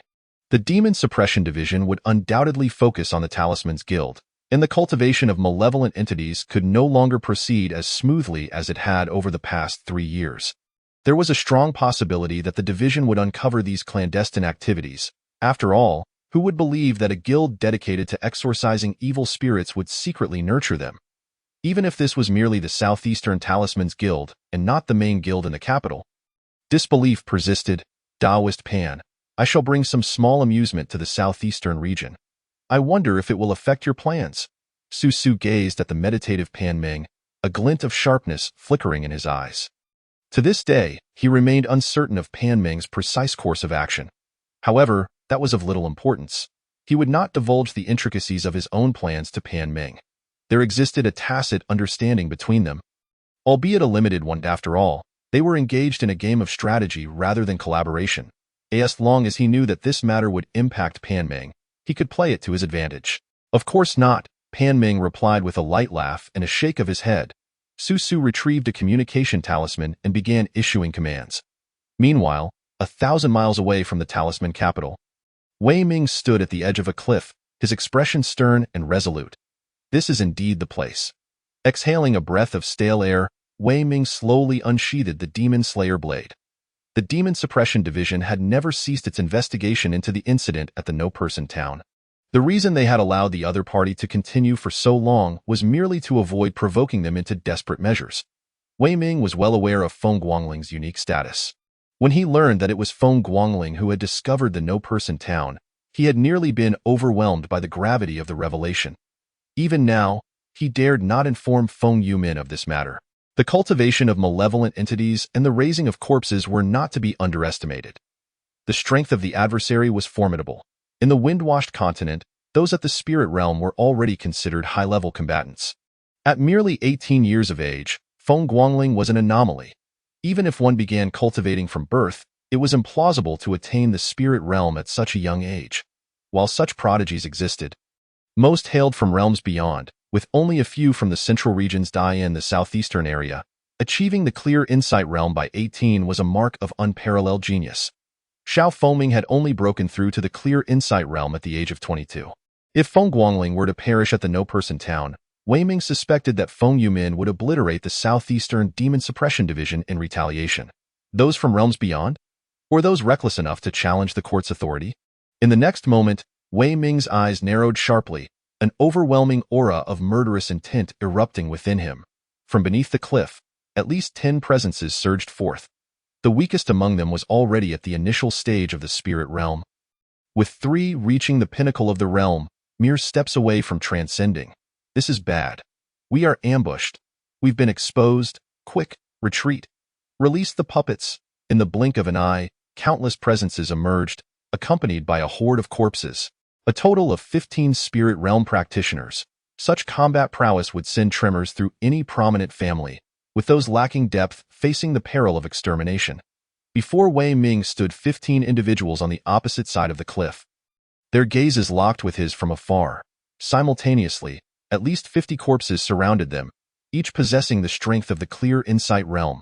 Wei Ming inhaled sharply. Good heavens, have we stumbled upon their lair? Excellent, very excellent. I am fortunate to have refrained from acting rashly for Feng Guangling's sake. Otherwise, if this force remained here and a beast tide were to occur, how many lives would be lost? As this thought crossed his mind, Wei Ming's pupils instantly turned crimson. 50 corpses. How many towns had to perish? How many lives had to be extinguished to create such a force? You fools, there's no escape for you. A sinister smile crept upon Wei Ming's lips. Since you dared to cast your line for a great catch, I assure you that no matter what transpires, I shall swallow you whole. Without the transcendent realm, you dare to kill and raise corpses on my territory? Seeking death, Wei Ming made no move. Instead, he withdrew a talisman and hurled it into the air. The transcendent talisman was a treasure beyond compare. This statement alone attests to the talisman's rarity. Generally, crafting a transcendent talisman necessitates possessing transcendent strength, and the success rate is notoriously low. Under normal circumstances, people would hesitate to use such a talisman unless their lives were at stake. However, Wei Ming was not just any individual, or rather, the demon suppression division was not composed of ordinary people. As the talisman soared, dark clouds rapidly converged, and thunder echoed ominously. An overwhelming presence, suffocating in its intensity, erupted forth. All the corpses surging upwards were instantly forced back into the abyss. The 15 spirit realm practitioners wasted no time in fleeing in all directions. Gathering together spelled certain doom. Only by dispersing could they hope for survival. In that moment, those who lagged would face dire consequences. They did not recognize Wei Ming. In fact, they could not even sense his aura. Yet they recognized the talisman. To use a transcendent talisman against spirit realm practitioners was a gamble that defied reason. Surely, there was no deep-seated enmity between them. The sinister smile on Wei Ming's face deepened. You wish to escape? You are overly optimistic. This talisman is not an offensive or defensive talisman. It possesses but one function: to bind. Below the transcendent realm, you will not have the chance to resist. Above the mid-transcendent realm, there might be a slim hope of breaking free in the next instant. The expressions of all the spirit realm practitioners underwent a drastic change, regardless of whether they were diving, unleashing techniques, or merely shifting a foot. They all froze in their previous stances. As binding, it was unclear who first shattered the silence. Wei Ming grinned, a chilling smile spreading across his face. Indeed, this is binding. To ensnare you all in one fell swoop. I have spared no effort. I hope you do not let me down. Chapter 65. A thorough investigation. 15 spirit realm powerhouses perished in silence at a rarely trodden cliff deep within the southeastern region. There were no cataclysmic battles, only the merciless scything of life. While the binding talisman may not possess the value of an offensive talisman and has many limitations, only usable on those of lower realms, it was still a transcendent talisman. As long as one was not at the transcendent level, its efficacy was guaranteed. Who would dare claim such a talisman lacked value? It could even be said to represent a second chance at life. For others, such a talisman would only be utilized in dire situations. Wei Ming, however, wasted no time in its use. for he understood the implications of 15 spirit realm practitioners for the southeastern region. The Demon Suppression Division was currently deploying forces throughout the Linha Forest, with insufficient manpower to contend with such a multitude of spirit realm practitioners. If they congregated, it would be manageable, but should they scatter and turn on ordinary citizens, it would spell disaster. Su's plans had yet to be set in motion, now rendered stillborn. 15 spirit realms, yet he incurred a monumental cost to compensate for them. Although they were all flawed spirit realms, their status alone rendered them formidable. Even the most accomplished practitioners of the illuminated realm would find themselves subdued in their presence. Yet now, they were all dead, and this was directly tied to Feng Guangling. It was no wonder that Zhuotong lamented Feng Guangling's nature as a troublemaker, adept at stirring chaos. Had Feng Guangling not stumbled upon the tragic scene in the deserted town, the Demon Suppression Division would not have undertaken a task that extended for miles. After meticulously investigating the abyss, he unearthed 2 spirit realms hidden below, and after effortlessly extinguishing their lives, Wei Ming let out a sigh of relief. Damn it, to think that after over a month of restless nights, the culprits were merely a couple of spirit realms? Truly infuriating. Though he cursed, there was a genuine sense of relief. At the very least, Wei Ming could provide an explanation to Feng Yumin regarding Feng Guangling's encounter with the spirit realms in the deserted town. Otherwise, Wei Ming suspected that Feng Yumin might actually dare to confront him directly. At that moment, the communication talisman suddenly trembled. Lord Wei, the night watchmen have been ambushed within the talisman capital. Please instruct. What? Wei Ming's eyes widened in shock. An overwhelming aura of malice surged forth, causing the surrounding environment within a 500-meter radius to tremble, as if the very earth itself had been uprooted. The entirety of the Talisman capital was aware that the most formidable figure within the Demon Suppression Division was Zhuotong, one who exacted vengeance for even the slightest grievance, employing ruthless methods. Most crucially, while others might avoid implicating the innocent, he was known for collective punishment. In Zhuotong's words, if you enjoy the benefits gained from the misdeeds of your kin, then you shall also receive the punishment. Is there a problem? Not in the slightest. This sentiment was not solely his. It resonated throughout the entire Demon Suppression Division. One must consider the responsibilities of the Night Watchmen. They did not vie for power, nor did they harm ordinary people. Their sole purpose was to eradicate demons. In such circumstances, would one dare to draw a weapon against them? Apologies, but not only would you face calamity, but the forces behind you would also suffer the same fate. However, in reality, Zhuotong, a man of considerable stature, was heeding the orders of Wei Ming, the commanding officer. Without Wei Ming's command, Zhuotong would not dare to act so excessively. Damn it, how outrageous! I have fought tooth and nail for the greater cause. Even expending a channel talisman, and you dare to turn your blades against the members of the Demon Suppression Division? Utterly reckless. The declaration was made. Investigate thoroughly and punish severely. These 8 words echoed through the entire Talisman Capital's Demon Suppression Division. In that instant, all Night Watchmen sprang into action, including Feng Guangling and his companions, who received the directive to surveil the Shao family. Indeed, it was a matter of surveillance.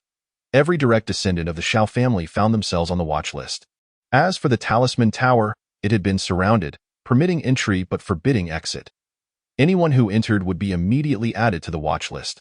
Feng Guangling stared in astonishment at Li Dian, who had come to convey the orders. And after a prolonged silence, he finally stammered, "Is this an order from above?" "Indeed, young master," replied Li Dian, equally bewildered.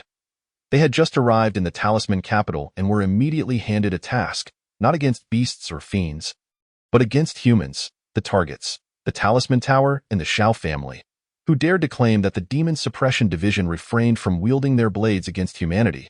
Such restraint was rare. Once the blade was drawn, the targets were invariably formidable clans. One of the 3 major families of the southeastern region, in the Talisman Tower, with its exalted status. How remarkable! The Demon Suppression Division, known for its audacity, acted without the need for formal procedures. No imperial edicts were necessary for such an operation. Feng Guangling once again witnessed the peculiar nature of the Demon Suppression Division. What are we waiting for? Let's surveil. With a grand gesture, he retrieved the attire of a night watchman from his storage ring and entered a nearby inn to change. This was the advantage of having a storage ring. Previously, he would have needed to return to his courtyard before setting out again, but now it was unnecessary. Brother Guangling, this is official business. You should return home? Feng Guangling swiftly rejected Bai Yi's eager gaze. Surveillance means constant watch. Whether you are shopping, dining, or even using the restroom, there will be eyes lurking in the shadows. Just imagine the consequences. However, this could also provoke backlash.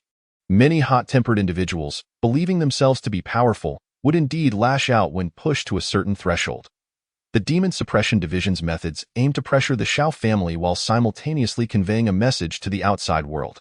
Offend the Demon Suppression Division, and they would retaliate mercilessly, as fate would have it.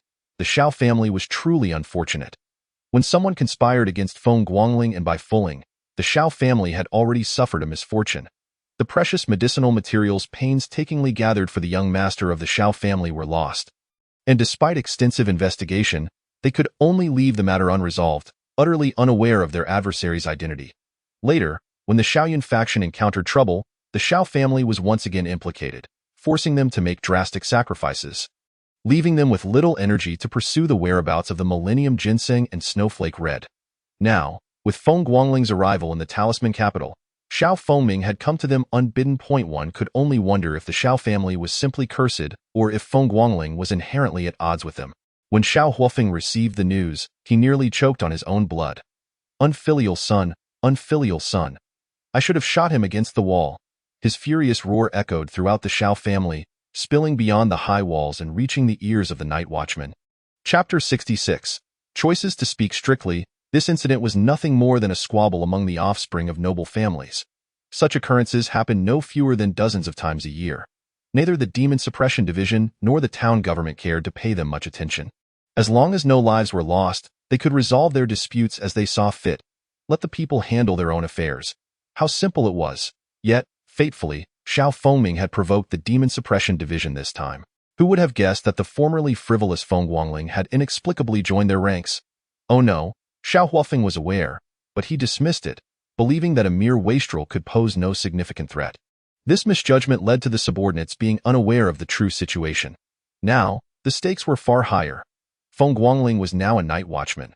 One could not claim ignorance or negligence when one suddenly turned violent. The Demon Suppression Division could assign any crime they deemed fit. Shao Huofeng, with his eyes aflame, gasped for breath. Being targeted by the Demon Suppression Division would yield no favorable outcomes. This time, he was destined for significant losses. Previously, only 2 collateral branches had been entangled with the Shaoyun faction, yet the Shao family had already paid a hefty price.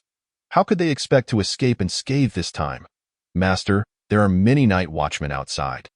They are surveilling. An elderly steward entered the study, gazing at Shao Huofeng, and sighed softly. If the Demon Suppression Division had set their sights on certain individuals, it would be impossible for the targets to detect them. For example, when Feng Yumin had surveilled the Shao family, they remained blissfully unaware. This could only mean it was a deliberate act by the Demon Suppression Division. The Demon Suppression Division, they are bullies. The latter part of Shao Huofeng's remark faltered. How could he claim that the Demon Suppression Division was excessively tyrannical? The entire Great Hua Empire offered no refuge for the Shao family. Without the sacrifices made by the Demon Suppression Division to slay demons and protect the ordinary populace, the territory of the Great Hua Empire would have shrunk by at least half. Moreover, this situation was instigated by the Shao family themselves. What right did they have to accuse the Demon Suppression Division of bullying? Did the Demon Suppression Division provide any solutions?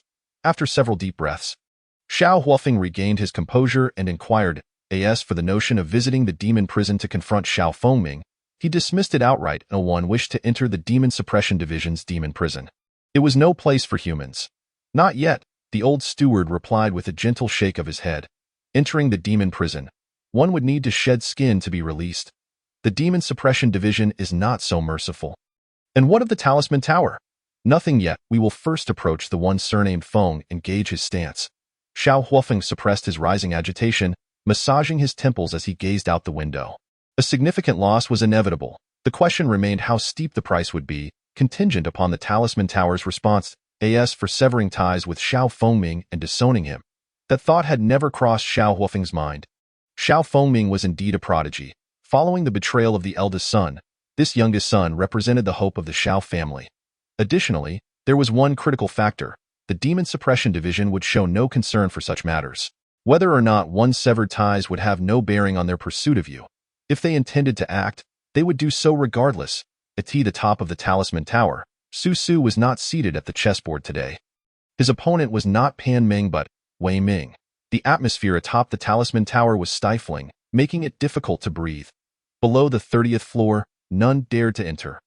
Lord Wei, this is a misunderstanding, but the Talisman Tower will not evade its responsibilities. You may impose any punishment you deem necessary, and we shall accept it without complaint. However, might we resolve this privately? Under the eaves, one must bow their head. Nonsense. Wei Ming was in the Talisman Tower. Yet Su Su, as the Tower Master, dared not exhibit any defiance. He had far too many plans unfulfilled and lofty ambitions unachieved. He could not afford to falter here. He understood all too well that if he failed to provide the Demon Suppression Division with a satisfactory explanation today, they would not hesitate to uproot the Talisman Tower from the southeastern region. The main tower in the capital would not only refrain from offering support but might even collaborate to deliver a crushing blow. I believe this to be a misunderstanding. However, this is not merely a misunderstanding, Su Luzhu. Do you comprehend? Wei Ming exhibits no semblance of concealment. His intentions are blatantly extortionate. If you wish to claim it is a misunderstanding, that is certainly permissible, for Feng Guangling has only just entered the city on the first day, and it is understandable that Xiao Fengming and his affluent companions aboard the pleasure boats have not received any news. Yet, to assert that it is not a misunderstanding is equally valid. Feng Guangling makes a grand entrance accompanied by several night watchmen, all laden with considerable baggage. Such commotion is hardly inconspicuous. Now, with Feng Guangling assaulted by an unknown assailant by the Moon Lake. If the Demon Suppression Division exhibits no response, or if the assailant faces no repercussions, then the very term Demon Suppression Division is rendered meaningless. Leaving aside other matters, the mortality rate of the Night Watchman is bound to increase by at least double following this incident. After all, there are no consequences for attacking the Night Watchman. Are there? Su Su's countenance flushed crimson in an instant.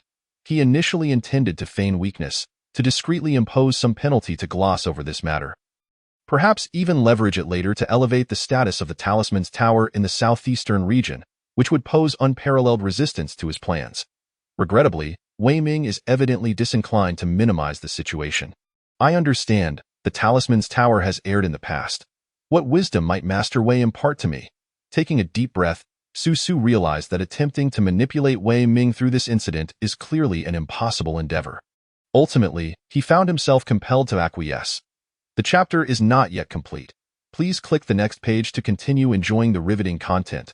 I am aware that your Talisman's Tower possesses 3 passage talismans. I require 2. My demands are modest, merely those of a binding nature. Concurrently, a public apology to Feng Guangling and compensation of 10,000 taels of gold. Su Su's pupils constricted sharply. 10,000 taels of gold is a considerable sum. Beyond the means of an average person, and even for powerful factions, it would be a painful loss, given the immense value of gold in this world. However, the Talisman's Tower could manage it. What truly stings is the first condition, the 2 passage talismans. To hell with ITDO, you comprehend the stringent requirements for crafting passage talismans? To be blunt, 10,000 taels of gold would scarcely suffice to create even 1 passage talisman. The value of talismans is not merely in their weight, but in their intrinsic worth. Of course, you may choose not to compensate. I do not impose, I shall not act too ruthlessly. The Talisman's Tower will remain the Talisman's Tower, albeit merely as the Talisman's Tower. Wei Ming's eyes narrowed slightly. A surge of murderous intent emanating from him. He would certainly not uproot the Talisman's Tower entirely. Prior to any fundamental errors, no one would act against a prominent family or powerful faction. The repercussions would be undesirable, and it would incite unrest among the populace. However, the Talisman's Tower shall only be the Talisman's Tower, which signifies that no practitioners of the arcane arts may exist within. It shall merely serve as a facade for the sale of talismans. The conditions are laid out clearly, choose to compensate or not. The consequences are elucidated in no uncertain terms, as for bargaining. Should Su Su dare to speak, Wei Ming would simply turn and depart. Chapter 67. The Hao family's schemes. On the second floor of the tea house, Feng Guangling gazed at the imposing entrance of the Talisman's Tower. Where the once bustling scene of people coming and going had vanished entirely. 4 night watchmen, exuding an aura of menace, stood guard at the entrance, their demon-slaying blades half drawn. Who would dare approach? Have you seen the scar from a blade at the entrance? That was from an audacious fool attempting to enter the talisman's tower. Without a moment's hesitation, the night watchmen drew their blades and struck. Had that person been a fraction slower, they would have become a lifeless corpse. The guards of the talisman's tower, not only refraining from striking, but even daring not to display an angry countenance. Initially, one individual, brimming with defiance, attempted to argue but ended up losing a hand. Now, that individual lies in the grand hall of the talisman's tower. The Demon Suppression Division brazenly besieges the talisman's tower, while the talisman's tower does not dare to utter a single word. The people of Shujing have once again come to a profound realization of the Demon Suppression Division's tyranny and have finally understood the significance of the decree forbidding the drawing of blades against the night watchman within the city. To draw a blade against the night watchman is to invite dire consequences from the Demon Suppression Division. Young Master Shao Qi, someone from the Shao family has come to seek you. Little Wu approached Feng Guangling and whispered the report. The second floor of the inn has been sealed off by the Demon Suppression Division. Aside from the night watchman, no one else is permitted upstairs. With the night watchman currently surrounding the talisman's tower, who would dare to stroke the tiger's whiskers at this juncture? That would not merely be ignorance of danger. It would be courting death. Feng Guangling frowned in surprise. The Shao family cannot possibly believe that they can dismiss this incident as mere youthful bickering and settle it with a monetary compensation. Can they? If they truly think so? Feng Guangling would begin to question how the Shao family became one of the three prominent families in the southeastern region. Who is it? What do they seek from me? It is the steward of the Shao family. He did not specify the purpose of the visit. Let him come up. Feng Guangling had initially intended to dismiss the visitor, but upon reflection, waiting idly held little purpose. It was better to ascertain the Shao family's intentions. Moments later, the elder steward of the Shao family appeared before Feng Guangling. Strangely enough, Feng Guangling recognized him. He recalled several instances of conflict where this very elder had intervened, at the time. No one had informed Feng Guangling that this was the steward of the Shao family. Clearly, the Shao family had long set their sights on the Bai family. Feng Guangling glanced casually at the elder steward, his voice cool and tinged with indifference. What does your Shao family seek from me? The elder steward was momentarily taken aback. He had not anticipated Feng Guangling's forthrightness and lack of courtesy. However, upon reflection, it was understandable. Who would maintain a pleasant demeanor after being ruthlessly struck by a blade? Especially one aimed to kill. It mattered not if they were merely one of the three prominent families in the southeastern region. Even an emperor would not receive any better treatment. Young Master Feng, I am here on behalf of my young master to extend an apology. The elder steward bowed in contrition. Noticing that Feng Guangling remained silent, he could not help but sigh internally. He feared not Feng Guangling's arrogance. Nor did he dread being held accountable. He was concerned that Feng Guangling's indifference might hinder any progress. It was precisely because of this that Feng Guangling found himself at a loss for words regarding the matter. Young Master Feng, our Shao family is willing to pay any price, simply imploring you to forgive my young master. The elder steward sighed quietly, earnestly reiterating his plea. The steward of the Shao family. Master Wei is already aware of this matter. He is currently at the talisman's tower. What you say now is futile. I shall report your visit to Master Wei. I do not wish to inconvenience you. A mere servant. You may depart. Feng Guangling was uncertain of the Shao family's standing, but given their previous conflicts, he deemed the elder steward to be reasonably fair-minded, hence refraining from causing him distress. Unfortunately, this time, luck was not on his side. The Shao family sought his forgiveness at this juncture. If Feng Guangling were to grant forgiveness, would that not be tantamount to slapping the Demon Suppression Division in the face? This pertains to the regulations of the Demon Suppression Division and their dignity. Currently, the higher-ups of the Demon Suppression Division are handling the situation and have not provided a definitive response. How could a mere subordinate presume to make decisions on their behalf? Regardless of the circumstances, Feng Guangling knew that his prospects within the Demon Suppression Division were surely extinguished, and it was likely that he himself would soon be in peril. The actions of the Shao family could be deemed insidiously calculated. It would be a strange occurrence indeed if Feng Guangling were to display even a modicum of goodwill. Thus, he promptly threw Wei Ming into the conversation. If your Shao family wishes to play clever games, so be it. I shall lay your intentions bare upon the table and see how you proceed. The elder steward of the Shao family's pupils constricted sharply. Being seasoned foxes, they instinctively grasped the implications of this situation. The Demon Suppression Division is currently scrutinizing the Shao family's personnel, and their visit here would undoubtedly not escape the notice of the Night Watchman. Their objective is simply to drag Feng Guangling down with them, thereby lessening their own burdens. Little did they know, Feng Guangling saw through the Shao family's intentions at a glance. Consequently, the elder steward dared not utter another word, merely sighing as he bowed and withdrew. Atop the talisman's tower, Su Su gazed grimly out the window, clutching the previous communication talisman in his hand. Since the moment Feng Guangling was attacked yesterday, he had already sent word for preparations to be made. Once chaos ensues in Shujing, the Demon Suppression Division would naturally lack the capacity to trouble the talisman's tower, and they might even need to seek assistance from them.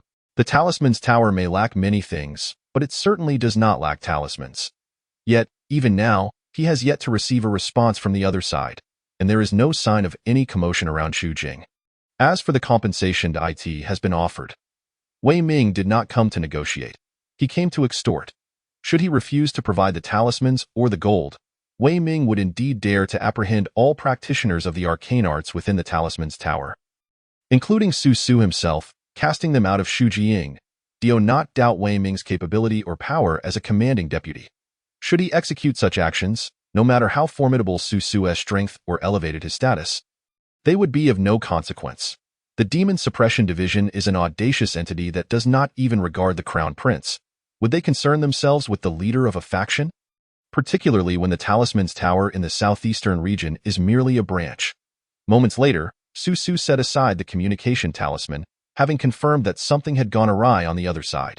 His last transmission had urged an immediate response, yet a quarter of an hour had passed with no communication forthcoming. On the second floor of the inn, after hearing Feng Guangling's report, Wei Ming squinted his eyes, gently rubbing the wine cup. What a clever scheme from the Shao family. Crafting such a situation, they wished to sow discord within the ranks of the Demon Suppression Division. Initially, I aimed for a light reprimand, but now it seems the Shao family must feel the sting of consequences. As for uprooting the Shao family over this incident, that was never my intention. They are too entrenched, their influence too vast. Young Master Shao Qi, do you have any suggestions? Wei Ming lifted his gaze to the standing Feng Guangling. I shall abide by the arrangements of my superior. Feng Guangling clasped his fist, speaking without hesitation. Suggestions? A mere young master offering advice to a commanding deputy? Surely that would be courting death. Chapter 68. Sudden wealth. Wei Ming nodded in satisfaction. Who would dare to label Feng Guangling as a frivolous and inept young master? Wei Ming would be the first to deliver a slap to such a claim. He understood the art of discretion and self-awareness. Moreover, his strength was commendable. Shao Fengming, despite being a practitioner of the enlightened realm, was effortlessly dispatched by Feng Guangling with a single strike. This signified that Feng Guangling's prowess surpassed that of Shao Fengming, merely 18, a practitioner of the enlightened realm. Would they not be cultivated properly rather than cast aside? The intentions of the Shao family were indeed nefarious. Very well, I shall take charge of this matter. Here, take this token. Henceforth, you may access the library from the 1st to the 5th floors. Wei Ming was not a miser. As he departed, he bestowed upon Feng Guangling a token. A mere small flag would certainly lack the privilege to ascend to the 5th floor, but that was only true for an ordinary small flag. Feng Guangling's accomplishments in the Demon Suppression Division over the past 2 months were far from trivial. Most notably, this time, the Talismans building had compensated with 2 passageway talismans. This was sufficient for Feng Guangling to enter the higher echelons of the library.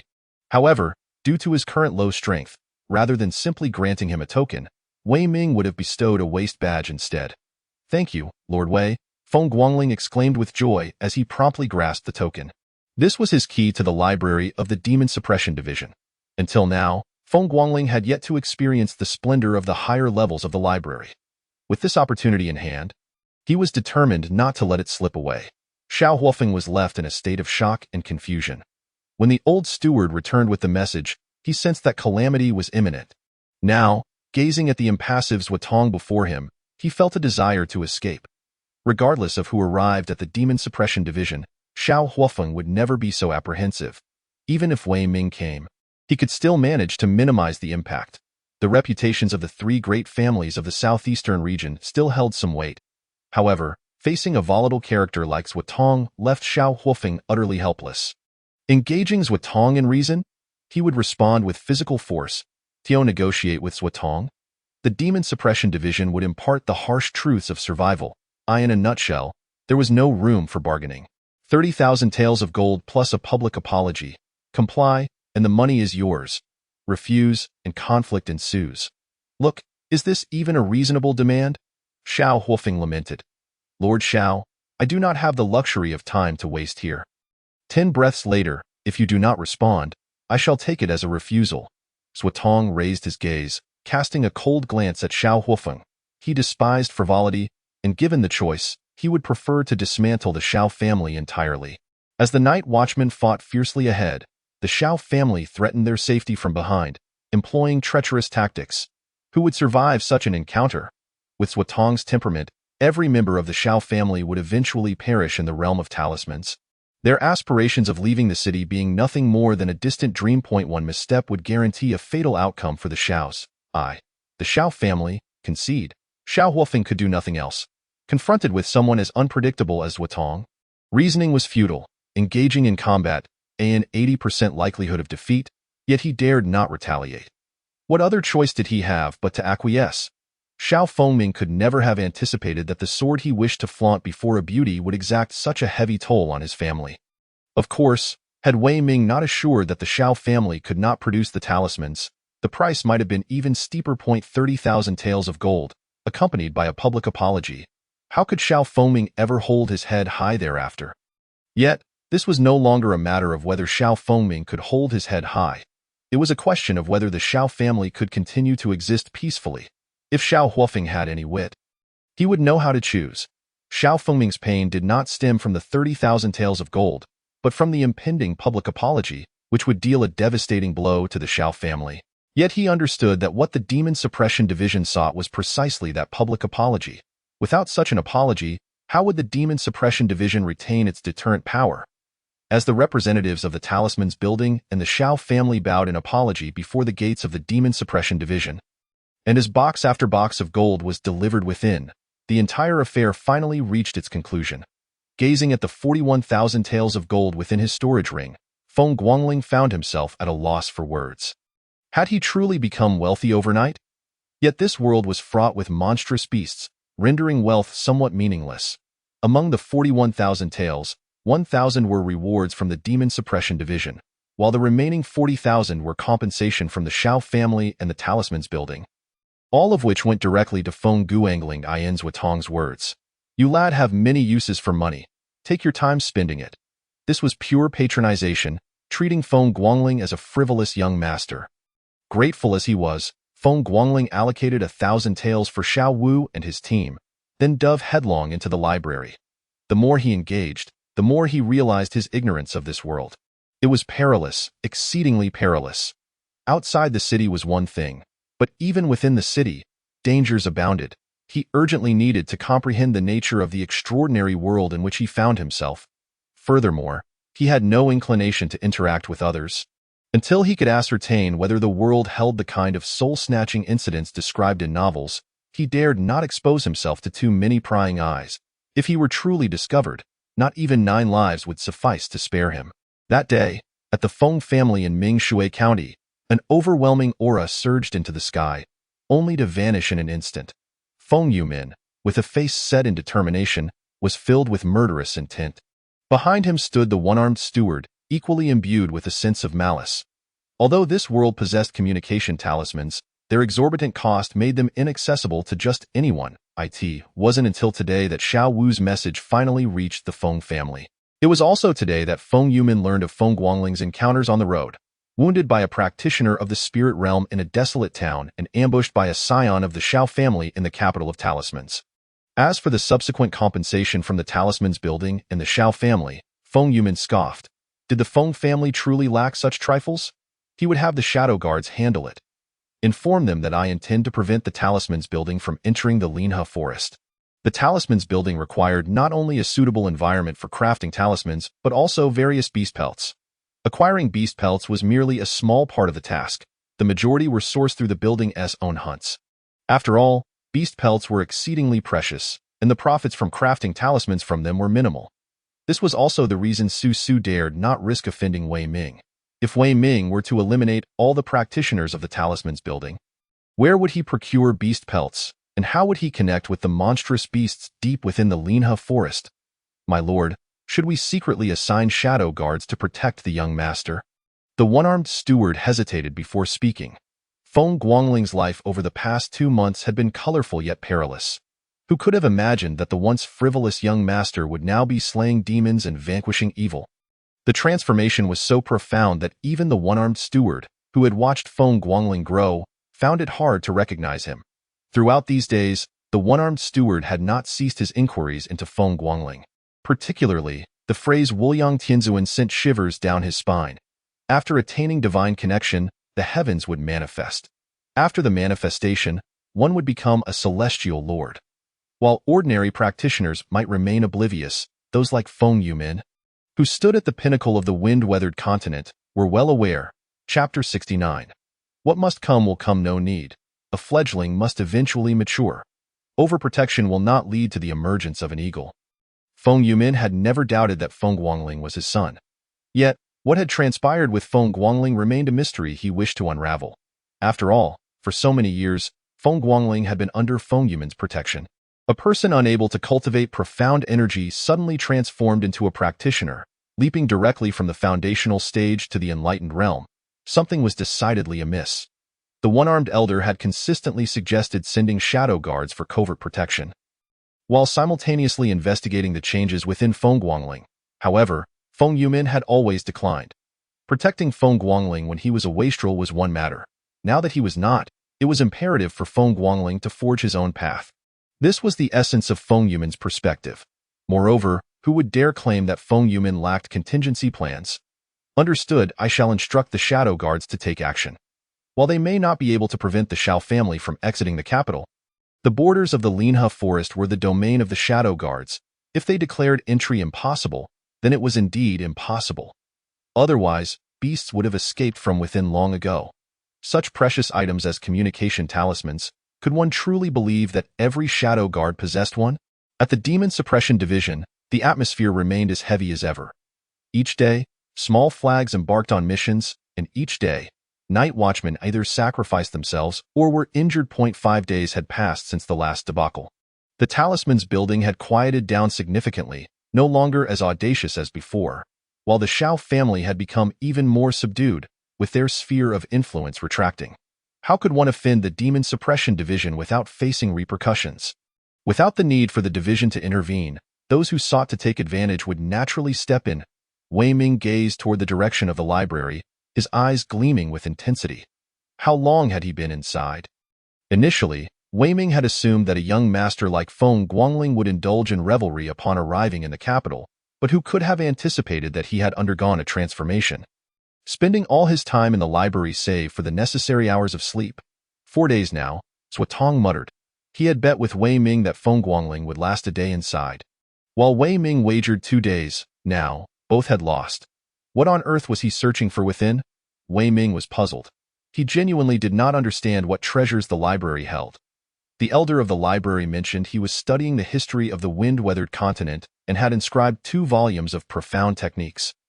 Zwatong replied earnestly. The library was a place of utmost importance to the Demon Suppression Division. How could it be unguarded?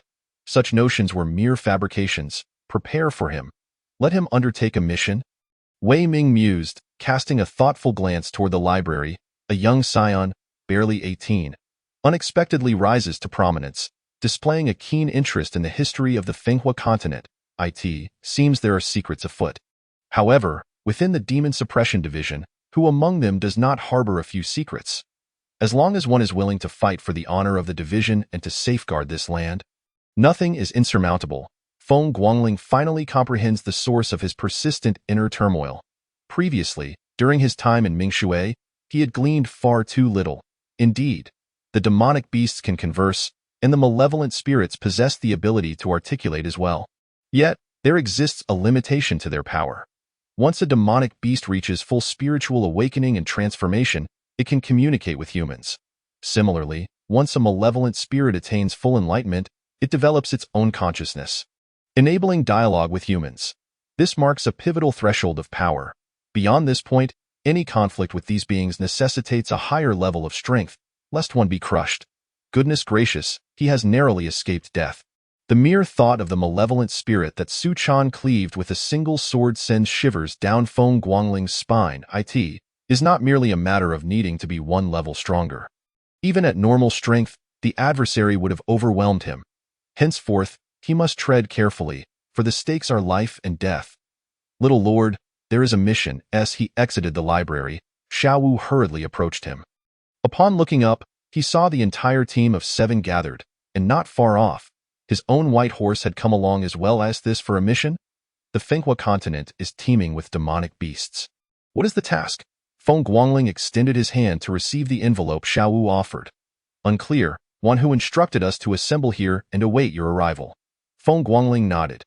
Exterminating demons has always been a mission he would not hesitate to undertake. However, as he opened the envelope and beheld its contents, he nearly discarded it in shock. What the hell? Investigate the ghostly town, and in collaboration with the town office. What the devil, as a young scion? You expect me to investigate such matters? Where is the conscience in that? Feng Guangling could not shake the memory of nearly being slain by that bizarre entity in the desolate town. Was he to investigate or merely deliver provisions? Taking a deep breath, he waved his hand decisively and commanded, "Let us depart." The task had been assigned. What choice did he have but to comply? Upon reaching the crossroads and spotting the town office personnel, Feng Guangling nearly toppled from his horse. A brown steed bore a familiar figure, nearly compelling him to turn and flee. What in the heavens? How could Bai Fuling be here? And as part of the town office no less. In that moment, Feng Guangling felt an overwhelming urge to curse, his composure nearly faltering. It was inevitable that their paths would cross. From the outset, he had known that the ties between him and Bai Fuling would not easily be unraveled. And now, the retribution had arrived. Feng Guangling was perplexed as to why Bai Fuling would accept such a task. A man who had tarnished her reputation was now in her presence daily. Did that not incite her anger? Was Bai Fuling truly so magnanimous? Unbeknownst to him, it was Bai Fuling who had insisted on this arrangement. Following that fateful day, she had cancelled her vacation, and thereafter, matters concerning the Talisman Tower and the Xiao family ensued. This affair had escalated significantly, yet Feng Guangling, hidden away in the library, remained blissfully unaware. However, Bai Fuling was acutely aware of the lengths the Demon Suppression Division had gone to for Feng Guangling's sake. She was eager to discern what merit he possessed. Of course, there were also intentions to eliminate Feng Guangling during this mission. Lord Feng, this is our esteemed Bai Commander. For this joint mission, we shall heed your arrangements, Lord Feng. A middle-aged man approached Feng Guangling's horse, clasping his fists in respect. The first phrase nearly compelled Feng Guangling to abandon the mission entirely. Was he jesting? The commander? One rank above him. What was he to do? Upon the conclusion of the second sentence, a smile finally graced Feng Guangling's lips. Cooperation is cooperation. It matters not, as long as he is not overshadowed by this woman. Otherwise, he feared the journey would be fraught with suffering. Very well, then let us not linger. Onward, to the ghostly water town. Chapter 70. The Triad Formation. Indeed, it is the Triad Formation. Throughout, Bai Fuling remained silent, merely casting a frosty glance at Feng Guangling. He had intended to greet her, but upon meeting her icy gaze, he found himself at a loss for words. Set forth. Without further hesitation, Feng Guangling raised his hand and galloped ahead. Go be frank. He felt a twinge of reluctance regarding this demon-slaying mission. It neither extended his lifespan nor restored the elements within him, nor did it refine his chi to enhance his strength. Such thankless toil, who would relish it? Bai Fuling gazed at Feng Guangling with a complex expression. The contrast between the former debauched youth and the current spirited night watchman was stark. Truthfully, had the previous Feng Guangling not been so deplorable, perhaps she would not have refused him. The more she pondered, the colder her gaze became. In this era, a woman's purity was of paramount importance. Words wield the power to slay, and that is no mere jest. Otherwise, Bai Qi would not have paid such a steep price to silence everyone. Little lord, we have 1 kilometer left to reach ghostly water town, Li Dian called from behind, stowing away the map. Halt! Feng Guangling abruptly raised his hand, pulling the reins. In that instant, a cacophony of sounds erupted. The disparity between the Demon Suppression Division and the town office became glaringly apparent. the members of the Demon Suppression Division nearly halted their mounts in unison, sitting upright as if on command. The town office personnel, however, were a chaotic lot, some nearly colliding with those ahead. Task allocation. Those of the enlightened realm, step forward. As Feng Guangling's voice resonated, 3 individuals from the Demon Suppression Division emerged. This revelation caused Feng Guangling to raise his brow in surprise. He had always believed his small team was merely a collection of numbers, unaware that it concealed 3 individuals of the enlightened realm. Who could he possibly consult about this? Even now, Feng Guangling remained baffled as to how others could perceive the strength of individuals at a glance. It was not mentioned in any texts, nor had anyone instructed him, leaving him utterly confounded. The town office produced only 1 individual, and to Feng Guangling's dismay, it was none other than Bai Fuling. Goodness, the entire team is of the enlightened realm, and a single woman stands forth? No wonder the town office is led by Bai Fuling. Her subordinates held no objections, for it was indeed a matter of strength. The enlightened realm at the forefront, with the transcendent realm in support. Remember, if I signal, you are to retreat immediately and call for assistance. Understood. This was directed specifically at the town office personnel. As for Xiao Wu and the others, they had grown accustomed to Feng Guangling taking the lead in crises. Should he fail, they would signal for aid and then advance. Understood. The eyes of the town office personnel lit up, their gazes toward Feng Guangling transforming. In the town office, it was customary for those of lower strength or status to take the lead in perilous situations. As for the leader, they would remain in the rear to command. Yet, under Feng Guangling's command, the roles were reversed. This indicated their chances of encountering danger were significantly diminished, while opportunities for growth increased. Who would not wish to serve under such a superior? Before long, the group arrived at the entrance of Ghostly Water Town. Without a word, Feng Guangling dismounted and strode into the town. Bai Fuling followed suit. Little Lord, something feels amiss. This is a fluctuation characteristic of formation talismans. Are we entering a formation? As they stepped into the town, one of the night watchmen spoke up. Feng Guangling narrowed his eyes, acutely attuned to his surroundings. Indeed, something was amiss. The night watchman's observation was accurate, yet not entirely so. For this aura was familiar to Feng Guangling. It was the essence of a formation, not that of formation talismans. Suppressing the stirrings within him, he began to gesture and divine. This sensation, so deeply ingrained, was simply astounding. Feng.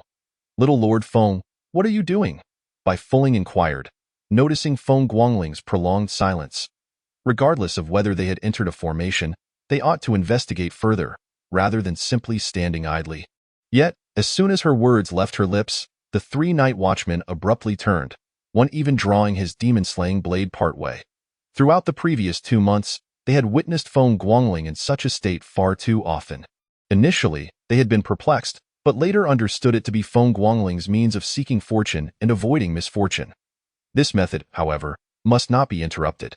Bai Fuling was taken aback, her expression growing colder still. She could not fathom why Feng Guangling commanded such esteem among the night watchmen.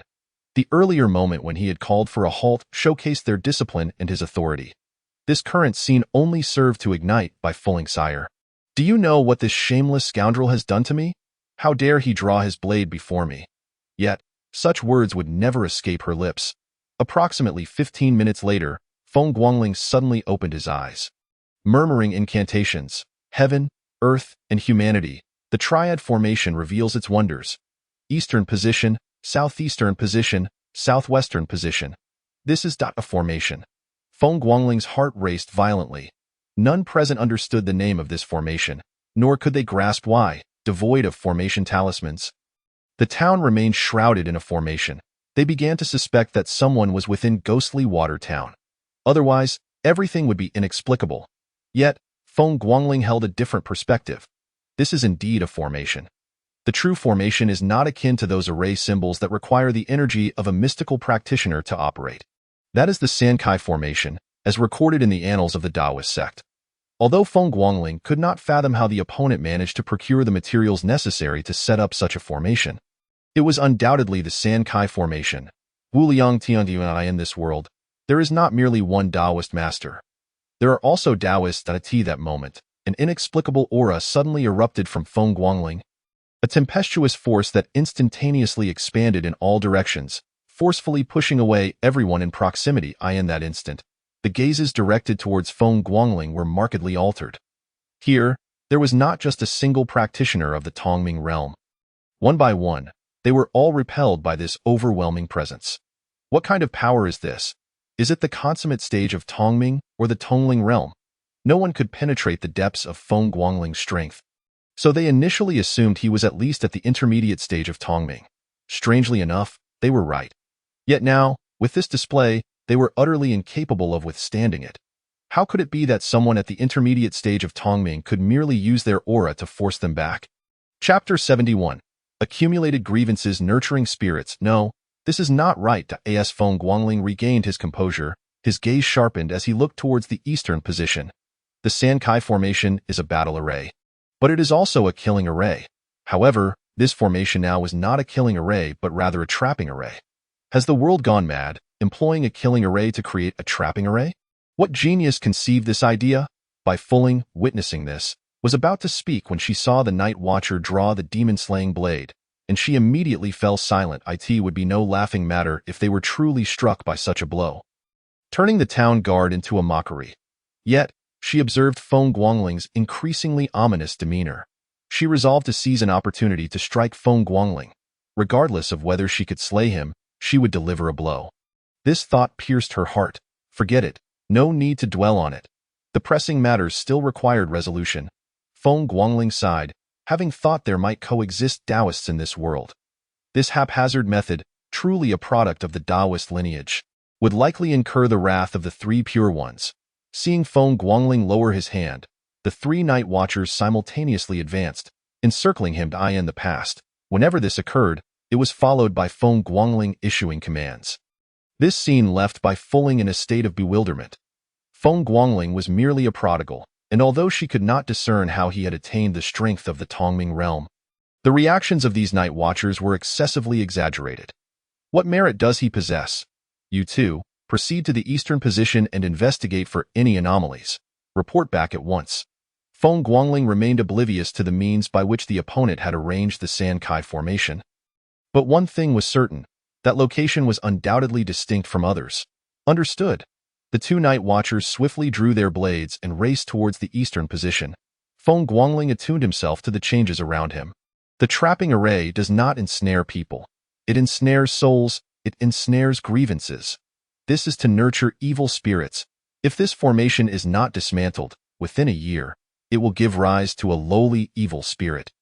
This is akin to the practice of nurturing spirits within the Taoist sect. Lord Qiji. Suddenly, one of the Night Watchers called out to Feng Guangling. He dashed forward in an instant, reflecting the camaraderie of their small team. Bai Fuling hesitated for a moment, quickly falling to the rear.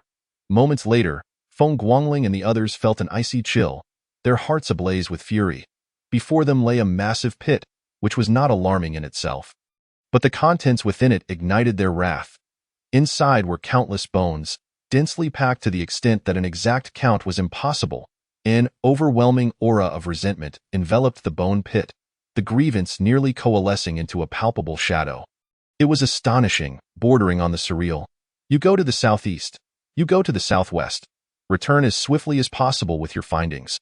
Feng Guangling suppressed his anger and issued the command directly. Accumulated Grievances Nurturing Spirits. This is the most inhumane of methods. Clearly, the people of the Yushui town had been slaughtered, denied peace even in death. Moments later, the two Night Watchers returned, their expressions grave, confirming Feng Guangling's suspicions. These two locations were also bone pits, similarly rife with resentment and gathering shadowy energy. Feng Guangling turned to face the northwest direction. Though this world lacks the Taoist sect and its Bagua, the cardinal directions remain aligned with the principles of Qi Min and Bagua. Upon discerning the scene in the northwest, Feng Guangling's pupils constricted. Indeed, it was the accumulation of grievances nurturing spirits. A small square lay before him. All structures within a 100-meter radius had been razed to the ground, and in the center stood a single pillar atop which rested a skull. Beyond that, the ground was covered in an array of talismans. Black shadowy energy visibly converged from all directions towards this spot. Although it appeared chaotic, upon closer inspection, the bizarre reality was undeniable. What surprised Feng Guangling further was that Bai Fuling and the others exhibited no fear or trepidation. Instead, they were filled with profound anger. A moment's reflection revealed to Feng Guangling that they were in the wind-washed continent, a realm plagued by demonic beasts and malevolent spirits. They had likely witnessed such chilling scenes more than once. What a pity to sacrifice an entire town merely to nurture a single evil spirit. Document the situation here in detail, Feng Guangling commanded, then stepped forward, his sword poised at his chest. Feng Guangling, what do you intend to do? Bai Fuling was startled by his actions. What was he planning? Was he courting death? Everyone knew that when encountering an altar, one should tread carefully. Yet Feng Guangling, undeterred, advanced boldly. Bai Zhongqi, we are the town demon suppression office, and it would be prudent for you not to interfere. Feng Guangling retorted curtly. Despite appearing to cast spells with lightning speed, he still needed to recite incantations and hand gestures. However, his speed in forming the hand signs was so swift that it seemed instantaneous.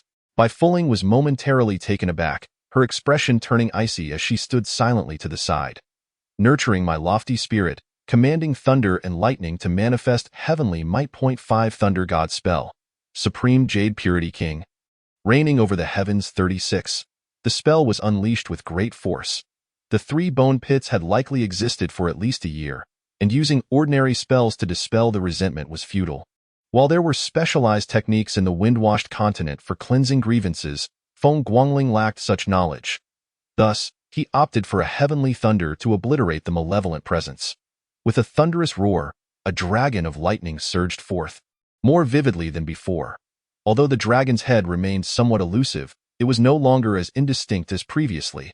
Feng Guangling's eyes narrowed slightly as he cast the 5 Thunder God spell, now without the risk of backlash that had plagued him before. Yet the consumption of his inner energy was alarmingly excessive. Resolute, he did not hesitate. With a decisive slash of his sword, he unleashed his power.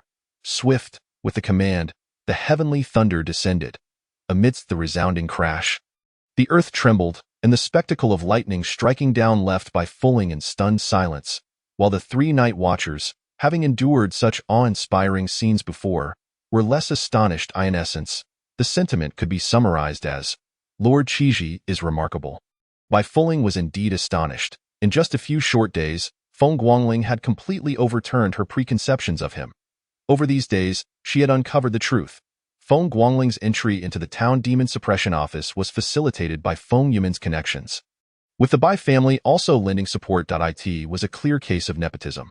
Yet, once within the town demon suppression office, every accolade Feng Guangling earned was through his own efforts. Initially, she had been skeptical, but now she believed. She finally understood why the town demon suppression office valued Feng Guangling so highly, even instructing Bai Fuling before their departure to learn from him extensively. Chapter 72. Teaching you a few things. Feng Guangling was rapidly becoming a symbol within the capital of talismans. The town demon suppression office had mobilized extensively for only 2 individuals, one of whom currently held a commanding position in the capital. Now, as a junior leader, as long as he did not fall midway, who could predict where Feng Guangling's path would lead in the future? Furthermore, the journey from Mingshui County to the capital had been meticulously deciphered by the town demon suppression office, which also explained why they urged Bai Fuling to learn from him. Observing how others handled emergencies, exterminated demons, and led teams, opportunities to collaborate with the town demon suppression office were rare. Had there not been some connection between Bai Fuling and Feng Guangling, it was uncertain whether she would have been the one sent by the town office this time. The thunderous bombardment lasted a full 10 breaths before finally ceasing, as the storm clouds dissipated. Sunlight poured down upon the earth. In that instant, everyone involuntarily gasped in shock. Upon entering the town, they had not noticed anything amiss, merely assuming they had entered a formation, but now they abruptly realized that they had been deprived of sunlight. It was broad daylight, yet the resentment and shadowy energy obscured the sky. Feng Guangling took a deep breath, slightly closing his eyes to calm the tumultuous energy within him. Turning to Bai Fuling, he felt a twinge of awkwardness but still inquired, "Did you learn anything?" "Huh? What?" Bai Fuling's eyes widened in disbelief, her beautiful gaze filled with confusion. Feng Guangling's question had been so abrupt that she was utterly unprepared. Although the commander had instructed her to learn before their departure, she had never imagined that Feng Guangling would actually teach her anything. The discord between the 2 individuals is irreconcilable. How could Feng Guangling possibly impart knowledge to her? "You, one who have left me a message requesting that I teach you some things. Throughout this journey, what are your sentiments? Feng Guangling pondered her choice of words before inquiring. The awkwardness faced by Bai Fuling is not something that can be resolved in a fleeting moment. Yet it must be confronted when the time arises. Orders must be followed. Bai Fuling blurted out. This relentless journey has indeed justified the term guardians. This is also a conundrum that Bai Fuling cannot fathom. She had joined the town government office 3 days earlier than Feng Guangling had entered the Demon Control Division, yet she could not achieve such a level of authority there. This is one aspect. To accomplish this, one must earn the respect and trust of subordinates. Feng Guangling does not converse behind others' backs. The 3 guardians even nodded in agreement with Feng Guangling's assertion. Bai Fuling gazed at Feng Guangling in bewilderment. And then? Is that all there is? If one were to put it that way, it seems rather simple. Sheer strength could easily overpower any dissent. If Feng Guangling were privy to Bai Fuling's thoughts, she would surely laugh. Compliance is not synonymous with acceptance. Let us record the matters at hand and relay them back. We shall proceed to the next destination. Before nightfall, we must resolve the second issue. This task is somewhat burdensome, necessitating haste. Feng Guangling refrained from elaborating further. Oftentimes, mere words bear little weight compared to direct action. Within the Talisman Tower, Su Su's previous calm demeanor has dissipated entirely. Everything is in disarray. All plans have unraveled. He cannot comprehend where the misstep occurred. Those in the spirit communication realm were nurtured in secrecy over the past 2 decades, never having made a public appearance. The crux of the matter is that each of these individuals could control at least 2 cadavers in the Clarity realm. Such assets are invaluable for assassination, theft, and framing. Su Su had initially intended to unleash these individuals to create chaos. At that point, the Demon Control Division would undoubtedly pay a bloody price. Yet now, they have all gone silent. Disappearance equates to vanishing, a fact Su Su had long ago conveyed to those dozen or so in the spirit communication realm. Su Luzhu, it is not wise to provoke the Demon Control Division at this moment. I trust you understand my meaning. Pan Ming observed Su Su's grim countenance, inwardly scoffing but still offering a word of counsel. Were it not for the mundanity of this world, and the fact that he has yet to fulfill a certain goal, Pan Ming would have little interest in lingering in the wind-hardened continent. After much effort, he has finally encountered someone with a modicum of intelligence, ample ambition, and commendable tactics. Yet, the issue lies with luck, which is truly hard to articulate. As news of the events transpiring along the route from Mingshui County to Fujing spread, Su Su and Pan Ming finally discerned the source of the problem. However, the more they understood, the more vexed Su Su became. A meticulously crafted plan has been dismantled by a mere novice, a claim few would believe. I am aware. Su Su understood well that now was not the time to confront the Demon Control Division head-on. The deployment is incomplete. Who would dare confront the Demon Control Division? Not even those from the Celestial Realm would be so audacious. Will you make your move now? Pan Ming inquired softly, observing Su Su. If Su Su does not make a move, he is prepared to do so himself, targeting the southeastern region. Unlike Su Su, Pan Ming does not seek territory. What he desires is the emergence of beasts from the Linha forest. Only when these creatures exit the forest will there be sufficient vitality to support his ambitions. The plan he has devised is far more straightforward and ruthless. Once he acts, the upheaval will be monumental. At that time, he will undoubtedly dominate the southeastern region. However, out of gratitude for Su Su's earlier assistance, he refrains from contesting with him. Should Su Su secure a foothold in the southeastern region, it would equally benefit Pan Ming's scheme. Otherwise, where would there still be a place for Su Su? The strategist has had his plans disrupted by a seemingly insignificant piece, which could easily be crushed. This is laughable indeed. He must not live to ruin my grand ambitions. Su Su narrowed his eyes, a chilling murderous intent directed out the window. Did he truly believe that only humans were his pawns? Beasts could also serve as his instruments. After years of meticulous planning, Su Su certainly does not rely solely on those trivial pieces. The spirit communication realm may seem formidable to the average person, but to certain individuals it is merely the beginning. Though such pieces are not common, they are only that, merely functional. Moreover, he possesses a base for cultivating dark forces. As long as they are not uprooted entirely, he will have a steady supply of dark entities to draw from. This strategist is determined. Pan Ming remained silent, casting a deep glance at Su Su before nodding slightly. To be frank, he now harbors a measure of disdain for Su Su. How could one falter in such a manner, allowing emotions to govern their actions? Such a person, even if fortunate enough to become a strategist, would ultimately meet a grim fate. Chapter 73. A time of turmoil at the fringes of the Linha forest. Su Chan squinted, his gaze fixed upon the core of the Linha forest. Beside him stood Ming Chengtian, his rather lackadaisical master. Are you certain that a passage-level beast has emerged from the core area? Upon receiving news yesterday, both Su Chan and Ming Chengtian hastily made their way here. Master, I am absolutely certain, Su Chan replied, exasperated. This query had been posed by Ming Chengtian more than 10 times. It was unclear whether his master had grown timid from a life of ease or for some other reason. A passage-level beast should be an easy catch for someone of his master's caliber. Su Chan's confidence in Ming Chengtian exceeded even Ming Chengtian's own. Ming Chengtian narrowed his eyes. The emergence of this beast is indeed ill-timed. However, since it has appeared, it shall not escape. Initially, Ming Chengtian lamented that Feng Guangling, this little dynamo, had finally been cast aside. Who could have anticipated that Feng Guangling would surprise him in such a manner? The incident in the uninhabited town has now implicated not one or two, but a staggering 30 small towns. These towns are not randomly scattered. All 35 identified towns are situated at the edges of the Linha forest, in addition to 25 towns surrounding Fujing. This is a clear premeditation point. One could easily deduce it, even with eyes closed. Yet, who could be behind this? To this day, the Demon Control Division has failed to uncover a single clue. Before this situation is resolved, the emergence of a passage-level beast is simply too much to bear. Oh, Master, we have company. Su Chan's eyes suddenly narrowed. Ahead, a figure clad in white was approaching slowly. Though the untrained eye, he appeared human. Yet the aura of danger and ferocity emanating from him commanded attention. Such a presence is often imperceptible to most, but for those at Su Chan and Ming Chengtian's level, a single glance suffices for assessment. Friend, please halt. This path is blocked. Ming Chengtian stepped forward, his tone indifferent. Had Feng Guangling been present, she would surely have fainted at Ming Chengtian's words. Friend, please halt, is a classic phrase from the Taoist sect.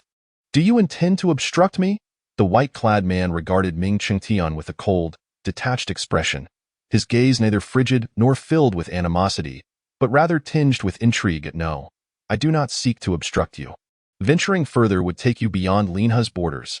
Do not forget the agreement between your Linha forest and our great Hua Empire. Or do you intend to breach the contract?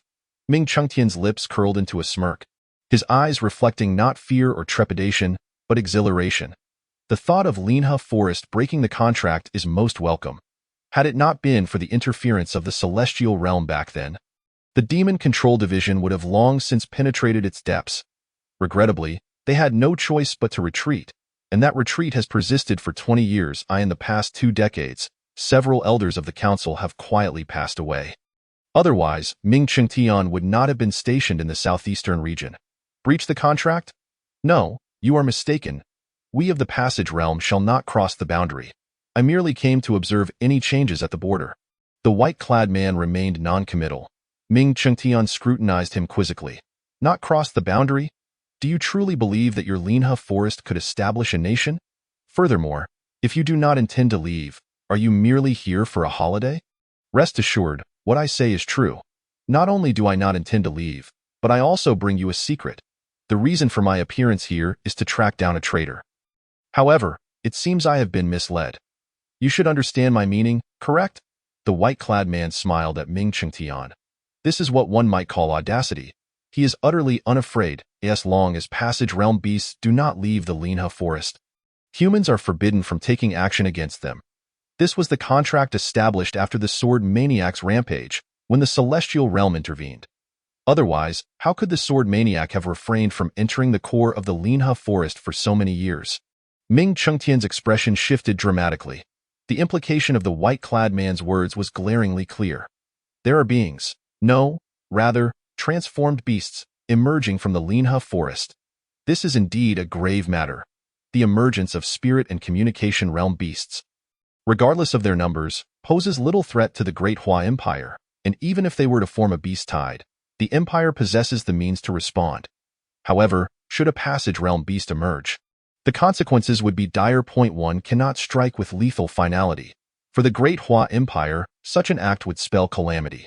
Very well, I shall not concern myself with the internal affairs of your Linha. I am aware of but one fact. It is your oversight that has allowed your kind to escape.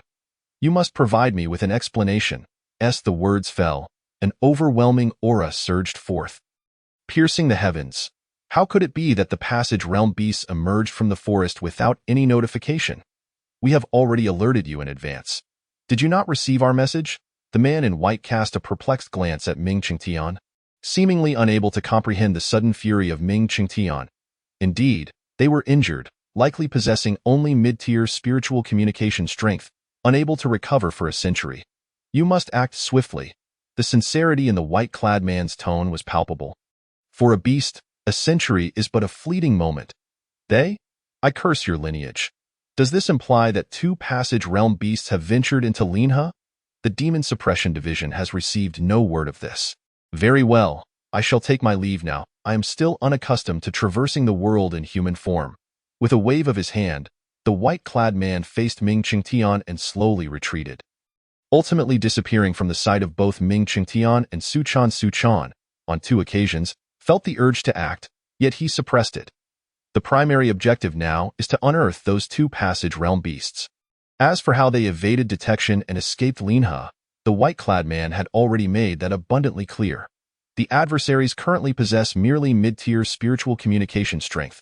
Suddenly, Ming Qingtian's communication talisman stirred. He retrieved it from his storage ring, and Feng Yumin's voice resonated forth. Point 2 Large beasts have emerged from Linha Forest. I have slain one, while the other has made its way toward Shujing. This is now in your hands, Demon Suppression Division. Su Chan's eyes widened in astonishment. Feng Yumin's voice? How could it be?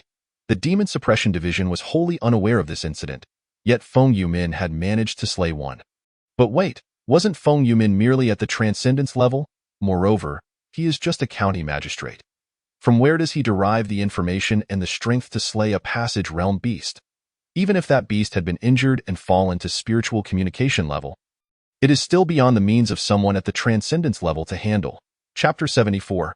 A Family of Anomalies. Master Uncle. Was that just now Feng Yumin's voice? Su Chan exclaimed, his eyes wide with disbelief as he regarded Ming Qingtian. It was well known that Feng Yumin's identity was shrouded in mystery, yet Su Chan had assumed it was merely a connection to the Emperor. He had never considered that Feng Yumin might be a hidden power broker. Even with the truth laid bare before him, he still questioned the reliability of his ears. Indeed, it was he. Do not provoke him unnecessarily. Feng Yumin's gaze remained fixed on the retreating figure of the man in white. In truth, had it not been for Ming Qingtian's restraint, Su Chan would have likely risen to a commanding position by now. Alas, the southeastern region is of utmost importance, and Su Chan had chosen to settle in Mingshui County. Therefore, reminders must still be given. The southeastern area is fraught with peril. One slip could lead to disaster. Su Chan swallowed hard. This was indeed terrifying. It was common knowledge that Feng Guangling's sister was a prodigy among prodigies. Yet who would have thought that a mere county magistrate could be a hidden power? What vexed Su Chan most was the notorious playboy Feng Guangling. It was said that Feng Guangling was merely gilding his resume with the Demon Suppression Division. Yet, who among those gilding their resumes achieves merit on their very first day? In just 2 to 3 months, his accomplishments were nearly on par with 100 households. It is worth noting that Feng Guangling is currently but a lowly flag-bearer. Truly, the entire Feng family is out of sorts. It would be wise to avoid provoking them further. In a location east of the Buddhist kingdom and west of the Great Hua Empire. A woman clad in a veil paused momentarily, sensing something amiss, and cast her gaze toward the southeastern region. There lay her inept brother and that wayward father. It had been over 2 years since she had left home. She wondered if those two could care for themselves. The veiled woman smirked slightly, turning her head back to face the flourishing land of Buddha, her eyes betraying a chill. If the Western Buddha dares to emerge, I shall extinguish it. Simultaneously, on the outskirts of Linha Forest, Feng Yumin gazed down at the massive corpse of a white fox at his feet, his brow furrowing. Something felt amiss. The Linha Forest was renowned for its unity. Yet suddenly 2 injured Passage Realm beasts had emerged. Nothing about this seemed normal. Could it be that Linha was in disarray? Feng Yumin's eyes sharpened. This presented an opportunity. If he were to strike amidst their internal conflict, it would be a glorious triumph. After a brief moment, Feng Yumin suppressed his impulsive thoughts, casting one last lingering glance into the depths of Linhe Forest before turning away without regret. He feared that should he continue to gaze, he would be unable to contain his fervent excitement and would charge and recklessly point. 20 years ago, he would have done just that, but now was not the time in the northern region of Linhe Forest. Towards Shujing, a brown bear was raging through the wilderness, its eyes filled with a ferocity that was all too human, mingled with a trace of bitterness. Why should it be forbidden to leave the forest? It had already reached the passage realm. Why could it not roam freely? Was it to be constrained by the mere words of those so-called humans? It refused to accept this. It trained tirelessly, yearning for the taste of flesh. Yet, within the depths of Linhe Forest, few dared venture, and those who did were invariably formidable opponents. To feast upon such beings was often more challenging than achieving Passage Realm status itself. As for those who were not of Passage Realm, the 7 great rulers of Linhe did not permit them to dine. Such a Passage Realm existence held little satisfaction. However, that was in the past. It had escaped. Now, the skies were high and the earth vast, allowing the bear to run free. What consequences would arise from a Passage Realm beast entering the kingdom? Particularly this one, which differed from the others. This creature was singularly focused on devouring humans. Despite its fall, as long as its essence remained intact, given sufficient vitality and time, it could still ascend to Passage Realm. On a mountain path, Feng Guangling rode forth on a white steed, leading a contingent of 23 followers. Though Bai Fuling's countenance remained icy, her eyes no longer bore the disdain and indifference they once held. In just 5 days, they had traversed 7 deserted towns, covering 3,000 miles, not merely a slogan, but a reality. Unlike those who could traverse the skies, they relied on their legs and steeds. Bai Fuling finally understood why the night watchman held Feng Guangling in such high regard. Anyone daring enough to lead by example is deserving of respect. Anyone capable of protecting their weaker subordinates commands trust. Feng Guangling may not have engaged much with others, but he faced danger head-on. He did not issue commands with arrogance. Every order he gave was justified and effective. To put it plainly, following such a superior could extend one's life. Who would not admire or trust such a leader? How could the once frivolous Feng Guangling have transformed into such a serious figure? How could the carefree become so responsible? Bai Fuling found this transformation difficult to comprehend. If Feng Guangling were aware of her doubts, he would surely retort. Was it easy for him to disguise his true self? He too longed to converse freely with others. Yet, he dared not. Ever since he learned of the existence of shape-shifting beasts, Feng Guangling became increasingly cautious. The adage, the more one speaks, the more one errs, echoed in his mind daily. The first caution was that he could not explain the origin of his surgical techniques, and the second was his own realm. He found it manageable to deceive Feng Yumin, his somewhat easygoing father. But to deceive others would be to treat them as fools. Fear had elevated to a new height. The truth was, Feng Guangling truly lacked the strength to act recklessly, nor did he possess a background that would allow him to recline and do nothing. Thus, he could only survive cautiously. Yet, unbeknownst to him, his current actions were already quite conspicuous. Observing the rising resentment around him, Feng Guangling paused, hastily reining in his steed. This situation felt amiss. The resentment here was thicker than in all previous deserted towns combined. 7 deserted towns, each with an estimated population of 20,000.7 towns, equated to a staggering 14,000 souls. The resentment emanating from this town, was likely that more than 20,000 had perished within. Feng Guangling set down his map, letting out a soft sigh. Such a vast number would be overwhelming even for Shujing. As the largest city in the southeastern region, Shujing could barely support 5 million inhabitants. The magnitude of loss was staggering. In a world beset by beasts, human life truly seemed inconsequential. Had this occurred in Shenzhou, it would have made headlines.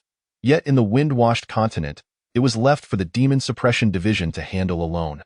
Who could one turn to for justice? It could only be said that months had passed, and Feng Guangling still struggled to adjust his mindset. Yet this was to be expected. After all, aside from his missions, he rarely interacted with others, retreating to the library upon returning to the Demon Suppression Division, remaining oblivious to the world outside. As the disparity became starkly apparent, The fervent flame in Feng Guangling's heart grew increasingly restless. He must grow stronger. Otherwise, he would remain a mere prey in this world, easy to slaughter. Everything he did was solely for survival. Chapter 75. The Taoist must clash with the shaved monk. The map in Feng Guangling's hands marked the deserted towns they had dealt with. Initially, he had not given much thought to other implications. However, as he connected the dots, his expression grew serious. This is quite the predicament, the nine? Surely not. Could one be so unfortunate as to encounter such dire straits? No wonder the resentment in the deserted town runs so deep. The real machinations lie hidden within. The longer Feng Guangling remains in this world, encountering myriad phenomena, the more he feels a chilling trepidation. The practices of the Taoist sect are shrouded in mystery for outsiders, and for Feng Guangling, who was once a Taoist himself, this mystery is coupled with a profound reverence. Is it possible that the Taoist sect has extended its influence to the wind-worn continent? Yet that seems implausible. After perusing countless texts, Feng Guangling has found not a single trace of the Taoist sect. Even the earlier Sankai formation was merely a semblance of authenticity. This 9 cannot possibly be the genuine article. If it were, it would spell doom not just for the southeastern region, but for the entire Dehua Empire. Not even the mightiest of beings could withstand such a force. Realizing this, Feng Guangling's initial shock began to dissipate. He resolved not to be the one to attract attention.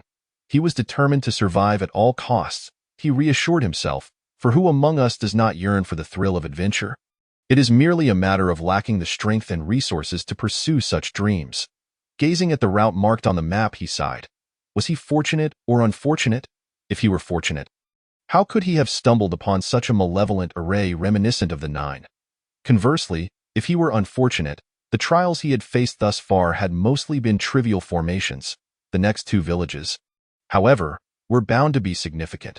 Without a doubt, one of them harbored a formidable demon or sinister spirit, and the strength of such entities would surely be considerable, perhaps even human. After all, the next stop was the array's focal point. A place undoubtedly guarded. The lack of peculiarities in those deserted towns might be a ruse to mislead, or perhaps they have already been purged. The methods of the Demon Suppression Division are direct and brutal, eliminating any hidden individuals or corpses lurking in the abandoned towns. Of course, encountering Feng Guangling would spell misfortune for those involved. After all, when he intervenes, he dispels the very malice itself. Why, Lord, what shall we do next? Li Dian inquired, noting that Feng Guangling remained deep in thought without a word. What to do? If I knew, would I be standing here dazed at the town's entrance? Feng Guangling folded the map and rubbed his temples. The surging resentment, thick enough to coalesce into fog, hinted at great danger. Yet, having arrived at this point, could he truly retreat? This was a matter of merit, although it could not extend his lifespan or refine his qi. Who said it was of no use? As he continued on his journey, Feng Guangling sensed something amiss. Although his strength had not increased, his senses had sharpened. He could no longer assert that only he could perceive the malevolent energies. After all, the practitioners he had encountered thus far were inferior to him, and those stronger had only crossed his path briefly. Moreover, Feng Guangling had his reservations, feeling hesitant to wander before those of greater power. My lord, should we not summon Lord Wanhu to handle this? Xiao Wu suggested, having never seen Feng Guangling appear so hesitant and unsettled before. One knew Feng Guangling better than him. Even during his days of debauchery, he had never hesitated like this, and after becoming a small flag of the Demon Suppression Division, he had always taken the lead. Now, it was evident that something was amiss. Indeed, I had almost forgotten that we could call upon others for assistance. Feng Guangling slapped his forehead, a smile suddenly lighting up his face. It was all due to his ingrained habits. Accustomed to handling matters alone during his cultivation, he had continued this practice upon arriving in this world. Fearing exposure of his vulnerabilities, especially in recent days, Xiao Wu's words served as a timely reminder. He was merely a small flag, and when faced with insurmountable challenges, it was only logical to call upon the experts for resolution. All present stared at Feng Guangling in disbelief. Was this not the antithesis of the usual response? Shouldn't a competent individual confront difficulties head-on before seeking aid? Why think of calling for assistance before even beginning? If that were the case, what purpose did the Demon Suppression Division serve for them, the Night Watchmen? They might as well let the thousands manage everything directly. Bai Fu Ling didn't bother to conceal her disdain. Rolling her eyes dramatically, yet Feng Guangling paid no heed. Nothing mattered more than his own survival. Xiao Wu, send a carrier pigeon and inform the division that at least one practitioner of the spirit connection realm is needed to address the situation here. No need to mention anything else. With the order issued, Xiao Wu promptly set about capturing a carrier pigeon. Everyone present, whether from the Demon Suppression Division or the town's administrative office, had become accustomed to executing Feng Guangling's commands without delay. Their past experiences served as a constant reminder. Ignoring Feng Guangling's orders could result in severe injury or even death. Had they not witnessed the two individuals at the back now pale and nearly lifeless?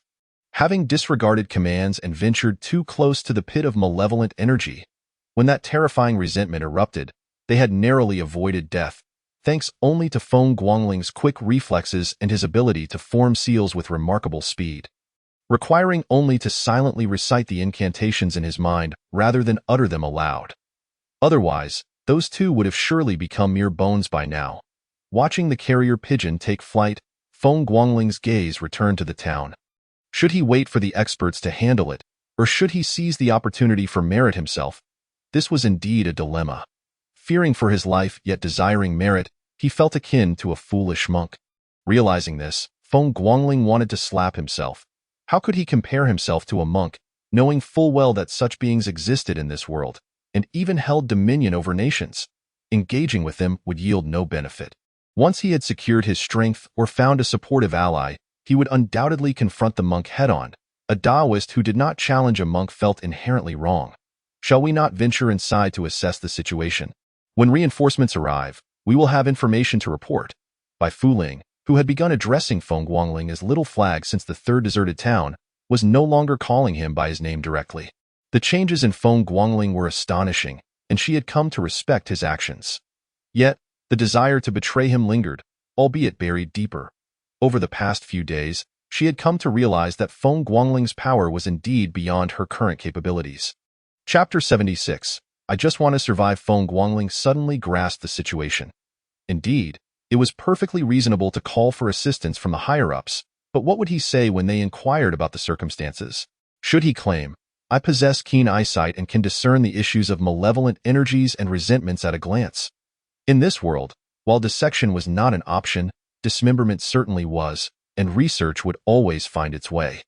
Otherwise, how would elixirs and talismans come into existence?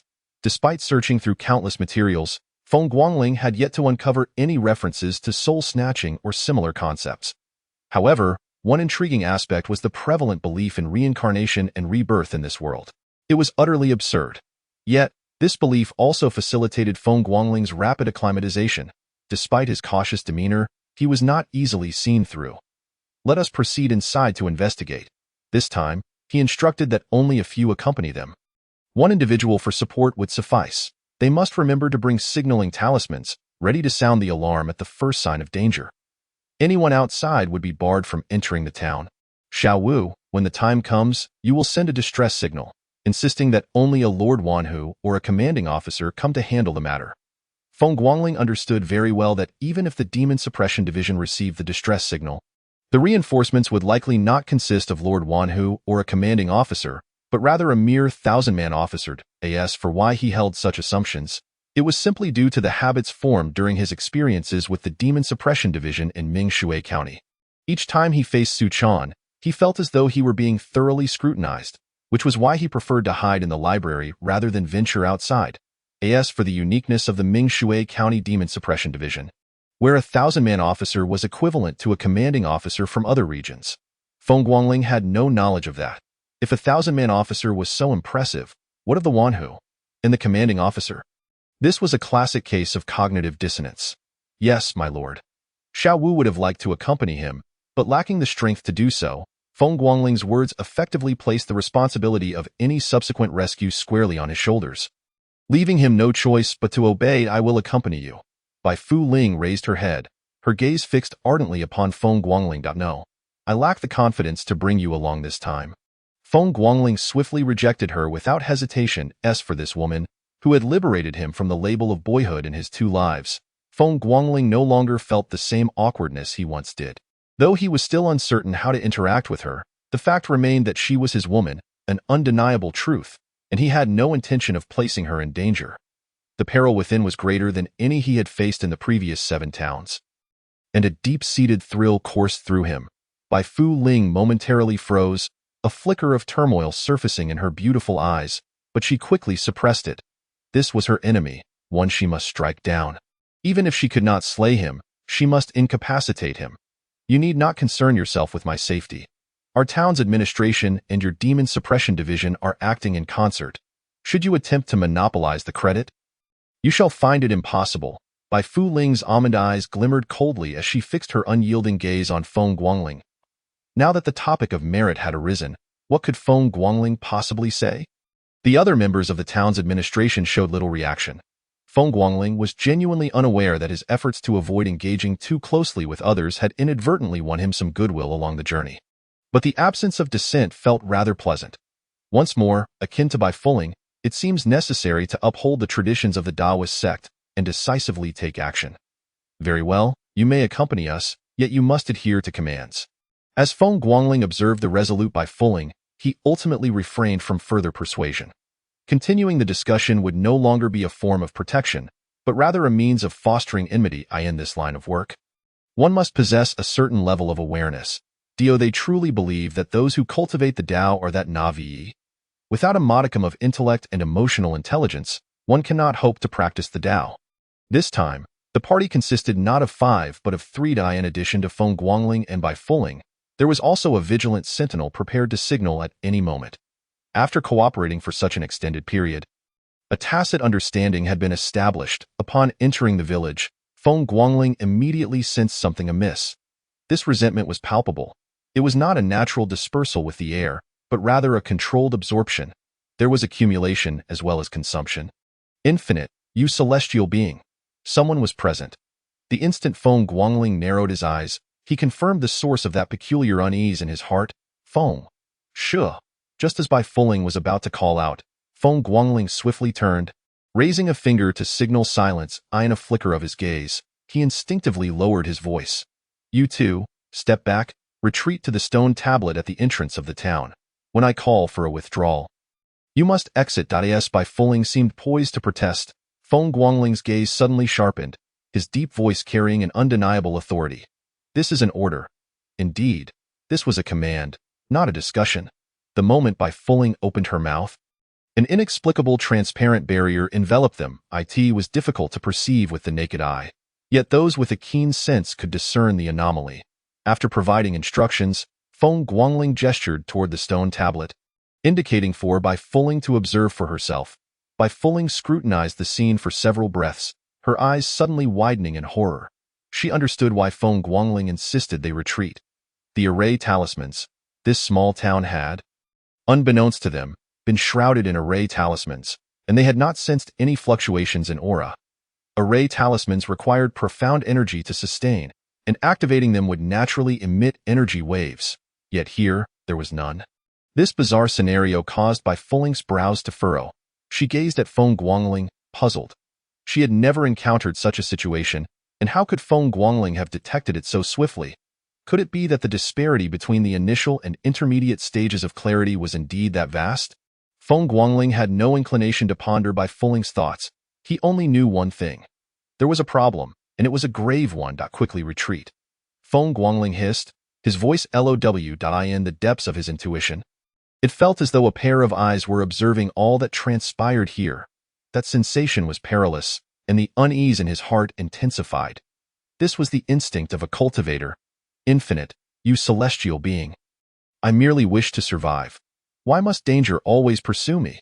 What was intended to be a simple reconnaissance mission has led to a major crisis. What sort of madness is this? Must I truly face death? I cannot fathom the cost required to escape this predicament. Feng Guangling felt no remorse for entering.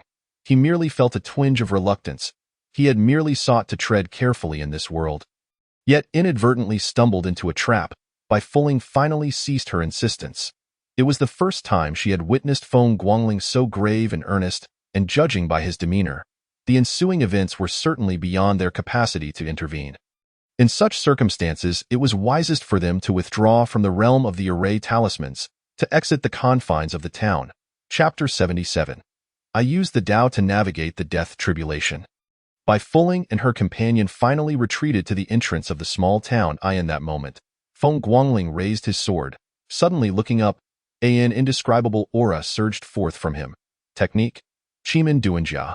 This was a technique Feng Guangling had never revealed in public, a hidden gem of his skills. The Chimin Bagua was for offense, while Chimin Duanjia was for evasion. The essence of evasion lies in concealment. With a resounding hum, a milky white light erupted, the death gate concealed. While the rest gate emerged, the life gate opens. As the command was issued, the Bagua began to whirl. Boom. The ground trembled violently, and a rift was forcibly opened in the protective barrier formed by the array talismans. Bai Fuling and her companion wasted no time, retreating in haste, escaping the confines of the array. The causal implications of Chimin Duanjia were immense. Feng Guangling had no desire to utilize it until the last possible moment. Yet he could not simply stand by and watch as Bai Fuling and the Sentinel met their demise within. Infinite celestial being. To save a life is worth more than constructing a pagoda of 7 stories. This gamble, he accepted. In that instant, a fierce aura suddenly erupted from the heart of the town. Who dares to disrupt my arrangement? The violent energy ravaged the entire town. Technique? Golden light spell. As he formed the seals, golden light enveloped him, and at that very moment, a terrifying force collided with Feng Guangling. Upon contact, the golden light shattered. Feng Guangling's pupils contracted in shock. Infinite celestial being. Damn it, what kind of power is this? Merely the aura had obliterated the defenses of the golden light spell. What was the point of fighting? Escape was imperative. In that moment, deathly energy permeated the air. Death was imminent, devoid of life. Feng Guangling felt his soul waver. Within the Chimin Duanjia, the realm of no life, a deathly fate, a guaranteed demise. Go hell with it. My master never taught me to accept fate. I have defied destiny and returned from the dead once. Do you think I will submit to it again? Frontline. All those who engage in battle, array yourselves. 6 Jia secret blessing. Lin character decision. The celestial being descends. Whether he could summon a celestial being was uncertain. Nor did he know what kind of celestial being could be summoned. Yet one thing Feng Guangling was utterly certain of. A celestial being would descend. The celestial patterns of this world closely resembled those of Blue Water Star. If so, the Lin character decision would undoubtedly be effective. However, invoking it would bind him to a perpetual cycle of causality. Yet in the face of life and death, who truly feared such consequences? I used the Tao to navigate the death tribulation. Who can summon me to the netherworld? Boom! The ferocious aura plummeted from the heavens, and in that instant, everyone could not help but tremble in fear. High above, a colossal phantom flickered and vanished in the blink of an eye. Everyone, whether within the array or outside, was left gasping blood. Even the protective barrier formed by the array talismans trembled perilously, as though it could shatter with the slightest touch. Feng Guangling was no exception. As the Lin character stirred in his heart, he too coughed up blood. Time was of the essence. He could barely endure 3 breaths. Most likely only 2. Spurt. The moment blood gushed forth, Feng Guangling's face turned ashen. The Dharma visage descends? What a load of nonsense. The instant it materialized, Feng Guangling thought he might explode on the spot. The most dire aspect was that the 5 elements within him nearly withered away, his lifespan plummeting to a countdown of merely 2 months. After painstakingly nurturing his body for several months and extending his life by over a year. A single invocation of the Lin character decision had reduced it all to ashes. Boom. Suddenly, a loud crash reverberated as Feng Guangling looked up, witnessing a phantom crashing down in the center of the town, sending a cloud of dust swirling. Feng Guangling's eyes widened as he stared intently at the billowing dust. Do not rise. Please do not rise. I have risked half my life. It cannot be that this scoundrel survives. The sentinels, including Xiao Wu, instinctively scrambled to their feet, bleeding as they charged toward the town. The sentinels feared nothing. Xiao Wu, who had joined midway, was particularly fearless, charging in the lead. After a prior oversight nearly cost Feng Guangling his life, he would not allow such a fate to befall anyone else before him. Bang! With a thunderous crash, several sentinels were repelled, and ripples surged through the air. The previously invisible barrier now manifested as a translucent shield, sealing off the entire town. This was a protective mechanism of the array talismans. When Feng Guangling had invoked the Lin character decision, he had nearly shattered the array talismans outright. The talismans did not even require energy absorption. They activated their ultimate protective mechanism instantly. Generally, array talismans could be used 5 times before dissipating entirely, which accounted for their exorbitant cost. However, once the protective mechanism was triggered, it was rendered useless in an instant. Fortunately, this was the first use of the array talismans. Otherwise, they would not have withstood the onslaught of the Lin character decision. Lord Xiaoqi, Xiao Wu and Li Dian shouted frantically, urging Feng Guangling to retreat. Although they were uncertain whether they could escape, it was certainly better than remaining on the ground, paralyzed and unresponsive. At this moment, Feng Guangling lacked even the strength to move a finger. He heard them, yet could not react, not even to utter a sound. All he could do was hastily regulate his breathing. The issue within this small town exceeded his wildest imagination. What was this called? A single misstep leads to endless mistakes. He had underestimated the complexities of the Fenghua continent. A bitter smile crossed Feng Guangling's mind. Ever since realizing that techniques could suppress enemies more effectively than profound arts, he had become somewhat complacent. Especially after selecting 2 profound arts in the Demon Suppression Division, discovering they bore little difference from techniques. His vigilance had consequently diminished significantly.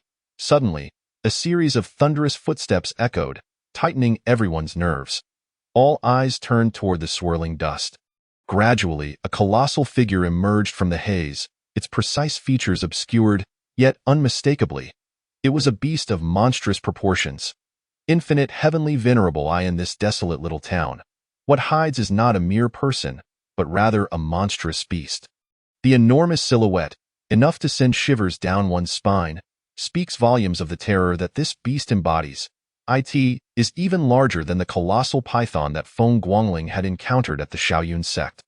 Yet, Feng Guangling still cannot discern the strength of the beast or the malevolence it harbors, unable to even perceive the humans around him. Only through confrontation can he ascertain the truth. However, his inability to gauge does not imply that Xiao Wu and the others are similarly blind. Spirit communing realm, Feng Guangling, flee. Bai Fuling finally could no longer restrain herself and screamed upon witnessing the scene. Chapter 78. Even in death, I shall strike you once. A spirit communing realm beast is nothing short of a cataclysmic force against their team. It is over. A singular thought pervades everyone's mind. If the adversary were merely in the illuminating realm, or even at the pinnacle of it, they might still have a chance to fight or flee. But now, they are confronted with a spirit communing realm FOE. To fight is futile. To escape is impossible. They can only await their demise. It seems that fate is indeed unforgiving. Feng Guangling let out a bitter laugh. The colossal beast now stood fully revealed before them. It was the tiger. Indeed, simply a tiger magnified countless times. Feng Guangling began to question whether this wind-weathered continent had somehow mutated from the divine land. For this overwhelming sense of familiarity was maddening. A fierce tiger beast. It was over. A mid-tier spirit-communing fierce tiger. Xiao Wu collapsed helplessly to the ground. Despair etched across her features as she gazed at the fierce tiger advancing towards Feng Guangling. Yet, Feng Guangling's mood inexplicably calmed as the beast drew near. Given his current predicament, barring any unforeseen circumstances, he would require a month to recuperate, which meant he had but a month left to live. What could he do? Nothing, but await death. Though it is often said that one would rather live than die, he truly found himself at a loss for options. It was a pity that his spells could barely be cast instantaneously, and he had not yet had the chance to test more advanced techniques before meeting such an untimely end. You all go, quickly. Feng Guangling unsteadily rose, waving his hand toward Xiao Wu and the others behind him. Escape was surely impossible. However, one could choose between sitting to die or standing to die. The demon-suppressing blade was drawn, its sheath cast aside. The blade plunged into the ground with the tip facing downwards. His hands pressing upon the hilt to steady himself. In that moment, an indescribable aura of nonchalance enveloped the area. Infinite heavenly venerable, I truly do not wish to die. Feng Guangling raised his head to gaze at the ferocious beast locking its gaze upon him. His expression devoid of joy or sorrow. A few extra months of life could be attributed to his ancestors' favor, but regrettably, he had squandered it, falling into this deadly predicament through carelessness. Bai Fuling's beautiful eyes shimmered with an otherworldly light. This version of Feng Guangling was the antithesis of the one she had known, or rather, the Feng Guangling she had encountered in recent days was a completely different person from the one she had previously known. She could not deny that this new incarnation of Feng Guangling stirred a flicker of emotion within her, alongside a hint of secret delight, even though she could not grasp the reason behind it. A terrifying roar from the beast reverberated through the heavens and earth as the fierce tiger raised its colossal paw, preparing to strike down upon Feng Guangling. Yet, he stood resolute, determined to die standing. As a descendant of the Yanhuang bloodline and a practitioner of the Tao, regardless of the world, he must face death with dignity. Spell 5 Thunder Divine Incantation. Even in death, he would take a bite out of the beast, regardless of whether he could or not. Was it frustrating? Of course it was. He had meticulously researched the wind-weathered continent to avoid drawing attention, yet in the end, he encountered a tiger and fell flat. Boom! Thunder roared, lightning dragons danced, and storm clouds churned violently. Infinite heavenly venerable, even if I cannot defeat you, I shall strike you with a bolt of lightning. Vile creature, dare you commit murder? As Feng Guangling fell into unconsciousness, all he wished for was to strike the fierce tiger with a bolt of lightning, but then he heard a voice that should never have appeared here. Familiar, too familiar. The first person he encountered upon entering the demon-suppressing division, nearly falling victim to his tricks, and the one who had put him in countless predicaments. How could he possibly be here, so far from Mingshui County? Yet, no one could answer these thoughts. A blade of light cleaved the sky, dispersing the storm clouds, while the translucent barrier formed by the array of talismans shattered into countless motes, dissipating into the in the next moment. The blade of light pierced the fierce tiger's forehead. And as the brilliance erupted, all movement of the beast came to an abrupt halt in the blink of an eye. The fierce tiger was cleaved in two.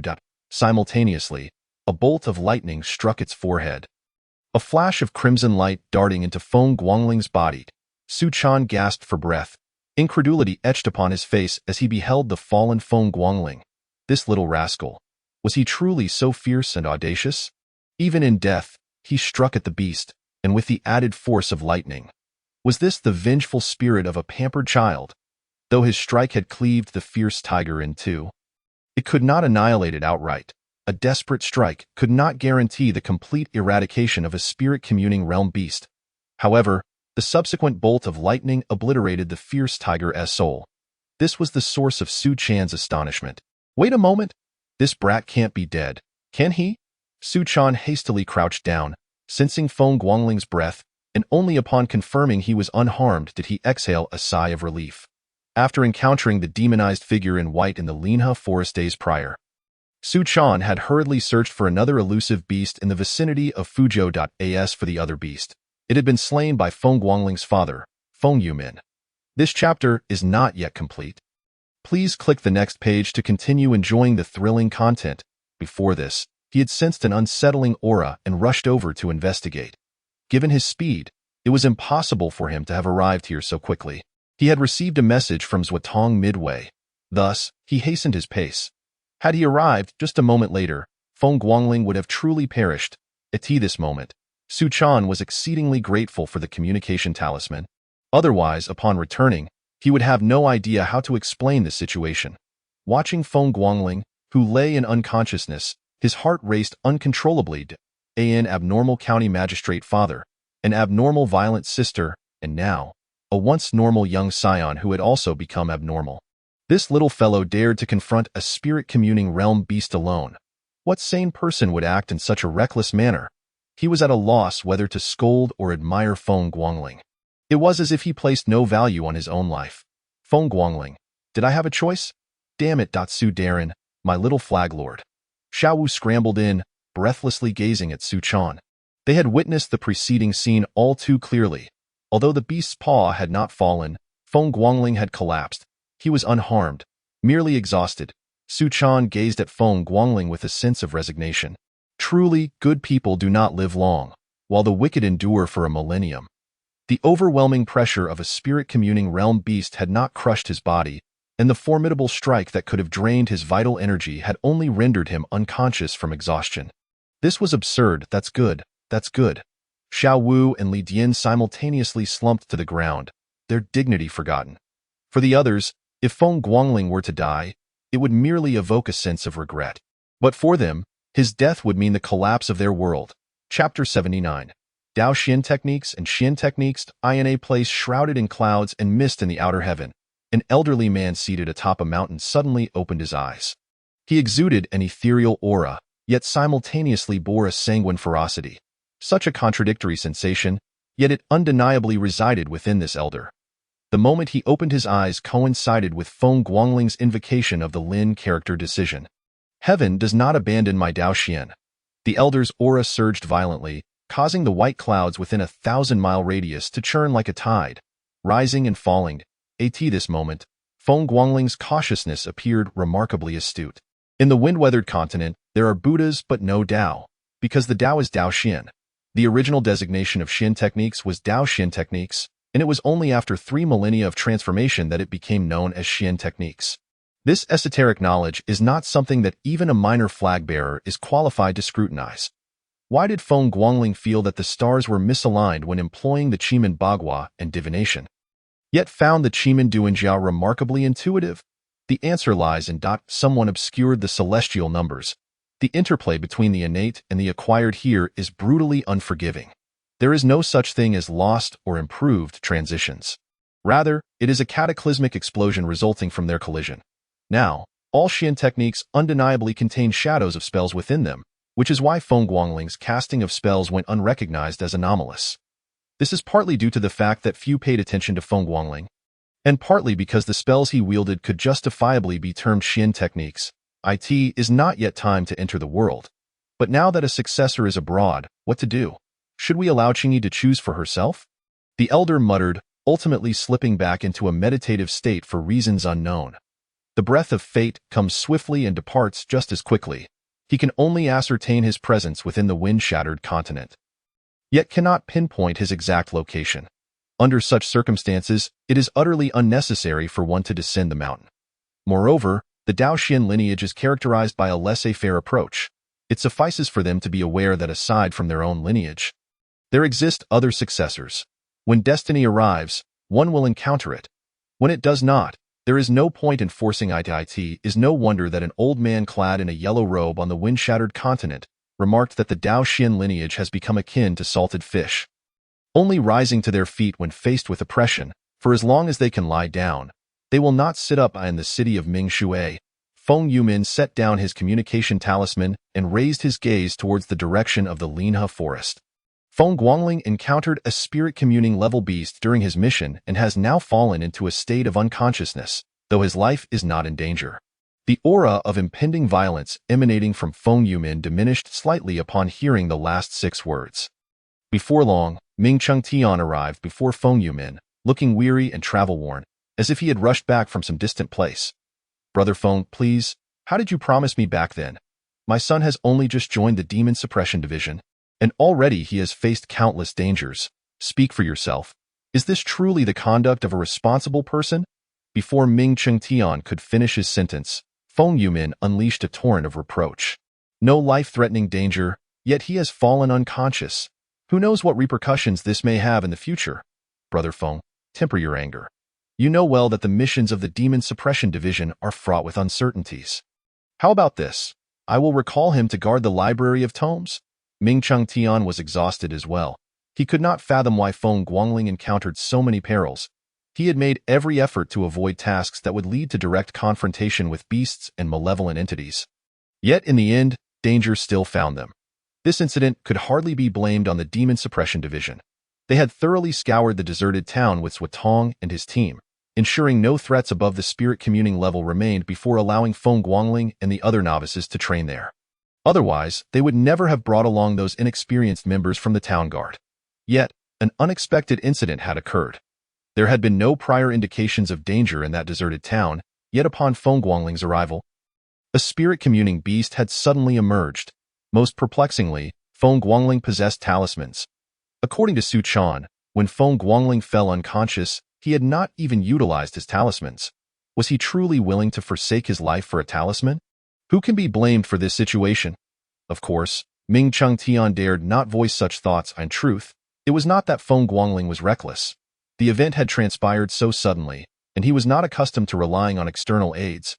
Coupled with his unfamiliarity with the existence of storage rings, that he had not thought to use talismans to extricate himself from the predicament. Are you attempting to stifle our Guangling in his cradle? Is the library of tomes a place for humans to dwell? How dare you utter such words? Feng Yumin fixed his gaze upon Ming Cheng Tian, radiating an aura that suggested he would turn hostile should Ming Cheng Tian fail to provide a satisfactory explanation. Fine, I have 2 spirit-communing talismans here. I will reward them to him for his protection. Upon seeing Feng Yumin's demeanor, Ming Cheng Tian realized that unless blood was shed today, it would be impossible to quell his fury. It was uncertain whether he would even leave the Feng residence unscathed. Feng Yumin nodded in satisfaction. His son was unharmed, and he could also extort something useful from Ming Cheng Tian. This was a fine deal indeed. Feng Guangling remained unconscious for a full 24 hours, or 2 days. The moment he opened his eyes, his first instinct was to observe his surroundings, though not inquire. Experience speaks volumes. The last time he awoke in such a manner, he had found himself pinned beneath a woman. Infinite celestial sovereign, am I truly not dead? After confirming the state of his surroundings, Feng Guangling could not help but astonishingly examine his own body. The 5 Thunder God spell had been the final incantation he had desperately executed, and the cost had been tremendously steep, leaving his internal elements utterly depleted. In other words, it was akin to the final roar of life itself. Yet now, his physical condition was even better than when he had assessed the deserted town. Who could he possibly hold accountable for this? Looking at the area over his left chest where his heart resided, the soul-calling bell tattoo appeared even more distinct. What on earth is happening? He did not perish, and it seemed that his strength had advanced. The energy within him appeared to have condensed significantly. While it was not sufficient to claim he had broken through, it seemed he could attempt to employ other techniques. Why, Lord, you are awake. Upon pushing the door open, Xiao Wu was overjoyed to see Feng Guangling propped up against the headboard and exclaimed with delight. Yes, Xiao Wu. How long has it been? Feng Guangling, reassured by the condition of his body and confident of at least 1 more year of life, felt a surge of relief, and a smile of survival graced his pale visage. There was no way around it. He had been thoroughly frightened. Such an experience with death was exceedingly harrowing. Chapter 80. Major movements, my lord. You have been unconscious for 2 days. Xiao Wu hastily replied. Through Xiao Wu, Feng Guangling learned of the events that transpired during his unconsciousness. Su Chan's appearance had been serendipitous, yet it was fortunate that this very serendipity had saved his life. The support from the capital arrived only 2 hours later. Had they arrived any later, Feng Guangling and the others would likely have been devoured by the beasts, leaving no trace behind. The deserted town had been razed to the ground. Indeed, it had been utterly destroyed, leaving not a single remnant. Now, all that remained was a vast expanse of vacant land, devoid of even the remnants of walls or foundations. This devastation was not the work of the Demon Suppression Division, but rather the town guard. Moreover, it was not 1, but 2 towns that had been obliterated. It was said that after this, within the second deserted town, 2 practitioners who had been harboring malevolent entities were dispatched by Zuotong with a single strike. Following this, the town guard and the Demon Suppression Division joined forces to conduct a thorough sweep of the surrounding area, inspecting the population. To their astonishment, on the very first day, they uncovered a significant number of counties with discrepancies in reported populations. It could not be termed as mere discrepancies, for it was more accurate to say, people had vanished. They also discovered at least 3 additional deserted towns. As Feng Guangling perused the map in his hand, his apprehension grew. This truly resembled the 9 Curves Yellow River Formation. The most alarming aspect was that the capital was situated at the center of the formation. Goodness, were they planning to eliminate the millions of inhabitants of the capital in one fell swoop? Although he harbored some resentment towards Su Chan for his previous interference, he could not deny that he had to be grateful this time. Had it not been for Su Chan's timely intervention, he would have been on his way to meet his ancestors. All right, I understand. You may leave. I need to recuperate. Feng Guangling waved his hand, signaling Xiao Wu to depart. He had come to grasp one thing. He had now escaped danger and had even made a contribution, which would likely lead to rewards from above, in addition to owing Su Chan a debt of life-saving gratitude. As for the more specific details, he would need to consult the resources in the Library of Tomes. Naturally, if the information were too classified, he would have to rely on speculation. Very well, young master. Upon receiving the news, my father instructed me to inform you that should there be danger in the future, let others take the lead. Do not exert yourself so recklessly. Xiao Wu leaned in slightly, lowering his voice. A warmth spread through Feng Guangling's heart. It had been a long time since he had heard the title young master. Particularly after nearly encountering the three pure ones, the sentiment resonated even deeper. Xiao Wu's address of him as young master was delivered with such familiarity, devoid of any awkwardness, indicating that he was still the same Xiao Wu as before. Yes, please let my father know to put his mind at ease. Feng Guangling had no desire to reach out himself. After all, this was not an era dominated by telephones. Using a communication talisman? Nonsense. Feng Guangling did not even know what a communication talisman looked like. It would be simpler to write a letter. Feng Guangling found himself missing his rather simple-minded father, Feng Yumin. Despite being merely a lowly county magistrate, his affection for Feng Guangling was unparalleled. Otherwise, with Feng Guangling's penchant for trouble, he would have long since been tossed into the river to appease the water spirits. With over a year of life left, and his strength having advanced, he was nearing the threshold of the spirit communing level. At that point, it would not be impossible to kick his way into the spirit communing realm. One should not reason with cultivators, for they themselves defy logic. Reasoning? Have you ever seen someone wielding a sword with a knife? Only those of the Taoist sect possess such a nature. On the day Feng Guangling awoke, the area surrounding the capital erupted in chaos. This was no mere metaphor. It truly had erupted. Previously, the town guard had only razed 2 deserted towns, while the Demon Suppression Division had been conducting population inquiries and surveying abandoned villages. These actions were merely recorded and had not provoked further responses. On the very day Feng Guangling regained consciousness, the Demon Suppression Division mobilized its entire force, including Feng Guangling himself, along with all personnel from the town guard, leaving no one behind in the capital.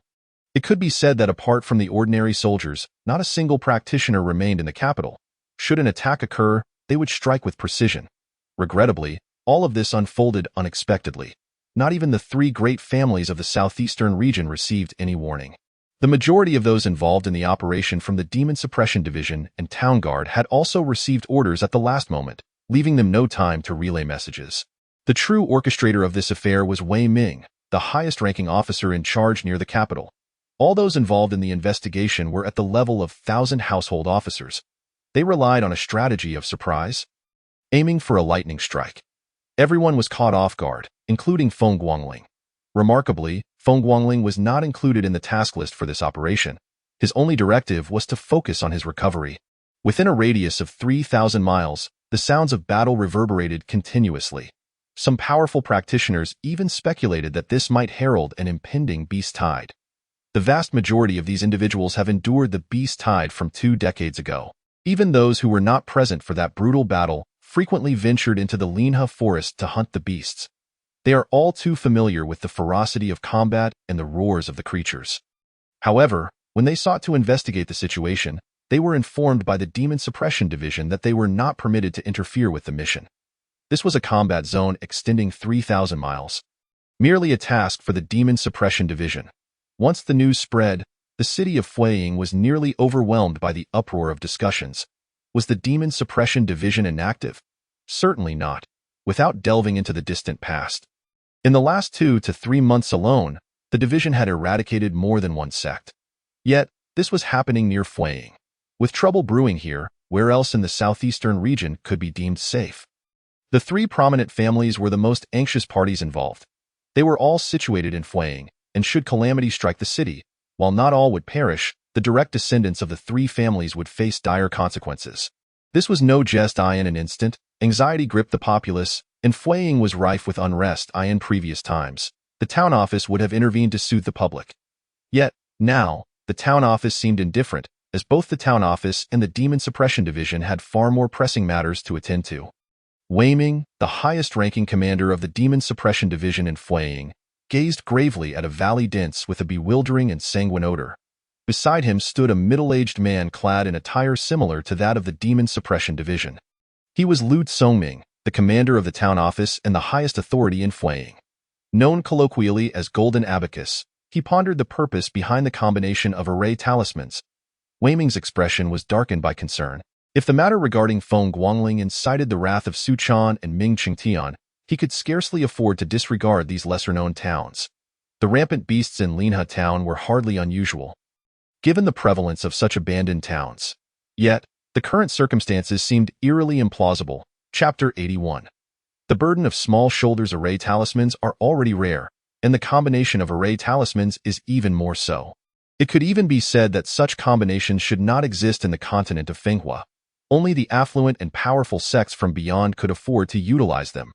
Yet, to encounter such a grand formation in the southeastern region is astonishing. Moreover, this formation encompasses the entirety of Fueying. Although the true intentions of this formation remain unclear, it is undoubtedly a portent of misfortune. Is it not evident? They intend to refine us as if we were demonic beasts or malevolent spirits. Their ambition is sky-high. With a population of several million in Fueying, they wish to consume us all in one fell swoop. Old Wei, does your demon suppression division possess any intelligence? Lu Tsoming discerned the intent behind this formation. Wei Ming was indeed aware but was loath to accept it. Why did the demon suppression division risk life and limb to slay demons and beasts? Was it not for the peace and stability that followed? Yet now, they exert themselves at the forefront while someone plots harm from the shadows. Such a situation would incite fury in anyone who discovered it. This scale of manipulation is not something mere beasts could orchestrate. They lack the means.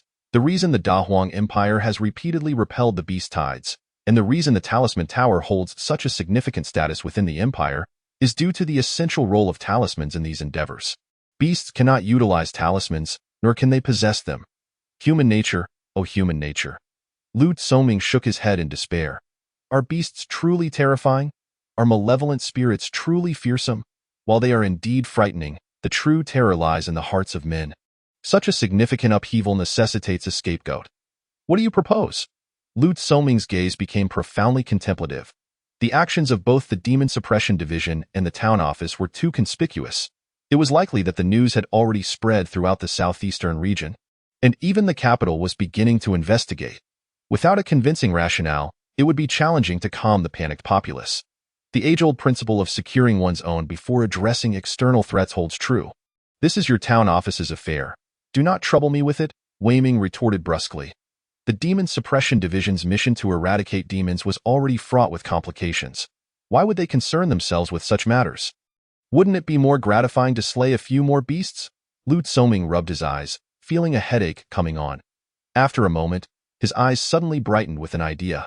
This incident was discovered by a small flag of the Demon Suppression Division along with the main flag of the town office. If that were the case, then they could bestow this monumental achievement upon them, and no one could argue, right? As for whether the court would hold him accountable for ineffective governance, that was a moot point. After all, this was the southeastern region, where omnipresence was impossible. Covering up the situation was unfeasible. At most, it would merely reduce the amount of trouble. The Talisman Tower. Su Su glowered, a malevolent aura radiating from him. Self-styled as the strategist, he found himself thwarted by the loss of the most crucial piece on his chessboard, the combination of array talismans. To create such a talisman formation requires immense effort. Especially to do so stealthily without drawing attention is even more challenging. This endeavor was not a matter of mere decades. He had been secretly working on it since 30 years ago. After much effort, he had finally achieved results, only to see it slip away before he could even take a glance. How many abandoned towns exist in the southeastern region? Countless. The panic caused 30 years and 20 years ago has only just begun to subside. Prior to this, neither the Demon Suppression Division nor the town office had paid much attention to these deserted towns. Yet, who would have thought they would suddenly become so invested? To make matters worse, they had disrupted his grand plan. How could Su Su not feel furious? How could he not feel heartbroken? The combination of array talismans was a strategic advantage against Fueying, and with another year and a half of preparation, he would have activated it. Unless 5 experts of the Passage Realm acted simultaneously, Fueying would inevitably become a land of desolation. At that point, he would be a god in Fueying, impervious to any intervention. But now, all was lost. Having calculated every possible scenario, he found himself empty-handed in the end. Pan Ming's expression was equally grim. Yet, it was not solely Su Su who was scheming against the abandoned towns. He too was plotting. Moreover, he understood that Su Su intended to sacrifice the millions of inhabitants of Fueying. and he harbored the same intent. In a flash, their plans crumbled. The son of a county magistrate had inadvertently thwarted his grand design. Su crushed the communication talisman in his hand. The murderous intent that had flickered briefly remained deeply entrenched in his gaze. Feng Guangling was merely the son of a border county magistrate, while Bai Fuling was the cherished jewel of one of the three great families of the southeastern region. It was all too apparent who would be held accountable. Although Feng Guangling was protected by the night watchman, that merely ensured his safety within the city. Nothing more. He could not let this grievance go unaddressed. Pan Dao, you wouldn't dare to stop me, would you? Su's eyes glinted with danger. He could not swallow this slight. In matters concerning the Demon Suppression Division, Pan Meng had always been cautious. Several times Su had contemplated striking against the Demon Suppression Division, only to be dissuaded by Pan Meng's counsel. This time he was resolved. He yearned to see Feng Guangling torn to pieces. A mere county magistrate's son dared to thwart his grand design, and for that, he was unworthy of life. No, I will not. Pan Meng gently shook his head. His wariness of the Demon Suppression Division was one matter. Venting his own frustrations was another entirely in a small courtyard, as he observed the exuberant Bai Yi before him. Feng Guangling was left dumbfounded. What is happening? All of this is my doing. The Demon Suppression Division is acting to avenge me. As the son of a mere county magistrate, how could the Demon Suppression Division mount such a significant operation for my sake? This is absurd. My small shoulders cannot bear such a burden. The news Bai Yi brought shattered Feng Guangling's worldview. The actions of the Demon Suppression Division and the town office were nothing short of earth-shattering. They had not only eradicated the abandoned towns within a 3,000-mile radius of Fuiying, but also captured countless beasts, including 5 of the highest level of spiritual beasts and 8 malevolent spirits. The magnitude of this operation stemmed from the unintentional discovery made by a small flag of the Demon Suppression Division and the main flag of the town office during their mission, revealing that someone was breeding malevolent spirits. Feng Guangling, having sustained severe injuries, prompted the joint mobilization of the Demon Suppression Division and the town office. Chapter 82. Not acting as a son of man, the town office provided a rationale for their actions. And aside from the final explanation, the earlier statements were indeed factual. However, therein lies the crux of the issue. You can state the facts, but do you have to claim that such a grand operation was instigated because of me? What would the individual who set up the 9 Curves Yellow River Formation think? What would those collaborating with the beasts think? Feng Guangling felt like crying. He could ascertain that this was certainly not a narrative propagated by the Demon Suppression Division. Generally, the Demon Suppression Division operated covertly, accumulating wealth in silence. Such a high-profile approach is not their style. This indicates that the issue lies with the town office. What a fortune! This sudden wealth could be bestowed upon any number of households. Yet how could a mere small flag like mine manage such a burden? Those without strength or connections cannot casually accept accolades. Guangling, why do you appear so discontented? Bai Yi, finally pausing his incessant chatter, gazed at Feng Guangling with a hint of curiosity. This is an immense achievement. It ought to merit at least a promotion, if not 3 levels. One must ponder, who has ever ascended to the position of Grand Flag within just 3 months of employment? The Demon Suppression Division does not regard your background. It solely assesses your capabilities and merits. Feng Guangling's initial position as a junior flag was already enough to incite envy, and his rapid rise to Grand Flag transcends mere jealousy. This is precisely why Bai Yi is so elated. My foot, from now on. I shall live in constant trepidation whenever I leave the city. Feng Guangling retorted with irritation. Who desires such wealth? Whoever has managed to conceal themselves from the Demon Suppression Division and the town government while laying out combinatorial talismans around Sujing must be an extraordinarily formidable character. To provoke such an individual could lead to dire consequences. If the town government disseminates this information, it would be tantamount to inviting trouble upon themselves. Huh? Hasn't it always been like this when one ventures outside the city? Bai Yi remained perplexed. Outside the city, monsters and malevolent beings run rampant. Isn't it always a cause for concern? Enough, it's futile to explain this to you. These 2 tomes of arcane arts are specifically chosen for you. Take them, transcribe a copy, and return them to me. I need to retrieve them for the library. Feng Guangling handed 2 books of arcane arts to Bai Yi, having extracted them from his storage ring. Arcane arts? Indeed, arcane arts. Brother Guangling, you possess such prestige already. Surely, I need not cultivate any arcane arts, right? After all, I follow closely behind you. You wouldn't let any harm befall me, would you? I shall not allow you to come to harm. But I will seek you out, Feng Guangling replied tersely. This was a decision made after much contemplation.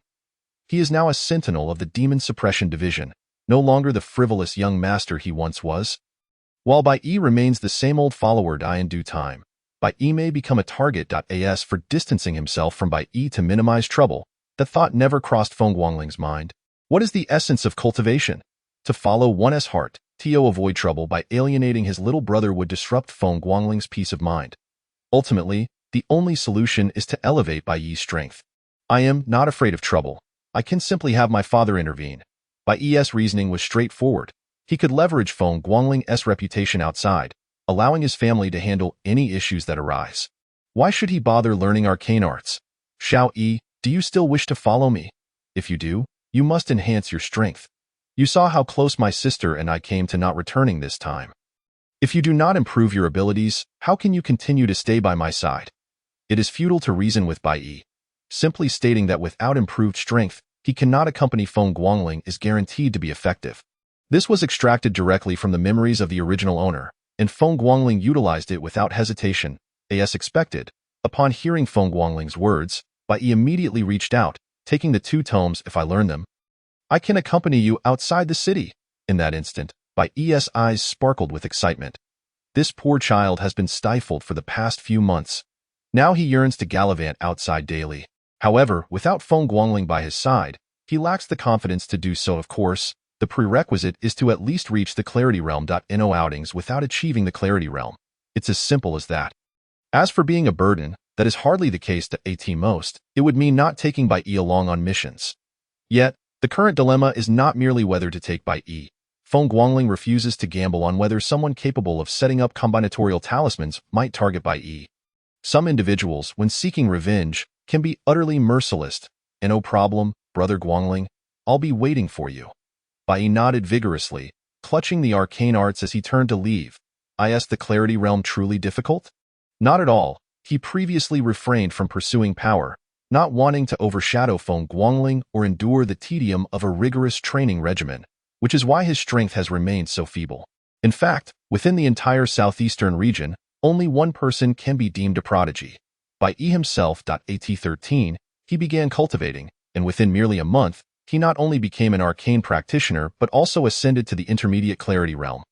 Despite having squandered several years, he now stands at the High Clarity Realm. Thus, the disparity among individuals can sometimes be greater than that between humans and dogs. Xiao Fengming, at present, revels in his intermediate Clarity Realm status. Boasting about being a prodigy, yet he fails to recognize that he is already 23 years old, 5 years senior to both Feng Guangling and Bai Fucking. Although early cultivation stages progress swiftly, it is after reaching the pinnacle of the Clarity Realm that individuals often encounter stagnation.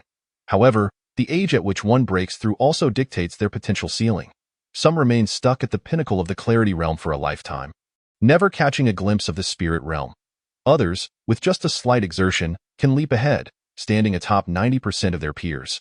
Bai Yi's continued association with Feng Guangling without suffering dire consequences is largely attributable to his exceptional cultivation talent. Of course, it is also due to the small-town magistrate Feng Yuman cleaning up after them. Feng Guangling rubbed his temples, exhaling a soft sigh. At least he had successfully dismissed Bai Yi. However, the tasks that lay ahead would be more troublesome. After all, it is one thing to steal for 1,000 days, but quite another to guard against thieves for 1,000 days. As for the notion that those who set up combinatorial talismans would not seek revenge? Merely contemplating this seemed implausible. Would they remain hidden within the archives of the Demon Suppression Division? Who could guarantee that those bold enough to attempt the subjugation of the entire Sujing would lack the means to infiltrate the archives? A headache indeed. The town government does not treat its officials as people. Young Flag Master, this is a message from the Master for you. Xiao Wu rushed in, breathless, handing an envelope to Feng Guangling. Inside was a letter from home, accompanied by a communication talisman, while the other item was a jade pendant, the purpose of which Feng Guangling could not discern. This reflects a lack of experience. Feng Guangling remained a complete stranger to the wind-washed continent. Although 3 months had sufficed to connect with this world, he could not hope to comprehend every nuance thoroughly. Chapter 83. Not the same thing after reading the letter. Feng Guangling's expression was one of deep reflection. He had once looked down upon those who indulged their children, adhering to the adage that spoiling a child is akin to killing them. Yet, when faced with this reality, Feng Guangling could only utter, "How delightful!" Within the letter, Feng Yumin elaborated on the functions of the talismans and the jade pendant, but the overarching message was clear: to pursue his endeavors freely, as his father would shoulder the burdens. With a father like that, what could prevent his son from becoming a wastrel? The talisman serves as a defensive measure, capable of withstanding a full strike from someone at the pinnacle of the spirit realm. The jade pendant's function left Feng Guangling dumbfounded. Teleportation? Indeed, teleportation.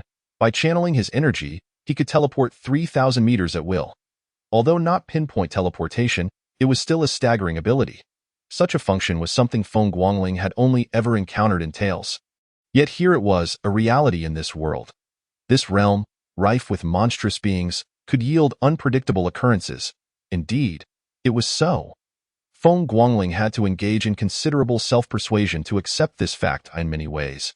The wind-washed continent is indeed more advanced than the divine land point. One must never underestimate the inhabitants of any realm.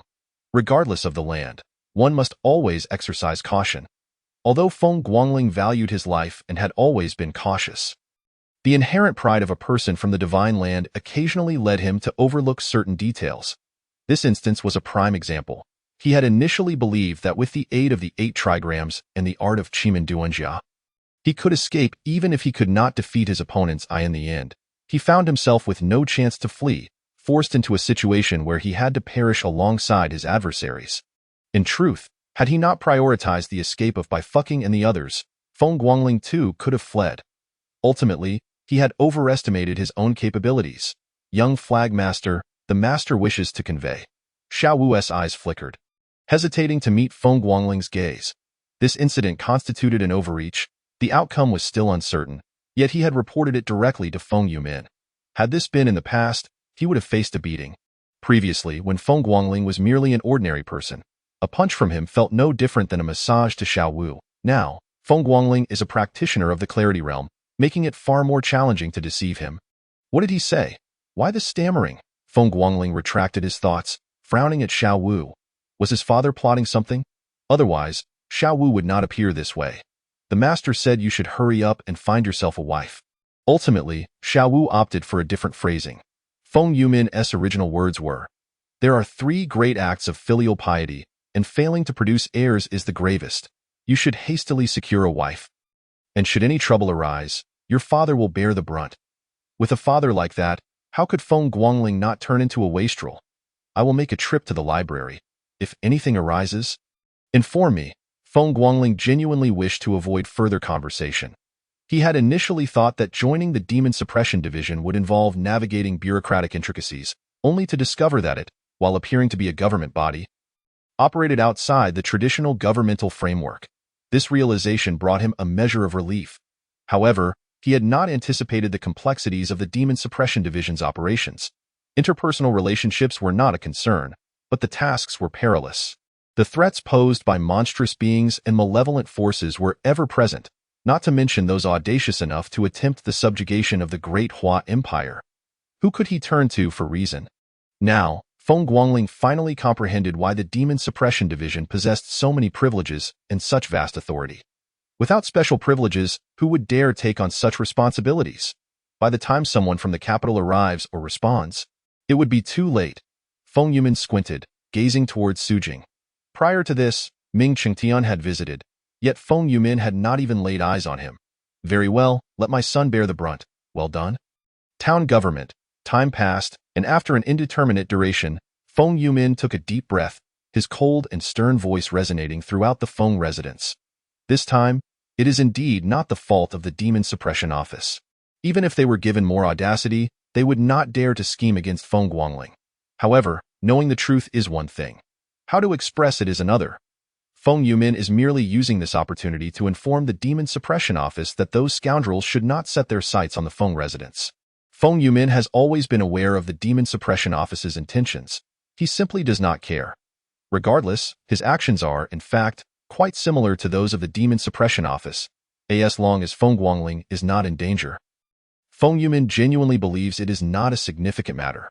Now, however, he finds himself inexplicably dragged into the mire by the town office. If he does not take a stand, Feng Guangling will inevitably face numerous pitfalls in the future.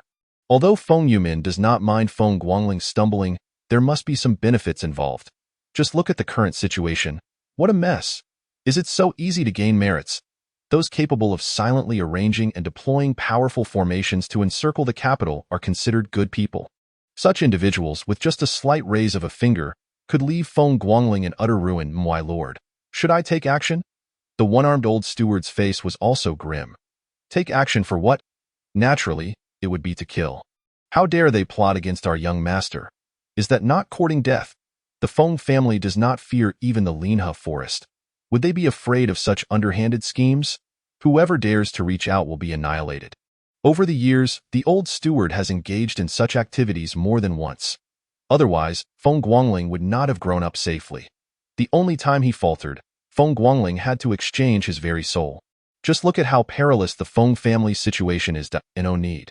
Previously, he was unable to cultivate, which is why we had to protect him constantly. Moreover, have you forgotten the 4 words Feng Ling uttered before taking action? Do you think that person would allow Feng Ling to come to harm? Feng Yumin squinted his eyes and spoke softly. Did he truly believe that he could rest easy letting Feng Guangling run around the capital alone? A solitary individual without support in the capital would be left as nothing but bones. The 4 words Wuliang Tianzuan are the very reason Feng Yumin dares to let Feng Guangling venture forth independently. He even suspects that if he secretly arranged for someone to protect Feng Guangling, that person might vanish without a trace. The disciples chosen at that level are not something just anyone can meddle with. The one-armed old steward nodded in understanding. Indeed, the young master is no longer the same as before. To transform a young master unable to cultivate into a figure of the clear realm. Such a person must have some plans in place. Feng Guangling exclaimed, "Damn it, why don't you arrange something for me?" He understood how Feng Yumin and the old steward thought, and he felt a surge of blood rising in his throat. They truly do not regard him as a person, it not because he lacks a background, a support system, and protection that he has been so cautious. Yet Feng Yumin, on the other hand, seems to believe that he has a grand background. Are they just going to let him be? The old steward remained somewhat uneasy.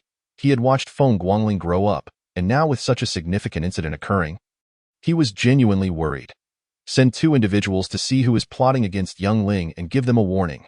Feng Yumin's eyes narrowed slightly, and a fierce aura surged forth. Not sending anyone to protect him in the shadows is one thing, but knowing that someone is targeting his son and not taking action is another matter entirely. Chapter 84. Leaving the city, Feng Guangling was once again dragged out from the library. This time, he had only been inside for 3 days. Another mission? This time, without even needing Xiao Wu to speak, Feng Guangling instinctively asked. After all, every time he was pulled from the library by Xiao Wu, it was never for anything good. Yes, Lord Xiaoqi.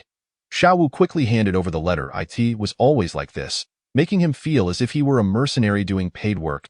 As Feng Guangling opened the envelope and read the letter, he could not help but mutter under his breath.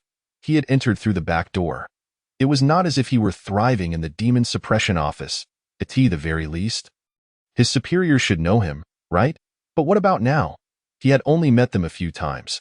Being without a background or support is truly miserable. Xiao Wu, are you certain this mission is correct? Feng Guangling's eyes widened in disbelief. What in the world is this? A mere Xiaoqi at the clear realm, and you expect me to execute such a task? Are you hoping for me to die faster, or do you find me a waste of the great Hua Empire's heir? Yes, Lord Xiaoqi, this is a direct instruction from Lord Zhua. Xiao Wu affirmed confidently. Zhuotang's name had recently become quite notorious. Among the 10,000 households leading the charge, only Zhuotang had ordered no ceasefire. If one was not caught, it would be a stroke of luck. If caught, even if one hid in the city, they would be dragged out and executed. That brutal style truly instilled fear. Damn. Feng Guangling could not help but curse. The mission details were quite simple, laid out clearly in 2 lines. Within the Linha forest, a passageway demon had suffered severe injuries and fallen a realm, fleeing towards the southeast region near the capital. Suspected to be within 30,000 miles of the capital, he couldn't help but exclaim, "Do you even realize what you're saying? A fallen passageway demon is still a spirit demon. I am only at the clear realm." Are you asking me to go seek it out? Am I to be a mere delivery boy? This task is beyond what any human can accomplish. The more he thought about it, the angrier he became. But the anger could only simmer, because not just Feng Guangling, but all the night watchmen of the Demon Suppression Office had already received the mission. The Xiaoqi would lead his subordinates in formation, while those at the 100 household level would search individually. In truth, Feng Guangling was not wrong. This was not much different from delivering food. Yet the Demon Suppression Office had no choice but to act thus. The destruction a concealed passageway demon could unleash in the southeastern region would far exceed anyone's imagination.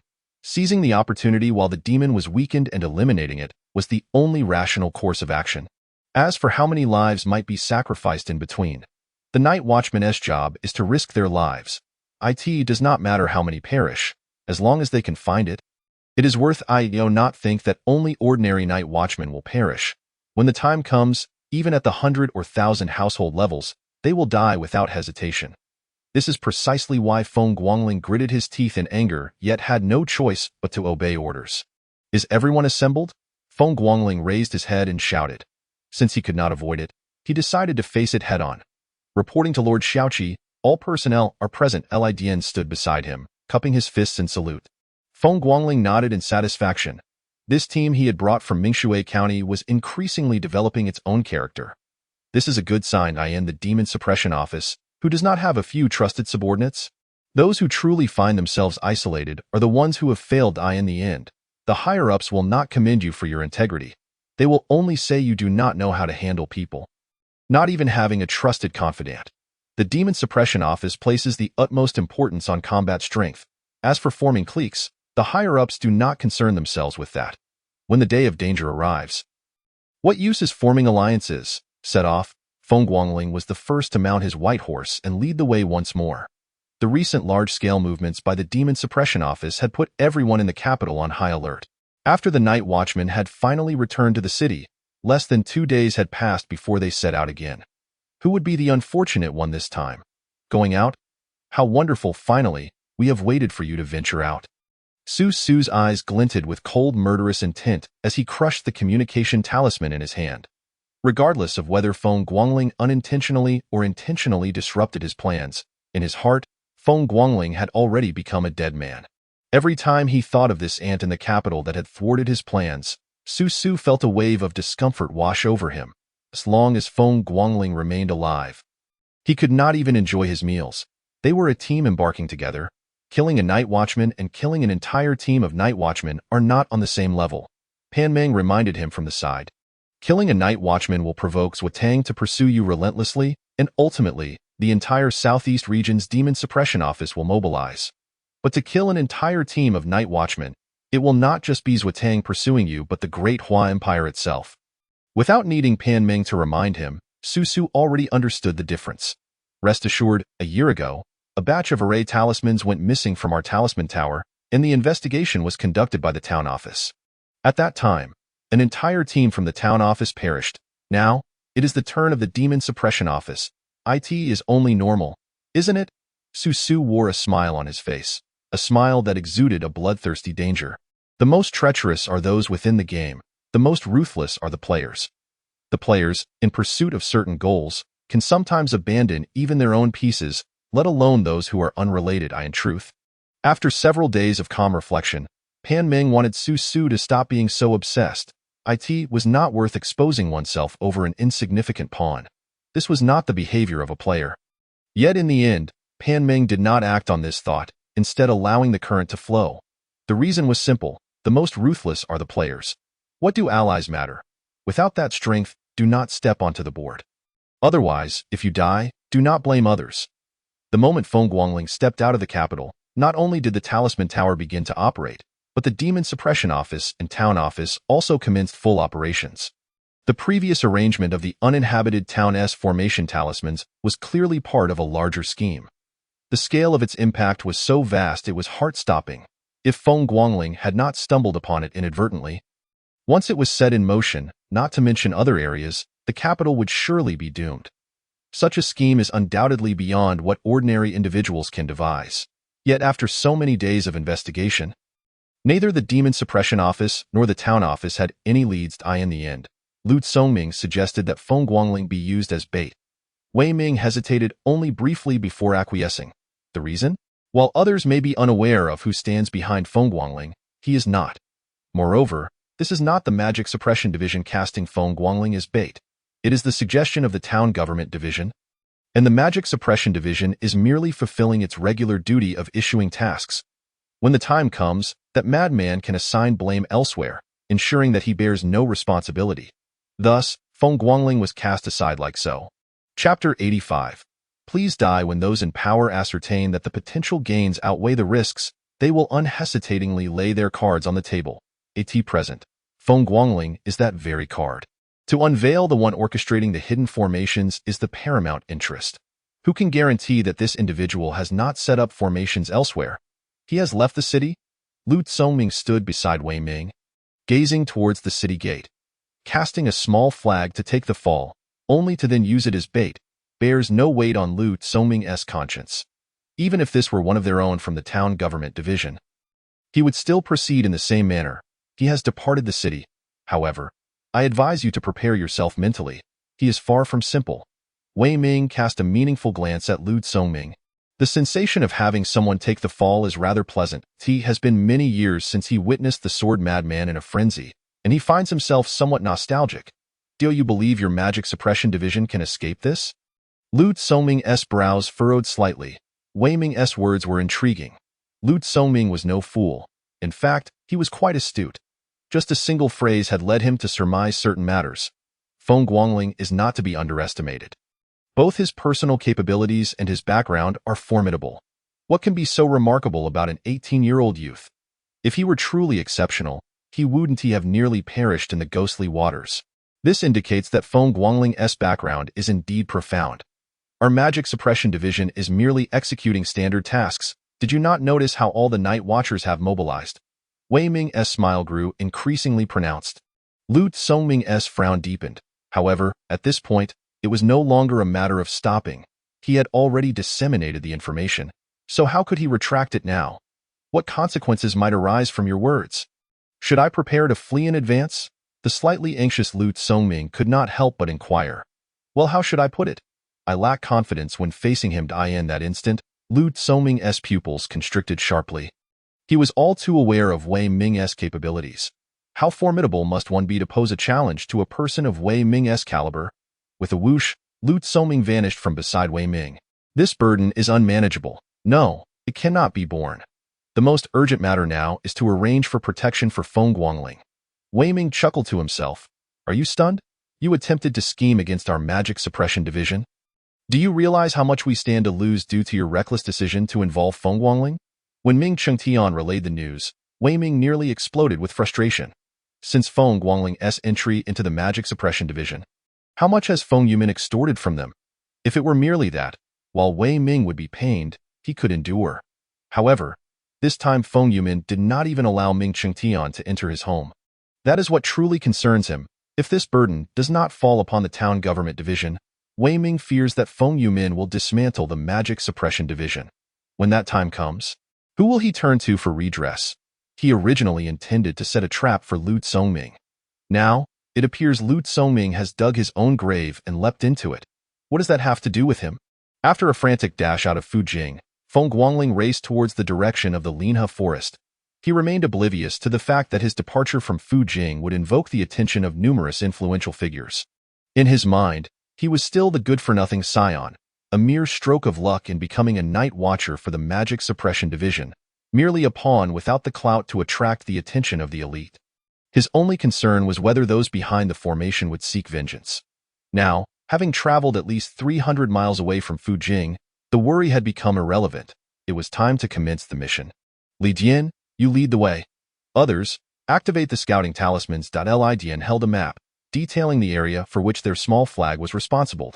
As long as they scoured this region, the mission would be deemed complete. Whether they would find anything was of no concern to the Magic Suppression Division. They had no visual requirements for the task. After completing their designated area, they were free to act as they pleased. Should there be further tasks, the Magic Suppression Division would dispatch orders via sound talismans. This time, the Magic Suppression Division had indeed invested heavily. Every individual of flag rank and above possessed a sound talisman. The function of the scouting talisman was singular. It could only detect beasts of the enlightened realm or higher. As for malevolent spirits, do not even think about it until you encountered one. You would remain oblivious, even if it were lurking just 100 meters away. Once the scouting talismans were activated, Feng Guangling immediately sensed a disquieting aura. It was a sensation that swept through his body, accompanied by a feeling of being scrutinized, leaving him deeply unsettled. Such talismans are indeed convenient. It is no wonder the Talisman Tower holds such a prestigious position. Not to mention anything else, the ability to detect beasts alone has undoubtedly saved many a mystic's life. Meanwhile, 500 miles away, two groups were converging towards Feng Guangling's location. One group consisted of 7 individuals, all clad in black garments and hoods, rendering their features indistinguishable. The chilling, bloodthirsty aura they exuded conveyed an unmistakable warning to keep one's distance. Are they indeed approaching in this direction? The leader gazed toward Fu Jing, his voice a hoarse whisper that pierced the air. Confirmed. They will arrive here in approximately 2 hours. The responder appeared rather peculiar. His attire was unremarkable, yet he wore a white mask, and his voice had been altered. Understood. The black-clad leader waved his hand, and his 6 subordinates dispersed instantaneously. In the next moment, a milky white light flickered repeatedly, culminating in a serene stillness. The masked man nodded in satisfaction, but just as he turned, his body abruptly stiffened, fear flashing in his eyes. What do you intend to do? His furious inquiry was tinged with an undeniable terror, for he found himself bound and unable to move. This was the first trial of the formation. To ensure absolute precision, a test subject was required. The black-clad man drew his sword, advancing step by step towards the masked figure. You cannot kill me. The masked man trembled as he gazed at the approaching figure. He was merely a messenger, his strength truly lacking. Once ensnared within the formation's talisman, there remained but one path: to await death. For the sake of our mission, please die. The black-clad man slowly raised his sword, aiming for the heart of the masked figure, applying pressure gradually as the blade pierced his flesh. Excruciating pain coursed through the masked man, causing his entire body to tremble. Strangely enough, no matter how he struggled, he remained rooted in place, unable to move. Chapter 86. The old farmer. The black-clad man cast his gaze towards Fu Jing, his eyes flickering with murderous intent. After this mission, he would no longer owe that person a favor. He would no longer have to scurry about like a rat. The act of killing one person or an entire group bore no distinction for them. After more than a year, he had come to understand the terrifying grip the Town Government Division and the Magic Suppression Division held over the Great Hua Empire. To be precise, they had not entered any city for a year and 3 months, not a single one. Not even in the southeastern region. Upon the successful completion of this mission, that person would grant them new identities, and at the very least, they would no longer have to survive in the wilderness. My lord of the flag, there is a river 1 mile ahead. Shall we take a detour or cross directly? Li Jian reported to Feng Guangling, clutching the map. Is there a bridge? There are no telepathic experts here. No one can traverse the void. Without a bridge, we must take a detour. There is one across the bridge. Feng Guangling waved his hand, immediately redirecting their course. The river was wide, nearly 300 meters across, and the bridge was a stone structure rather than a suspension bridge. Beneath the bridge, Feng Guangling spotted an object he recognized all too well: the dragon-slaying sword. The sight of it sent his blood boiling. This world does indeed possess a Taoist sect. There truly are practitioners of the way. In that moment, the thought solidified within Feng Guangling's mind. The dragon-slaying sword is merely a name.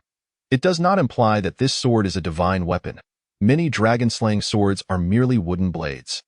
The most common types are the copper coin sword and the peachwood sword. The one that now stood before Feng Guangling was a peachwood sword, further affirming his certainty of the existence of Taoist practitioners in this world. The boiling blood fueled a sense of exhilaration.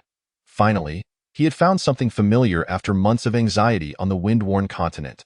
Who could comprehend this feeling? My lord of the flag, there are people on the bridge. Suddenly, Xiao Wu's voice pulled Feng Guangling back to reality. In fact, he had already noticed prior, but paid it no mind. Bridges are meant for crossing, so it was hardly unusual for someone to be on the bridge.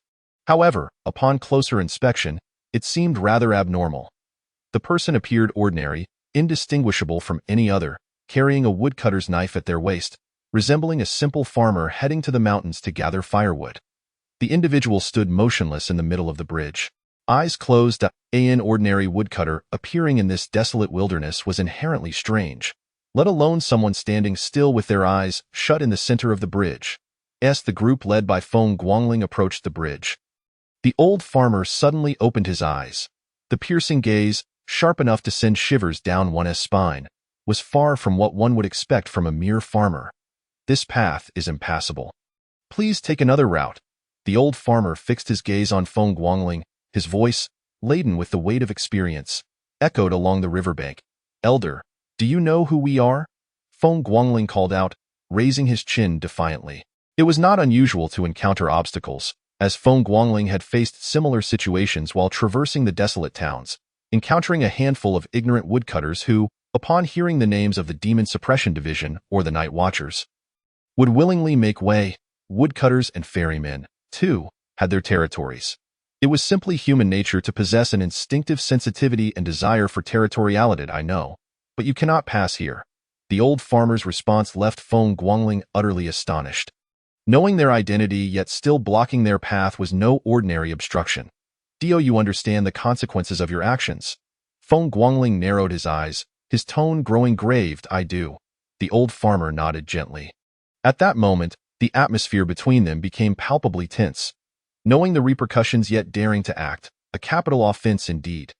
Yes, to knowingly obstruct the taskers of the Demon Suppression Division and the Night Watchers was tantamount to a death sentence.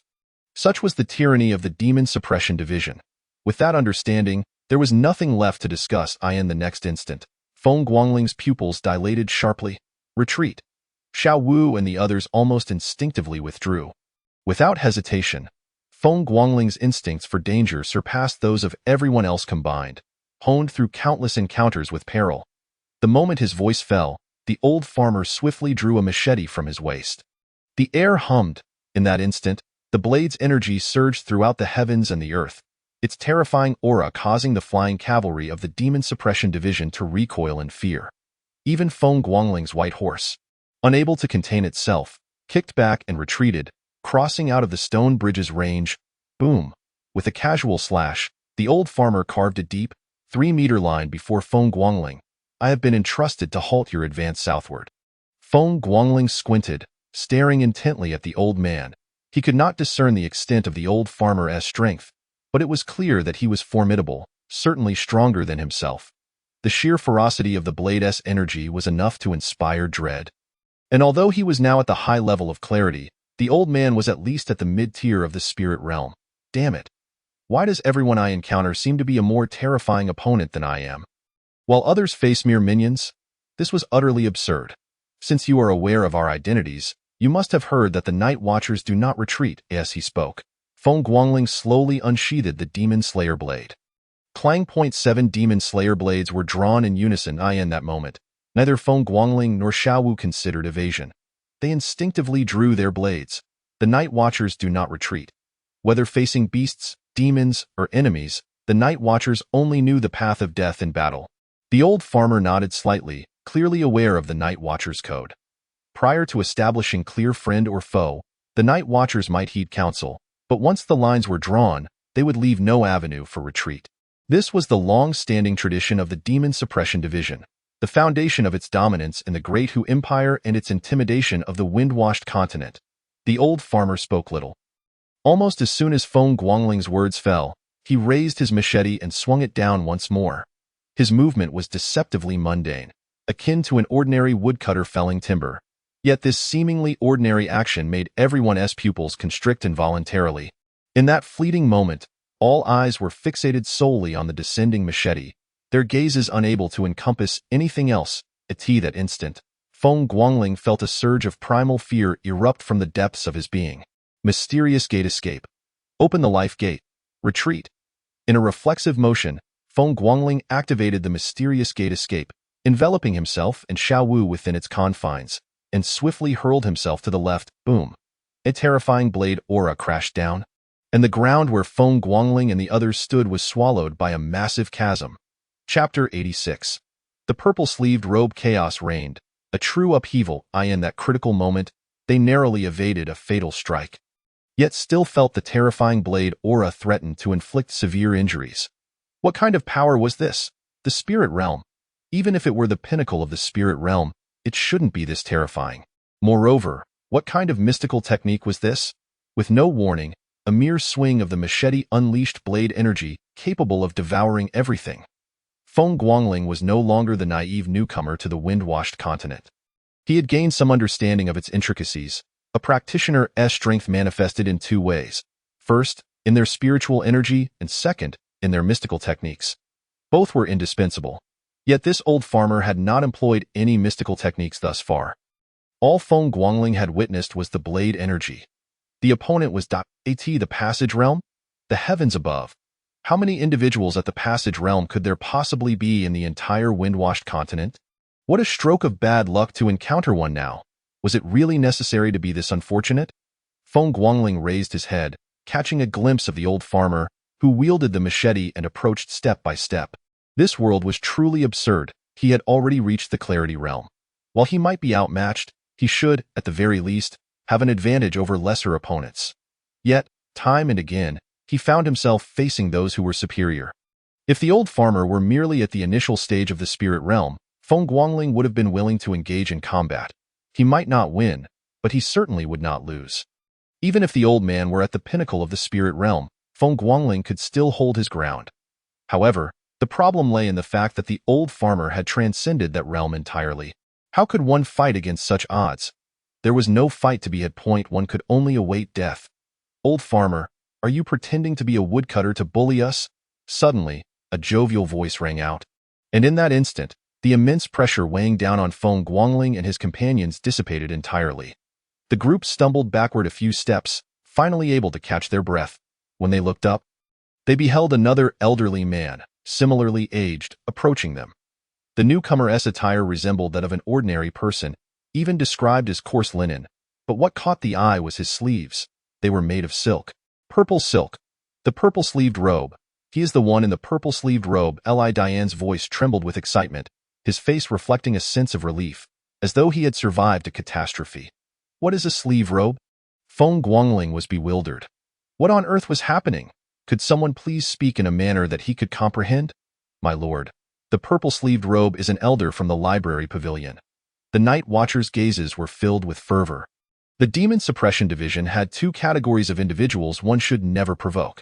The captains of the Demon Suppression Prison, 9 in total, and the elders of the library pavilion, 3 per tier. Not every Demon Suppression Division had a library pavilion, nor did every Demon Suppression Prison have a captain. However, to become one of these figures represented an unparalleled status. Even Wei Ming would defer and greet these elders with utmost respect. One could only imagine the terror this inspired. The heavens above! The Demon Suppression Division truly was a formidable ally. Feng Guangling's eyes sparkled with a newfound brightness. As for his benefactor, it went without saying that whatever he desired, he would do everything in his power to procure it for him. Disbelieve it? He had received 2 storage rings. One would typically require exhausting one's entire resources and connections to obtain even a single one.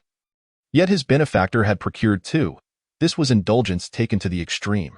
However, some matters could not be resolved through mere indulgence. For instance, raw strength in the current situation. Without sufficient strength, how could one maintain control? Did one not notice that as soon as the purple-sleeved robe appeared, the old farmer immediately ceased his actions, not daring to move even a muscle? The more Feng Guangling thought about it, the more elated he felt. The sense of crisis that had long loomed over him had not diminished significantly, but at least he could breathe a sigh of relief. He had found a support. He had a background. Although it might not be entirely his own, at least he would no longer need to tread carefully as he had before. What was most crucial for a practitioner? To follow one's heart. Heaven knew how tormented Feng Guangling had been over the past few months. Yet, he could not afford to be unrestrained. If he dared to expose his true nature, he would face death today and despair tomorrow. Purple-sleeved robe, you actually came out. It seems the Demon Suppression Division truly values this young man. The old farmer was indeed called the old farmer. His true name had long been forgotten. Yet, only someone capable of elevating the status of a common farmer to such heights could be the old man before them. Those so-called officials and nobles no longer dared to bully the old farmer as they once did. Thanks to the efforts of this very individual, at least in the southeastern region, this was the case. This was also why the purple-sleeved robe had not immediately resorted to violence upon his arrival. Moreover, he had observed that the old farmer had not truly made a move. Otherwise, given the level of Feng Guangling and his companions, they would likely have met their demise. Every night watcher is of immense importance to us in the Demon Suppression Division. But you, how did you suddenly involve yourself in such a chaotic affair? This is unlike you. The old farmer's status was remarkably elevated. Apart from dealing with beasts, he protected those who were also farmers and refrained from attacking the imperial officials. Even in the face of injustice, he would hold off, awaiting the arrival of the superior to address the matter. If there were still grievances to be settled, one would have to make a trip to the capital. It was precisely because of this that the judicial proceedings in the southeastern region were known for their fairness and impartiality. At least when it came to matters concerning farmers, few dared to act recklessly. Obligations owed must be repaid. The old farmer tapped the back of his blade against the bridge. Lifting his gaze to meet that of the purple-sleeved robe, it appears that this challenge is indeed formidable. However, I am present here, and you ought to comprehend the significance of my representation. Your debt of gratitude has been miscalculated. Let us proceed to a location to engage in a contest, after which you shall accompany me to the Demon Suppression Prison. It is merely a battle, with only victory or defeat at stake. A contest where life and death hold no consequence. Following this, you must also accompany me to the Demon Suppression Bureau's Demon Suppression Prison. This is not up for negotiation. Should the farmer dare to refuse, there will be no sanctuary for him within the great Huazhou Empire. The Demon Suppression Bureau is unwavering in its resolve. Regardless of whether it leads to life or death, you must follow me to the Demon Suppression Bureau once more. This is also the reason why the purple sleeve robe has indicated that this debt of gratitude has been miscalculated. Unless unforeseen circumstances arise, the farmer will not suffer greatly. It seems he cannot evade this fate. Any obstruction of the Demon Suppression Bureau's mission, regardless of who it is, will incur consequences. Is it truly that severe? The farmer's eyes narrowed suddenly, scanning the several night watchmen of Feng Guangling back and forth. He had assumed that it was merely a matter of halting the night watchmen from crossing the river. At most, it would involve a skirmish with the obnoxious protectors of the Demon Suppression Bureau. However, it seems the situation is far more complex than anticipated. This is not simply about engaging in a battle. It involves a contest followed by a journey to the Demon Suppression Prison. This reflects the uncompromising stance of the Demon Suppression Bureau. If you triumph over the purple sleeve robe, it merely signifies that you have returned a favor. Yet, the price you must pay remains unchanged. Victory or defeat does not simplify the matter. Chapter 87. Strength grants unbridled freedom, far more serious than one might imagine. The expression on the purple sleeve robe's face was grave as he nodded. When Feng Guangling first entered the Demon Suppression Bureau, it was divided into two factions.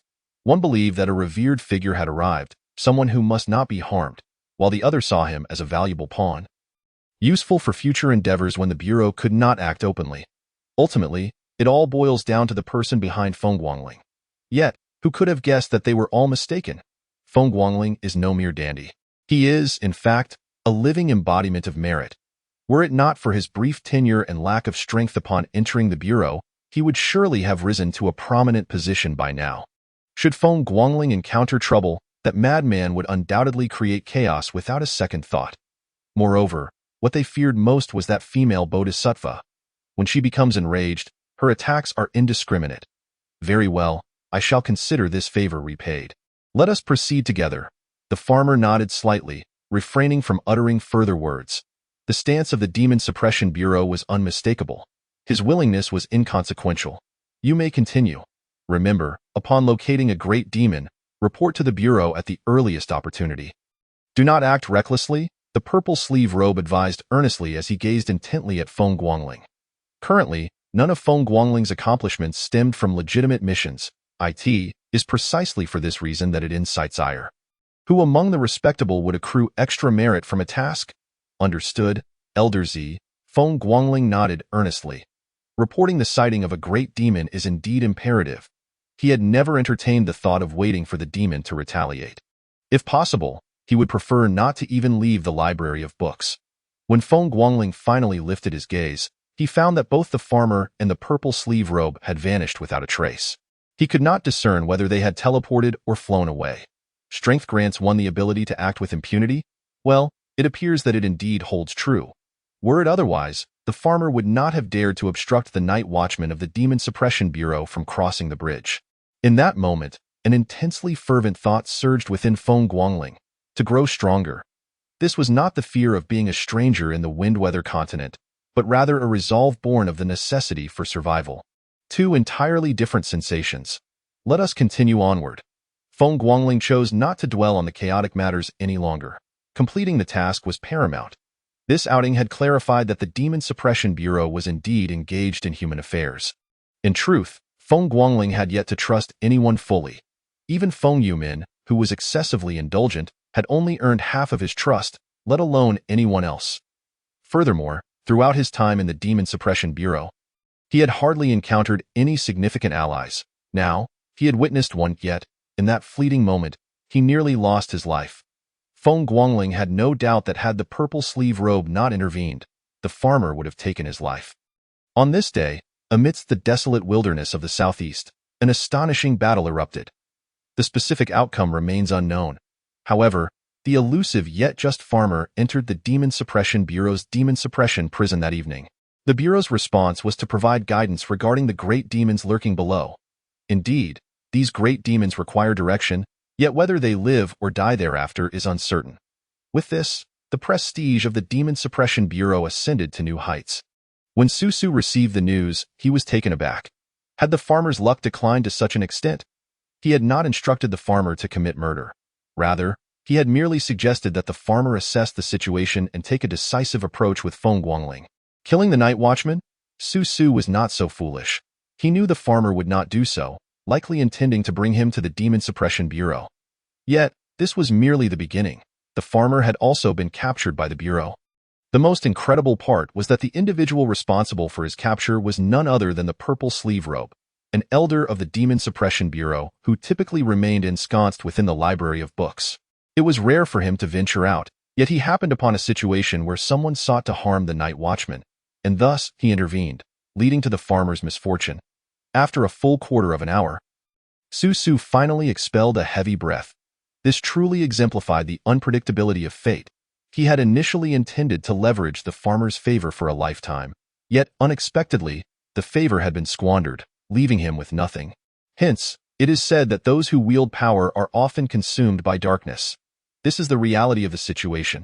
Alas, a miscalculation, Susu lamented. This was a capable individual. The favor he had once held onto was significant. A debt that could yield substantial benefits.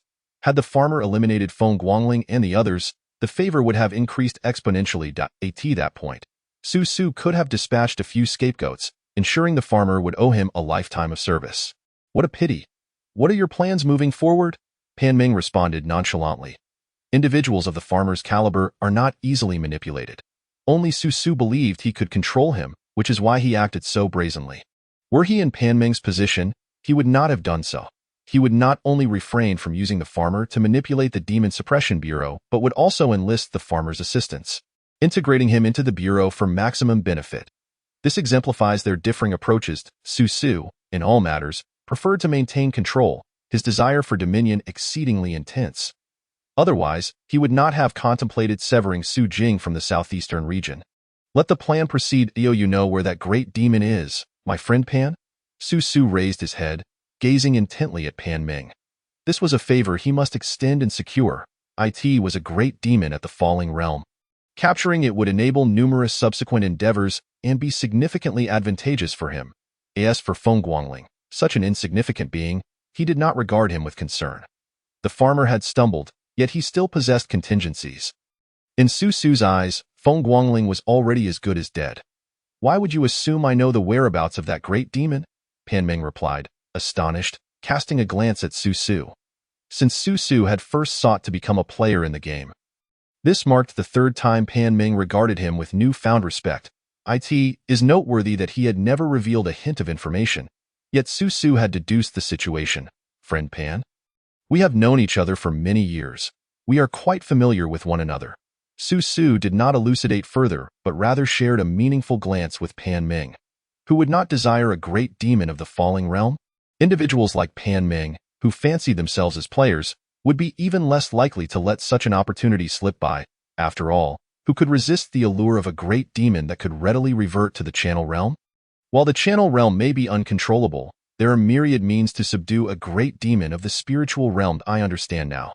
What will you offer in exchange? Pan Ming nodded with a smile. He did not deny it because it was unnecessary, just as Su Su had not articulated his reasoning so plainly. Everything requires a price. Furthermore, Pan Ming indeed wished to retain the great demon for himself. Now, it remained to be seen whether Su Su could afford such a price. Chapter 89. The Great Toad, a 100-mile combination formation. Su Su casually tossed out his chips. Pan Ming fell silent, contemplating. Were Su Su to offer something else? He might not be tempted, perhaps even refusing outright. Yet, the combination formation talisman, though it spans only 100 miles, possesses greater value if utilized correctly than a powerful figure of the Channel Realm. The cost of crafting a combination formation talisman is exorbitant, and the materials are exceedingly rare. The talisman workshop has but a limited supply. This was the root of Pan Ming's hesitation. Very well. I shall provide the information. However, the method of capture is entirely up to you. A demon that could potentially be controlled, capable of reverting to the Channel Realm in a short time, a combination formation talisman that could be devised independently, potentially ensnaring those of the Channel Realm. Ultimately, Pan Ming opted for the combination formation talisman. Fine, I only require the location. The rest shall be my responsibility. Su Su was straightforward. All he sought was the demon's location. The Demon Suppression Bureau was making a grand effort to locate great demons, primarily for capture and extermination. The great demons residing beneath the Demon Suppression Prison were precisely how they came to be. The higher the library of books, the more secrets it concealed. The deeper the Demon Suppression Prison, the more numerous and powerful the great demons within. Wei Ming observed the farmer seated before him. A hint of an enigmatic smile gracing his lips. How could the esteemed old farmer Wei Ming, renowned across the southeastern region, possibly be unfamiliar with this matter? In fact, prior to this, he had repeatedly invited the old farmer to join the Demon Suppression Division, only to be met with refusal each time. Now, it seems fortune has smiled upon him, as the man has willingly boarded the vessel without incurring any cost. Such serendipity is almost unfathomable. Feng Guangling appears to be a veritable boon for the Demon Suppression Division. My dear Lord Wei, what is it that has you grinning like a fool? With Elder Zi's return, that young lad is now without any companions. Swatong was nearly driven to the brink of exasperation. Is this truly the time for frivolity? The paramount concern now is the safety of Feng Guangling. Although the higher-ups are acutely aware that Feng Guangling's excursion might lead to unforeseen complications, none anticipated the impending calamity would be so severe. Thankfully, Elder Z has taken an interest in the young lad who has been idly residing in the library. Otherwise, who would confront the old farmer? Do you think only Elder Z is on the case? Rest assured, that young fellow is in safe hands. Wei Ming chuckled heartily, his mirth causing the old farmer across from him to feel somewhat uneasy. Lord Wei, could it be that besides Elder Z, there are others discreetly safeguarding that young lad? Until now, the old farmer remained unaware of the identity of the little one the Demon Suppression Division was so protective of. But it was certain that it must be the night watchman within Feng Guangling's banner. Oh, old farmer, you ought to consider yourself fortunate that it is Elder Z who has come across you. At worst, you might only receive a sound thrashing. Had you encountered that other individual, whether you would emerge unscathed is indeed debatable. Wei Ming spoke cryptically. Who is that person, you ask? In the southeastern region? Apart from the equally ranked Ming Chengtian, the only other individual who could be compared to him is the shameless and cunning Toad Su Chan, who enjoys masquerading as harmless. One who can maintain their position as a commanding officer yet chooses to venture to Mingshui County to assume the role of 1,000 households. How convenient it is that the Mingshui County structure does not include a 10,000 household position. A detail Wei Ming conveniently overlooks. The most infuriating part is that Wei Ming himself had once aspired to go to Mingshui County, only to fall victim to Su Chan's machinations and ultimately fail to secure the position. The old farmer furrowed his brow slightly. Apart from a select few, could there truly be someone capable of causing him such dismay? You might not believe it, but you know that Toad's temperament all too well. Despicable, shameless, yet insidiously cunning. Facing him, You certainly would not fare well as soon as Wei Ming mentioned Su Chan. His teeth ground together in frustration. Previously, he would not have voiced such sentiments in front of the old farmer. But now that it is evident the old farmer is part of the Demon Suppression Division and under his command, he felt justified in dishing out some scorn towards that scoundrel Su Chan. The old farmer's eyes widened in disbelief as he stared incredulously at Wei Ming. What did you say? He is also providing protection in the shadows. Upon seeing Wei Ming nod affirmatively, the old farmer inexplicably felt a wave of relief wash over him. For he was certain that Wei Ming was not lying. If he were to encounter that toad Su Chan, it would be no exaggeration to say he might end up missing a limb or two, or at the very least, spend several months bedridden. This experience he had truly endured. Unbeknownst to Feng Guangling, after encountering the old farmer at the bridge, he became increasingly cautious, reducing his pace considerably. Should he come across another unexpected obstruction like the old farmer, he would no longer charge in thoughtlessly. One must be strong to forge iron. The attire of a night watchman may offer him some protection, but its limits are apparent. Should he truly face those desperate enough to risk everything? It is likely that even the emperor clad in yellow robes and seated upon his dragon throne would not escape unscathed. Feng Guangling did not blame the old farmer. Rather, he chastised himself for his lack of caution and insufficient strength. My lord, there is a situation. Suddenly, Li Dian's subdued voice broke through. The detection talisman has reacted. What is the situation? Feng Guangling's greatest dread was hearing those three words. Each time there was a situation, it never boded well. There is a response from a beast, but it is not a red alert. The detection talisman displays only three colors: red, yellow, and white. Red indicates a major beast of the spirit connection realm or above. Yellow corresponds to a major beast of the perfected transcendence realm or above. White signifies normalcy. As for the initial and intermediate stages of transcendence, they pose little challenge to the night watchman.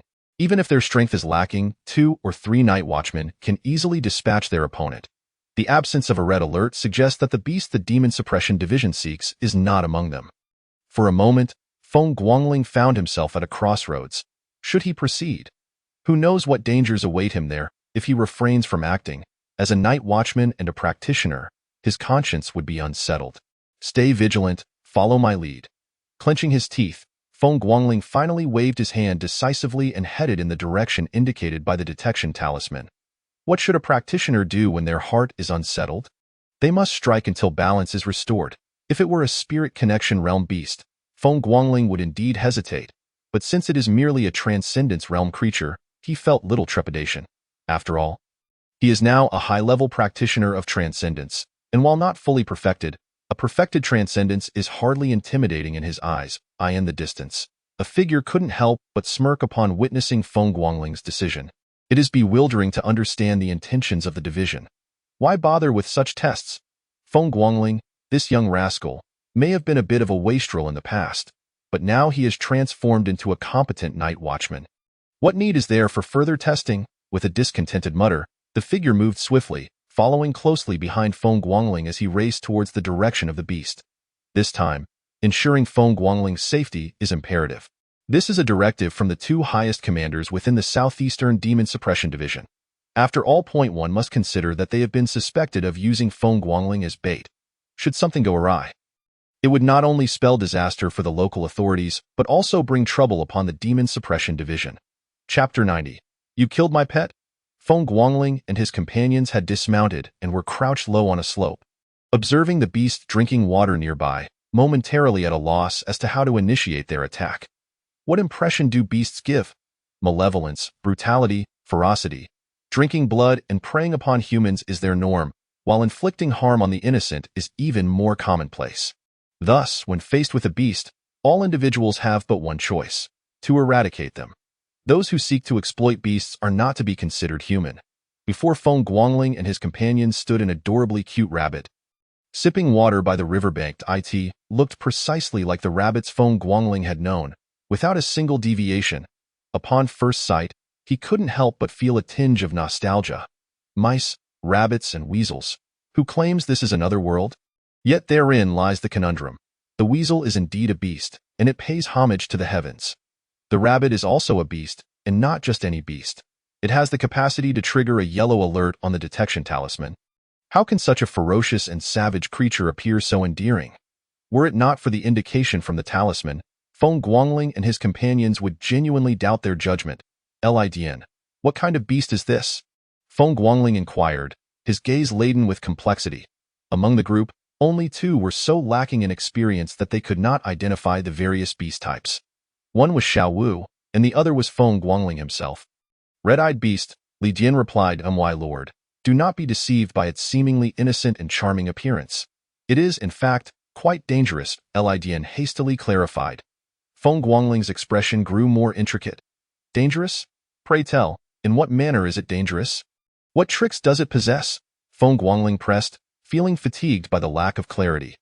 Had this been Xiao Wu, he would have already elucidated the origins of this so-called red-eyed beast in great detail. As expected, those not nurtured from a young age lack sufficient knowledge. The red-eyed rabbit's tricks are its roar and its toxic gas, Li Dian stated solemnly. Roar and toxic gas? Surely you jest? Feng Guangling nearly faltered, struggling to comprehend that a rabbit that appears so adorable possesses the abilities of both a lion and a weasel. This revelation was truly unexpected. This world is indeed fantastical. Well, it was always a magical realm. Feng Guangling sighed resignedly. Hold your breath and plug your ears. I will likely need about 15 minutes. Can you all manage? The roar and toxic gas are easily addressed, provided the red-eyed beast's strength does not surpass the transcendence realm. Feng Guangling is confident in his ability to eliminate it. We can do it. Xiao Wu and the others exchanged glances, nodding vigorously before responding in hushed tones.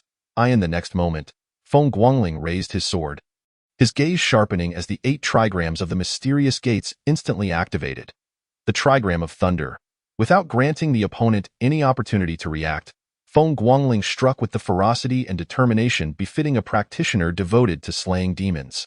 Thunder is fierce and serves as punishment. Under the purest and most vigorous energy, all things in the world shall be reduced to ashes. The instant the thunder sounded, the rabbit abruptly lifted its head. And the next moment, it opened its mouth wide. That seemingly delicate rabbit's mouth split open as if cleaved in two, rendering its head nearly severed. Feng Guangling's pupils contracted slightly, for who could have anticipated that this seemingly innocent rabbit harbored such a terrifying side? In the next heartbeat, a horrifying roar echoed throughout the heavens and the earth. Roar. This was not the cry of a rabbit. This was truly the roar of a lion, as the roar erupted. A grayish aura enveloped the entire red-eyed beast. Infinite celestial venerable, Feng Guangling found himself momentarily at a loss for words, nearly uttering something inappropriate, but one cannot entirely blame him. The rabbit bore an uncanny resemblance to the rabbits etched in his memory, rendering it exceedingly deceptive. In a split second, Feng Guangling was unable to process the situation. Boom! The azure lightning crashed down, striking the red-eyed beast squarely in the mouth and the blink of an eye. The gray mist dissipated completely, along with the terrifying roar that sent shivers through one's very soul. It was a creature of the intermediate transparency stage. A red-eyed beast, if it had not been witnessed firsthand. Feng Guangling would have truly found it hard to believe. Fortunately, the creature was merely at the intermediate transparency stage, and with a single strike, it was reduced to ashes, leaving not a single hair behind. Unbeknownst to him, Feng Guangling had already developed the capability to establish himself in the worn Earth continent, albeit only at the foundational level. When confronting those of the mid to high tiers, it was best to flee swiftly. Otherwise, one could meet the same fate as at the stone bridge, where one was dispatched with a mere stroke of a blade. Who dares to slay my pet? The terrifying roar suddenly echoed throughout the valley, causing the night watchman, including Feng Guangling, to change countenance drastically. Damn it! Here we go again. This mission had become a treacherous gauntlet. Crossing a bridge, they encountered a formidable figure capable of cleaving them in two. They could easily find themselves up against deadly adversaries who would gladly take their lives. What on earth was happening? Lord Xiaoqi, we must retreat. Xiao Wu and Li Dian rushed forward, shielding Feng Guangling behind them. There's no retreat, Feng Guangling sighed bitterly. Although he still could not discern the strength of the mysterious figure, he knew from that roar that escape today was impossible. Why was his life so fraught with hardship? In a daze, a middle-aged man had already taken position where the red-eyed beast had previously stood. Young master, there's more to this chapter. Please click the next page to continue reading. The subsequent events are even more thrilling. An utterly ordinary middle-aged man, he could have easily blended into a crowd without being noticed.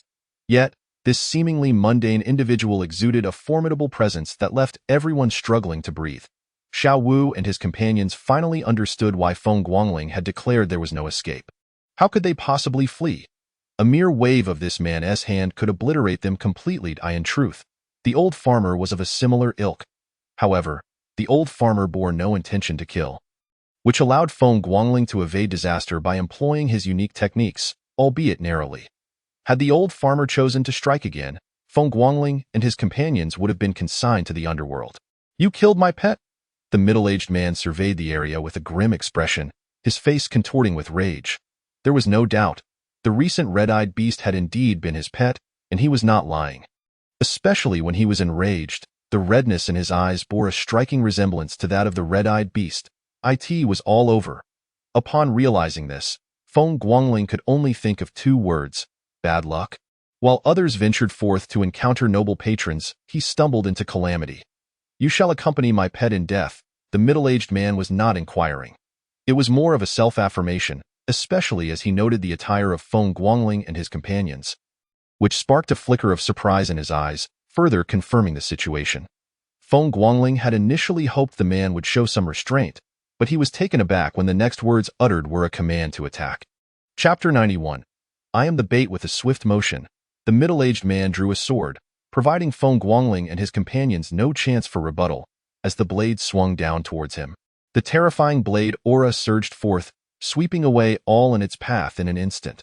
The slope where Feng Guangling stood was even flattened to the ground. Heavenly venerable, how could someone of such caliber not employ any mystical arts? Relying solely on blade and sword aura to vanquish foes? Is this truly the so-called simplicity of the great Tao? Feng Guangling's pupils constricted sharply, and the essence of his unique techniques surged within him. The great Tao encompasses 50, while the heavenly transformation involves 49. One must evade the one, seeking that slender chance of survival. In that moment, an inexplicable rhythm emanated from Feng Guangling. Yet in such a crisis, no aura could provide protection. The sword aura rampaged forth, almost instantly reaching Feng Guangling and his companions. It's over. We're doomed. Feng Guangling did not hold out hope for a second savior to appear. As he had never considered himself the protagonist, if he was not the protagonist, how could he expect someone to rescue him in times of peril? Such thoughts were fanciful, but he lacked the fortune. It is worth noting that while Feng Yumin doted on Feng Guangling, at the end of the day, he was merely a minor county magistrate. No matter how powerful he was, he could not sway those ancient monsters perched high above. Indeed, at the moment the middle-aged man swung his sword, Feng Guangling had already concluded that this was yet another immortal. His strength undoubtedly surpassed that of the intermediate transparency stage. The supposed simplicity of the great Tao was nothing but a ruse. The night watchmen were merely ants in the eyes of this formidable adversary, who deemed it a waste to even utilize mystical arts against them, while others crossed into this realm to either revel or exert dominance. He had merely struggled to survive amidst perpetual danger. The disparity between individuals was stark. Feng Guangling felt utterly despondent. He had never underestimated the inhabitants of the worn Earth continent, nor had he ever considered himself exceptional. From the moment he entered this world, his vigilance had never waned. Yet, how absurd it was that merely stepping out of the city led to repeated encounters with danger. No, it could not merely be labeled as danger. It was a death trap, an inescapable fate without a powerful ally to intervene. You dare to strike at the night watchman of the Demon Suppression Division? You possess quite the audacity. Suddenly, a voice, both familiar and laced with mockery, resonated in Feng Guangling's ears, reverberating through the heavens and earth. In that instant, the rampant sword aura dissipated like smoke in the wind. Feng Guangling squinted, bewildered. What in the world was happening? Who could explain this? Upon raising his gaze, Feng Guangling beheld a familiar figure. In that moment, he was neither thrilled nor relieved. Instead, he felt a chilling realization wash over him. Everything became clear. This mission was a ruse, and he was nothing more than bait. How could I be the bait? Damn it. These high-ranking individuals were thoroughly despicable. If the presence of the purple-robed figure had been an accident, then the appearance of this familiar figure was certainly no coincidence. For it would be inconceivable for this scoundrel to be here without prior knowledge. Su Chan, the sole 1,000 household commander of the Demon Suppression Division in Mingshui County, was the one who relished in setting traps for Feng Guangling. Once could chalk it up to coincidence, but twice was undoubtedly a scheme. Feng Guangling was no longer the reckless young master he once was. He was now a Taoist adept, even daring to research instantaneous spellcasting. Such matters no longer required deep contemplation, as he could see through them with a single glance. "What brings you here?" The crimson hue in the middle-aged man's eyes gradually receded, yet his expression remained grim. This was bad news. Why was this scoundrel here? This mission had turned into a colossal loss. His pet was dead, and now he faced this despicable individual. Su Chan's reputation in the southeastern region was far from favorable. In fact, he was notorious. While he appeared submissive before Ming Chengtian and could not hold his ground against Feng Yumin, he had no choice but to yield to these two, one being a senior uncle, and the other an unfathomably powerful sword fanatic. In the eyes of others, Su Chan, the so-called toad, was akin to a devouring giant frog. "Why should I concern myself with your esteemed self? I have two matters to discuss, and I implore you to remain silent. First, you raise beasts and allow them to wreak havoc among the populace. Second, you recklessly attack the night watchman of the Demon Suppression Division. Su Xiong, pray tell, how do you intend to meet your end?" Su Chan waved his hand nonchalantly, while Feng Guangling's pupils narrowed slightly. Others might brush this off with a laugh, but to Feng Guangling, it struck like thunder. "Su, Rabbit, is this mere coincidence?" "It is certainly not." A powerful individual who kept a red-eyed beast as a pet bore the moniker of Su Xiong. One must understand that in the context of the 8 trigrams, Su represents the rabbit, Su symbolizes wind, while the rabbit signifies harmony. However, if it were to be interpreted as ominous, what would be the outcome? The events unfolding before him were more than sufficient to elucidate everything. Su Xiong was one who had no qualms about swinging his sword at the night watchman, and such a person could hardly be deemed virtuous. Regardless of the perspective, be it from the night watchman's, the Dehua Empire's, or his own, Feng Guangling could not classify Su Xiong as a good person. None of that mattered, however. What was crucial was that Su Chan had inadvertently revealed the existence of the 8 trigrams in this world. "Heavenly Venerable, I have truly found my organization." Previously, Feng Guangling had only harbored suspicions and had scoured through all available information. Little did he expect that the final revelation would come from this individual who delighted in sabotaging him. "Thank you, my lord." In that moment, a genuine smile finally graced Feng Guangling's face, and the tension that had been taut in his mind began to ease. He had been perpetually anxious that others would uncover the distinction between spells and mystical arts. Heaven knows how terrified he had been, but now, all that worry was lifted. Since the 8 trigrams existed in this world, everything pertaining to spells could be explained. Confused? It's simple. Most spells emerged from the wonders of the 8 trigrams. Isn't it clearer now? As Su Chan spoke, he cast a glance at Feng Guangling and noticed the sudden ease on his face, which sparked a glimmer of amusement in his eyes. It seemed that his image in the eyes of this little rascal was still rather favorable. "Sun Xiong, oh Sun Xiong, it appears that Feng Guangling, that little rascal, has taken your name lightly, indicating his immense confidence in me. You ought not to be so ungrateful." Chapter 92. What makes you think I am easy to talk to? Human emotions require communication. Merely indulging in one's own fantasies will likely stray far from the true intent. Such is the case with Feng Guangling and Su Chan. After all, they have hardly spent any time together, unable to achieve the understanding that Feng Guangling and Xiao Wu possess, where a mere glance suffices to convey intentions. Not to mention Su Chan, even Feng Guangling and Li Dian sometimes fail to grasp each other's meanings without explicit words. Sun Xiong squinted, fixating his gaze on Su Chan, raising demon beasts, allowing them to wreak havoc upon the world, recklessly assaulting the night watchman of the Demon Suppression Office. If one remains undetected, then nothing matters. The deterrent of the Demon Suppression Office is ever present. No one dares to act overtly. Yet as long as one remains unseen, one may act freely. However, once brought to light, the situation transforms entirely. "Lord Su, I must disagree with your statement. Do I possess any pets? No. Have I harmed them? No, I merely passed by." Observed the night watchman of the Demon Suppression Office, and came over to greet them. The ferocity on Sun Xiong's face dissipated, his expression grew serene, and his tone even carried a hint of gentleness. Regardless of which of Su Chan's two claims is true, entanglement in either would lead to dire consequences, especially the matter of attacking the night watchman that is not merely skin deep. It would lead to a relentless feud with the demon suppression office. Otherwise, how would the old farmer have signed a century-long contract of servitude with Wei Ming? Feng Guangling was dumbfounded. Having spent considerable time in this world, he had never encountered someone as shameless as Su Chan, not even by Yi could compare to. So, I have misunderstood you. Su Chan's gaze flickered momentarily, regarding Sun Xiong with indifference. Of course, I merely ventured out for a stroll, hoping to encounter some demon beasts to earn a little extra. As Sun Xiong spoke, he bore no psychological burden. The task of killing was also to earn extra, albeit one involved slaying demons and the other involved slaying humans. In his eyes, there was little distinction. Earning extra, you say? Is that so? Sun Xiong, oh Sun Xiong, what makes you think I am easy to converse with? The moment the words fell, Su Chan's demeanor, which had seemed rather ordinary, even somewhat languid, transformed dramatically.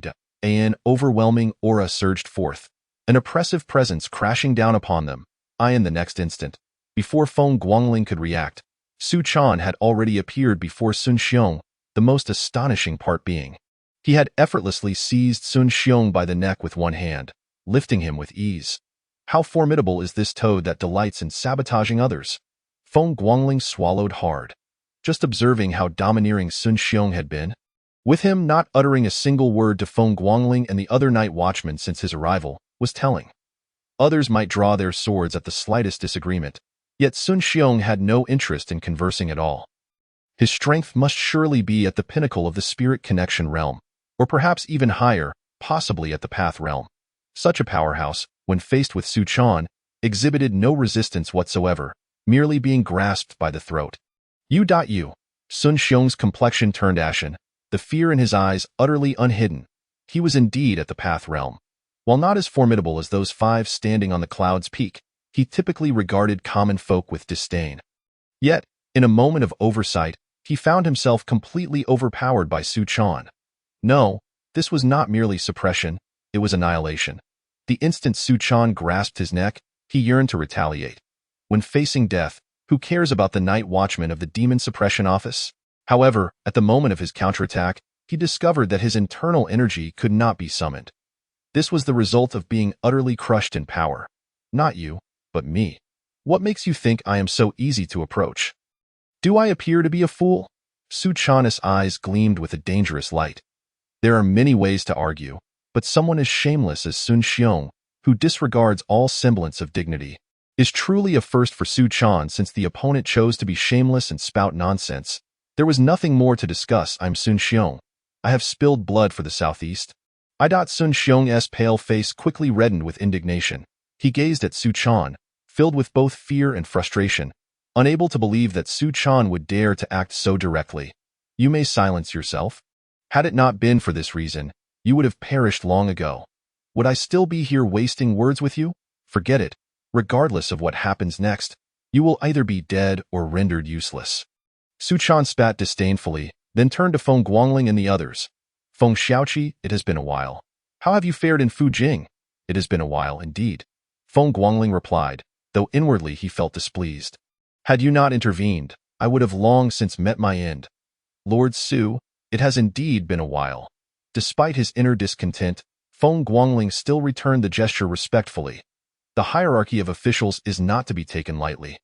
In the past, Feng Guangling may have been arrogant, but now he adhered strictly to the rules, cultivating in accordance with the will, that too must be within the bounds of propriety.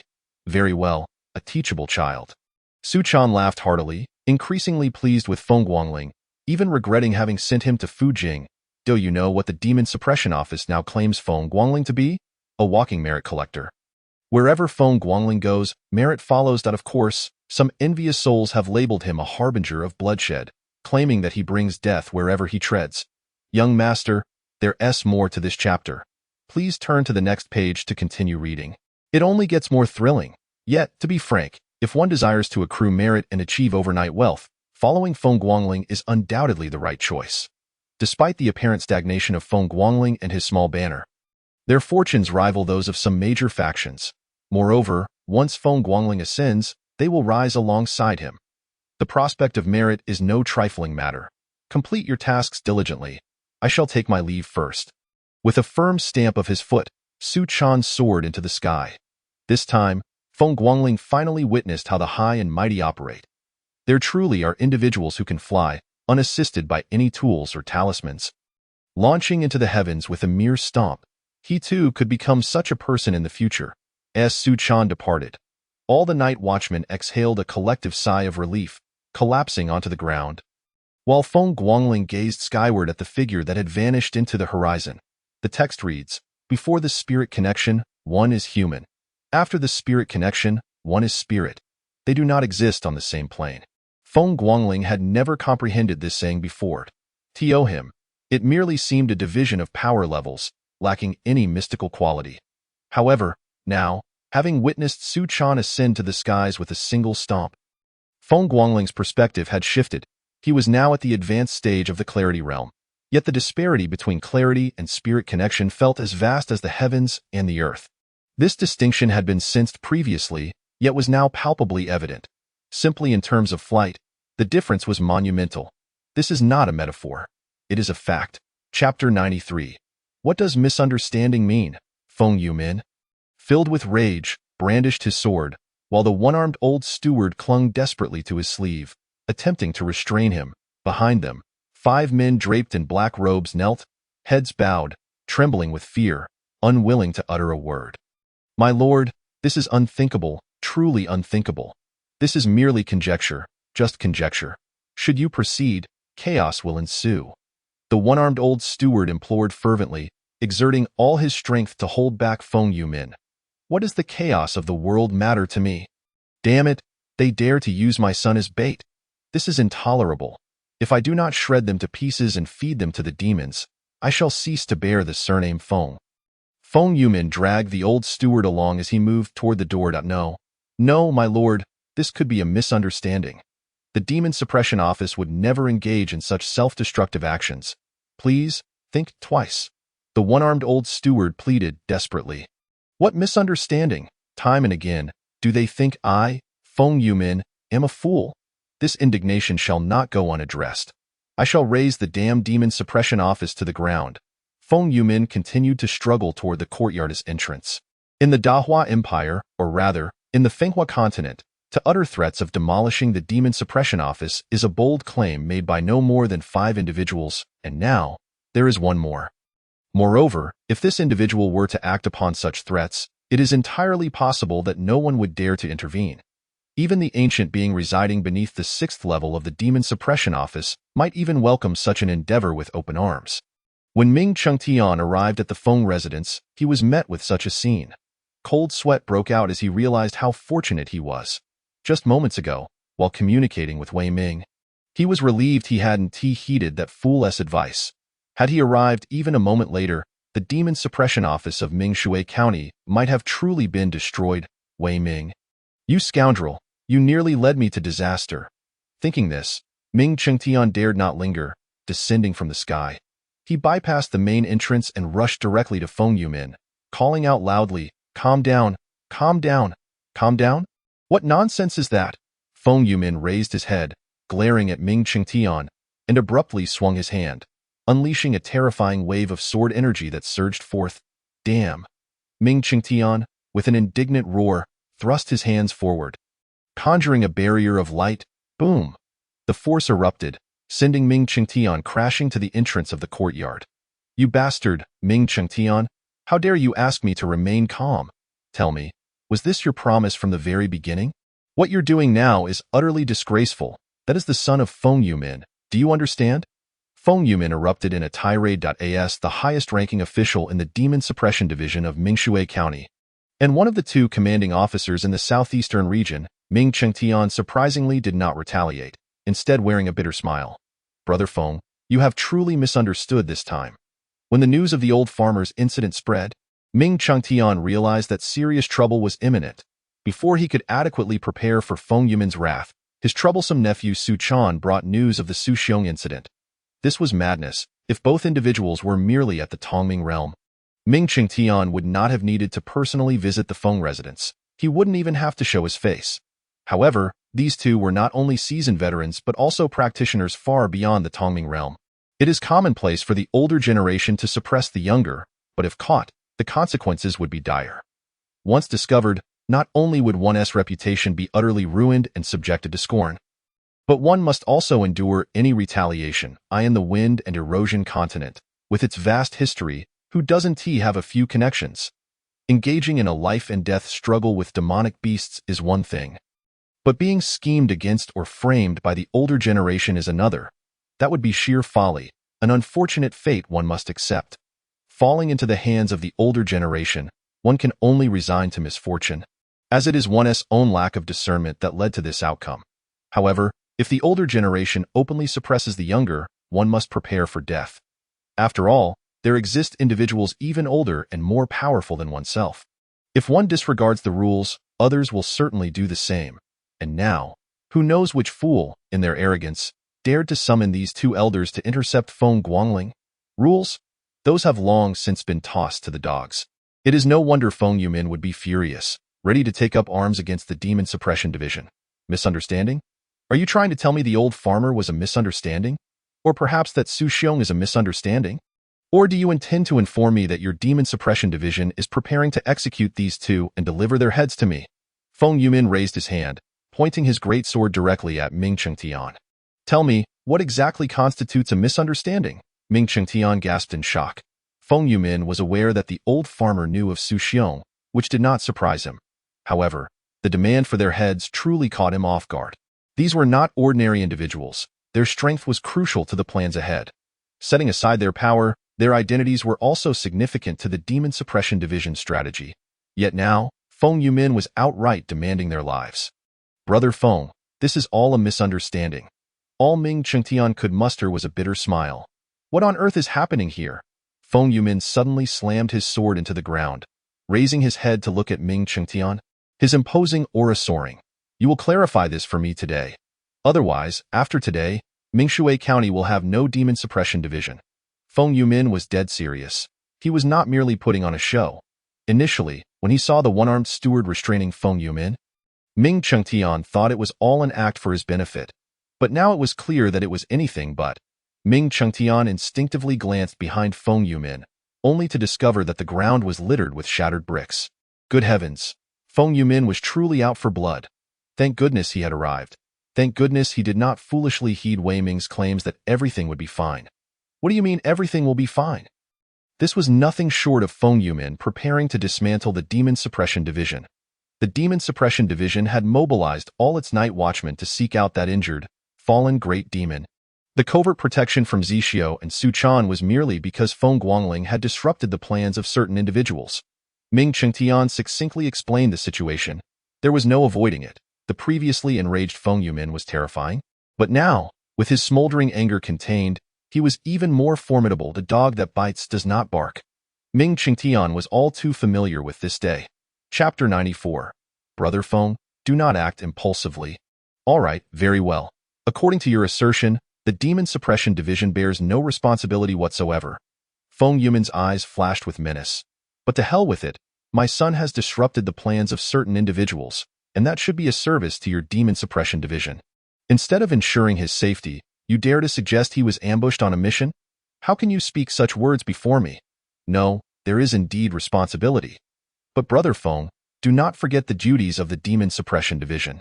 Ming Qingtian gazed at Feng Yumin with a complicated expression, recapping the joint mission between the Demon Suppression Division and the Town Government Division. The sole duty of the Demon Suppression Division is to eradicate demons. Feng Yumin's eyes narrowed slightly, a dangerous glimmer lurking within. He understood the responsibilities of the Demon Suppression Division better than anyone. If it hadn't been for that unforeseen incident years ago, he would now be a pillar within the capital's Demon Suppression Division. Whose idea was it at the Town Government Division? Feng Yumin was not a fool. He had indeed contemplated demolishing the Demon Suppression Division. He had allowed Feng Guangling to enter the division to ensure his safety, not to have him serve others. However, Ming Qingtian's point was valid. The task assigned to Feng Guangling posed no real danger. Ironically, it was these simple tasks that consistently led to life-threatening situations. Particularly, these dangers did not stem from demonic beasts. Who could one possibly hold accountable for that? Yet this does not excuse Feng Guangling from facing peril. The Demon Suppression Division had done nothing wrong, but the Town Government Division's actions were inhumane. While Feng Yumin could understand the scapegoating of Feng Guangling, he could not accept it. Using Feng Guangling as bait? That was not merely an issue of understanding or acceptance. It was a matter of demolishing the Town Government Division. Ahem. Ming Qingtian was momentarily stunned. How could he have guessed that? Could it not be an unexpected outcome of a Demon Suppression Division mission? What? Is it forbidden to say? Feng Yumin's eyes narrowed, a dangerous aura flickering about him. If it is truly forbidden to speak, then let us make a clean break. He had but one daughter and one son. His daughter was flourishing, needing no protection from her father, while his son, though lacking in merit, was still his son. He could not bear to see him bullied. If others plotted against him, how could a father not seek retribution? This scheme originated with Lu Tsongming, though he was unaware of your identity. The scapegoat, Lu Tsongming, enters the fray. It would be inaccurate to label him merely as a scapegoat. The plan to ensnare Feng Guangling was Lu Tsongming's decision from the outset. To be frank, the Demon Suppression Division had no intention of having the Night Watchman bear the brunt of the blame. One by Fulling was more than sufficient. The Town Government Division, being one of the three major families in the southeastern region, the Bai family, was capable of deflecting the ire of many envious parties. Well played, Town Government Division, well played, Lu Tsongming. Feng Yumin sheathed his sword and prepared to leave. Now that he knew which scoundrel was scheming against his son, what was there to wait for? Should he wait for the demonic beasts to attack? Brother Feng, do not act impulsively, do not act impulsively, Ming Qingtian exclaimed in alarm, quickly blocking Feng Yumin's path. Given Feng Yumin's current demeanor, any confrontation would surely lead to bloodshed. 2 Town Government Division officials would not suffice to contain Feng Yumin's wrath. Are you attempting to stop me? Feng Yumin was in a furious state. Anyone who attempted to impede him would inevitably face the consequences. No, Brother Feng, you misunderstand. This mission was a joint operation between the Demon Suppression Division and the Town Government Division. Lu Tsongming is currently not in Fuzhou. He has gone to the capital. If you head to Fuzhou now, it would bear no significance. It would be better to await my news, Ming Qingtian hastily interjected. This matter was neither trivial nor grand. As long as Feng Guangling remained unharmed, it was a small issue. Once Feng Yumin's ire subsided, proceeding to Fuzhou would not result in the complete dismantling of the Town Government Division. As for Lu